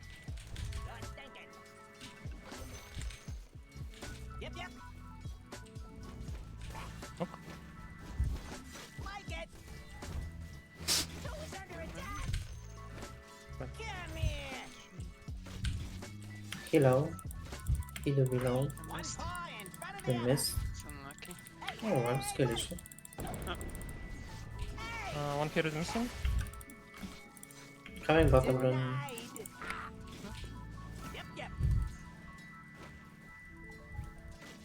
Fuck, I'm securing room for Meepo. You securing runes for Meepo? There's something wrong in that sentence. Yes. I steal. That's my water now. Nah, good. Okay. Taking the other one. Hey, why not? Good thinking. Got dirt It's a nice pull attempt. like it. Like your Oops. I need jam.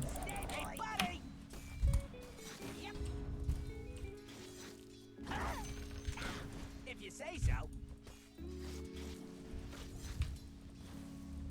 Okay, Illusions are fucking strong. Mine? Yeah.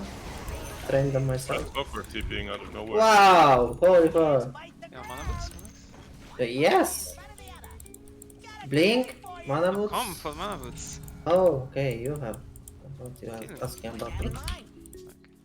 Not fast enough, sorry. Kill? I think we killed, no? Fucking meeple players think they're good, oh my god. Absurd. I fucking hate meeple players. True.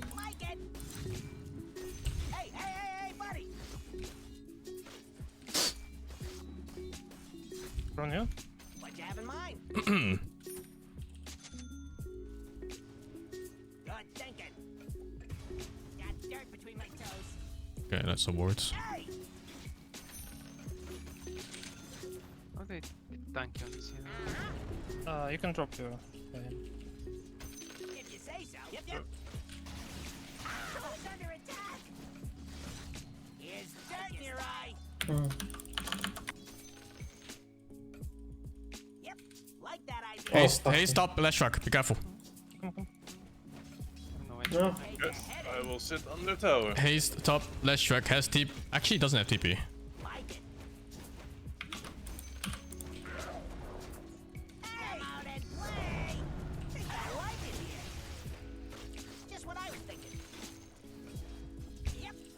Yes, I got this.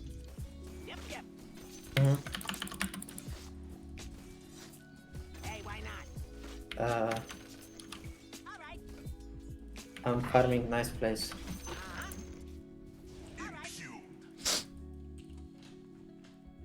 I mean, I'm obliged to do this now.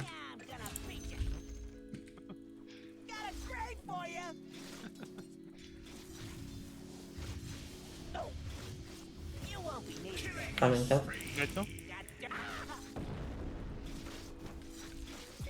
Oh, I'm at it. 7 minutes, guys. We might have lost two. Still in runs. Just what I was thinking. Oh, I have less in here. Lash is missing. I said he's missing. Why did you die? Jeez. Oh, 6 Digging in deep. Yeah. Where do you think you're going? I have lost now. I wanna kill Lashek back. Fuck it. Wait, what the fuck? Someone can take bot. Oh. What? How do I... What the fuck? There's some hotkey that changes the poof. Yeah. Dude, how the fuck do you disable that? No, TP, can we get one boost mid? From Lash? Thanks for asking though. I'm coming, I'm walking.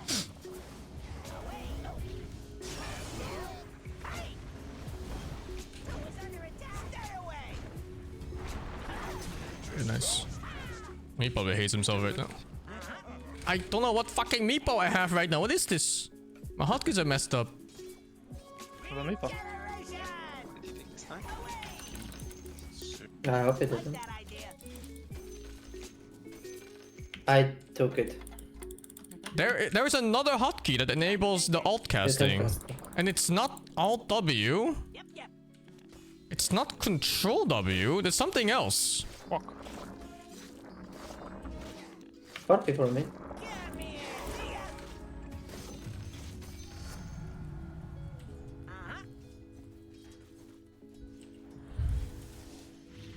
Like that idea.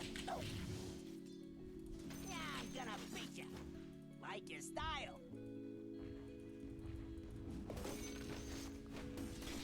Coming bottom. Talk about it. He's still 5. Talk about unwanted features. Jesus Christ. Something fucking. I need to check it. Oh, yeah. It's not Control W. Guys, Control I W forgot changes my it to the mana other boots. one. And I don't know what Alt W does. If you can just cast it. Oh my fucking god. I remember.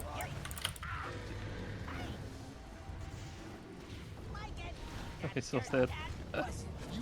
With the impurities.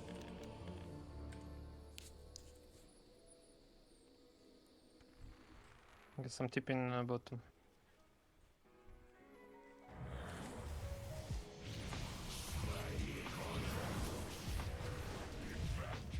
The whole fucking world. Oopsie. Knock. So, I'm kind of low. See the sound there. Lash is coming. I'm not going there. Good luck. Just take the rune and go bottom. You want this trigger? No way. So what the fuck? I take. You are muted. What? No, I don't want it. What the fuck am I gonna do with a shield rune? I guess we egged. Oh, shield yourself. I'm gonna farm it to have the Visual Blade and then we can go do shit. I have it very soon. I shouldn't even know if this is the right build. Well, it is what it is. Bottom. There? Oh, is that one here? Oh, that's just there too. I'm pushing mid, sorry. I don't want TP. Everyone's bottom. 10 people mid. Bot. What's going on? Mid. Dipping in. Okay. Oh, fuck. I'm coming from behind. Maybe full snack out of the lane, guys? Take tower? No. Simple No. to do. No. I'd rather be brainless in my lane, sorry.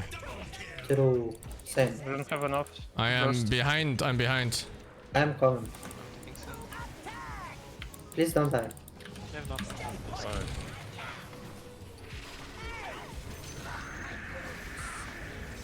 Oh, nice. Oh, just stop him. Okay, stop him. I Abyss. Fuck. No range on Abyss. Sorry. Okay, can tip in. Dude, this region is not balanced. Schlafen. Mine. Ah, easy. Okay, force sleep.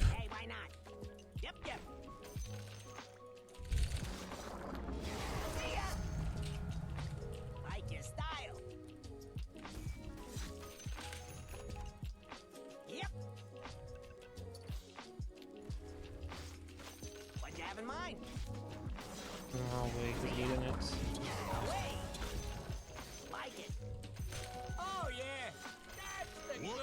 Not tipping me. I might die for this. Going mid. I hope not. I think you're fine.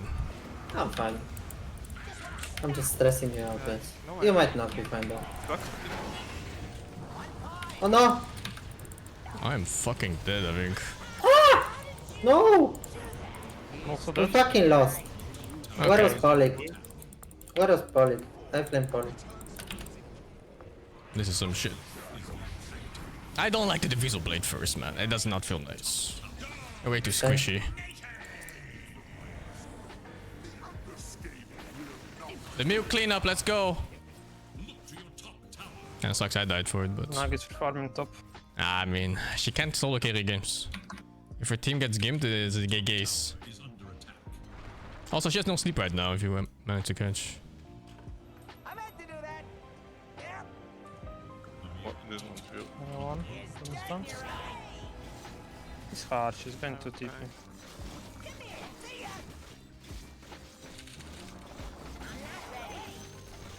Yeah, they're all here.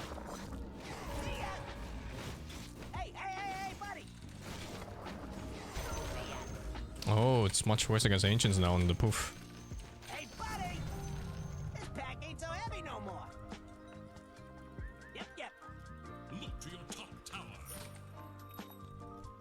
Yep. There's wisdom coming. Like that idea. Hmm. Just what I I want my blink. Or maybe force. I can force. I cannot catch this guy here. What the hui? What the fuck? Is that? No hook shot.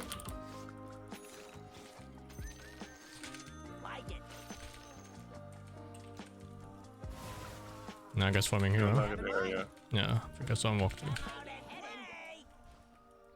Yep.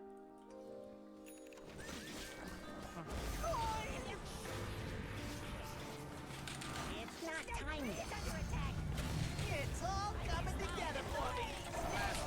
Hey, Ooh. Easy.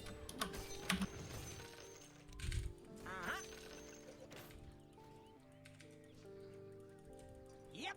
You find that, Polly? Hey, why not? The enemy Dirt between my toes. I set up the stun for you. Huh? Easy, easy, easy. No, I got it. Hey, Running. Wait, I'm gonna ult shot them. Easy for Hanesh. Easy. Got them. What the fuck? They're done. They're Got them good. Oh, yeah. Oh. Yes, it kinda is. Ah. Oh, I'm fine. Just me. I'm actually. Yeah, I'm sorry, Cafe. Someone had to die and it wasn't me. I killed some illusions. It's all good. Yeah, nice. What is it? Fuck. They're still chasing him. How do you full HP? What the fuck? Yeah, scary shit. Hey, you're heading. If you say so. Illusion. Ring of Basilius, by the way. Hey, buddy. Like your style. Hater?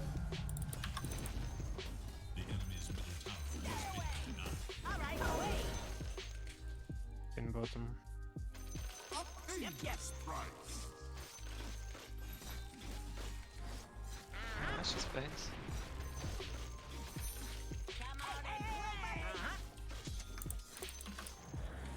tower faces a terrible test. Poop attack. Like it. Like it. Oh, club. One paw in front of the other. I'm bottom. It's gonna be Nice. That idea. No. Thank you. Not nice. I don't know about We this. lost. That's We good. lost. Wait, who brought those scripts? Ah, guys. We lost. Oh, you went in. You went in. Catch Phoenix. I'm in. Okay, not that.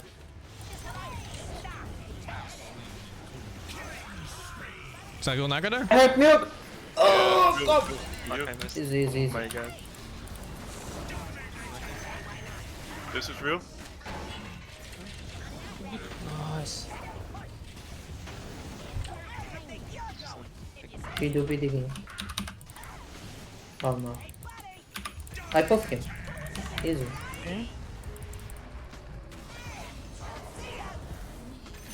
Dirt between my toes. You know, I see a bit of myself in you. Like it. Except I ain't dead.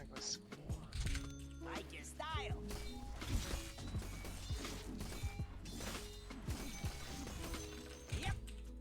I can think you can take back the control over your meeples. I say to all Yeah, of what the them. fuck, dude? This guy. This guy. Have in mind. Geosceptor. What the fuck is this item? Needed that. Don't fight him. Stay away. Like it. Hey, why not? Like it. Okay, I am invincible right now, so let's fight. This item gives 10% move speed. What item? I don't like that. Holy shit. Wow, that's bright. Oh. Like it. Okay, what? I blink. I'll take it. Bounty. Like that idea. Got dirt between my toes. Can maybe try to go. Got a great for you. One paw in front of the other. Better to go for Naga. Yep, yep. Situational items. Flying courier. Okay, thanks game. What you have in mind? I think it's there somewhere. Yep, yep. Real one. Oh no, a fucking gang. Oh no. Ah, shit, dude.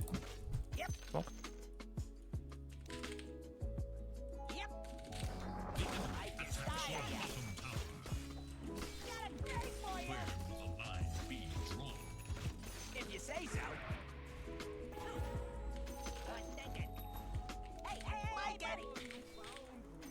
Is it Dota? I can solo it. You can do whatever. Shane. I wanna take this. I wanna fight when we have heroes ready. I'm kinda ready. Yeah. I'm gonna get the Tormentor and then let's get Roshan or force something else because I'm very, very strong. I kinda sunk, but I think I can fight BG3. I think you just let them go at me, waste all their shit, and we counter go. And that should be good enough.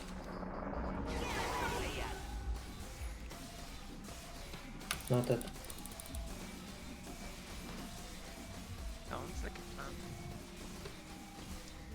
Shiny. Got dirt between my toes. What? Mute got it? Support buy it? I got mine. Oh, one of the supports bought it. That means you're the poor score, Muke. Yeah, I mean, I just got ganked. Oh. Feels good, man. Excuses? We can do this now. Question? Yeah, all missing. I'm not afraid of them. I'm not afraid of them either, it's just My guy's just farming guys. Thanks so much, Savior. Should be with the damage that is. Yeah. Guess I'll go. Use this potion. my damage is so bad against this. It's kind of slow. Get some of this. Now if they actually ambush us right now from here, that'd be super bad. No. Not even hard. Oh Jesus, the poof damage is high.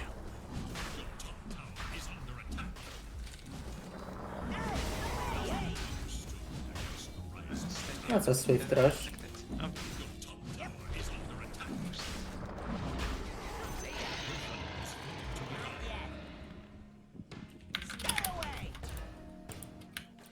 Amplify damage, bro.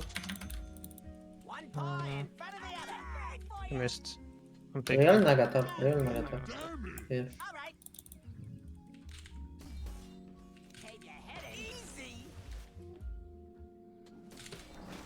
You wanna push bottom? Just wanna clash them, really. Go. Ash is top too. He has heals on Ash. Oh, we can kick them out of the jungle top, what do you think? I wanna get my pick guys. Oh yeah, we can wait for it. I mean, it's only 200. I don't think we force bottom, guys. We don't. We have no bat rider there. Okay, they're fighting us bottom because they realize there's no thingy. I'm coming. You have my shot on yourself here. You're fine. Naga's getting very low. I can disrupt the Ash. I'll be decent. What the fuck happened? What? My super meeple didn't go off. Oopsie.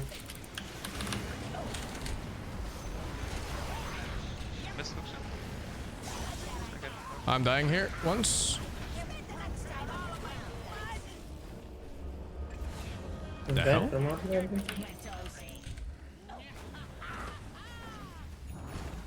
Whoa.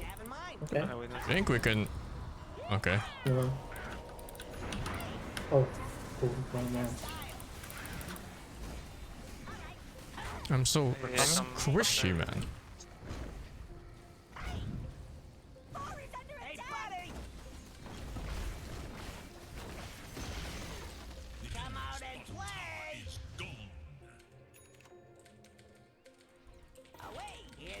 Walking in. I can win for someone.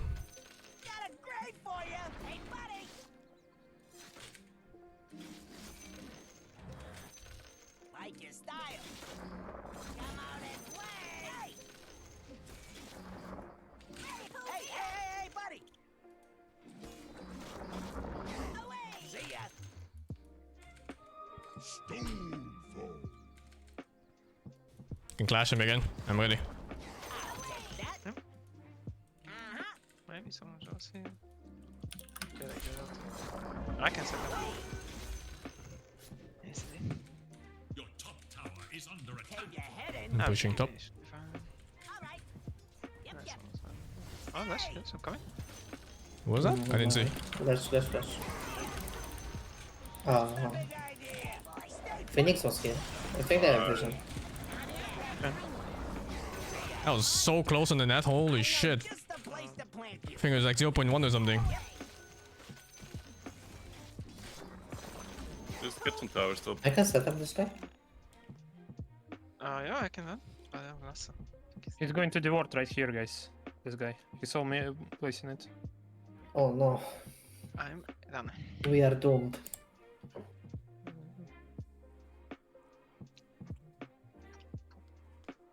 Catch him. I wanna go Naga. I think this one is real. Yeah, it is in for sure.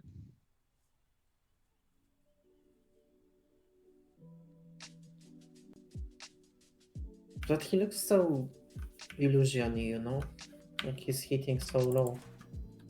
When I'm clicking him, it shows his slots differently. So it's probably illusion. Can't click him. Just keep clicking. It shows for a second. For a millisecond. Cheating? Yeah. Cheating. Okay, we'll see. I have illusion on me, so they might. Gvr. If you say so. Sweet. No man, it's a real one. It looks like a real one. Guys, I'm going to feed. Come in. I know. Some flash, guys.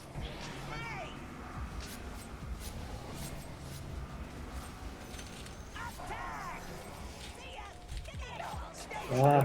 Are these real? None of these are real, I think. None of this is real.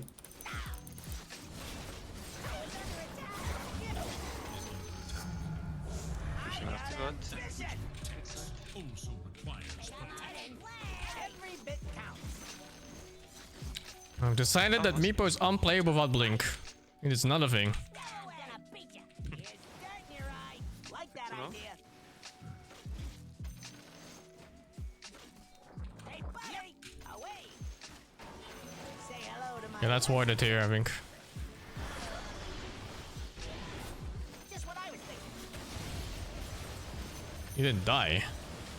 Fuck. No.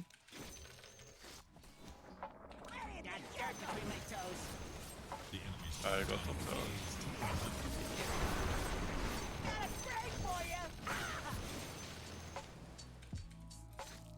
Clash them again, fuck it. Hey, Nagabot.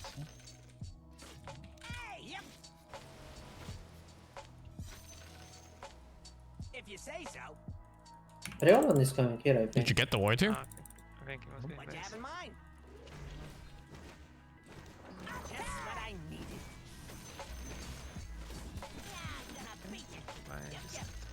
Yeah, it did. Maybe I can catch him.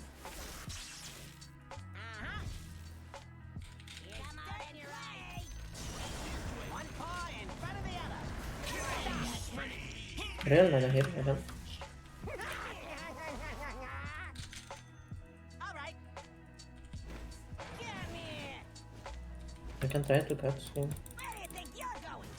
What the fuck? What the fuck?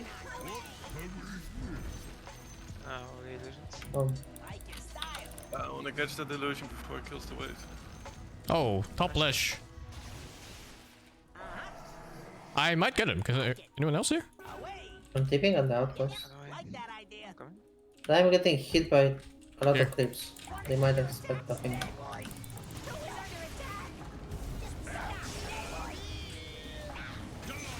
He didn't even try this.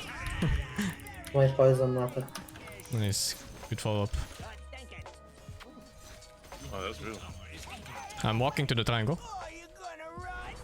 Blink cooldown, 5 seconds for me. I'm walking.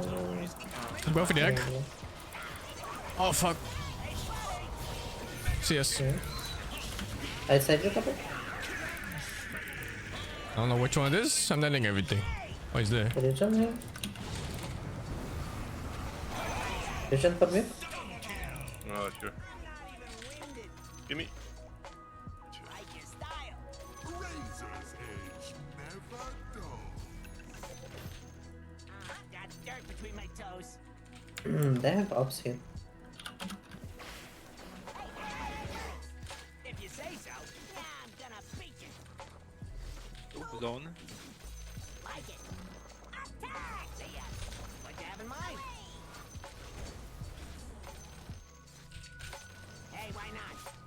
I have nothing. Mine. Come here. Confirm. There's an ocean again soon, isn't it? I didn't time it, so I'm not sure what the... Soon? Okay. The enemy's middle tower has been destroyed. Come out and play. Away. Yep. See me mid. Take your head in. Come here. Where do you think you're going? Like that idea. Stay away. Here's dirt in your eye.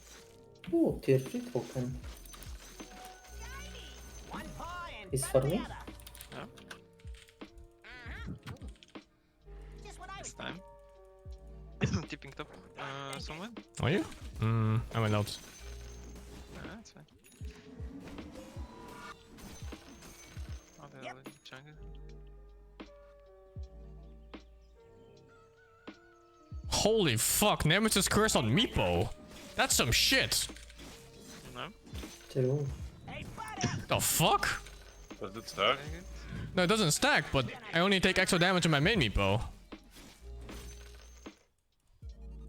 What'd you have in mind? Yeah, all here. Shiny. Your top tower is under attack. Yep. I can go. Rush is on sap. Just what I was thinking. Oh no. Not yet. See ya. Okay. What the fuck did they do with tap targeting? Why does it target the last unit first now? Like it. What the fuck? Yep.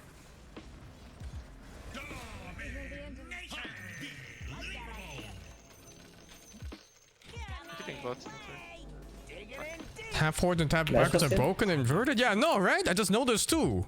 Why did they change that? Who asked for these fucking changes? Roshan up. That's such a random thing to have. Not yet. All right. What a fucking shit bug. Get rid of this. Oh, thank you.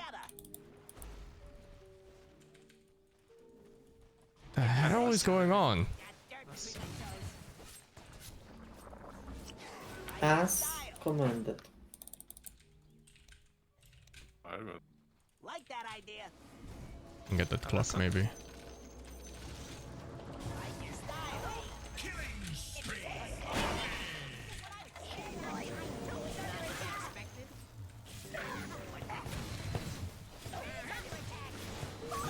Got me?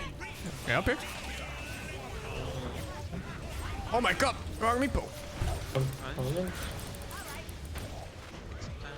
I'm still fine here. Just need help. It's okay, I'm coming. Schlafen? Schlafen, schlafen. I have no cancer. Okay. Oh,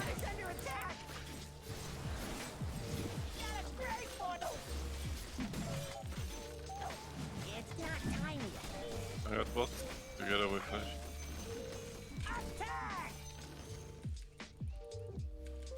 I'm coming mid now. No sleep. no sleep. This one is real, the bottom one. Coming? Empty The two. last one I got mid.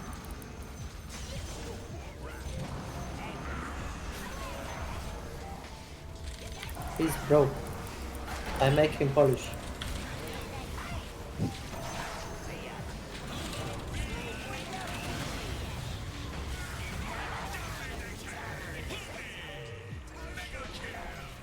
Oh my god, I'm so confused with macro right now. There's a bug with the tap targeting. It takes the last unit first instead of the second one. Super weird. Okay, guys. Oh, that's unplayable until they fix it. Can't you change it? I don't know. I guess I'll check settings.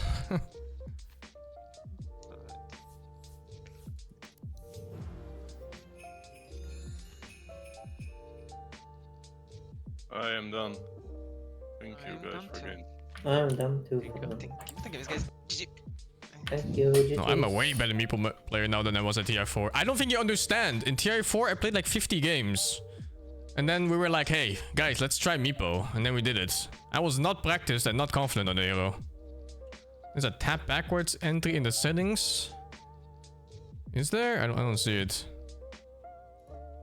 What is this one then?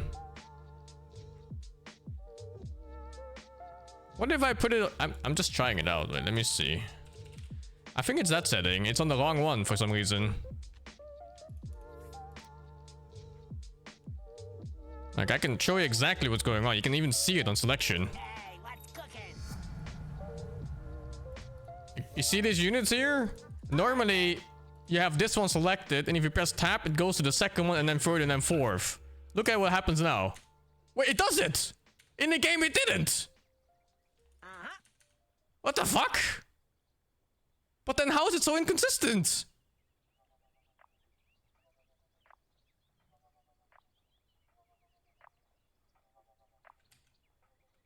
I press control, dude. I cannot be holding control at all times, but you can see me holding control too. Because if I hold control, this icon changes. And you can literally see in the VOD that this was not held while I was doing this and jumping in. That's so fucking weird. Got dirt between my toes.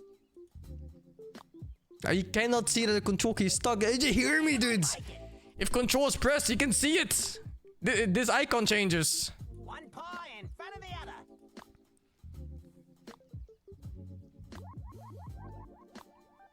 That is so fucking random. Yep. Like your style. What'd you have in mind? It's not time yet. Take your head in. No, it still works normally now. I guess at some point, control just gets stuck in the game without me pressing it? I don't know. Yep. Like that idea. I have to dig? I don't fucking know, man. Let's see. No, it's still normal. Yep. Just what I was thinking.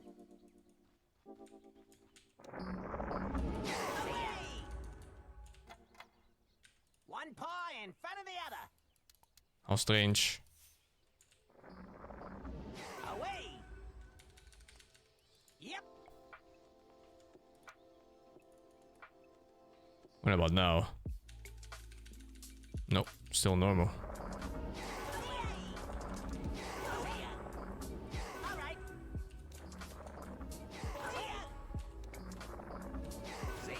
What is even happening with this? This is such a wonky mechanic.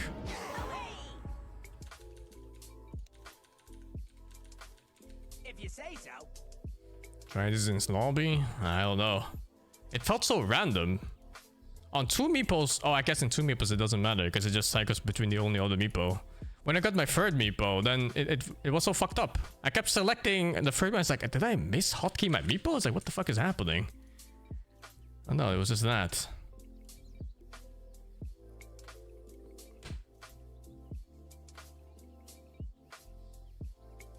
I don't know. Got dirt between my toes.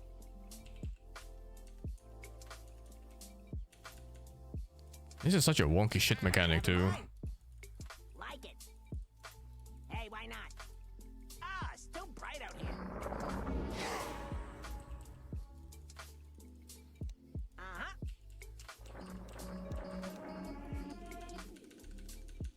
Yep. Like it. Attack! Like your style. Like it. I wonder when it broke. What does a new W do? It lets you proof all your meeple to one spot at one click, but it's a fucking crutch. Because there's a lot of scenarios in the game where you have to stagger your meeple proofs. So if they all come in at the same time, you kinda doom yourself for like AoE stuns and shit. But it has its uses if you get used to it. Like for your initiates to burst, they're always good.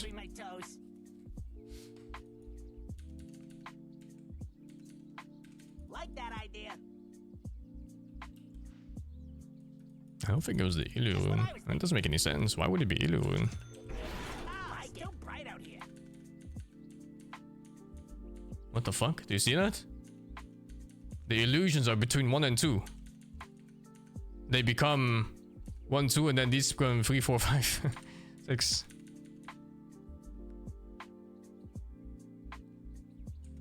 The talent is also bugged? Really? I don't know. Don't think I've noticed that. I played Meepo in that patch, I think. Okay, yeah, what the fuck is this, dudes? What did they do? They can't count! It goes to 1, 5, 2, 3, 4. What the fuck?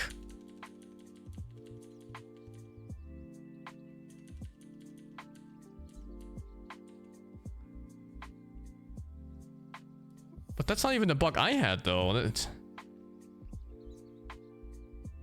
I wonder if some other illusions fucked it. Like Shadow Demon or something. It was the illusion? Let me retry. I don't think it was the illusion, but it's easy to test.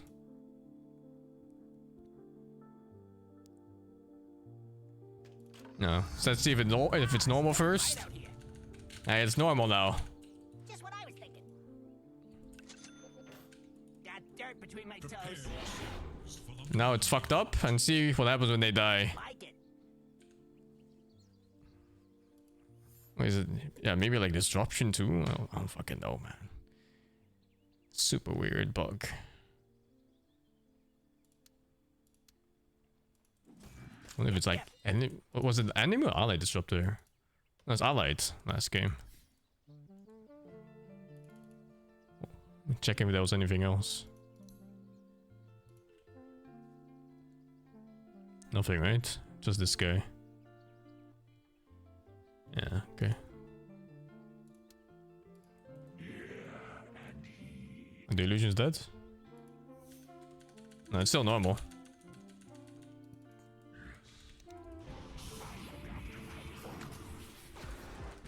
No, this is fine. It's whatever.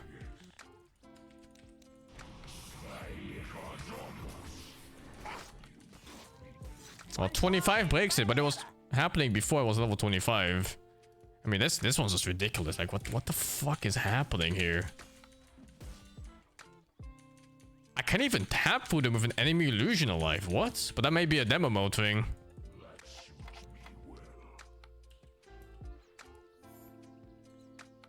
I hope it's just a demo mode thing.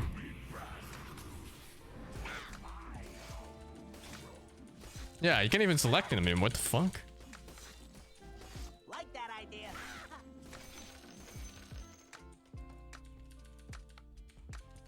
I can't select anything anymore. It only cycles for 1 unit now. And now it's back to going to 5, 1 to 5.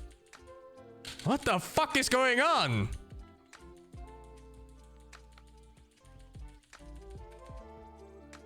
Like it. Like your style.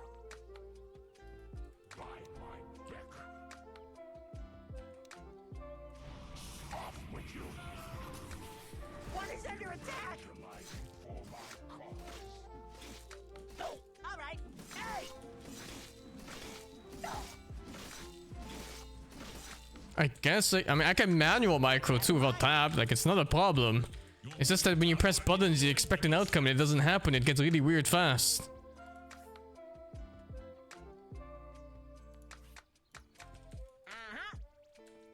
Lone Dude and Bear is similar shit? But how can that be though? Because Lone Dude and Bear... Oh, you mean like you can't select a bear?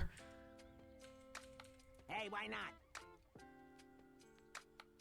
I still can't replicate the bug I had in the game, which is just the tap order being reversed somehow. That was so strange.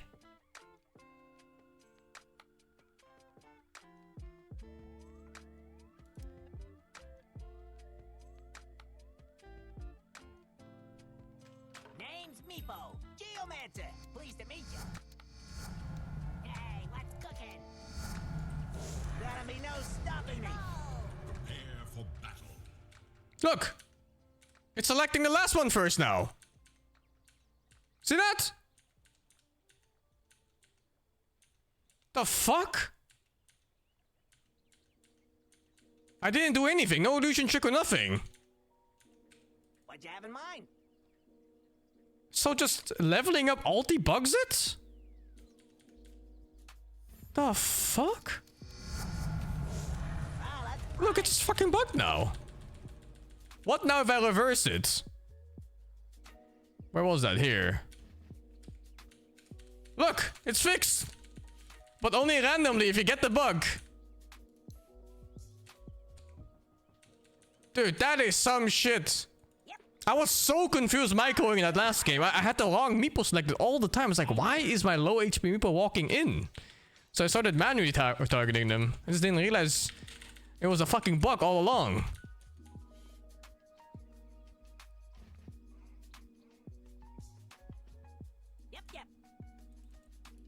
What the fuck?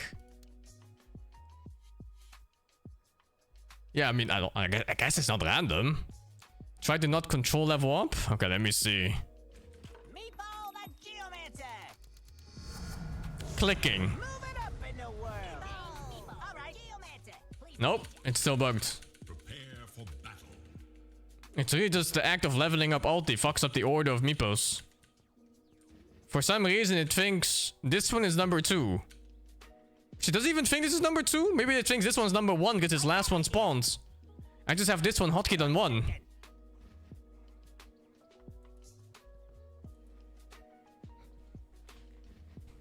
I guess just don't get extra meepos.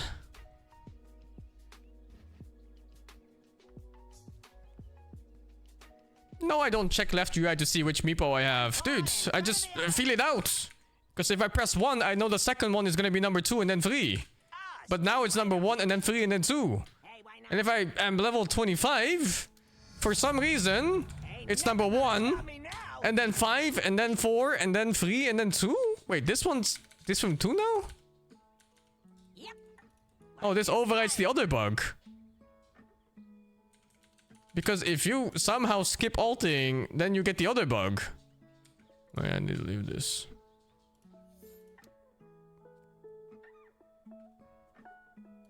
Oh, that is some shit.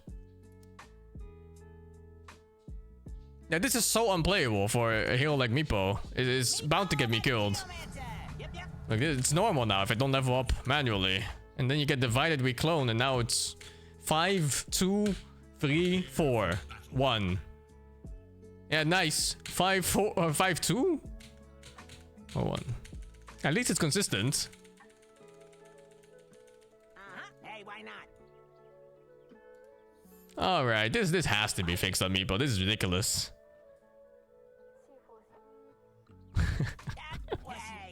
I wonder if this fixes it.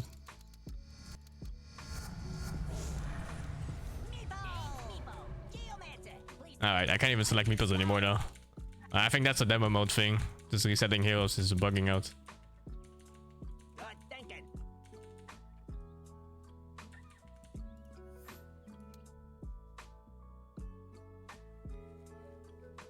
Do we have more people? These guys are playing already? Fuck. Maybe Nans when he's done.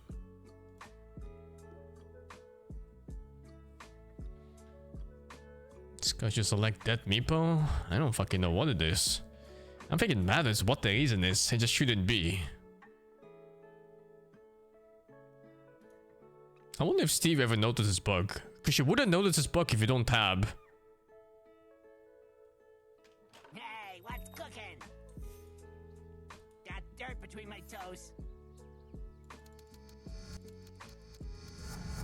Is there any way around this? Is there any other way to level up?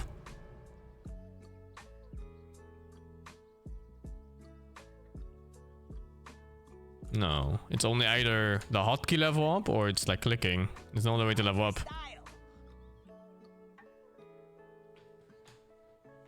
I have all other meeples in control groups too. That's for individual microing. I just do this one sometimes because it's faster to click tab than it is to click 2. And sometimes I don't care about which meeple goes where, so I just tap target everyone. One paw in front of the other. But yeah, it's already bugged now. What'd you have in mind? Oh, it's reported? Some info? Gameplay issues.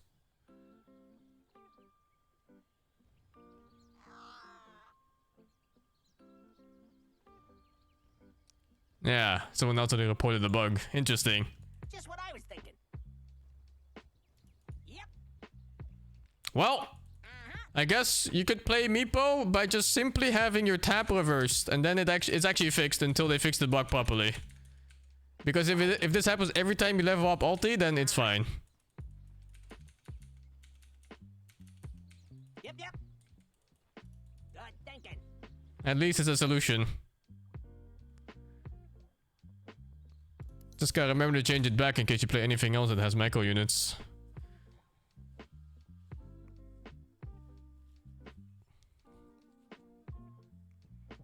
What does reverse tap look like with talents? I don't know. Oh, dude. Oh, I don't want to take that talent ever. What is that? What are you supposed to do? But wait, no. It overrides, right? So it's fine. No, it's fine. It's fine. This one only happens when you level up like this.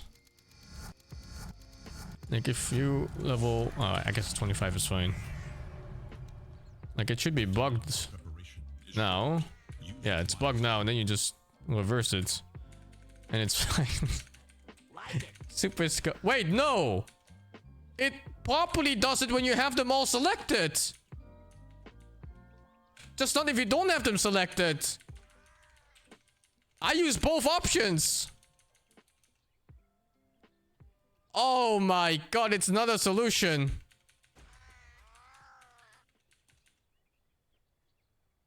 Okay, fuck this. I'm not playing Meepo until it's fixed. What fucking bullshit is this?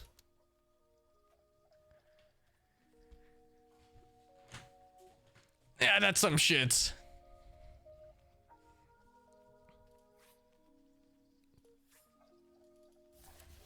If I could do it over the 33, how's the patch so far? It's pretty good so far. Good for me at least, because all of my heroes got buffed. And I like the overall playstyle of spellcasters, and lots of spellcaster items got added, so...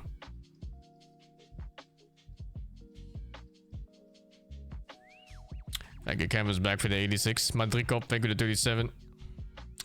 Yo, Dobjin, thank you for the 2. Carlson Van, thank you for the Prime. Verum, you, thank you for the 14. Biscadis, thank you for the 14 too. And that was Gavin, thank you for the 47.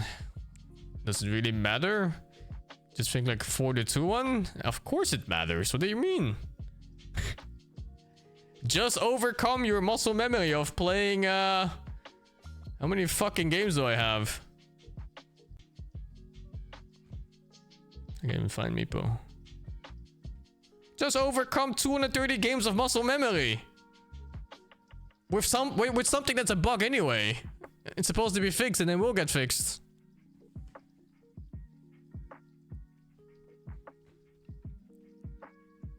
A hero like Meepo is so micro-sensitive to, like, make one misstep. You send a Meepo the wrong way, he's just dead.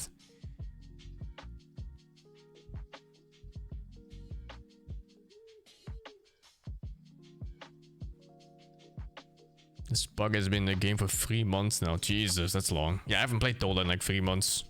I stopped playing since like August.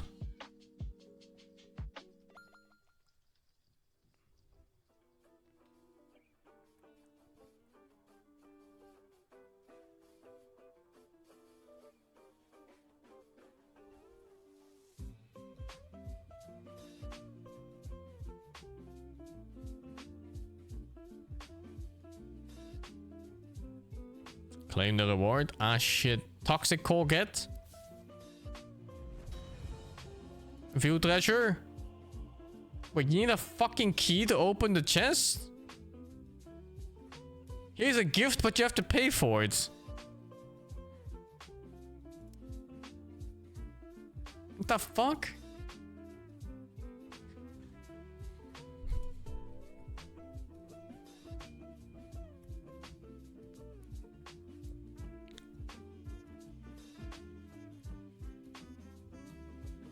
I have another claim.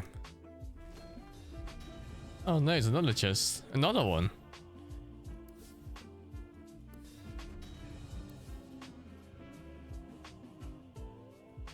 Nice, and then get core 1 got banned. That's good enough, I guess.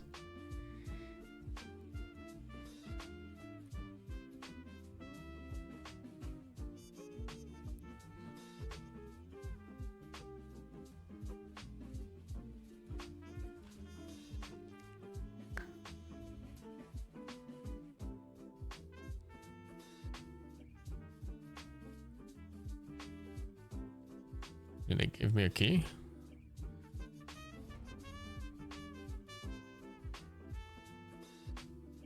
I don't think I have one. Wouldn't this be unlocked then?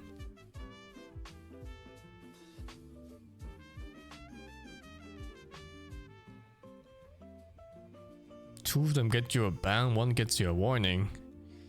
Ah shit, man. Ah shit.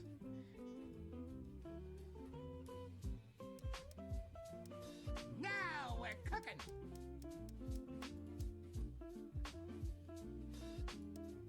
Those who seek my powers are wise enough to know they choose a life of burden.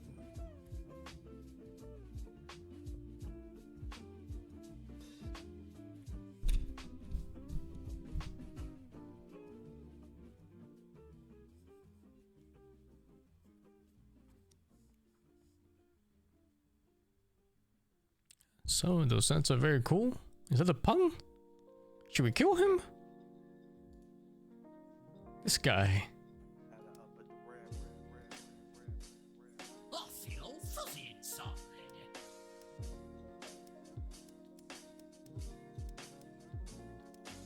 Come, take some punch. Wait till they get a load of me.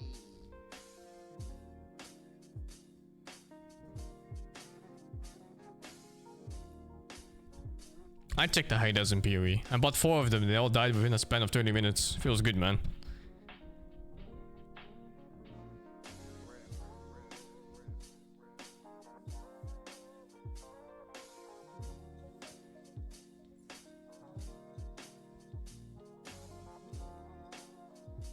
I'm using cannonballs now. They're good.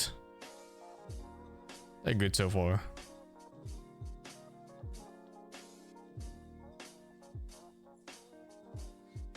Oh, dude, they're not unkillable. In fact, they were so killable that they died in like, what was it, yellow maps, I think? Yellow or white maps?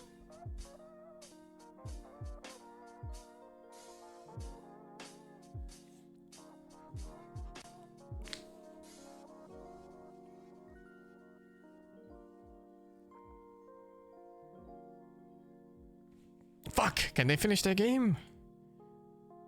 It's been a while since I fucked Waga's ass.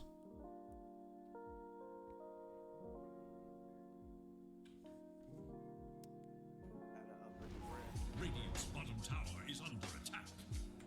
Yes. Wait, hold up. Dire's top tower is under Someone else is... Hey, Crayon is fucking Waga's ass! Crayon on enemy team! Jesus Christ. Let me tell you a story about Crayon in World of Warcraft. We set a date to raid on SOD for BFD. And the max level for that game is 25. And this fucking guy showed up level 22 and couldn't even enter the dungeon. His plan was to level up in the raid to 25. And now this is even a funnier part. We went for a second raid. And he showed up again and he was fucking level 24. He couldn't even enter the dungeon. 2 fucking times, man.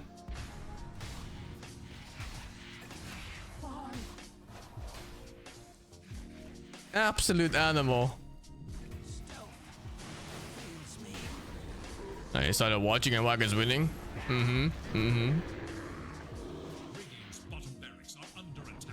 Yeah, Crayon on my team. Crayon on enemy team.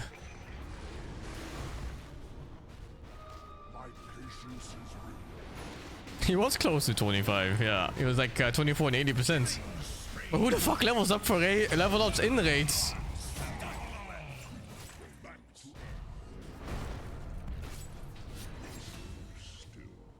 Hey, they're kind of throwing. Is it my team now? Oh shit, game.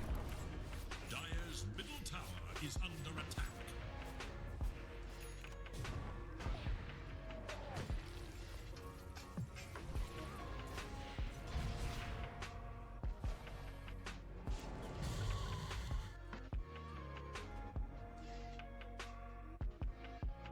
It's the Duck and Kodo the Masas. Ah shit.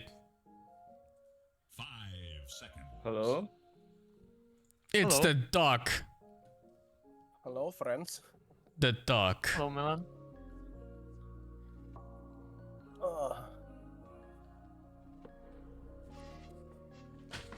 Wait. Have you noticed the Meepo bug, Steve? The one you're testing? No, I don't tab like that. Ah, I see. That's why. I keep it for separate meeples. Yeah, me too. But I use both. I use both for depending what I need. I'm surprised you never noticed. You delta split or what? I mean, like if I want to select the third meeple, I just click 3. Yeah, I have the same. But sometimes I just split all meeples as fast as I can, you know? Oh, I see.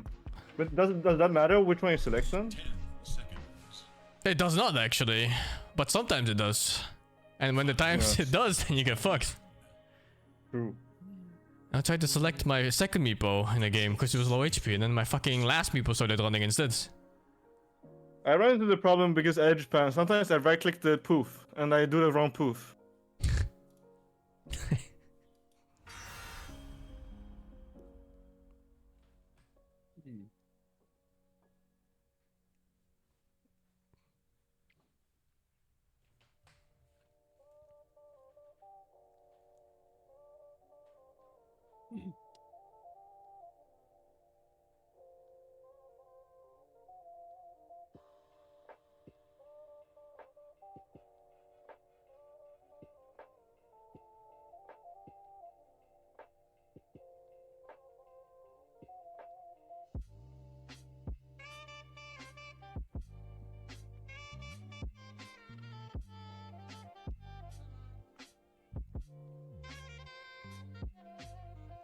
Ogre mid.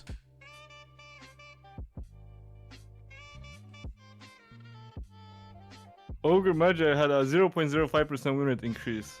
I'm scared. Why do you know this? I had Dota bot open. Okay. And for some reason, Lesh got like two buffs, but it's all his items that get buffed. Lesh got 10% win rate increase. Yeah, I mean that Shivas is not balanced. It's strongest item in the game. Yeah, it's a lot of items. Like Bloodstone increases AoE on Split Earth, and Bloodstone, and there's just a bunch of shit. Did you see the buff for Timber for that? With the Q. What do you do? You cut more trees, so it does way more damage because of the bonus AoE. Oh, it's damn. fucking huge. It's like you just do casual 600 damage Qs. That would be a silent hero now, though. I don't play it mid at all. No, I mean it's Bloodstone. Oh, it's Bloodstone AoE. Oh, what the fuck? That's fucked up. Yeah, it is fucked up. It's huge. I was playing Timber 2 and it's like, huh? Why did my Q just shave off like 700 HP? It's absurdly high damage. On a side note, the mana boost got nerfed to shit for all the Octarine heroes. Yeah, it's so bad. So fucking like, bad. Cape? Yeah, like, Cape? Is he AFK? I don't know. Sometimes if you have to ask a question, it's like it's hard to say. He just fucking walked down enemy base, passed the gyro for like 5 seconds and died. I mean, I was just thinking it was a micro hero. Just died. I couldn't skill my Q for some reason. Yeah, okay, man. Same. I'm going for the other one. I'm going for this one. Fuck this. Oh, outskilled. Go for other rooms. What the fuck? Did he hit me with no vision there? No, he must have walked into me. I'm not trying this. Oh my god, he was alone. GG. GG.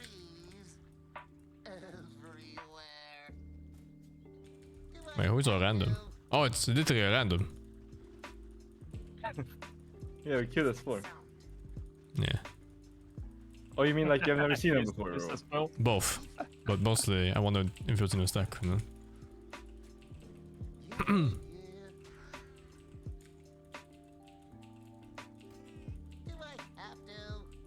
Oh, carry Wind Ranger. Okay. Ogre stats are not balanced.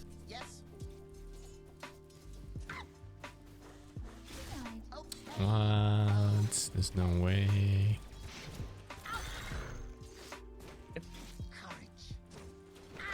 My lane sucks. Same.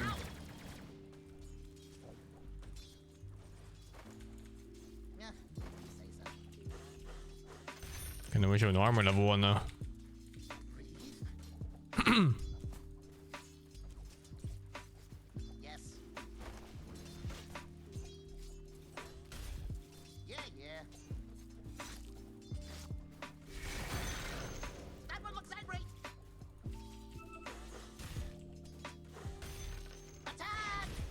The new tower aggro sound, it feels like it's an add-on, like from World of Warcraft. It does actually. Well, the same thing. That was what I was thinking about. It was so scary too when you hear it. Yeah, it really is. It sounds like I was imagining like getting like you got aggro and WoW. That's the sound it makes, you know. And of course you get aggro all the time.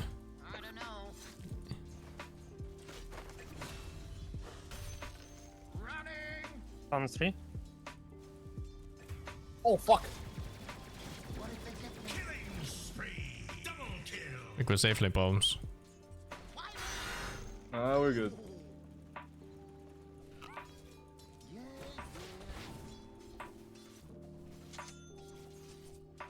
Are you sure about this? I'll stack. Go. Oh, what is on me? Yeah. Why me?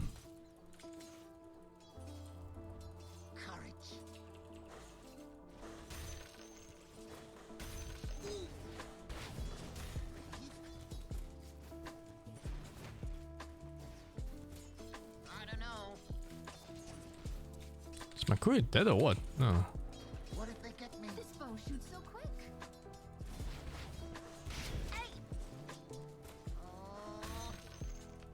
Nice. Ow! Yes. What was that sound? What?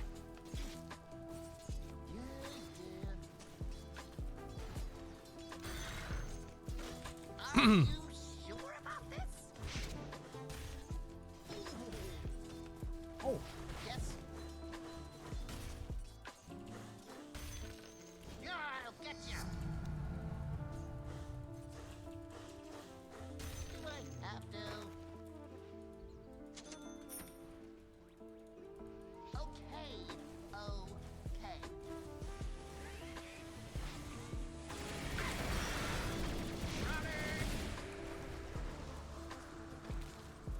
They're fucking my AA's ass.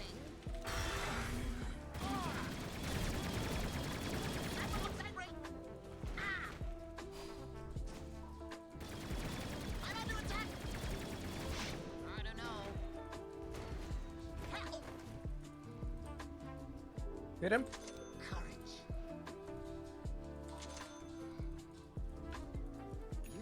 Okay.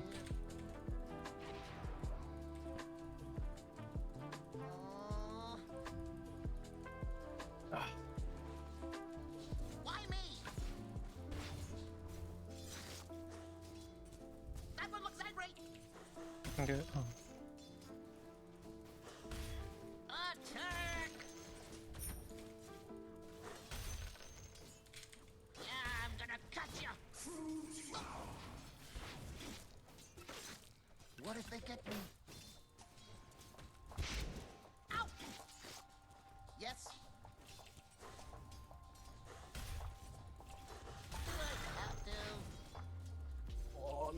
this is slow, dude. That's fine. Are you sure about this? Fuck, they're pulling the lane back. Ah, shit. I have a gyro here. Oh, okay.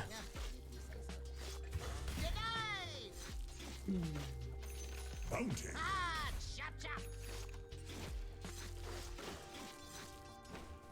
Yes.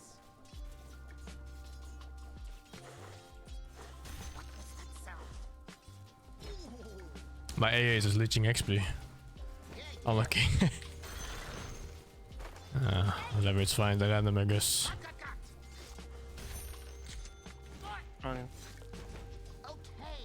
Sounds like classic support players. Yeah, I know, right? Have to die here.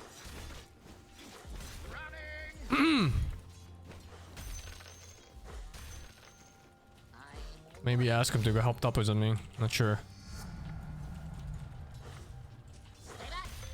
Oh, he's going for wounds.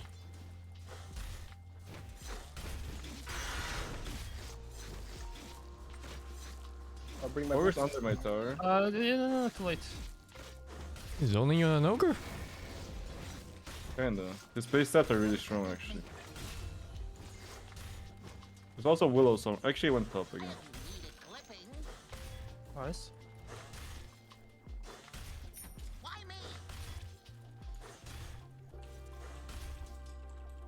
I'm going for a wisdom. Gyro bot. Oh, he's going for low 2C.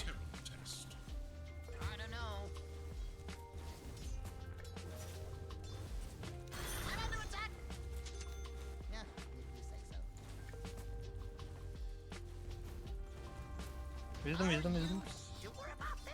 Is the Gyro showing it? I didn't see him.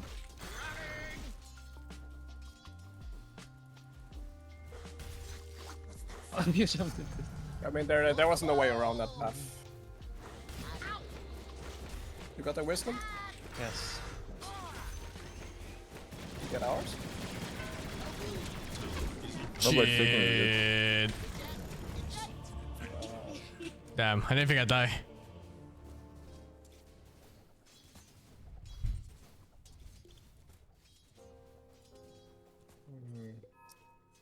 Yeah, it's here. Look to your bottom tower. He's level 6. Can I get out? Or we can definitely die. I pulled.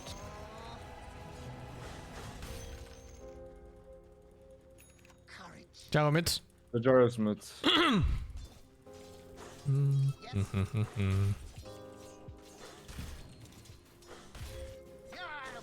Killing spree. Radiant fortified their structures. Need help top.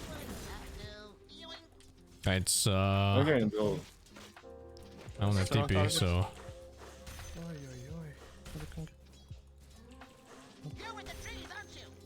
Oh, you're okay. Actually not.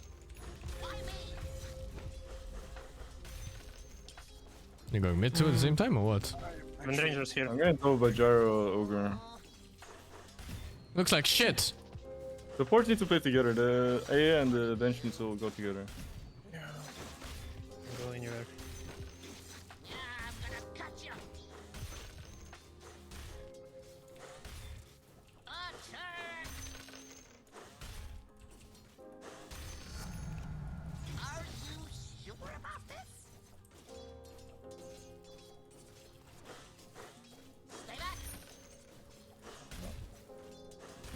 I just stayed.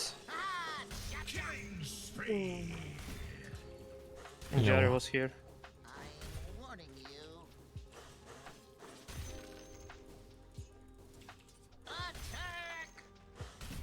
I'm coming. Yes.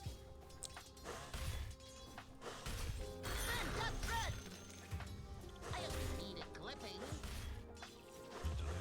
Is now active. Killing 1 HP Ogre mid.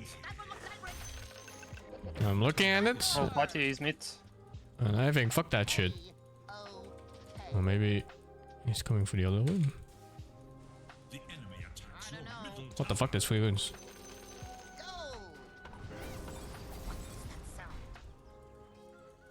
It's easy, I guess. He didn't go for the invis.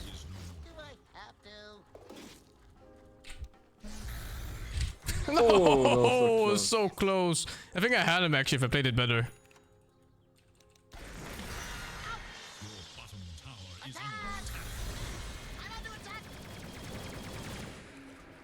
Jesus. Well,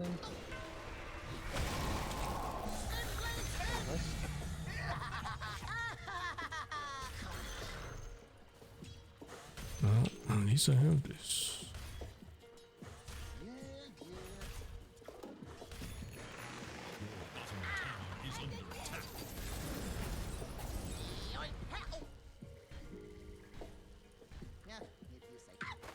To your bottom tower.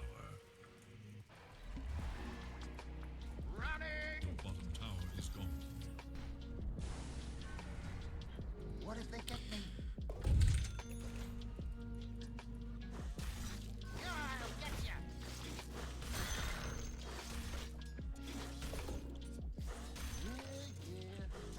I want to get XP. Operation is staying with me for some reason. Yes. Oh yeah, yeah.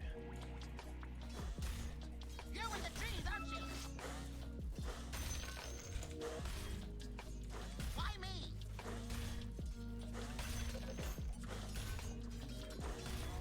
I don't think we can do anything right now. We just need to farm timings. Yeah, we can. Kind of. I don't think you They can will fight go top. on him.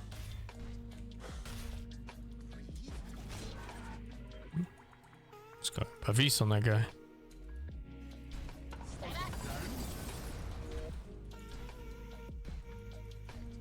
The winner is top, guys. There's no way to fight that. You guys are so fucking dead. Oh, go in bot. Oh, shoot in. Get out.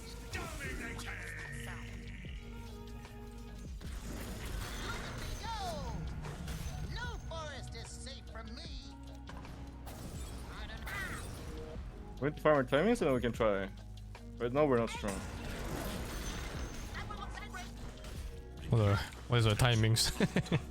I need daggers first of all. You're fucking nothing, dude. There's no timings. It is what it is. Oh, Jesus fuck. We have some stacks here. Maybe you connect them. Think you need help, bottom? I do need help.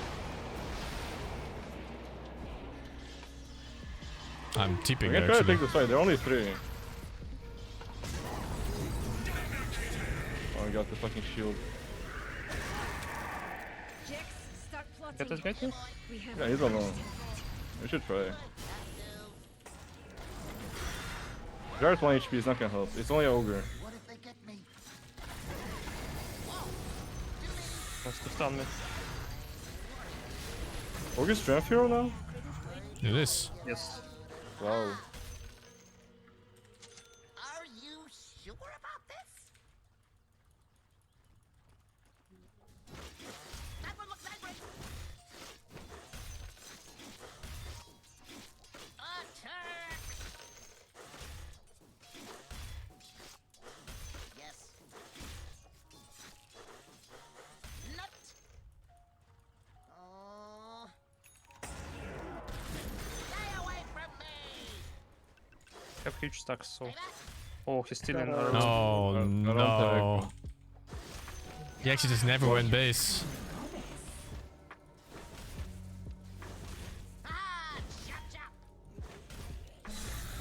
Oh my god. We lost. We can kill this ogre S3. Or 4. With saying actually we can kill him S3. I'm With, low mana, but I'm coming. Coming. Fuck. Oh, this guy. He's counting, he's going back actually. It's not happening. He's too smart. Wait, he's coming back. Or? He's coming back. He broke my blink. We can smoke S3. We actually have enough damage S3. S4 we can actually even kill the winner here. Still stacking the smoke? No, It's it's that on bad courier. currently. Open up my courier. We need to push him bottom first.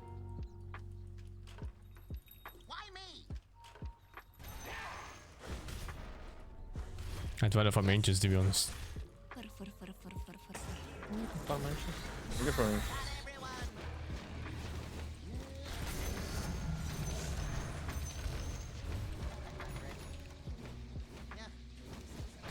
We should kill that guy, man. He's way too deep. We have enough damage on our heroes. Smoke us? Yeah. When Sting's down with a creep. Oh.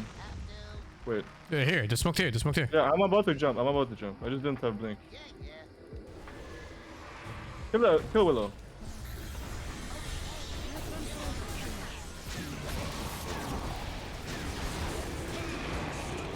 Oh, we're dead too.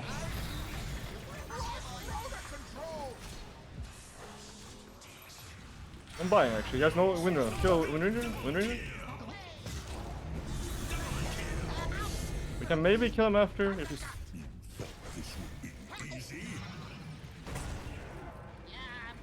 The fuck is this slow?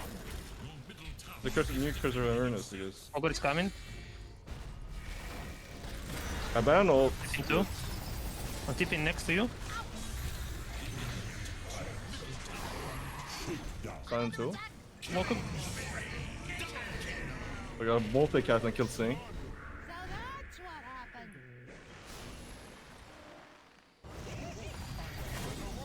The fuck is on the crew? Wait, what just happened? I got swapped? Yeah, swapped too. Okay.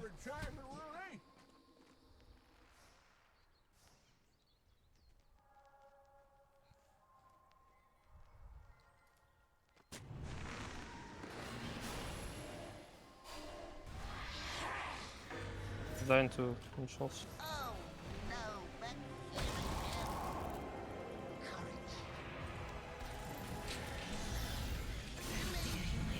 Okay.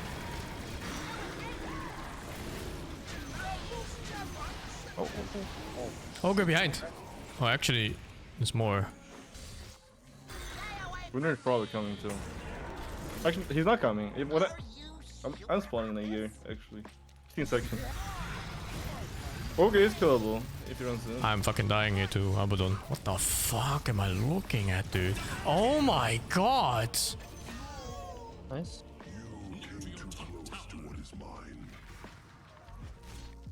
Wow. We've deep into the same shrine. It's so good for us.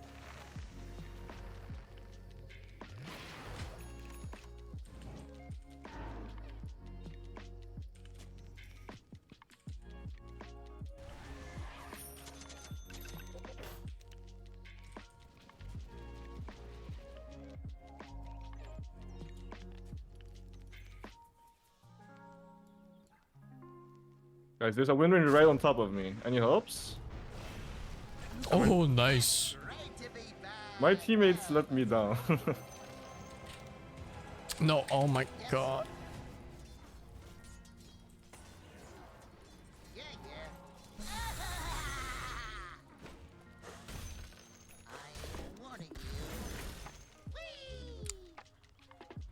I don't even know what you can disassemble more in this patch. Ever since the mana boost changed, I'm so confused. I guess I can still do this for Bloodstone, can you? I don't even know.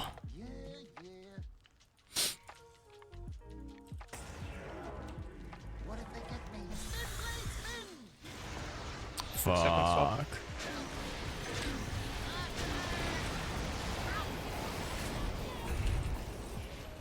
Run if you can. Holy shit, nice.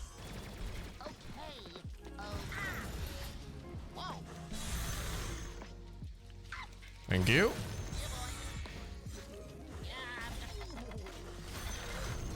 And their visioneer. Okay. I thought, oh, this is their ward, or no, it's our ward. I guess it's here. No, we're sending there. It's here. Here. Oh.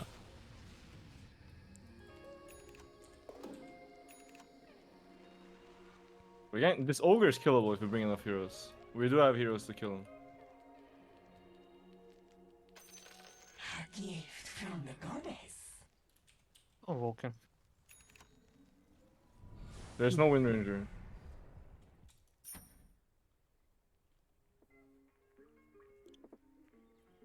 Waiting for a rune. It's in this rune.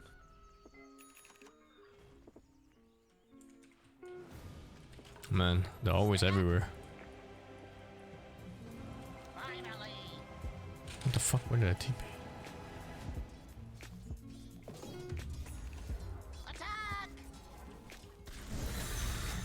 Yeah, we want top.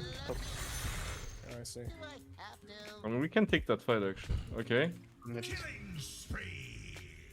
I guess not. But they knew it's not smoke.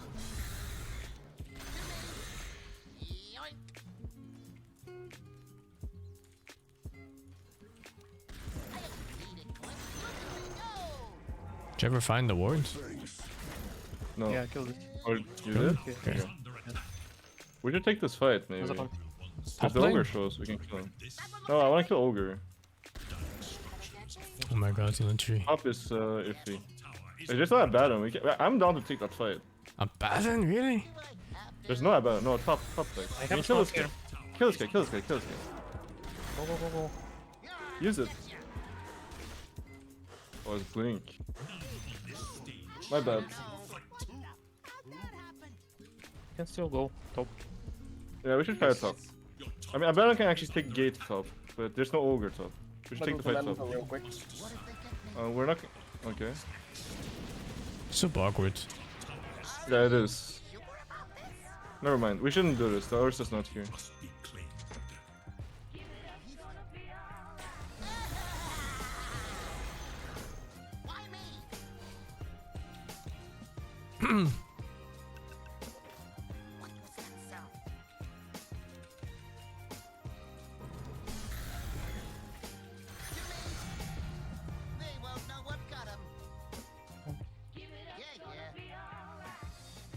Don't kill him. He has armor room.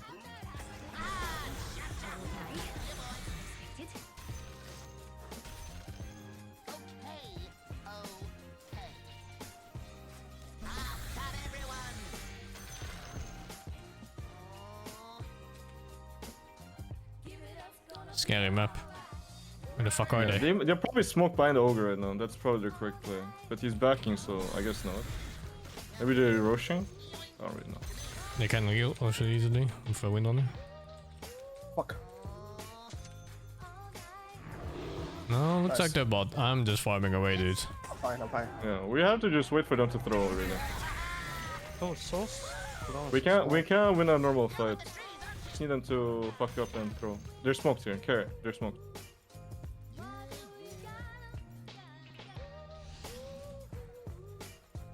This gyro is alone. Yeah. I am I'll farming think about it. to the end of time. Operation dead.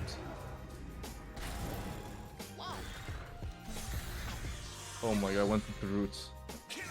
Unlucky. Can kill a Willow too. This Wind Ranger actually could die, unironically. I'll not pick it. I'm just walking. Wind Ranger's image right now. I don't know if she saw me.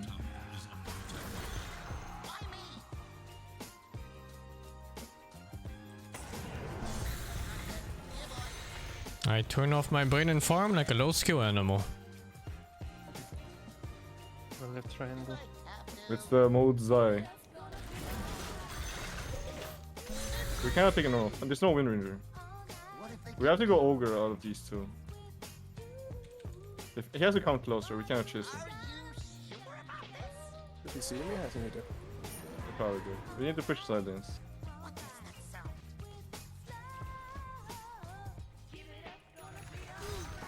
Jesus. Fuck, is that slow?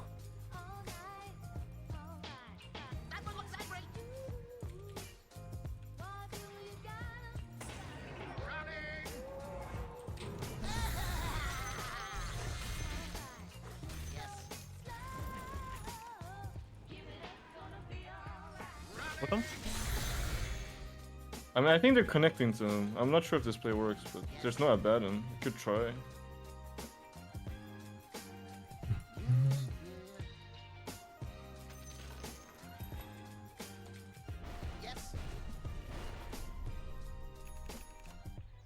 There's a tower too. In the way. We probably cannot take this fight. They're coming here. They're coming in smokes. Yeah, they'll bring everyone. Let's get out. Which also requires protection. Might also be Roshan. The enemy's bottom tower has fallen. If you want to, I can smoke. I do not want to fight Roche. I don't think there's a chance. Yeah. The only way we win a fight is they need to not take the game seriously. Yeah, nice. Yeah. We cannot win a normal fight. Nice! Oh, nice. Like, if they run into this ward without like being 5, we could win this fight. If they're like 3 running into this ward, we can win this fight.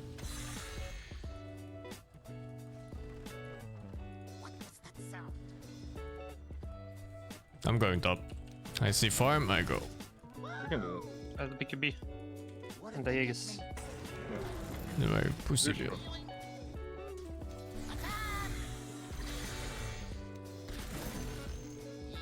I'm scared there. Are they still top? Nah, doesn't look like it. I don't know if this gyro is alone. It's hard to read.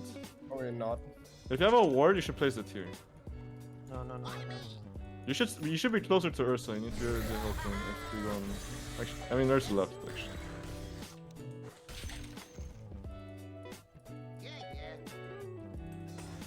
Fuck it, dude. Okay, Cambridge just swap me out. I'm gonna try the gyro if he shows. He's a puss.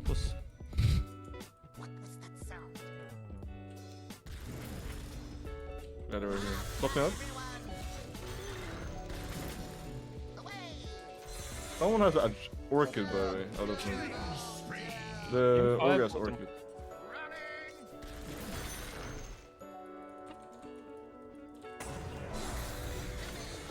Oh my god. You try to swap me faster. I guess maybe I'll start with range. I'm level 1. What's level 1? Yeah. Maybe now it's better to swap him.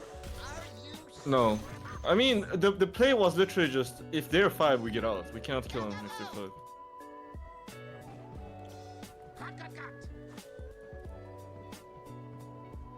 Your middle tower is under attack. Like, the kill really doesn't matter much. It's more like, I want to know where they are. We don't know where they are. Now There might be a lone top. And not a P. Ogre's definitely alone. I'm tipping. All of them looks pretty good to kill too, if the ogre's not Let's there. try it. I'm coming. Let's try it. You wanna do top? Yeah, 4 bottom. Okay. Yeah. I went away from it. Okay. I think we got him. Okay. Good kill. We should try to kill them on this ward actually now. That was a gyro. If they stay, yeah. They're still playing. I'm walking it up. I need either vision or I need someone else to go first. I will go first. I have Okay, BKB now. there's no winner there at all. I'm I have going. BKB, I can go ham. I'm on him. Try to help me, guys.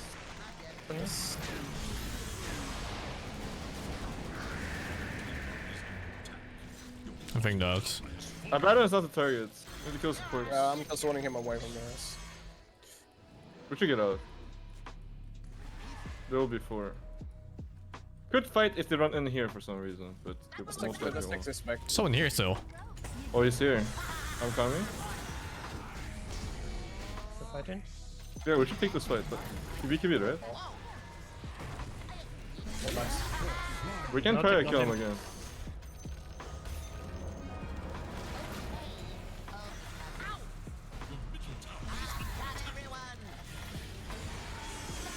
This guy also has This guy? Go. Oh shit. That HP. Get there. He left, that's fine. Oh, we see him. Maybe we can catch him? Can you run at him? I'm pushing mid, it's all yours. Yeah, that's fine. We can get him still. I just need vision. Can you blink in? He's here.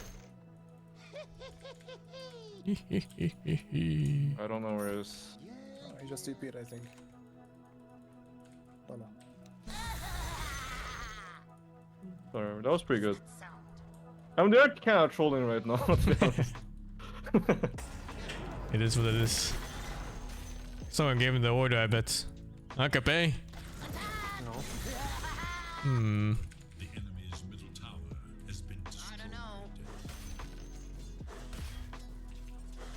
Bounty. Yes. Yes.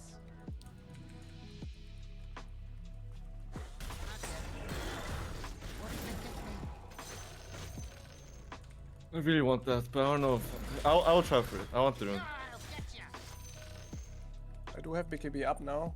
Just ignore the Abaddon. Don't even go on them at all. Just kill the support. Going Abaddon right now.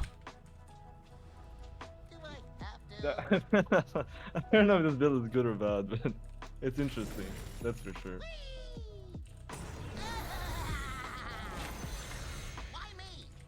I mean, they are playing very split. Yeah, could maybe kill someone somewhere. Wind on this. Yeah, we should have smoked as 3 or 4. We need Someone a lot needs of to push waves now. We need a lot of two-side guys. Someone needs Oh, to yeah, push him bottom way. We need to keep dust on hand. We need a gem actually. You might even need dust on Ursa, I think, since you're the one go for the kill. Yeah, I think so, man. Ain't gonna be me.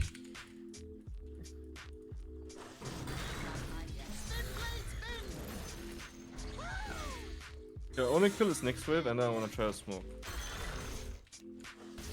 The wave that's coming. I'm getting the Oh, they see me actually. There's a ward on me. Get out, just get out, just get out. They see me. There's a ward on the hill.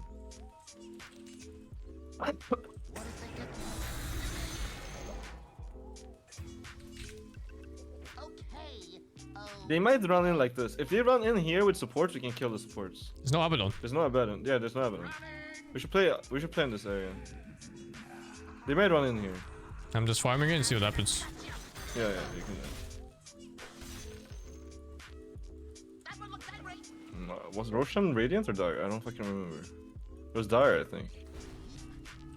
We will be noticed. We'll try it again. It was a top push.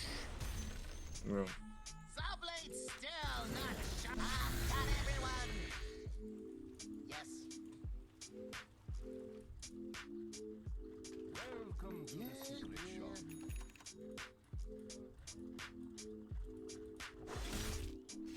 Maybe they're coming here. Not sure. No.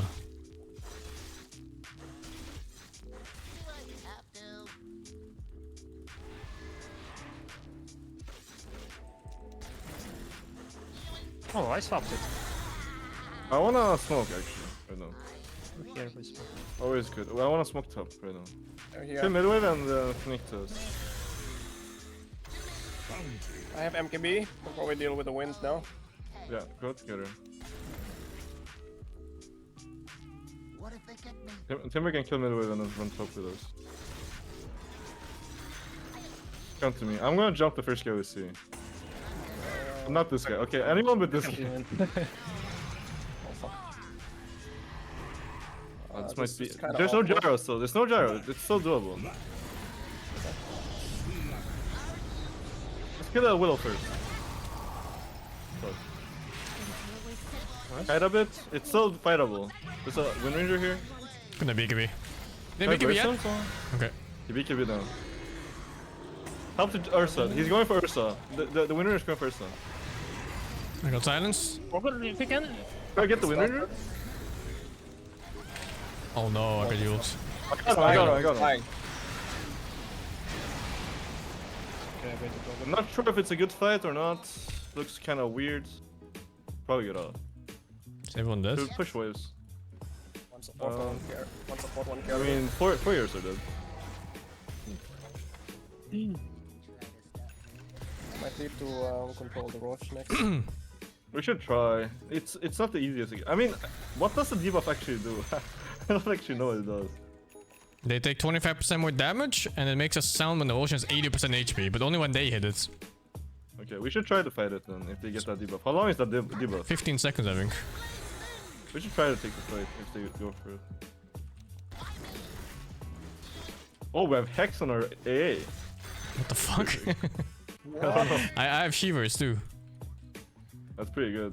We can fuck some ass. We're actually starting to get some timings. Bottom. Yeah, I'm good. Are they going top right? We should go top. Yeah.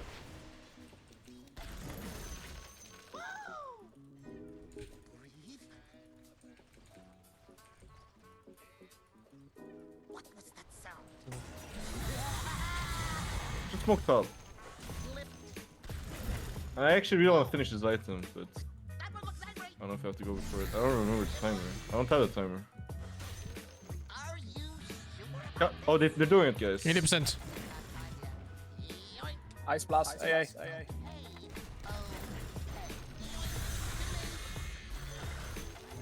Damn. They actually killed us. We should back up a little bit. We can maybe still fight a little bit. Wait, that's a good kill. Chill out a little bit. Kite back. Need to help the Ursa. I got focus fire. No focus fire. I got hit by this. Guys, this looks. Do you have a ward? Willow's a good kill if you can get it. I need help. Good Abaddon. Oh, fuck. Guys, no BKB. Kill Windringer. Oh, I'm dying. Win on the death here. Aegis. Got Hex. She's so fast. We got him. Let's fucking go. Steve. Ogre's here. I think it's He's no mid. catch. He's mid. Oh, he TP'd already. Okay. It's fast. I see. Yeah, he TP'd. Ah, eats bees.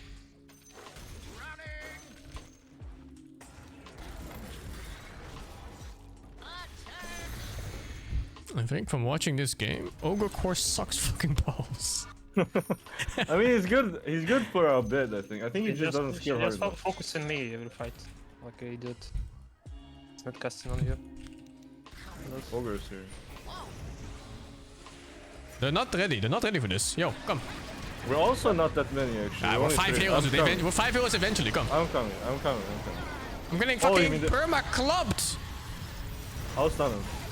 Oh, what the fuck? Yes, I think Ogre is bad. I think it's a Bloodthorn. Is it Bloodthorn or not? No. I think Ogre is bad.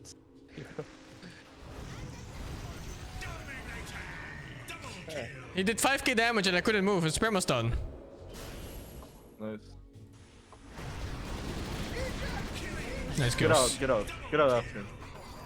I mean, he actually has no BKB. We can kill Ogre. Yo. Yeah. Not that bad. Abaddon is not good. Tipping out. Oh, he's so. We have to go Ogre if we want to play. Ogre. We have to go Ogre if we want to go. Blink, you can blink. Oh boy. He's for fast. He I has a might be dead. I'm dead.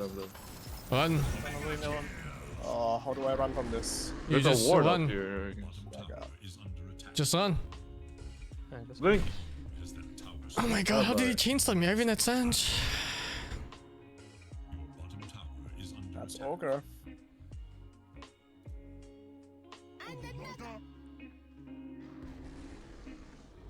We probably take a fight on the ward. This ward hero here.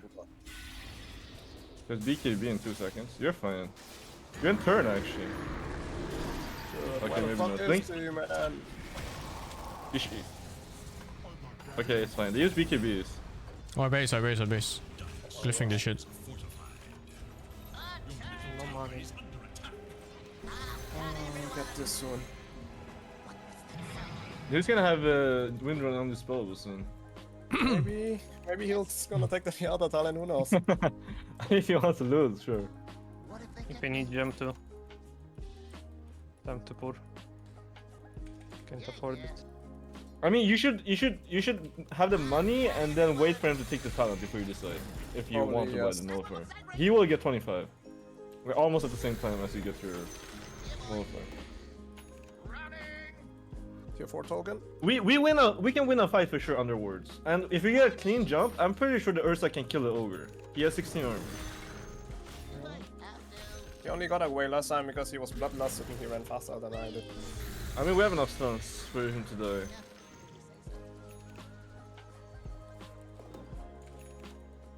force. I guess it's hard actually. He has Abandon with him and he has BKB.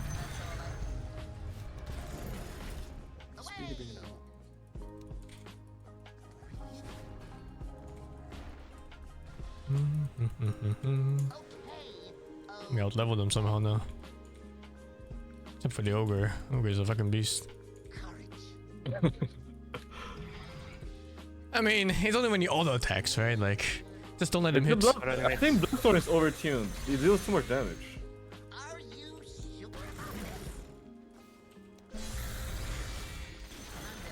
We're gonna finish this actually. Can you recover me on the bench? Yes. Yeah. I actually want the bench to cover me. I don't think we should take the fight, Melon. He has behind. They're all here. No, don't go. There's smoke behind us. He has a win. Oh fuck, he found me. These guys should die. These guys are actually the ones like that should die. Oh my god. I'm TPing in. TP slow.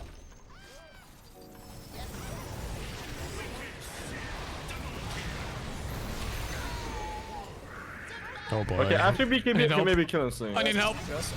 Yeah, after BB3, I'm killing the ogre. I'm going. Go ogre. Ogre sucks ass, dude. I need help with Wind Ranger on the back. Maybe not. Where's the Wind Ranger actually? Invis here somewhere. Fuck. Can we get the Willow, guys? Wind Ranger's out. I might get him. I think I got him. Nice. Oh, the Stormcrafter. Okay, I have Bowling King Bar. Nice try, not carry player.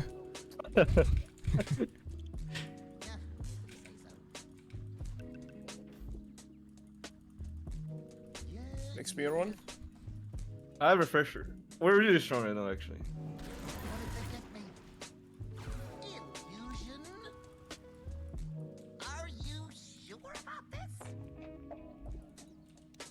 I look to kill this Wind Ranger. We can kill him right now. Push in the bottom wave first. I don't have buyback for unknown reasons.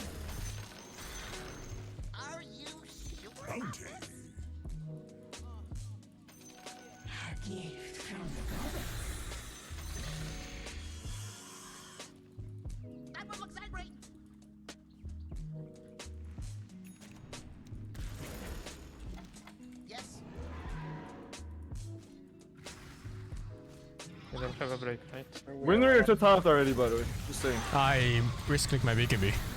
You should back. I mean, you can poke his ult, but get out of that. Feels good, man. He took the wrong talents on the Wind Ranger. Kill the gyro?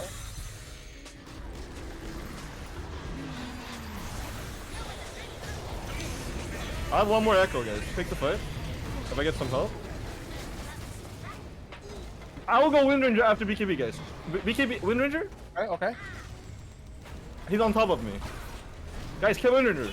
Say no more. I'm too fucking slow. Took the wrong talent? I'm healing. Actually, I might go Abyssal instead of Nullifier. Yeah, whatever you feel like, bro. I'm just saying he doesn't have the right talent.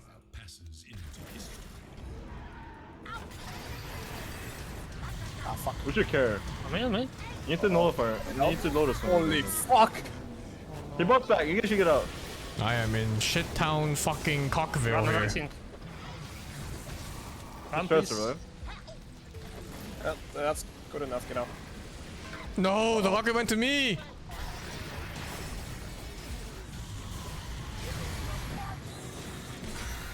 Holy shit. Oh, you're still alive. I'm coming, actually. Ogre's dying. Nice.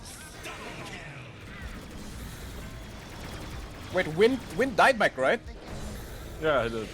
Say no more. Say no more. You don't underestimate their heroes. Their heroes are pretty strong still. Okay. Yeah, I'm fountain diving, dude. Yeah, let's go. I'm fucking fountain diving. Oh, yeah, you can protect the creep. What the fuck? This We Bloodthorn is not we normal. probably need to kill him somehow. Couldn't get two sides, no? Actually, only one side. No, we don't. We can only get one. And we bought back all our heroes, so we should actually try to end.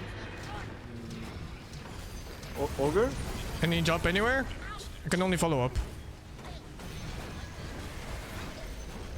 You poke this ulti at least. Oh my god, this move speed is atrocious. We can keep hitting him on the other side. He gets a really big debuff. Shit just hit me. I honestly don't know if we can do this. It's pretty hard. I think that's all. We can take rush? No? Right. We should. If it's up, we should. You should TP. You should actually gamble right now, Ursa. You should TP on the outpost right now.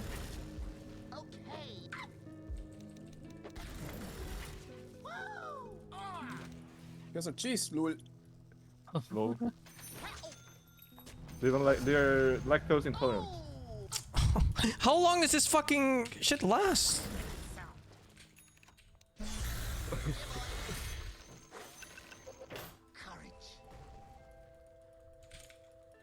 We can fight on this ward, guys. Yeah, I'm already camping. Real quick. Since Ursa is standing in the pit, they might scan the pit and they might get stressed. Like they might run through this ward. Okay, you're they're here. They're here. I'm taking back. I'm taking back. I'm taking back.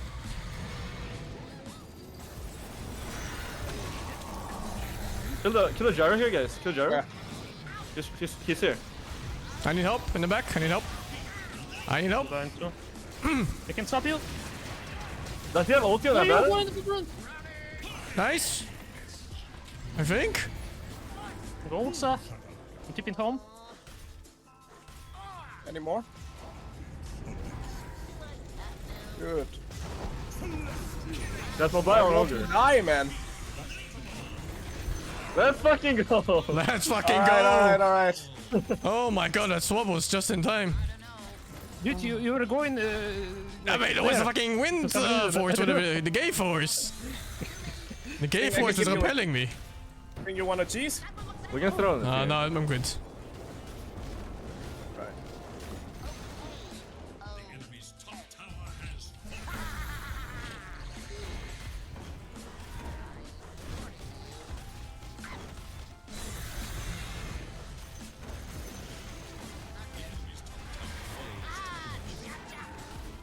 This fucking ogre build. Oh. Wind is up. I think ogre is the one carrying them actually. I feel like it has so much damage. Oh, you shot. Sing. No, we'll burn them. It's fucking glyphed, man. No, 50 seconds, no heroes. I'm just hitting. Hit the throne. Yeah, okay, I have BKB up. Let's go.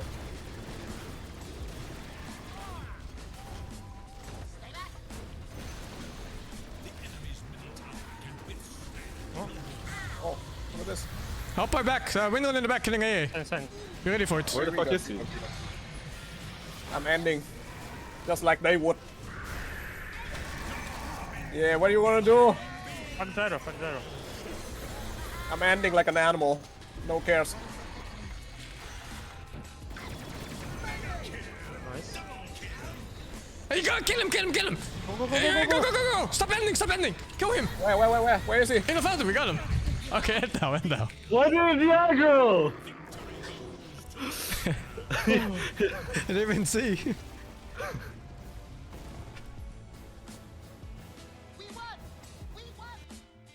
V1! Actually, do you get fountain aggro for right clicking? I don't even know. You can. You definitely can. I guess I got aggro from hitting him actually. I didn't click anything, so. Yeah, I guess I got aggro. Oh, they were surprisingly fine bottom. Other lanes were dog shit. What the fuck? Yeah, I played the top lane really bad. No, we had a bad lane combo bottom. AA couldn't do anything. It was really bad. It was AFK for like the first 3 minutes. But his hero was so nice this game. So it worked out anyway. Oh, dogs. You playing more? Wait, dogs, invite. I don't have. Steve. You Steve invite. has me. Okay. When is it Sunday? What day is it? What's your name in Dota? Oh, it's tomorrow. ROS. Oh, we're railing tomorrow. Feels good, man. We're gonna see Crayon Hunter in action for first time. I'm sure he'll be fine.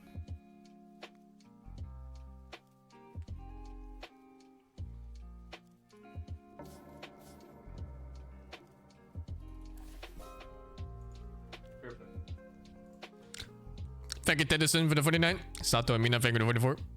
Captain Cyrillic, thank you for the 9. Ultra Tails, thank you for the 2. Erios, thank you for the 67. Magesh, thank you for the 65. Garvito, thank you for the 20. Rod 90, thank you for the 15. Shitstain, thank you for the 7. And Lini Umangia, thank you for the 7. What do you think of the new Shroud item? I don't know. It was a waste in this game. I bought it and then we stopped fighting for like 20 minutes. So it just took a fucking inventory slot and like 3k gold.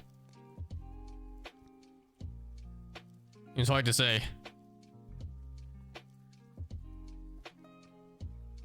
Overall, the item stats feel pretty good, don't they? It's 14 strength and what was it? Like HP regen or something? I don't know what item is. No, it's 300 health. Yeah, like the stats are really nice.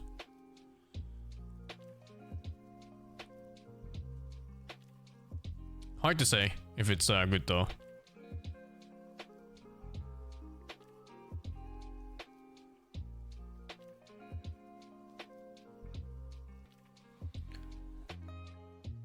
Tomorrow is the raid with my own guild. It's basically my Dota friends and we're playing with a couple of the PoE guys. Although I don't think any of the PoE guys are joining us in the raids ever. They got bored of it. I can ask Rise maybe if we have slots.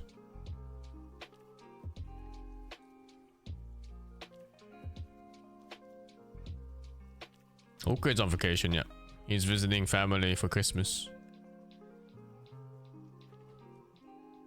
I didn't know Finns were Christian.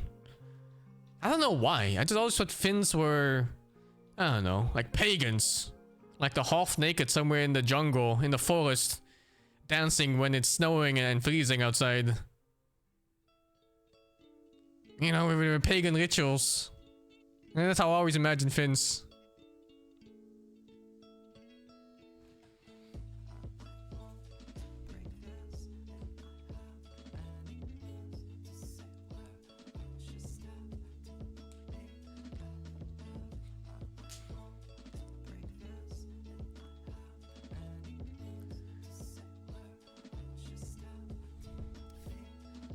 Shiva's item was really good this game. I mean, Shiva's is good every game. Why did I tank 163,000 damage? What the fuck? It's also 2 different damage types.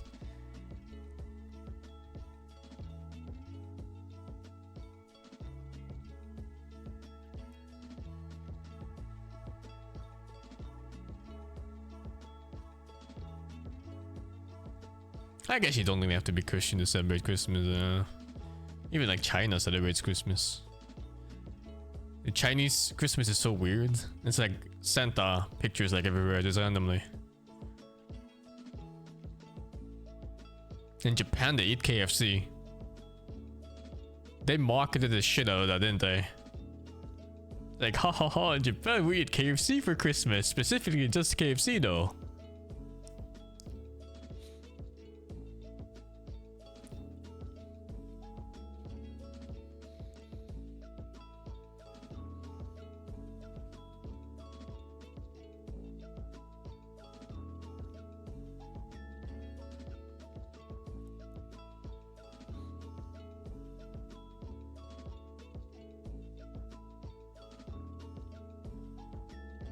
I don't know if they have Christmas cakes.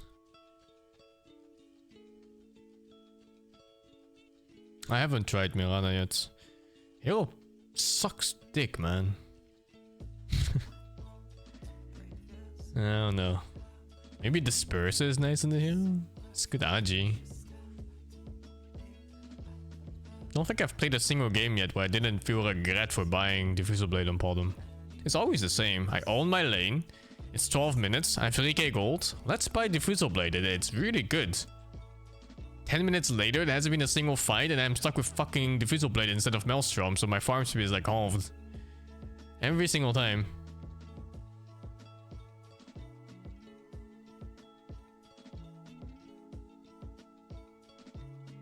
What does Christmas have to do with religion? My man. wait, what you mean? You notice that first parts of Christmas? Hmm.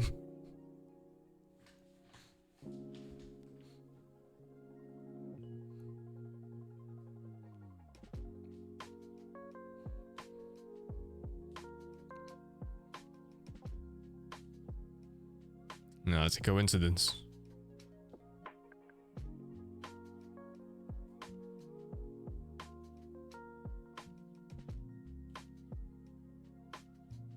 I don't know how it started.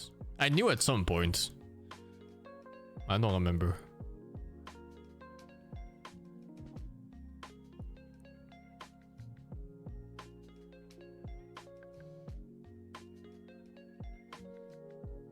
It's my favorite Christmas dish. I don't know. What the hell is a Christmas dish?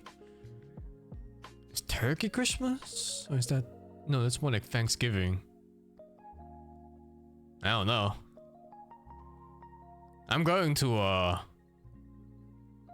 fancy restaurant for Christmas though.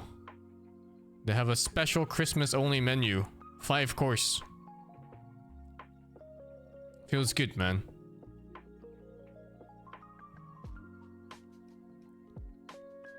I've noticed from like expensive restaurants, the amount of courses does not determine the quality of its meal or how full you get after it. Like when you order like a 12-course meal, it's a fucking scam. 9 of those 12 courses are like 1-bite shits. It's an absolute scam.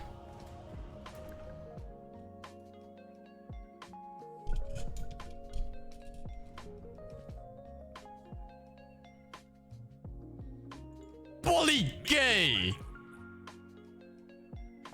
Bully gay and nuns! 5 seconds.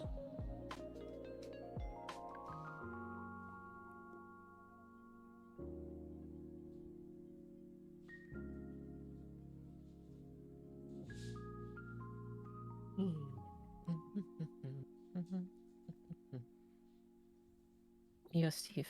Yes, Steve. What? Which then you want to go? I don't really care. Alright. Gotcha. I'm griefing. You griefing? Oh fuck? I'm griefing. Can I grief too?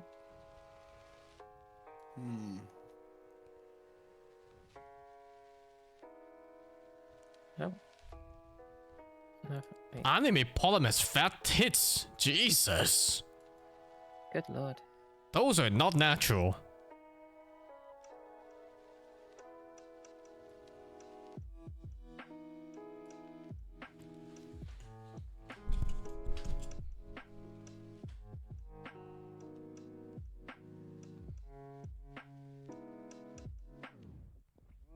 Need to pick something like...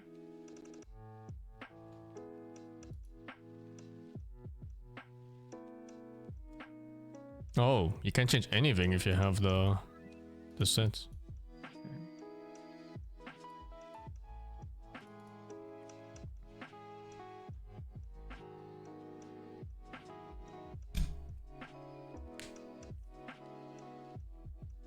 Is Stardust still good? Hope he's still good. I think so.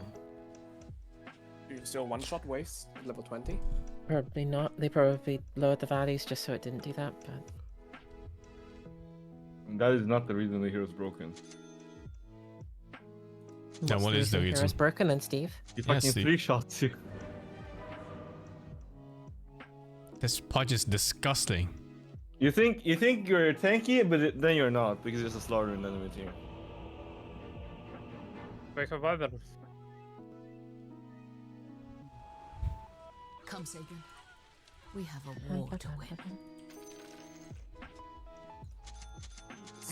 Can't sit here and wait. The time for preparation is Alright, we better go as 5 this time to avoid Capay! any other unhappy incidents. Do not walk alone. Thank you for listening to my TED Talk. They don't have a bloody chance. Coming. Hurry! My help is needed. Why? Need to keep moving. Rewrite.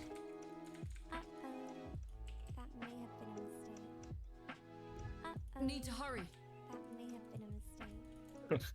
Cafe, last game he just walked off the hill and then he just didn't say anything or do anything. I just died. just 30 seconds. Who got first blood last game actually? Was it Ogre? I don't know. Never witness another match. It was one of them. Come on, Sagan. No, that's a bad one actually. How good is this Leshrac hero? The lightning looks silly now. Like Leshrac has 57% win rate. Riding. Fucking hell. Fucking hell. No time to We can fight. You wanna fight? We can fight. We can fight. Okay, Yes. okay, Yes, I'm Muerto. Take the fight. Take the fight. Let's go, Sagan. And this arrow is going up the bum on someone. Like, up the bum. Yeah. Or not. Never expected that. Oh! Oh! No, a kill! No! I tried to block it. I No, tried. you guys can combine your spells. I tried to block it. Dude, I don't know what you want from me. We need to move. Yeah, That I is extremely unfortunate. I'm fucking arrow level 1 now, dudes. Let's get to it. Does this arrow seem more visible than usual? Did they change it? Time to move. I thought the persona arrow was supposed to be like near invisible. It's a other style, I think. If you. Are you serious? Yes. There's 2 levels of pay to lose? I think if you wear the white skin, the arrow just is more shiny. Bad news for you guys. Oh, are you serious? Not today. I think this death is better than the other game. And away we go. They're here. Is the very definition of first blood. I did get a free wave, so it's Never not that bad. change. I'm under attack. It's not that bad actually. I got a free wave. Wherever I'm needed. A wasted arrow. Your middle tower faces Can't stand around here. I got him. Yeah, thanks. Great. The battle waits for no one. Oh, I have shitty creeps. It doesn't matter, just pull. Sagan. Komi. What the fuck? You can go actually. I Can thought catch you were your gonna spell? hit. Catch your spell? Yeah, I was about to. It's not gonna Dude, die. this pollen voice lines are going fucking ham. Thanks for the gold. Keep it. The battle Yeah. awaits. You TP base. I see the. Oh my god, he pulled. Don't think about it. Gotta get moving. We have no time to waste. Time to move. Riding. I can stun him. Wait, hold up. Looks like shit, dude. Gotta get moving. Yeah, it does look like shit. Hey, now? Look. I see. Stay where you are. Am I dying? No, I think so. Unless I grief you by walking into you. You'll never touch. Our Courier courier. done. Where to? That weaver really came out of invis to hit, huh? Let's Fucking hell.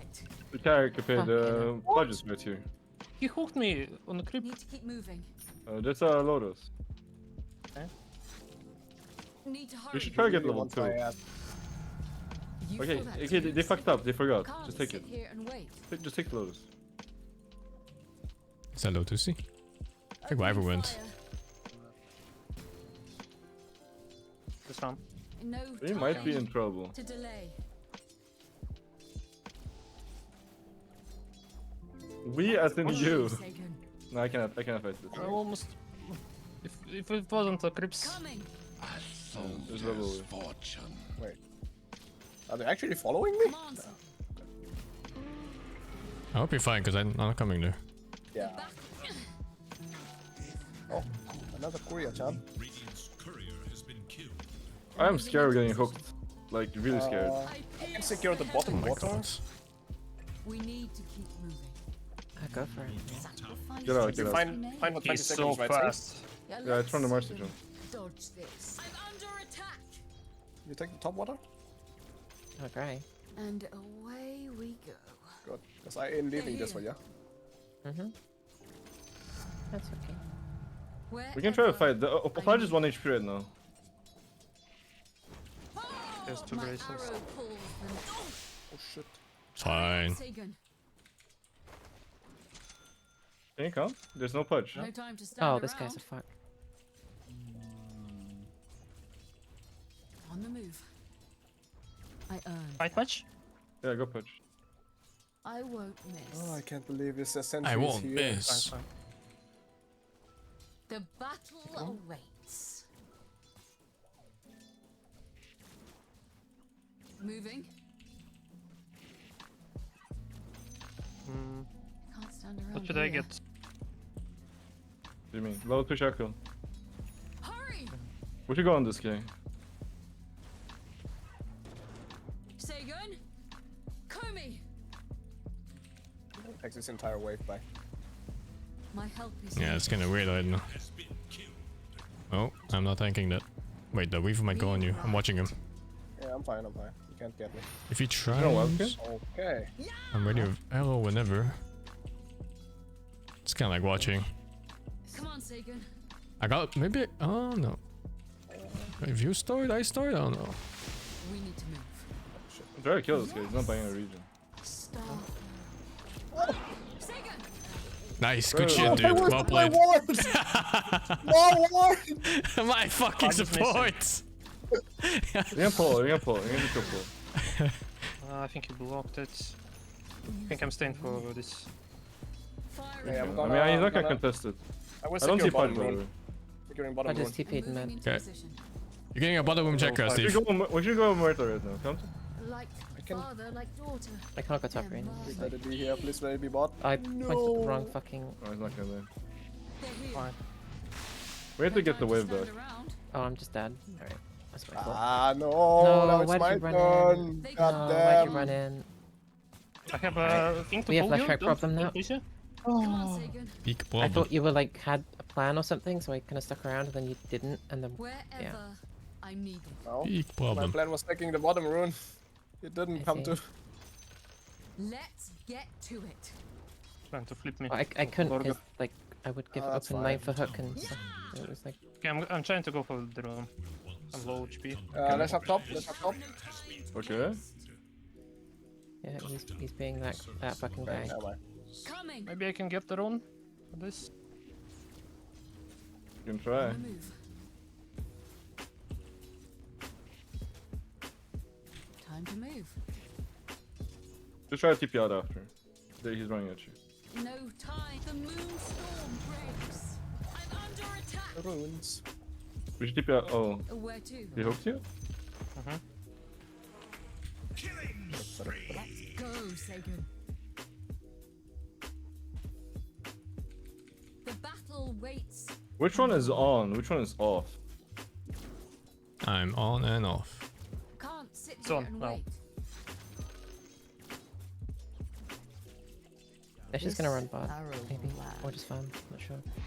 I have no TP. I'm walking top. Face me.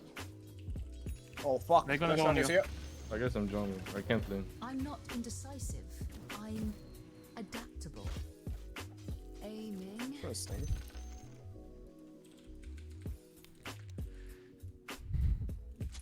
Need to hurry. Getting bot, hopefully. We need to move. Nice, I got it. We didn't even move. Can this guy die top? For sure. Maybe let them solve. You have no. I don't sorry. run from a He was about to jump me, by the way. Need to keep moving. I can TP top. Oh, Let's go. Let's go. I'll take for you, but oh my god, I'm way too late. It's number 6. Guess I need to help this.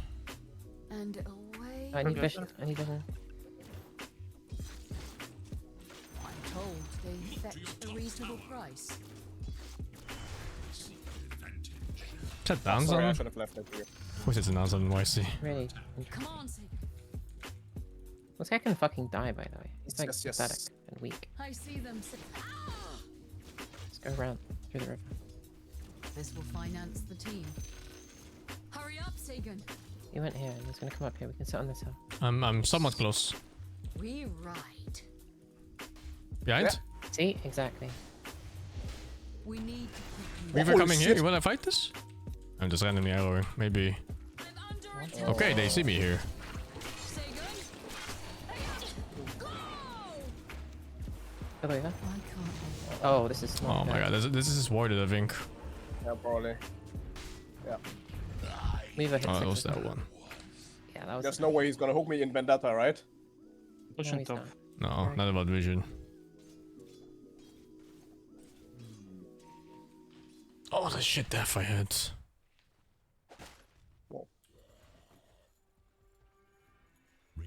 can kill this maybe +1. We can. Or Weaver, whichever. To lower myself. I mean, this killable, boss killable. Yeah, This guy wants to edict the tower, by the way.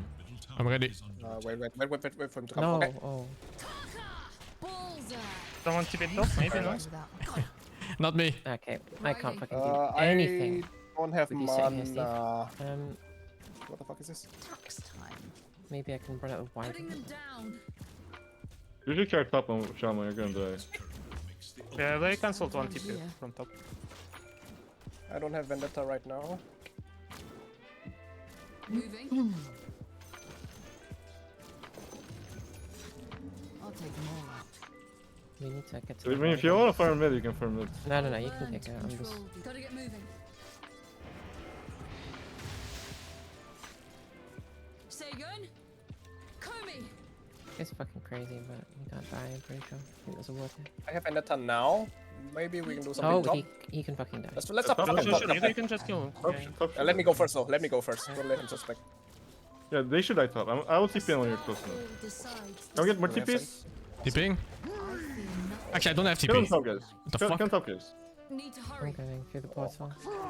Nice. Oh, the weapons go. I'm moving into position.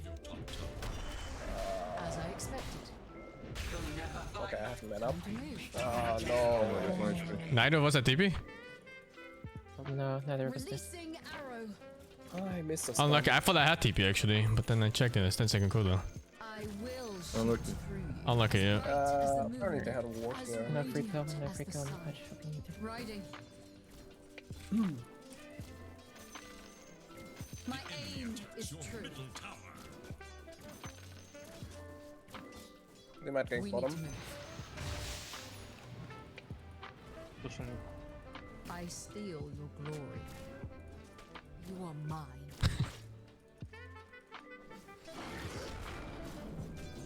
I have some stacks here. Here. Your middle tower faces a terrible test. Taking shot.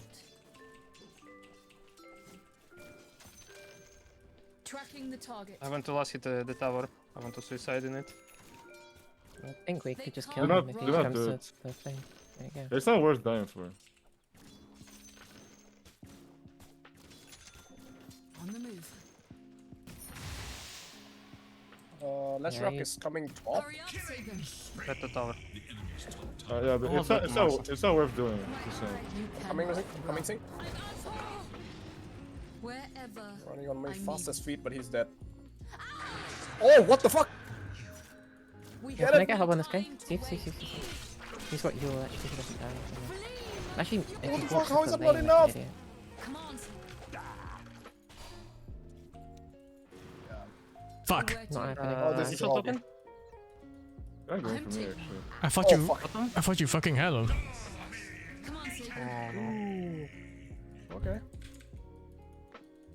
Oh, I haven't survived with raindrops. I'm running. Touch. Tipping. Go, Sagan. Oh, they're going with me actually. I might be in trouble. Well, they use everything. They don't touch it. No time to delay. Your tower faces Can't a stand terrible around here. test. I see the target. No, great, don't do that.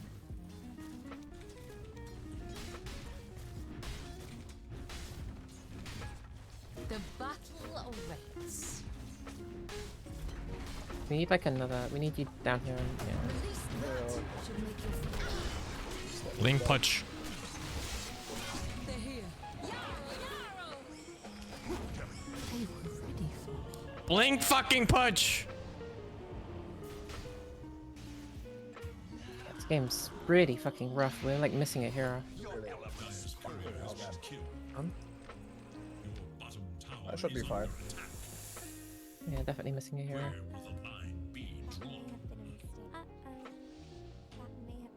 Maybe just try and play with me on Rasta and like play on smoke moves when you have Blink with me, and then we can kill people. Close to my blink. Just don't go wasting smokes and stuff. And it'll be fine. Stupid. Brave, but stupid. Let's get What the fuck? Fucking hell. Nothing. Can't sit here and wait. Is this Massey is actually very killable. Hurry! My help is needed. No to kill me. Well, this tower's so badly. I'm gonna get wiped out if I go. Moving. Patch tipping in. Coming.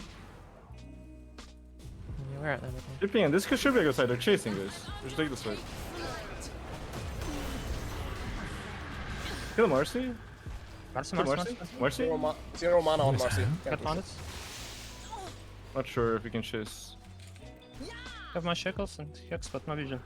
Kill the Marcy. I got Weave in the back. That's it. Shit. Oh, we're dying to Lash. Oh no, the Lash is super strong here. Let's get to it. Hex and 3. I don't know what's going on. Get out. You should get out. Get out. Now we're getting shit here. Our Lash is way too strong right now. Take this arcane. I'm tipping top for 4. Need to get out of here. This arrow will land. Starlight take you. We need to keep moving. Yeah, let's see them dodge this. I've got plenty of fear. The wrath of Night Silver. I learn more about myself every day. My help is needed. It's not very dignified. But I'm learning to adapt to a lot of new things. Shelter cannot save you. Need to keep moving. I want to set the Lotus. Moving. Their Your mids. death will find you. Looks okay, actually. I don't know, like good. Try run back a bit. My aim is true. This is so shit, man. We just fuck up our spells so much. Night Silver protect. Yeah, our spells are being used very badly, basically. No time to delay. At least that means the result will be better when we cast them properly. For the glory of Night Silver. I don't run from a fight. Time to move. I do think they're overplaying with too few numbers, actually. They tend to make their moves with 2-3, then they can definitely die. We should just go kill them. We should smoke with the rest of and the meat, and we should just go. Kill a punch? Can we get him? Oh, can we just go smoke when we run this way? Yes, blink. We need. Yeah, the Rust has to be the smoke. The Rust has to be the smoke. Oh, Fine. I'm dying mid. Maybe. Can we help him? We can fight this. Help him. They're over chasing. Kill Wyvern. Wyvern. I'm going Wyvern. Try to get the Marcy. Try to get the Marcy on the. Finish Wyvern. Nyx. Marcy out Lashak. Let's just do the kill. Nice. Weaver. Weaver can die. Yeah. They throw him big time. Oh my god, how did they keep chasing there, dude? There's no way. We'll take it. I mean, it's just because they feel like they won the last couple of fights, so they're getting complacent, you know. Human nature. I don't know what that means. Alright, Item there's is BKB very on the mouse. broken. I don't even know what that does. It gives you 6 mana regen at night. And 10 movement speed. Need to hurry. The battle waits for no one. What is going on with my leap? What is going on with your leap? No, the icon is randomly changing. Not even from pressing control. My hands are off, my keyboard is changing. The alt spells, they are smoked by the way. The alt spells have alternative icons. Yeah, but it's changing by itself without me pressing He's anything. saying that it keeps changing. We can kill this guy, guys. He's walking on it. Wait, am I dying? No way. Fuck. Oh shit. Oh my god. I TP'd base. I'm dead. Give me. I'm dead. Get out. actually have. Marcy, maybe? I don't think so. I think I'm gonna get top wave. Wait, was it No, I 5 break keeps? down the ward, guys. Just one spell for him. Oh no! Hell! Maybe. It's good, actually. No. Yeah, I'm not. Oh, you have no mana. You should probably back. You have no mana on the shaman. Fine. Try to get out soon. This guy chases you. He's fucking. Well, we can even just. Or there's three. There's Oh, three. no, There's that's three. more, There's three. That's more. Yeah. Still pick a B on him. Hold him. Yeah. My arrow pulls the night. Okay, wait. Here's yours. Be careful. Yeah. He's just running at me. I don't like that. Not a fan. There's vision somewhere here. Can shoot him in the head. I need to go get mana. Where to? Oh, they do. Gotta get moving. Oh, this is maybe warded. I am not sure. And they turned really fast when they walked there. Come on. You're dead. Oh, take it, Steve. They know you're here. Need to keep moving. Flash here. They're I invis don't know if here that's walking. real. Is that real? It is, it's Real, invis. it's invis. Yeah, Kill him, They all come in bottom. They all come in bottom. I mean, they're not together right now. Like, No. the I Flash think is he's too far walking. ahead. I think he's walking in. We should back actually. Stardust too low. Get out. Stardust too low. Someone should push in top. Avoid this fight and someone push in top. I see them. Guys, we're not taking this fight. Are we? Okay. I mean, Lash is dead apparently. Lash died this I don't fucking know, dude. Take flight. Classic poly. Whoa, with the flames. Davian isn't the only one surprised. I'm telling him. Say again? I'm busted. Unluck. Snitch. Fucking snitch. What is this? It's mental damage. I'm applying a mental damage on it right now. We're winning the You're mental applying mental damage to your own teammate. Yeah, for real, I got the most of that. I don't talk. Riding. Hell is We can kill him. This is actually insane. Yep. Yeah, but he has team. We can kill him maybe. Never I mind. got It's X coming not in good. career. I got X coming in career. We have It's not that Fantastic. good. We have Fantastic. Nah, I mean, if they're 5, it's not. It's pretty weird. I mean, if I have my axe, He what went in. the fuck is he doing? If they run in, I'm down to fight. If they run in, I'm down to fight. Get the They mark. got so outplayed on nuns! That's like Act 400! Shit! I'm kidding you, Steve.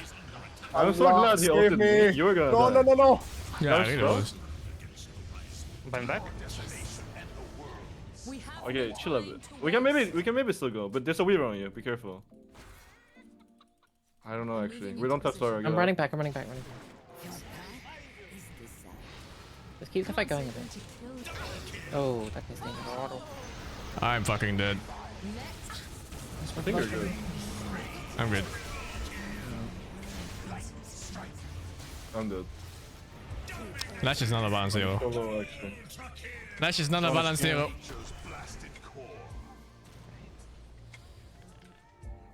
Deep cooldown is too long, man. That's alright, you can go again. Any golden item enjoyers this game? Do I have any? No, we have 0. I mean, I'm going to have one. But he blanked, so I need to hunt this way. Yo, you can kill him. Solo? Dude, Solo. you popping, man. How the fuck do I get away from this? You just walk away. You're fine. Just walk it off. Hey. God damn, this is impossible! It's fine. I mean, kill a K. It's worth it. He's getting strengths from it. Who cares? Yeah, Steve would trade you like 7 times over for that. No That time to sounds like stand a meat. around. The battle awaits. Fear the wrath of night. Okay, we might need a couple BKB against Lash, and then we're Gucci. Slaughter, we might need a couple BKBs. Slaughter. This is Message to Slaughter, we might need a couple BKBs. Are you telling me I need to go BKB instead of blank? Alright. Okay. Game on patch, guys. Jump. Noted. The battle Wait, aren't you like a hero with like money and damage? I think we just let Nyx cook actually. I think the only thing that's making the game weird is the Nyx. They have gem. I don't think we're winning a fight anytime soon. I'll get him. Don't go, please. What do you mean, don't go? Patch is there. His gem. Oh, what's his gem? And he's hugging Hey, Marcy. no. He's mid. What He gem, doesn't bro? have a gem. How are you? Why are you just Where's writing that gem? fanfiction mid-team? Where's this gem though? They might be rushing soon. Okay, they have Sentry on. They're playing mid actually. They're smoking maybe. They're playing Russian now. I'm gonna TP bot. Cover me on Nyx. I mean, they know I'm bot and I just walk by a Sentry and it's here. Wait, Oh, that's so fine. cover them. Then I'm just farming here. I mean, if they're not here, I'm just farming. I'm behind Sink. I mean, if you wanna try to look for someone, you can do it. Are they doing? They're going rush. I think. Yeah, I mean, if they wanna rush, I think we just give it. I need my timings. Okay. I need BKB and then 2 more items, and we got this. That doesn't seem far away at all. That's not. We need to move. Every game will go that far anyway. Why? Come on, Sagan. Why? Yeah. Everyone throws. Okay. Origin. Nice words. Captain. Should make your friends think twice. I think we're S5 smoked or something. Or killing Roche, so. They're rushing. Really, first one? It's first one. Can't sit here It and is. Would have heard it otherwise. wait. Your choices betray you. Tracking the target. I think they're holding hands now because they're afraid of me. Exciting, They are. but I don't have much choice. Your top tower is under attack. Intriguing. I'd heard these were dangerous. Your fate was written in the stars. You are mine. Your top tower is under attack. I'm moving into position. They might actually hit high even. Coming. I'll bait them then. I need to. I'm tipping stamp already. up. You don't have to I don't auto. want to I should be enough. Yeah. We Flash should be tipping. slow. He tipping mid. Flashing me. Go, Sagan. That's There's okay. like a Wyvern here too. Yeah. Oh, you are fucking. Maxi too, They're everyone all keep it. mid. They're all mid. You're having hardcore. I'm not aim. smoking with you. They're coming in here. Sagan. Shelter Oh, shit. not Don't safe. die, just don't die. There you go. We ride. Dyer's courier. Oh my god, kill my turret. Unlucky. No BKB for a couple minutes, Your guys. friends think twice. My excuse to go farm. Good luck. Aiming. Moving. Nemesis curse. Night silver. Oh, I'm like they just ran. Oh my in god, fucking what straight the line, fuck? I couldn't get away with it. They put Is Sentry Nemesis down! curse good? Oh, nice life steal. I mean, it's okay. It just means you do 12% more damage to targets you hit, right? And it does a Let's lot. It's fucking go. but you're gonna take more damage. So. Do we fucking lose or what? Yes. I'm like close to BKB. What does that mean? It means I'm close to BKB. No, but like, if we lost, like, are you about to throw us? Oh no. I think Oh. Brass is about to die for free. Starlight. Okay, we're okay. They won't Oh. find I think that's only the first time so far. Can't stand around here. No time to delay. This skin has like a voice line where it says no time to delay, but she delays the voice line. Like, no time to delay. It's fucking Maybe that's the awful. meta. That's the meta. Ah, shit. They're here. Run, Raise top. no hand in anger. Quickly. We need to keep moving. No, I'm dead. Fuck You might be okay. You might be okay. Riding. I'm fucking dead, dude. Keep your. It's okay. As long as I am not getting picked off, we're good. Oh wow, that's really great for you, isn't it? Maybe I get the Marcy and the gem. Oh, never mind. Couldn't bring. Oh no. You need to, if you want to kill Marcy, you need to stand on a cliff. On a hill. Like, he needs to walk uphill. I guess so. Well, that's just how it works. He's got a gem. Yeah, I mean, that's the only way you kill a gem hero. You stand on a cliff, on a hill. Your middle tower is under attack. I don't know if he's ever gonna make that mistake. Well, he might People do. do. People do a lot. Some sacrifices must be made. In any case. Your middle tower is under attack. We need 20 seconds, guys, for my BKB. Just stun in like a shit? No, no. No, no, just wait, just wait. We're We fine. have like, we can pull it. He has one more edict. Next edict we just left and then we fucked him. I'm about to TP back. No, no, no, no, no. Chill. Don't chase. Just try to defend. But they get their access whatever. Can't sit here and wait. Hidden. Arrowing here, maybe I get someone? Go! Try to kill a Marcy or something somehow. Don't chase, don't chase. This is not doable, guys. He has ages. Oh fuck. That's fine. It's a no resource Rasta die. It's fine. What? What the fuck? How did that not hit? Oh, I didn't even know he had blink. Just back. Unless I would have timed it better.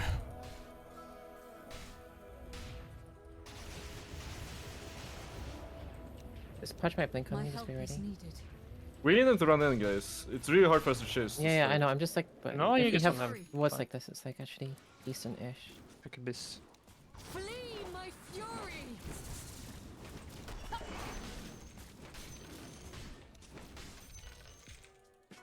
Wherever. Okay, guys. I need one more item and then we got this. To kill you. Do you even buy silver on this here anymore? What the fuck does silver even do?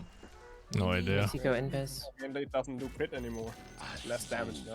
Yeah, so it's really less damage, right? You just give him this and break. Yes. Riding. I'm not playing it. They're pushing top. Again. Come on, I have TP. Can you guys set up? I'm TP. Set this up. The ledge can't die, Okay. guys. The ledge can't die. The ledge can't die here. Everyone was out of sight.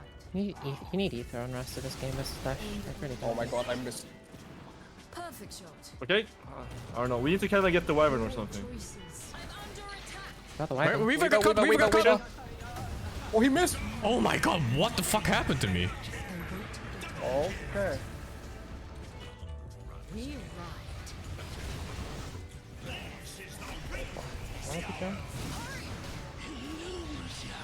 Punch? You serious? I'm dead. I buy. Moving. Let's go, Tizu. I buy first round. No Can't ever get the Wyvern. delay. Can't. Need a blink. He bought back on the Weaver.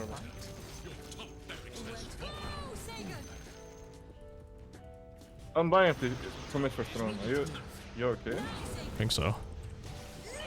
Oh, you. Sagan. Komi. This shard is fucking dog shit still. What does shard do? It gives you a second Starstorm AoE Well, on all the targets that didn't get one. I'm moving Good into problem. I think we got this. Yeah, this guy's like Coming. no fucking HP. You can kill a Weaver, maybe. You don't even need to hit, I think. Yeah. Yeah, just stun, dig on thing. No! It's not enough! Yeah, okay, dude. Alright, I got baited. Oh my god, that fucking damage. They're really low, guys. They're really low. Like, if we win this fight, we got this. Yeah. No, Okay. Steve. You don't have to hurt me. I'm not the enemy. Can we kill Lash, guys? Fix on dish. Fix on dish. Lash. Fucking hell. Oh, he got. What the fuck? What is this range? Oh fuck. Okay, I might be dead. No! Shit! Oh shit. Unlucky. Unlucky. Oh, it's just me. Just you. Against the world. I feel like we did something really wrong, and I think it rhymes with 1-inch my team, but I'm not sure. I think Pollen Shard is still fucking dog shit and his hero sucks ass.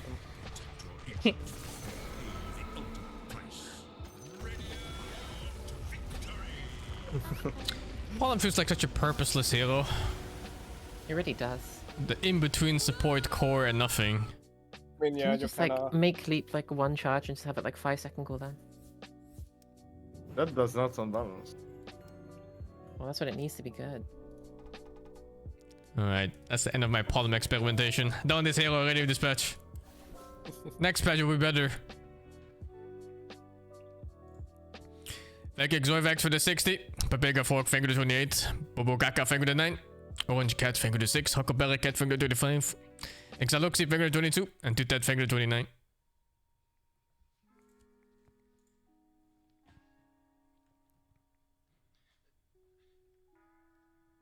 Yeah, the Starfall part is nice for farming, but it's like when you're dedicating leaps to farming, the hero already feels absolute dog shit because the fucking leap is 28-second cooldown at level 4. It's so fucking bad, dude. The hero's unplayable because the most important skill the hero has is leap, and that one's just too long cooldown for how little it does.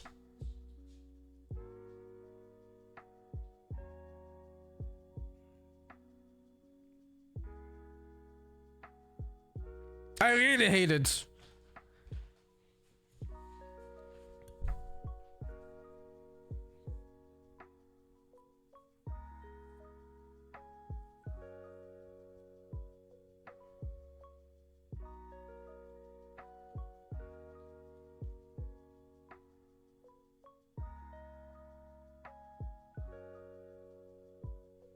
Yeah, core bottom will never come back. It's always support bottom.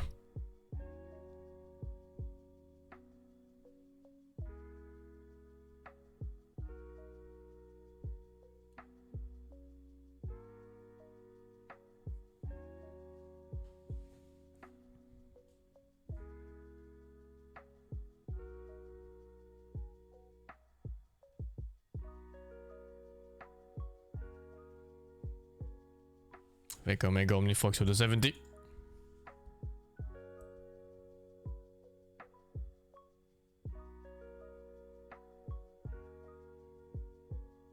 Maybe you could do it if you just go like Axe, Blink, and then Chivas.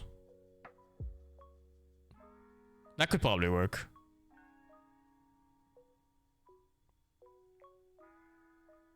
I'm watching the raid today. No, I don't have time. I tried to go like a hybrid build, but then it's pointless. You never get enough attack damage to do hybrids.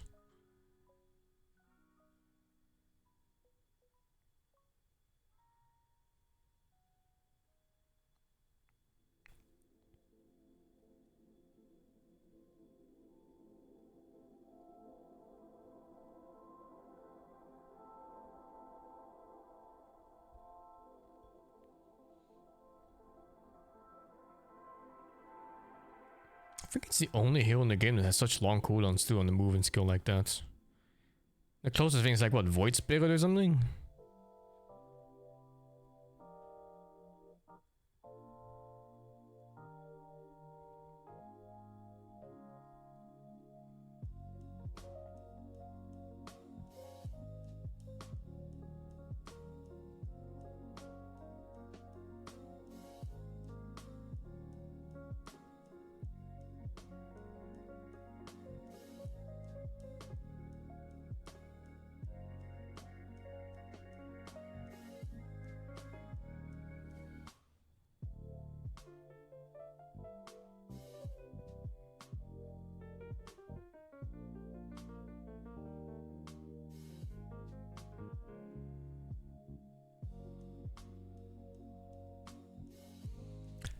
Ba-ba-ba-ba-bum.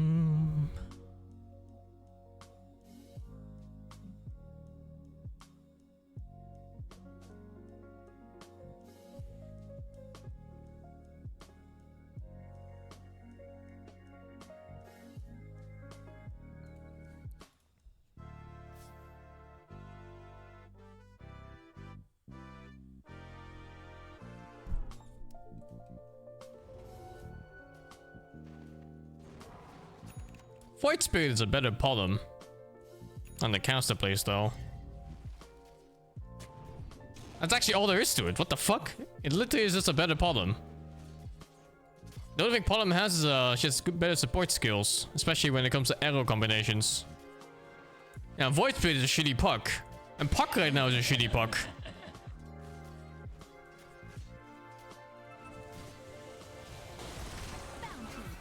It all comes down to the shitty puck.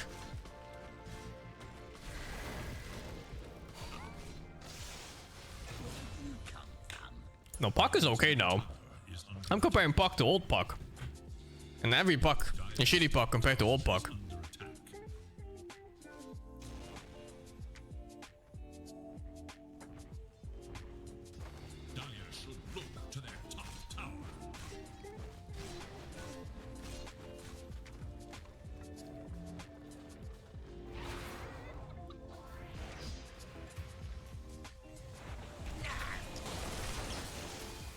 That Abaddon is flaming Grubby. That Abaddon is going ham in voice chat. And if it doesn't have voice chat, you will simply never trust him again. Ain't no fucking way.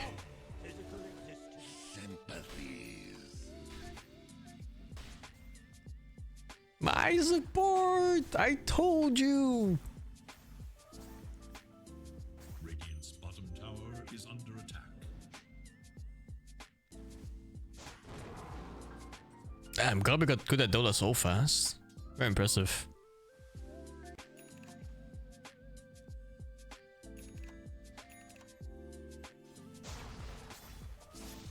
Although, his pass forward looks questionable. But I've only seen a few minutes. Better than us? Don't lump me with you in plural. Us? Better than you.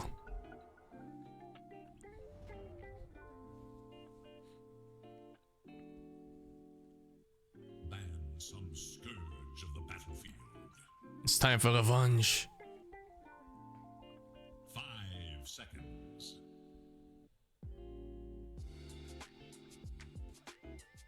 That Marcy just deleted me last game. It's like one volley of auto attacks. It was just... It's ogre. HP is still low. Bottom. 10 seconds remain. 5 seconds remain.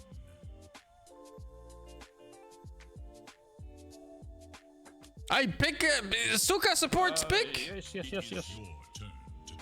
Oh, a puck pick. Well, then I must also go for something that goes well with puck. What is that? Timbersaw. Is that true? It is true. Why wouldn't it be true? I don't know. Timbersaw needs heroes to have people be held down so he can cut them. Oh, it's a Puck holds them down, so I cut them. Just like in London. I've been walking around London recently and it's been pretty okay, you know. It's been alright. Mm-hmm. Oh no. Oh, now we're good. Fuck. Fine, I can get medallion. Okay, here's the strat, Capay. Let's go to this hill and place a ward up here, and then we fight this rune if they're not here. Yeah, this people's so toxic, man. Fuck. If they're here, we I'm don't up for fight. it. Yeah, I'm up for it. I'm down Let's for go. it. I'm down for it. Fuck, I got that late. I'm sorry. Do I hear us fucking suck or is it just me? I mean, our lane top sucks. No, no, it's very good. You just don't know it yet.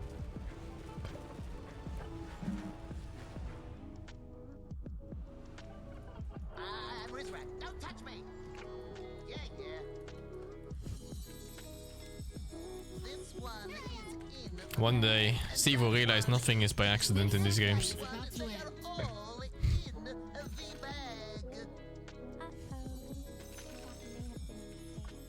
I wonder what time we're raiding tomorrow. 6?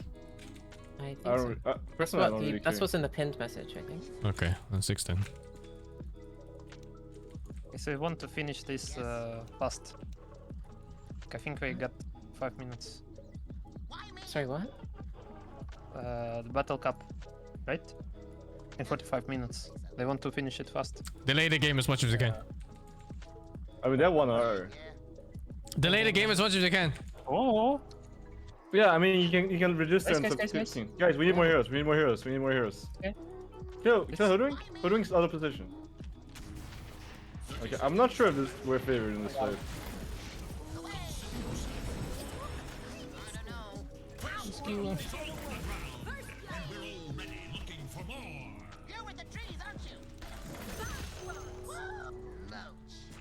This is super awkward. Are we missing a Yeah, hero? I don't know if that's the play. Our hero died. Our hero died. I mean, our heroes are just not that at level 1. Also, yeah, the shots. You should probably just take a tag team and just walk to them. Hope for the best. You tip it somewhere, not for you. Yeah, TP bot ring. I'm gonna get the bounty top. Oh, I'm getting de-wadded too. Nice. Everything goes to Capay getting first blood. Even though everyone fight. Some things never change. 5 people. He's cursed. You think it's a curse? It's unpreventable. I'm telling you, nothing is by accident. Everything is by design. There's order and chaos.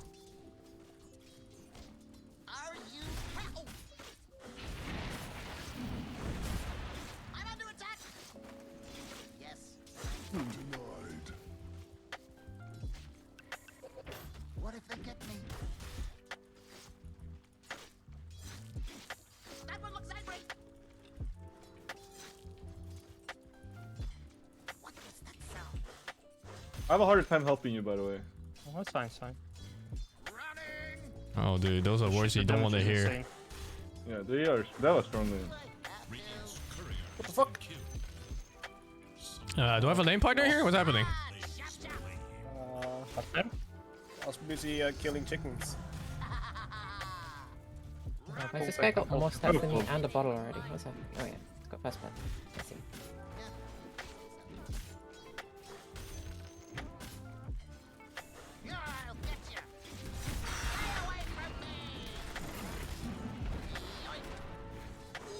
Ursa doesn't have swipes. I don't know. What hell does he have? Earth shock. Oh.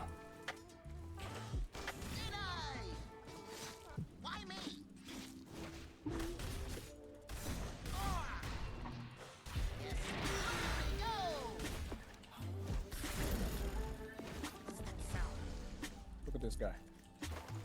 Looking at the guy.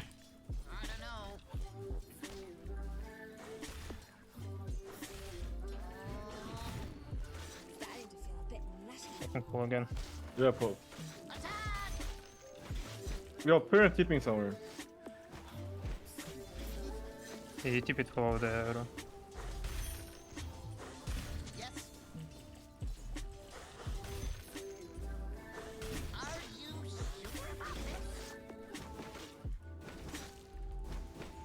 I just missed 2 bastards when I got them. I'm confused. What the fuck is that? I also don't really understand what you just said. We can try to kill him, actually. Yeah. Sorry. Weird stuff happening here. There's a Lotus incoming. Stun yourself? Just stun yourself. Wait, don't touch stun. No. I see. Unlucky. It's okay. They're getting it, dude. We're not using that. Oh, you fucking. Purple.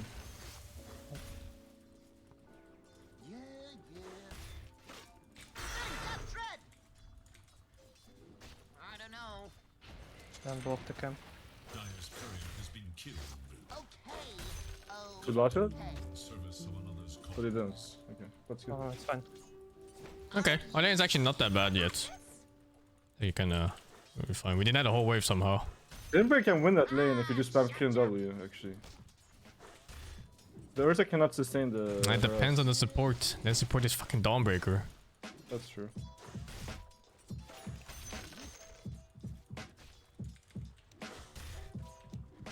What if they get me?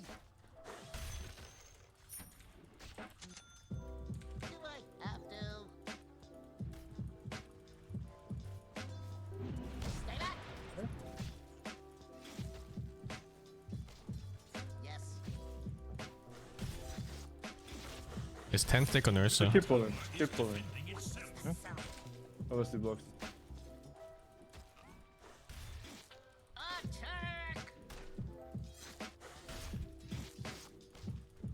That one looks angry. Zembo. You're with the trees, aren't you? Yeah.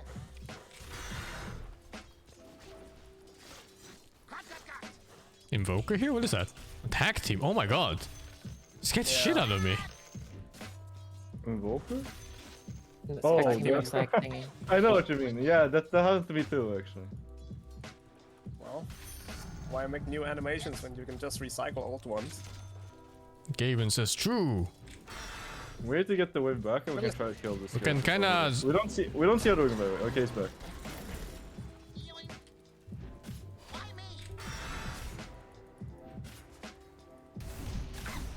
I need to wait for Sax. Hey, Paul. Yes, I can. Okay, I'm pulling this. Bro, I don't understand this fucking mana boost recipe anymore. What the fuck am I looking at?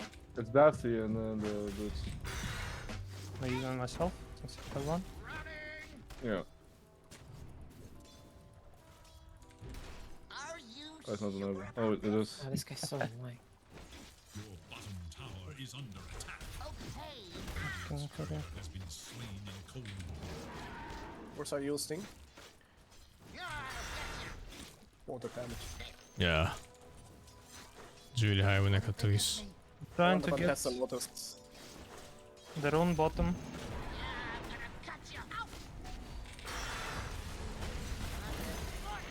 No!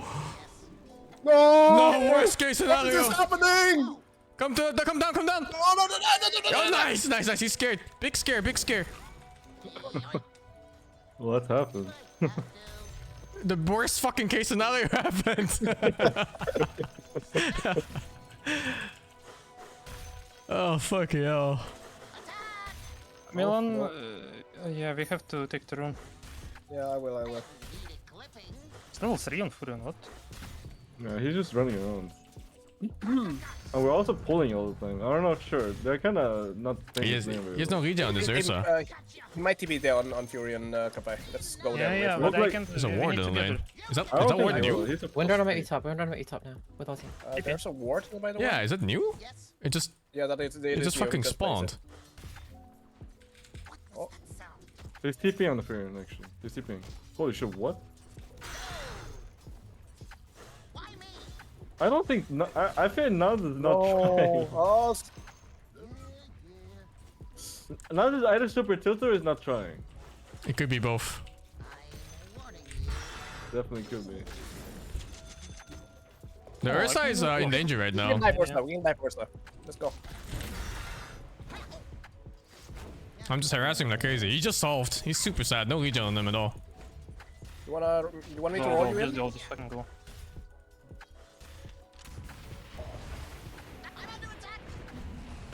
Windrunner's running. Up. Come here.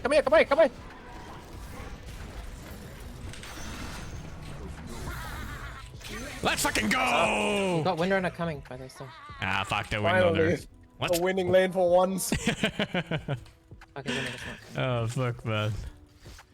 Yeah, I've actually been fucking losing lanes all day, too. I mean, we won the lane last game. It's just nothing Did we? happened afterward. I don't remember. Yeah. It didn't Slightly. feel good. Oh, it was the Pollen lane. Yeah, you're right, actually. We did win that lane. Yeah. Slightly. I could win, yeah, sitting here. I know what she wants. Oh shit. Oh, she has ulti and Wait. shield range. She's not getting fightable. him. I'm out. Oh shit. No, I'm in. I need assistance. There's nothing I can do for you. Ah, no nuts! You're not at the Oh, I need help. Why did you say it like that? Okay, never mind. Could you auto refill me? Could you auto refill me on snap? Yes. Tip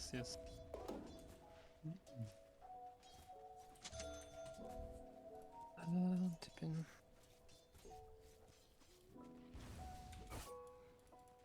We should keep pressing top.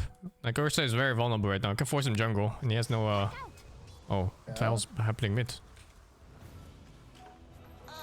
With coil? Coil! Oh shit, 4-second TP.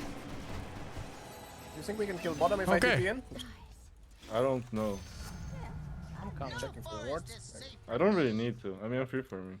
Can we play top instead? Because we can really kick out this Ursa. I will through the portal. Same. Me mana, man. Oh! No, what's on him? By the watcher. Yeah, he's farming jungle at a pretty low HP. The B is mid. I don't know. Not here. We just gotta kick him out for farming non-stop. Yeah. Oh, he's here. Let's hit. Turn ultimate. Turn ultimate. He's strings. Oh, he fucking told me that. Alright, cool. Oh my Go ahead, god. stop. No. Oh no, Dawnbreaker is coming from this side as well. Help! What the fuck? Never mind. I need help. We got Fury, not so. Turning around. Oh my god, You that's should so be got fine. me. Right? You're very tanky. They don't deal damage to you. Just kill the natures. Kill natures. Nice. Die! Her side stop. The safety bubble. Oh, I only got one. Are you serious? More. What's that no ulti? What am I gonna do? Alright. Oh shit. Oh shit. Pretty sure Windrunner's top, by the way. No. No, fucking hell, man. Alright. Shuffled me. Oh, It's a lot of space for me. fight. I blame our carry.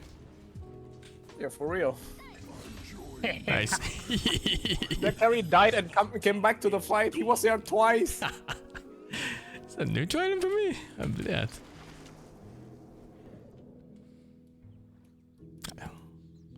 And the bushwhack animation is always so fucky. Then we see where it I goes. just fucked up my coil. Went wrong there. Some guy here. There's a courier. I'm going back top for the brawl. Wait for me. Oh, la la. Or you can start from the slow down. I kill his orchid actually. Nice. Go. Back. Can have the rune. Good stop. It is bottom. Rune bottom. I mean, he just gets it.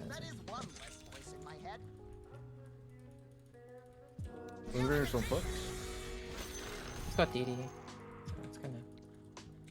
What do you say, Steve? I just said Windrunner's on you. That's true.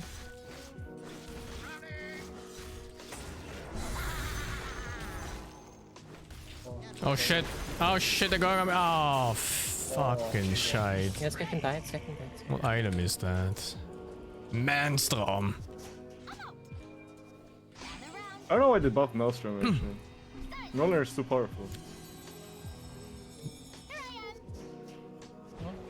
No, I didn't get the last hit off. You serious? I thought you were like coming, but you just walked away. And Ranger's coming. Great. He has no ulti on win. DD win on there. You wanna move away from the lane, Steve? Because I wanna kick theirs out. Sure. I wanna kick him all the way out. I want him to be sad and depressed. Like every time he hits a keep, he needs to lose 30% HP. He needs You to. might help him. He'll go on you is Orchid. Could you go smoke with me with the Snapfire? We could play together and then we could. You guys can also start walking here if you want. We can just kick him out even further. I think he will TP for a room. This guy's killable. I can TP for him too. I'm not sure where they are right now. We need to see where they are. Yes, for instance, TP for a room. I'm going for a room. Yeah. I will TP. Okay, Hoodwink is playing bot. He might not expect this.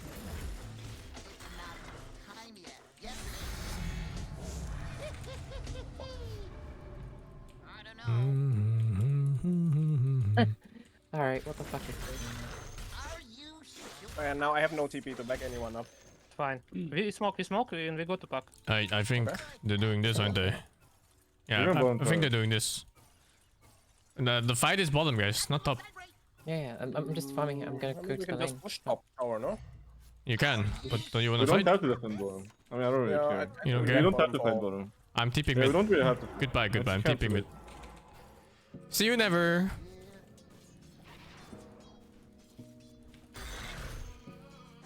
I'll put some vision. Wait! I have Oh, I don't have fucking mana booster. Oh, he has fucking Orchid. Yes, yes.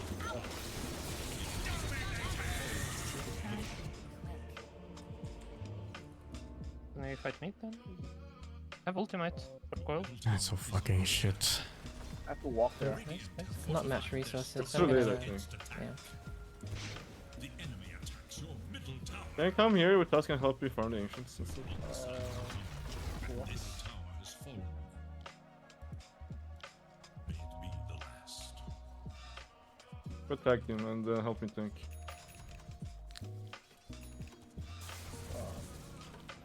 You good?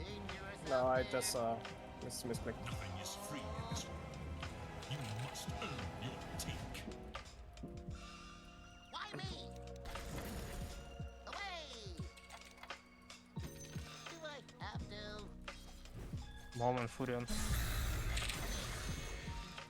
Oh. Warning you. What is this bullshit? Oh my god. What the fuck? Oh, Oh, I can go. there's some decent space. They might invade triangle. Can you do bait? Can you tank the gank for me if they walk triangle? Oh, no. I don't think I will. Thank it, Melon. It's talking to you. Just to use them. A bit later. I didn't know the illusions get the bubble too. It's crazy. He's here. Oh, Fury is such a stupid hero this patch. The enemy attacks your bottom tower. I didn't see his jump. And we need to put a ward in this. That's okay. I'm gonna push out one lane together. I can actually also die Thank to you. their thing. I need heroes top. Okay, you just need to like play near a core, basically. Just pick a core and walk near them. Because you're kind of like halfway between all of us. Right.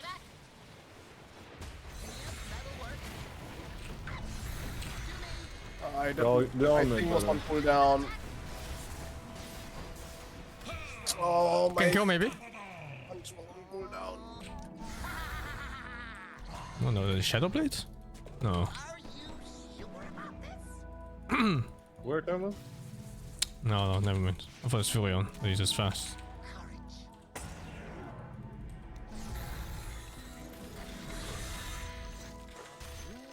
Okay, if we ever take any fight, we have to fight with Puck. There's no other way. Yeah. I have like no swords. They're chasing me. How doing stuff? Just making sure I actually had a game. This was a peak. Yeah. I mean, we're half a late game. Our late game is impossible to lose with, basically. This is not far behind 1 billion gold.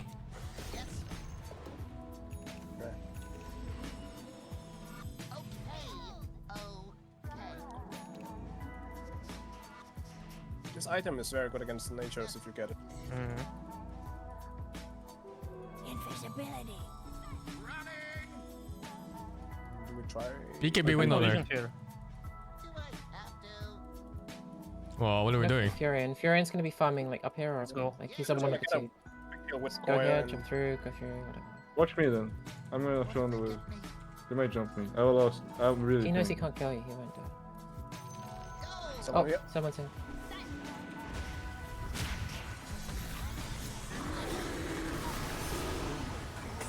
Furion's gonna try and pick up. They're all actually running. They're running here. They want to take Can the we fight. face a wall? Can we face a real ward and actually fight it? Yeah. Wind Ranger is still running actually. I think they see us from how the Wind Ranger is running. Okay, it's not. This guy's like. I'm Yeah, keeping it. blink. I'm not taking the fight. Alright. Wayne has bigger beam. I'm getting out. Don't stay. Furion? You in? No, They're all there, guys. You're outnumbered. Get out. Get out. Yeah, get out. Run. Oh my god. Hmm.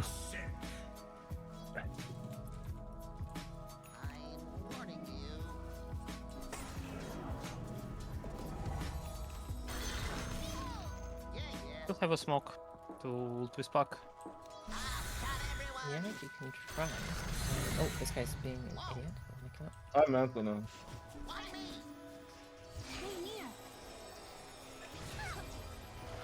Something. Furion, team behind? We have this fight actually. I'm connecting.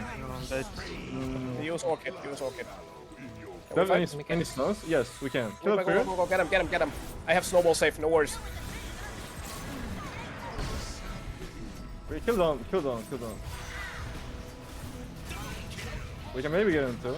Yeah. Give on him, I guess. BKB. Hey. Oh shit. Keep hitting, Very nice. Very good, very good. Very cool. Very good.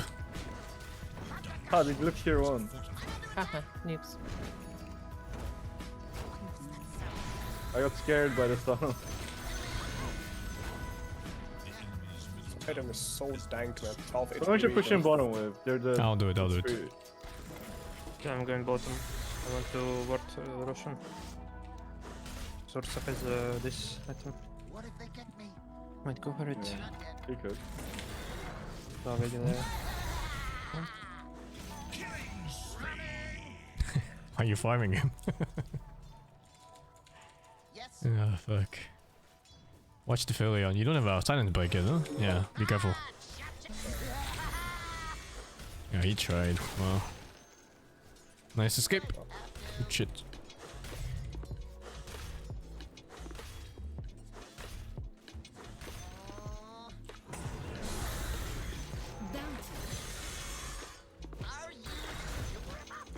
Try to not hit buildings, Steve. We need to delay the game so they miss Battle Cup. What are they doing actually? Ursa has things. Ursa has nice. No, but do they actually think they can kill me? What? I mean, they with Orchid. Okay. No, I'm not. You're sounding pretty anime villain there, Steve. I don't know how to tell you this, but I mean, I had to turn off my brain. they actually think they can kill me. That is actually an anime protagonist moment. Me? How dare they? No? I mean, she said. Okay. Okay, what are we doing?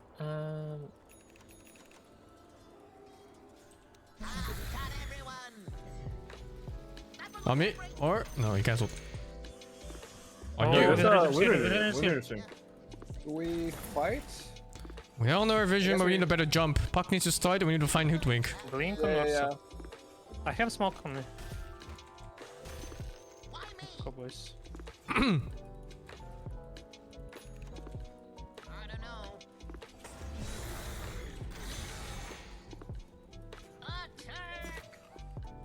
I'm gonna hit that ward. I mean, we should run top because if there are 5 bottom, we should not run in there. Let's go top. This is a Furion farming one of these. He's farming here or here? Like, we should put a ward on like both of them. Maybe closer than here even. Do we have real wards? I have a ward. Where do you want we should put a ward here just so we see him when he's farming here, so we know where he is. He's gonna farm one of the other all the I time. got unsmoked. She's blink somewhere. You should scan somewhere. He blinked down. Okay, I don't think this is a good fight. This is not good anymore. We should get out. If we can get the ward down and fine, then it's good. Yeah, just get out. I don't want to fight there. It's really a weird position. Getting out. I'm TPing bot. Sorry to sacrifice, but it's fine, it's fine. If support die, they die.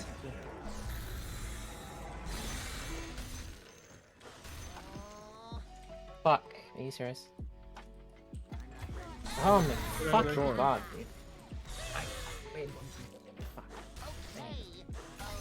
BKB block. I mean, I have to. I think.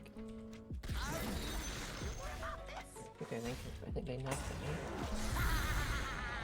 What did they? They're just gonna rush actually. Yeah, they took the damage off of Lincoln, so they made it more expensive. Roshan, they're rushing. I can ult there. We should probably take the fight. There's no BKB on there. I'm walking.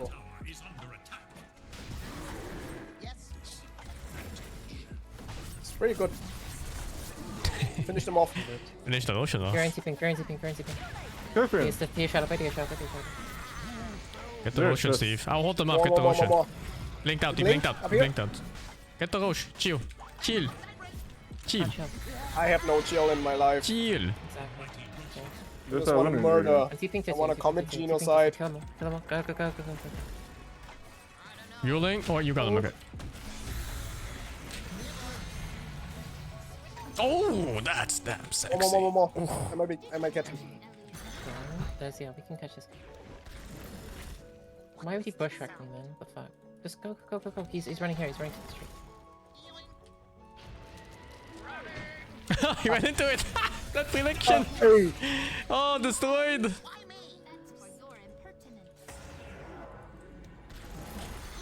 Can we sit here? Come. Oh, the Furion? Fuck it, Yeah, dude. he's gonna TP. He's gonna farm. Keeps us spawning right Or now. here. He's gonna farm one of the two. There's no way he goes down there right now. Oh. Oh, you showed. Look. Fuck it. No. He's here. Are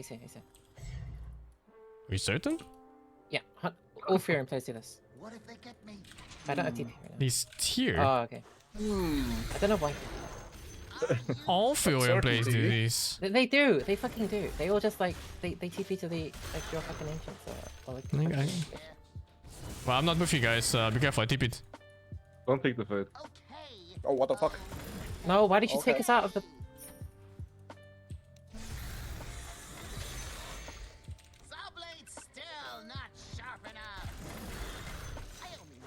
It's okay. We make game exciting, guys. No, I did not. I let it roll as far as I could. Alright. Never mind. It's trouble. Trouble.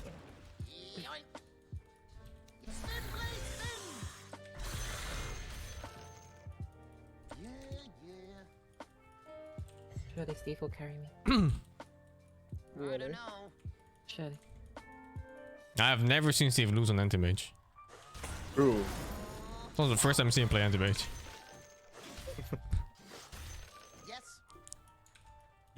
Winder is chilling in our triangle. My fucking career, man. What did he do to deserve this? Yo, Steve, when are you gonna take out Tormentor? I mean, I can do it if you guys go there. One's mid. Fake. Fake mid. Everyone's mid, I think. Sedation.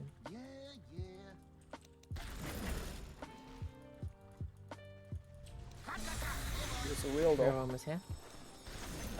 What, that one's real? Yeah, that one was real. We can take a fight as long as we have a ward. We can smoke someone. Get jumped and just die. I need to shop in base because my curry died.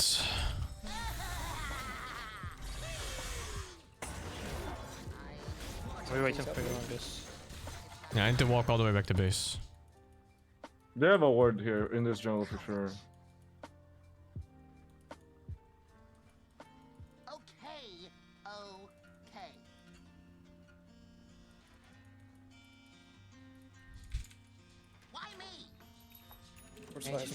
Yeah. There's no. I'm ready. danger here. I'm coming mid. They're here right now. We can smoke like this, place a ward on this hill. Try to take the fight. I'm done to jump this game. There's no more mana on Ursa. Are you on?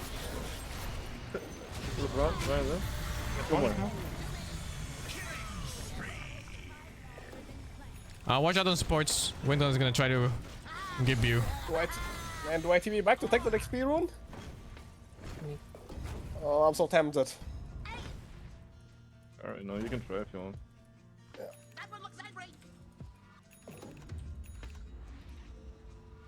Are you sure about Hey, killable. Here. Yeah. 5 seconds. Whoa.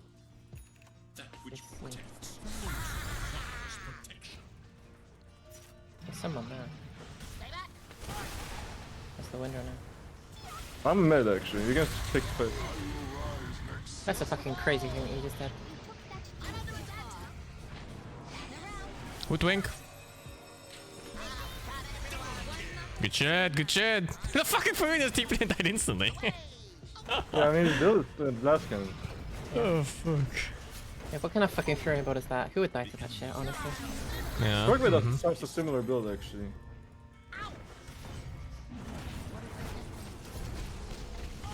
Man, I also want to play Battle Cup. Let me out. I mean, they can just GG out if they want to. It's a 5v5 game, right? Yeah, but pride. Okay, don't know them too hard that they give up. Keep going, go back. Too much! Yeah, you're fine. No, snowball me. No. Oh no, this is too much. It's fine. The Avengers have been assembled. Okay. No. Dude, Wind just died from like a quarter HP to a quiver Witchblade right click. What the fuck? That's funny.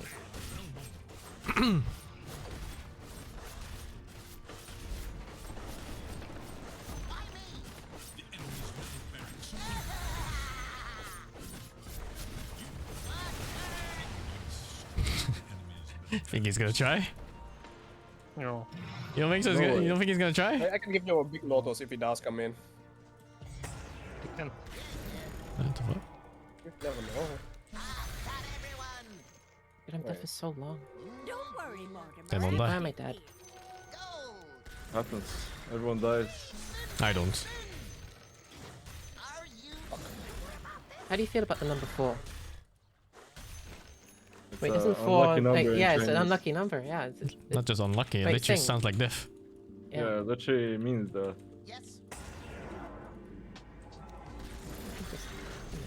I don't know why I thought of that number just now. You know when you kill a shark with 31 and he goes to support, there's something wrong with the game. Well. I don't like supports. Same. Can't stand him. Oh shit, that's Aghanim. I'm dying to the Bloodstorm. Oh my god, I didn't know that this guy had Aghanim.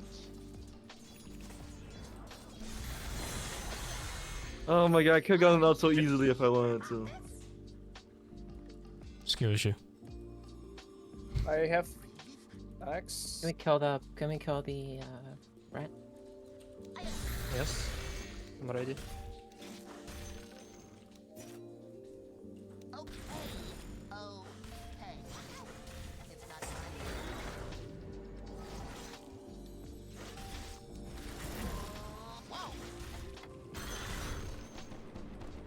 You're very brave. They are going on. Wink. Win on me here. Half HP or so. Nice. He's here? She used the thing. We gotta. They just. Orion, he broke the code. Let's get this guy here. What's an us right there? Oh fuck me! Where is he going? Oh fuck! Just give him the boot, dude. Just kick him. Oh, he doesn't have It's it. easy. Just kick him, dude. Cast range was fucking me up a little bit. It's alright. I know. I'm just super scared. What cast range? They nerfed the cast range or something? No, but it's No, weird. It's just melee range. It's not actually, but it's weird. Easy to mess up. I'm gonna say it that way. It has like a really weirdly long cast time sometimes, but not always. Roche soon, guys. Soon, holy shit. That's like later They than might that. be up. Why do they call DD amplify damage? Because it gives you spell amp too. Because hero says double damage. It makes no sense, Capé. That was. That's opposite sense, If you Capé. pick it up, your hero will say double damage. Yeah, that's opposite Not sense. amplification wrong. That's not an Yeah. explanation of the. Yo guys, Roshan's up. I don't I'm believe coming. He's gonna make a sound. Can you like offer some evidence, please? Hit him. Yo, there's a. They're here. They kill that guy. What guy? Hey, that guy's They're not injured though. together. Yo, they have vision somewhere here. I think they know. They have vision somewhere. We need to smoke. Care. They have vision somewhere. Grab hit. We need a puck here too. Go smoke. Okay. Oh! Yeah, they saw the around. smoke. They saw the smoke. Smoke around. Kill their supports. Kill the hoodwink and their MP. I have Atalants. There's someone here. Someone here. We're fighting on a ward. I'm pretty sure there's a ward in this one. Yeah. No? There's not. Don't chase. We should just stick this. I'm dead. I'm dead too. I'm dying. He's here. Separated. Force BKB. Detector? What? Can't. I got the Furion. I killed the wind injury. Well, I got the Furion, so. Kill her, I'm stronger than the Raven. This is dead.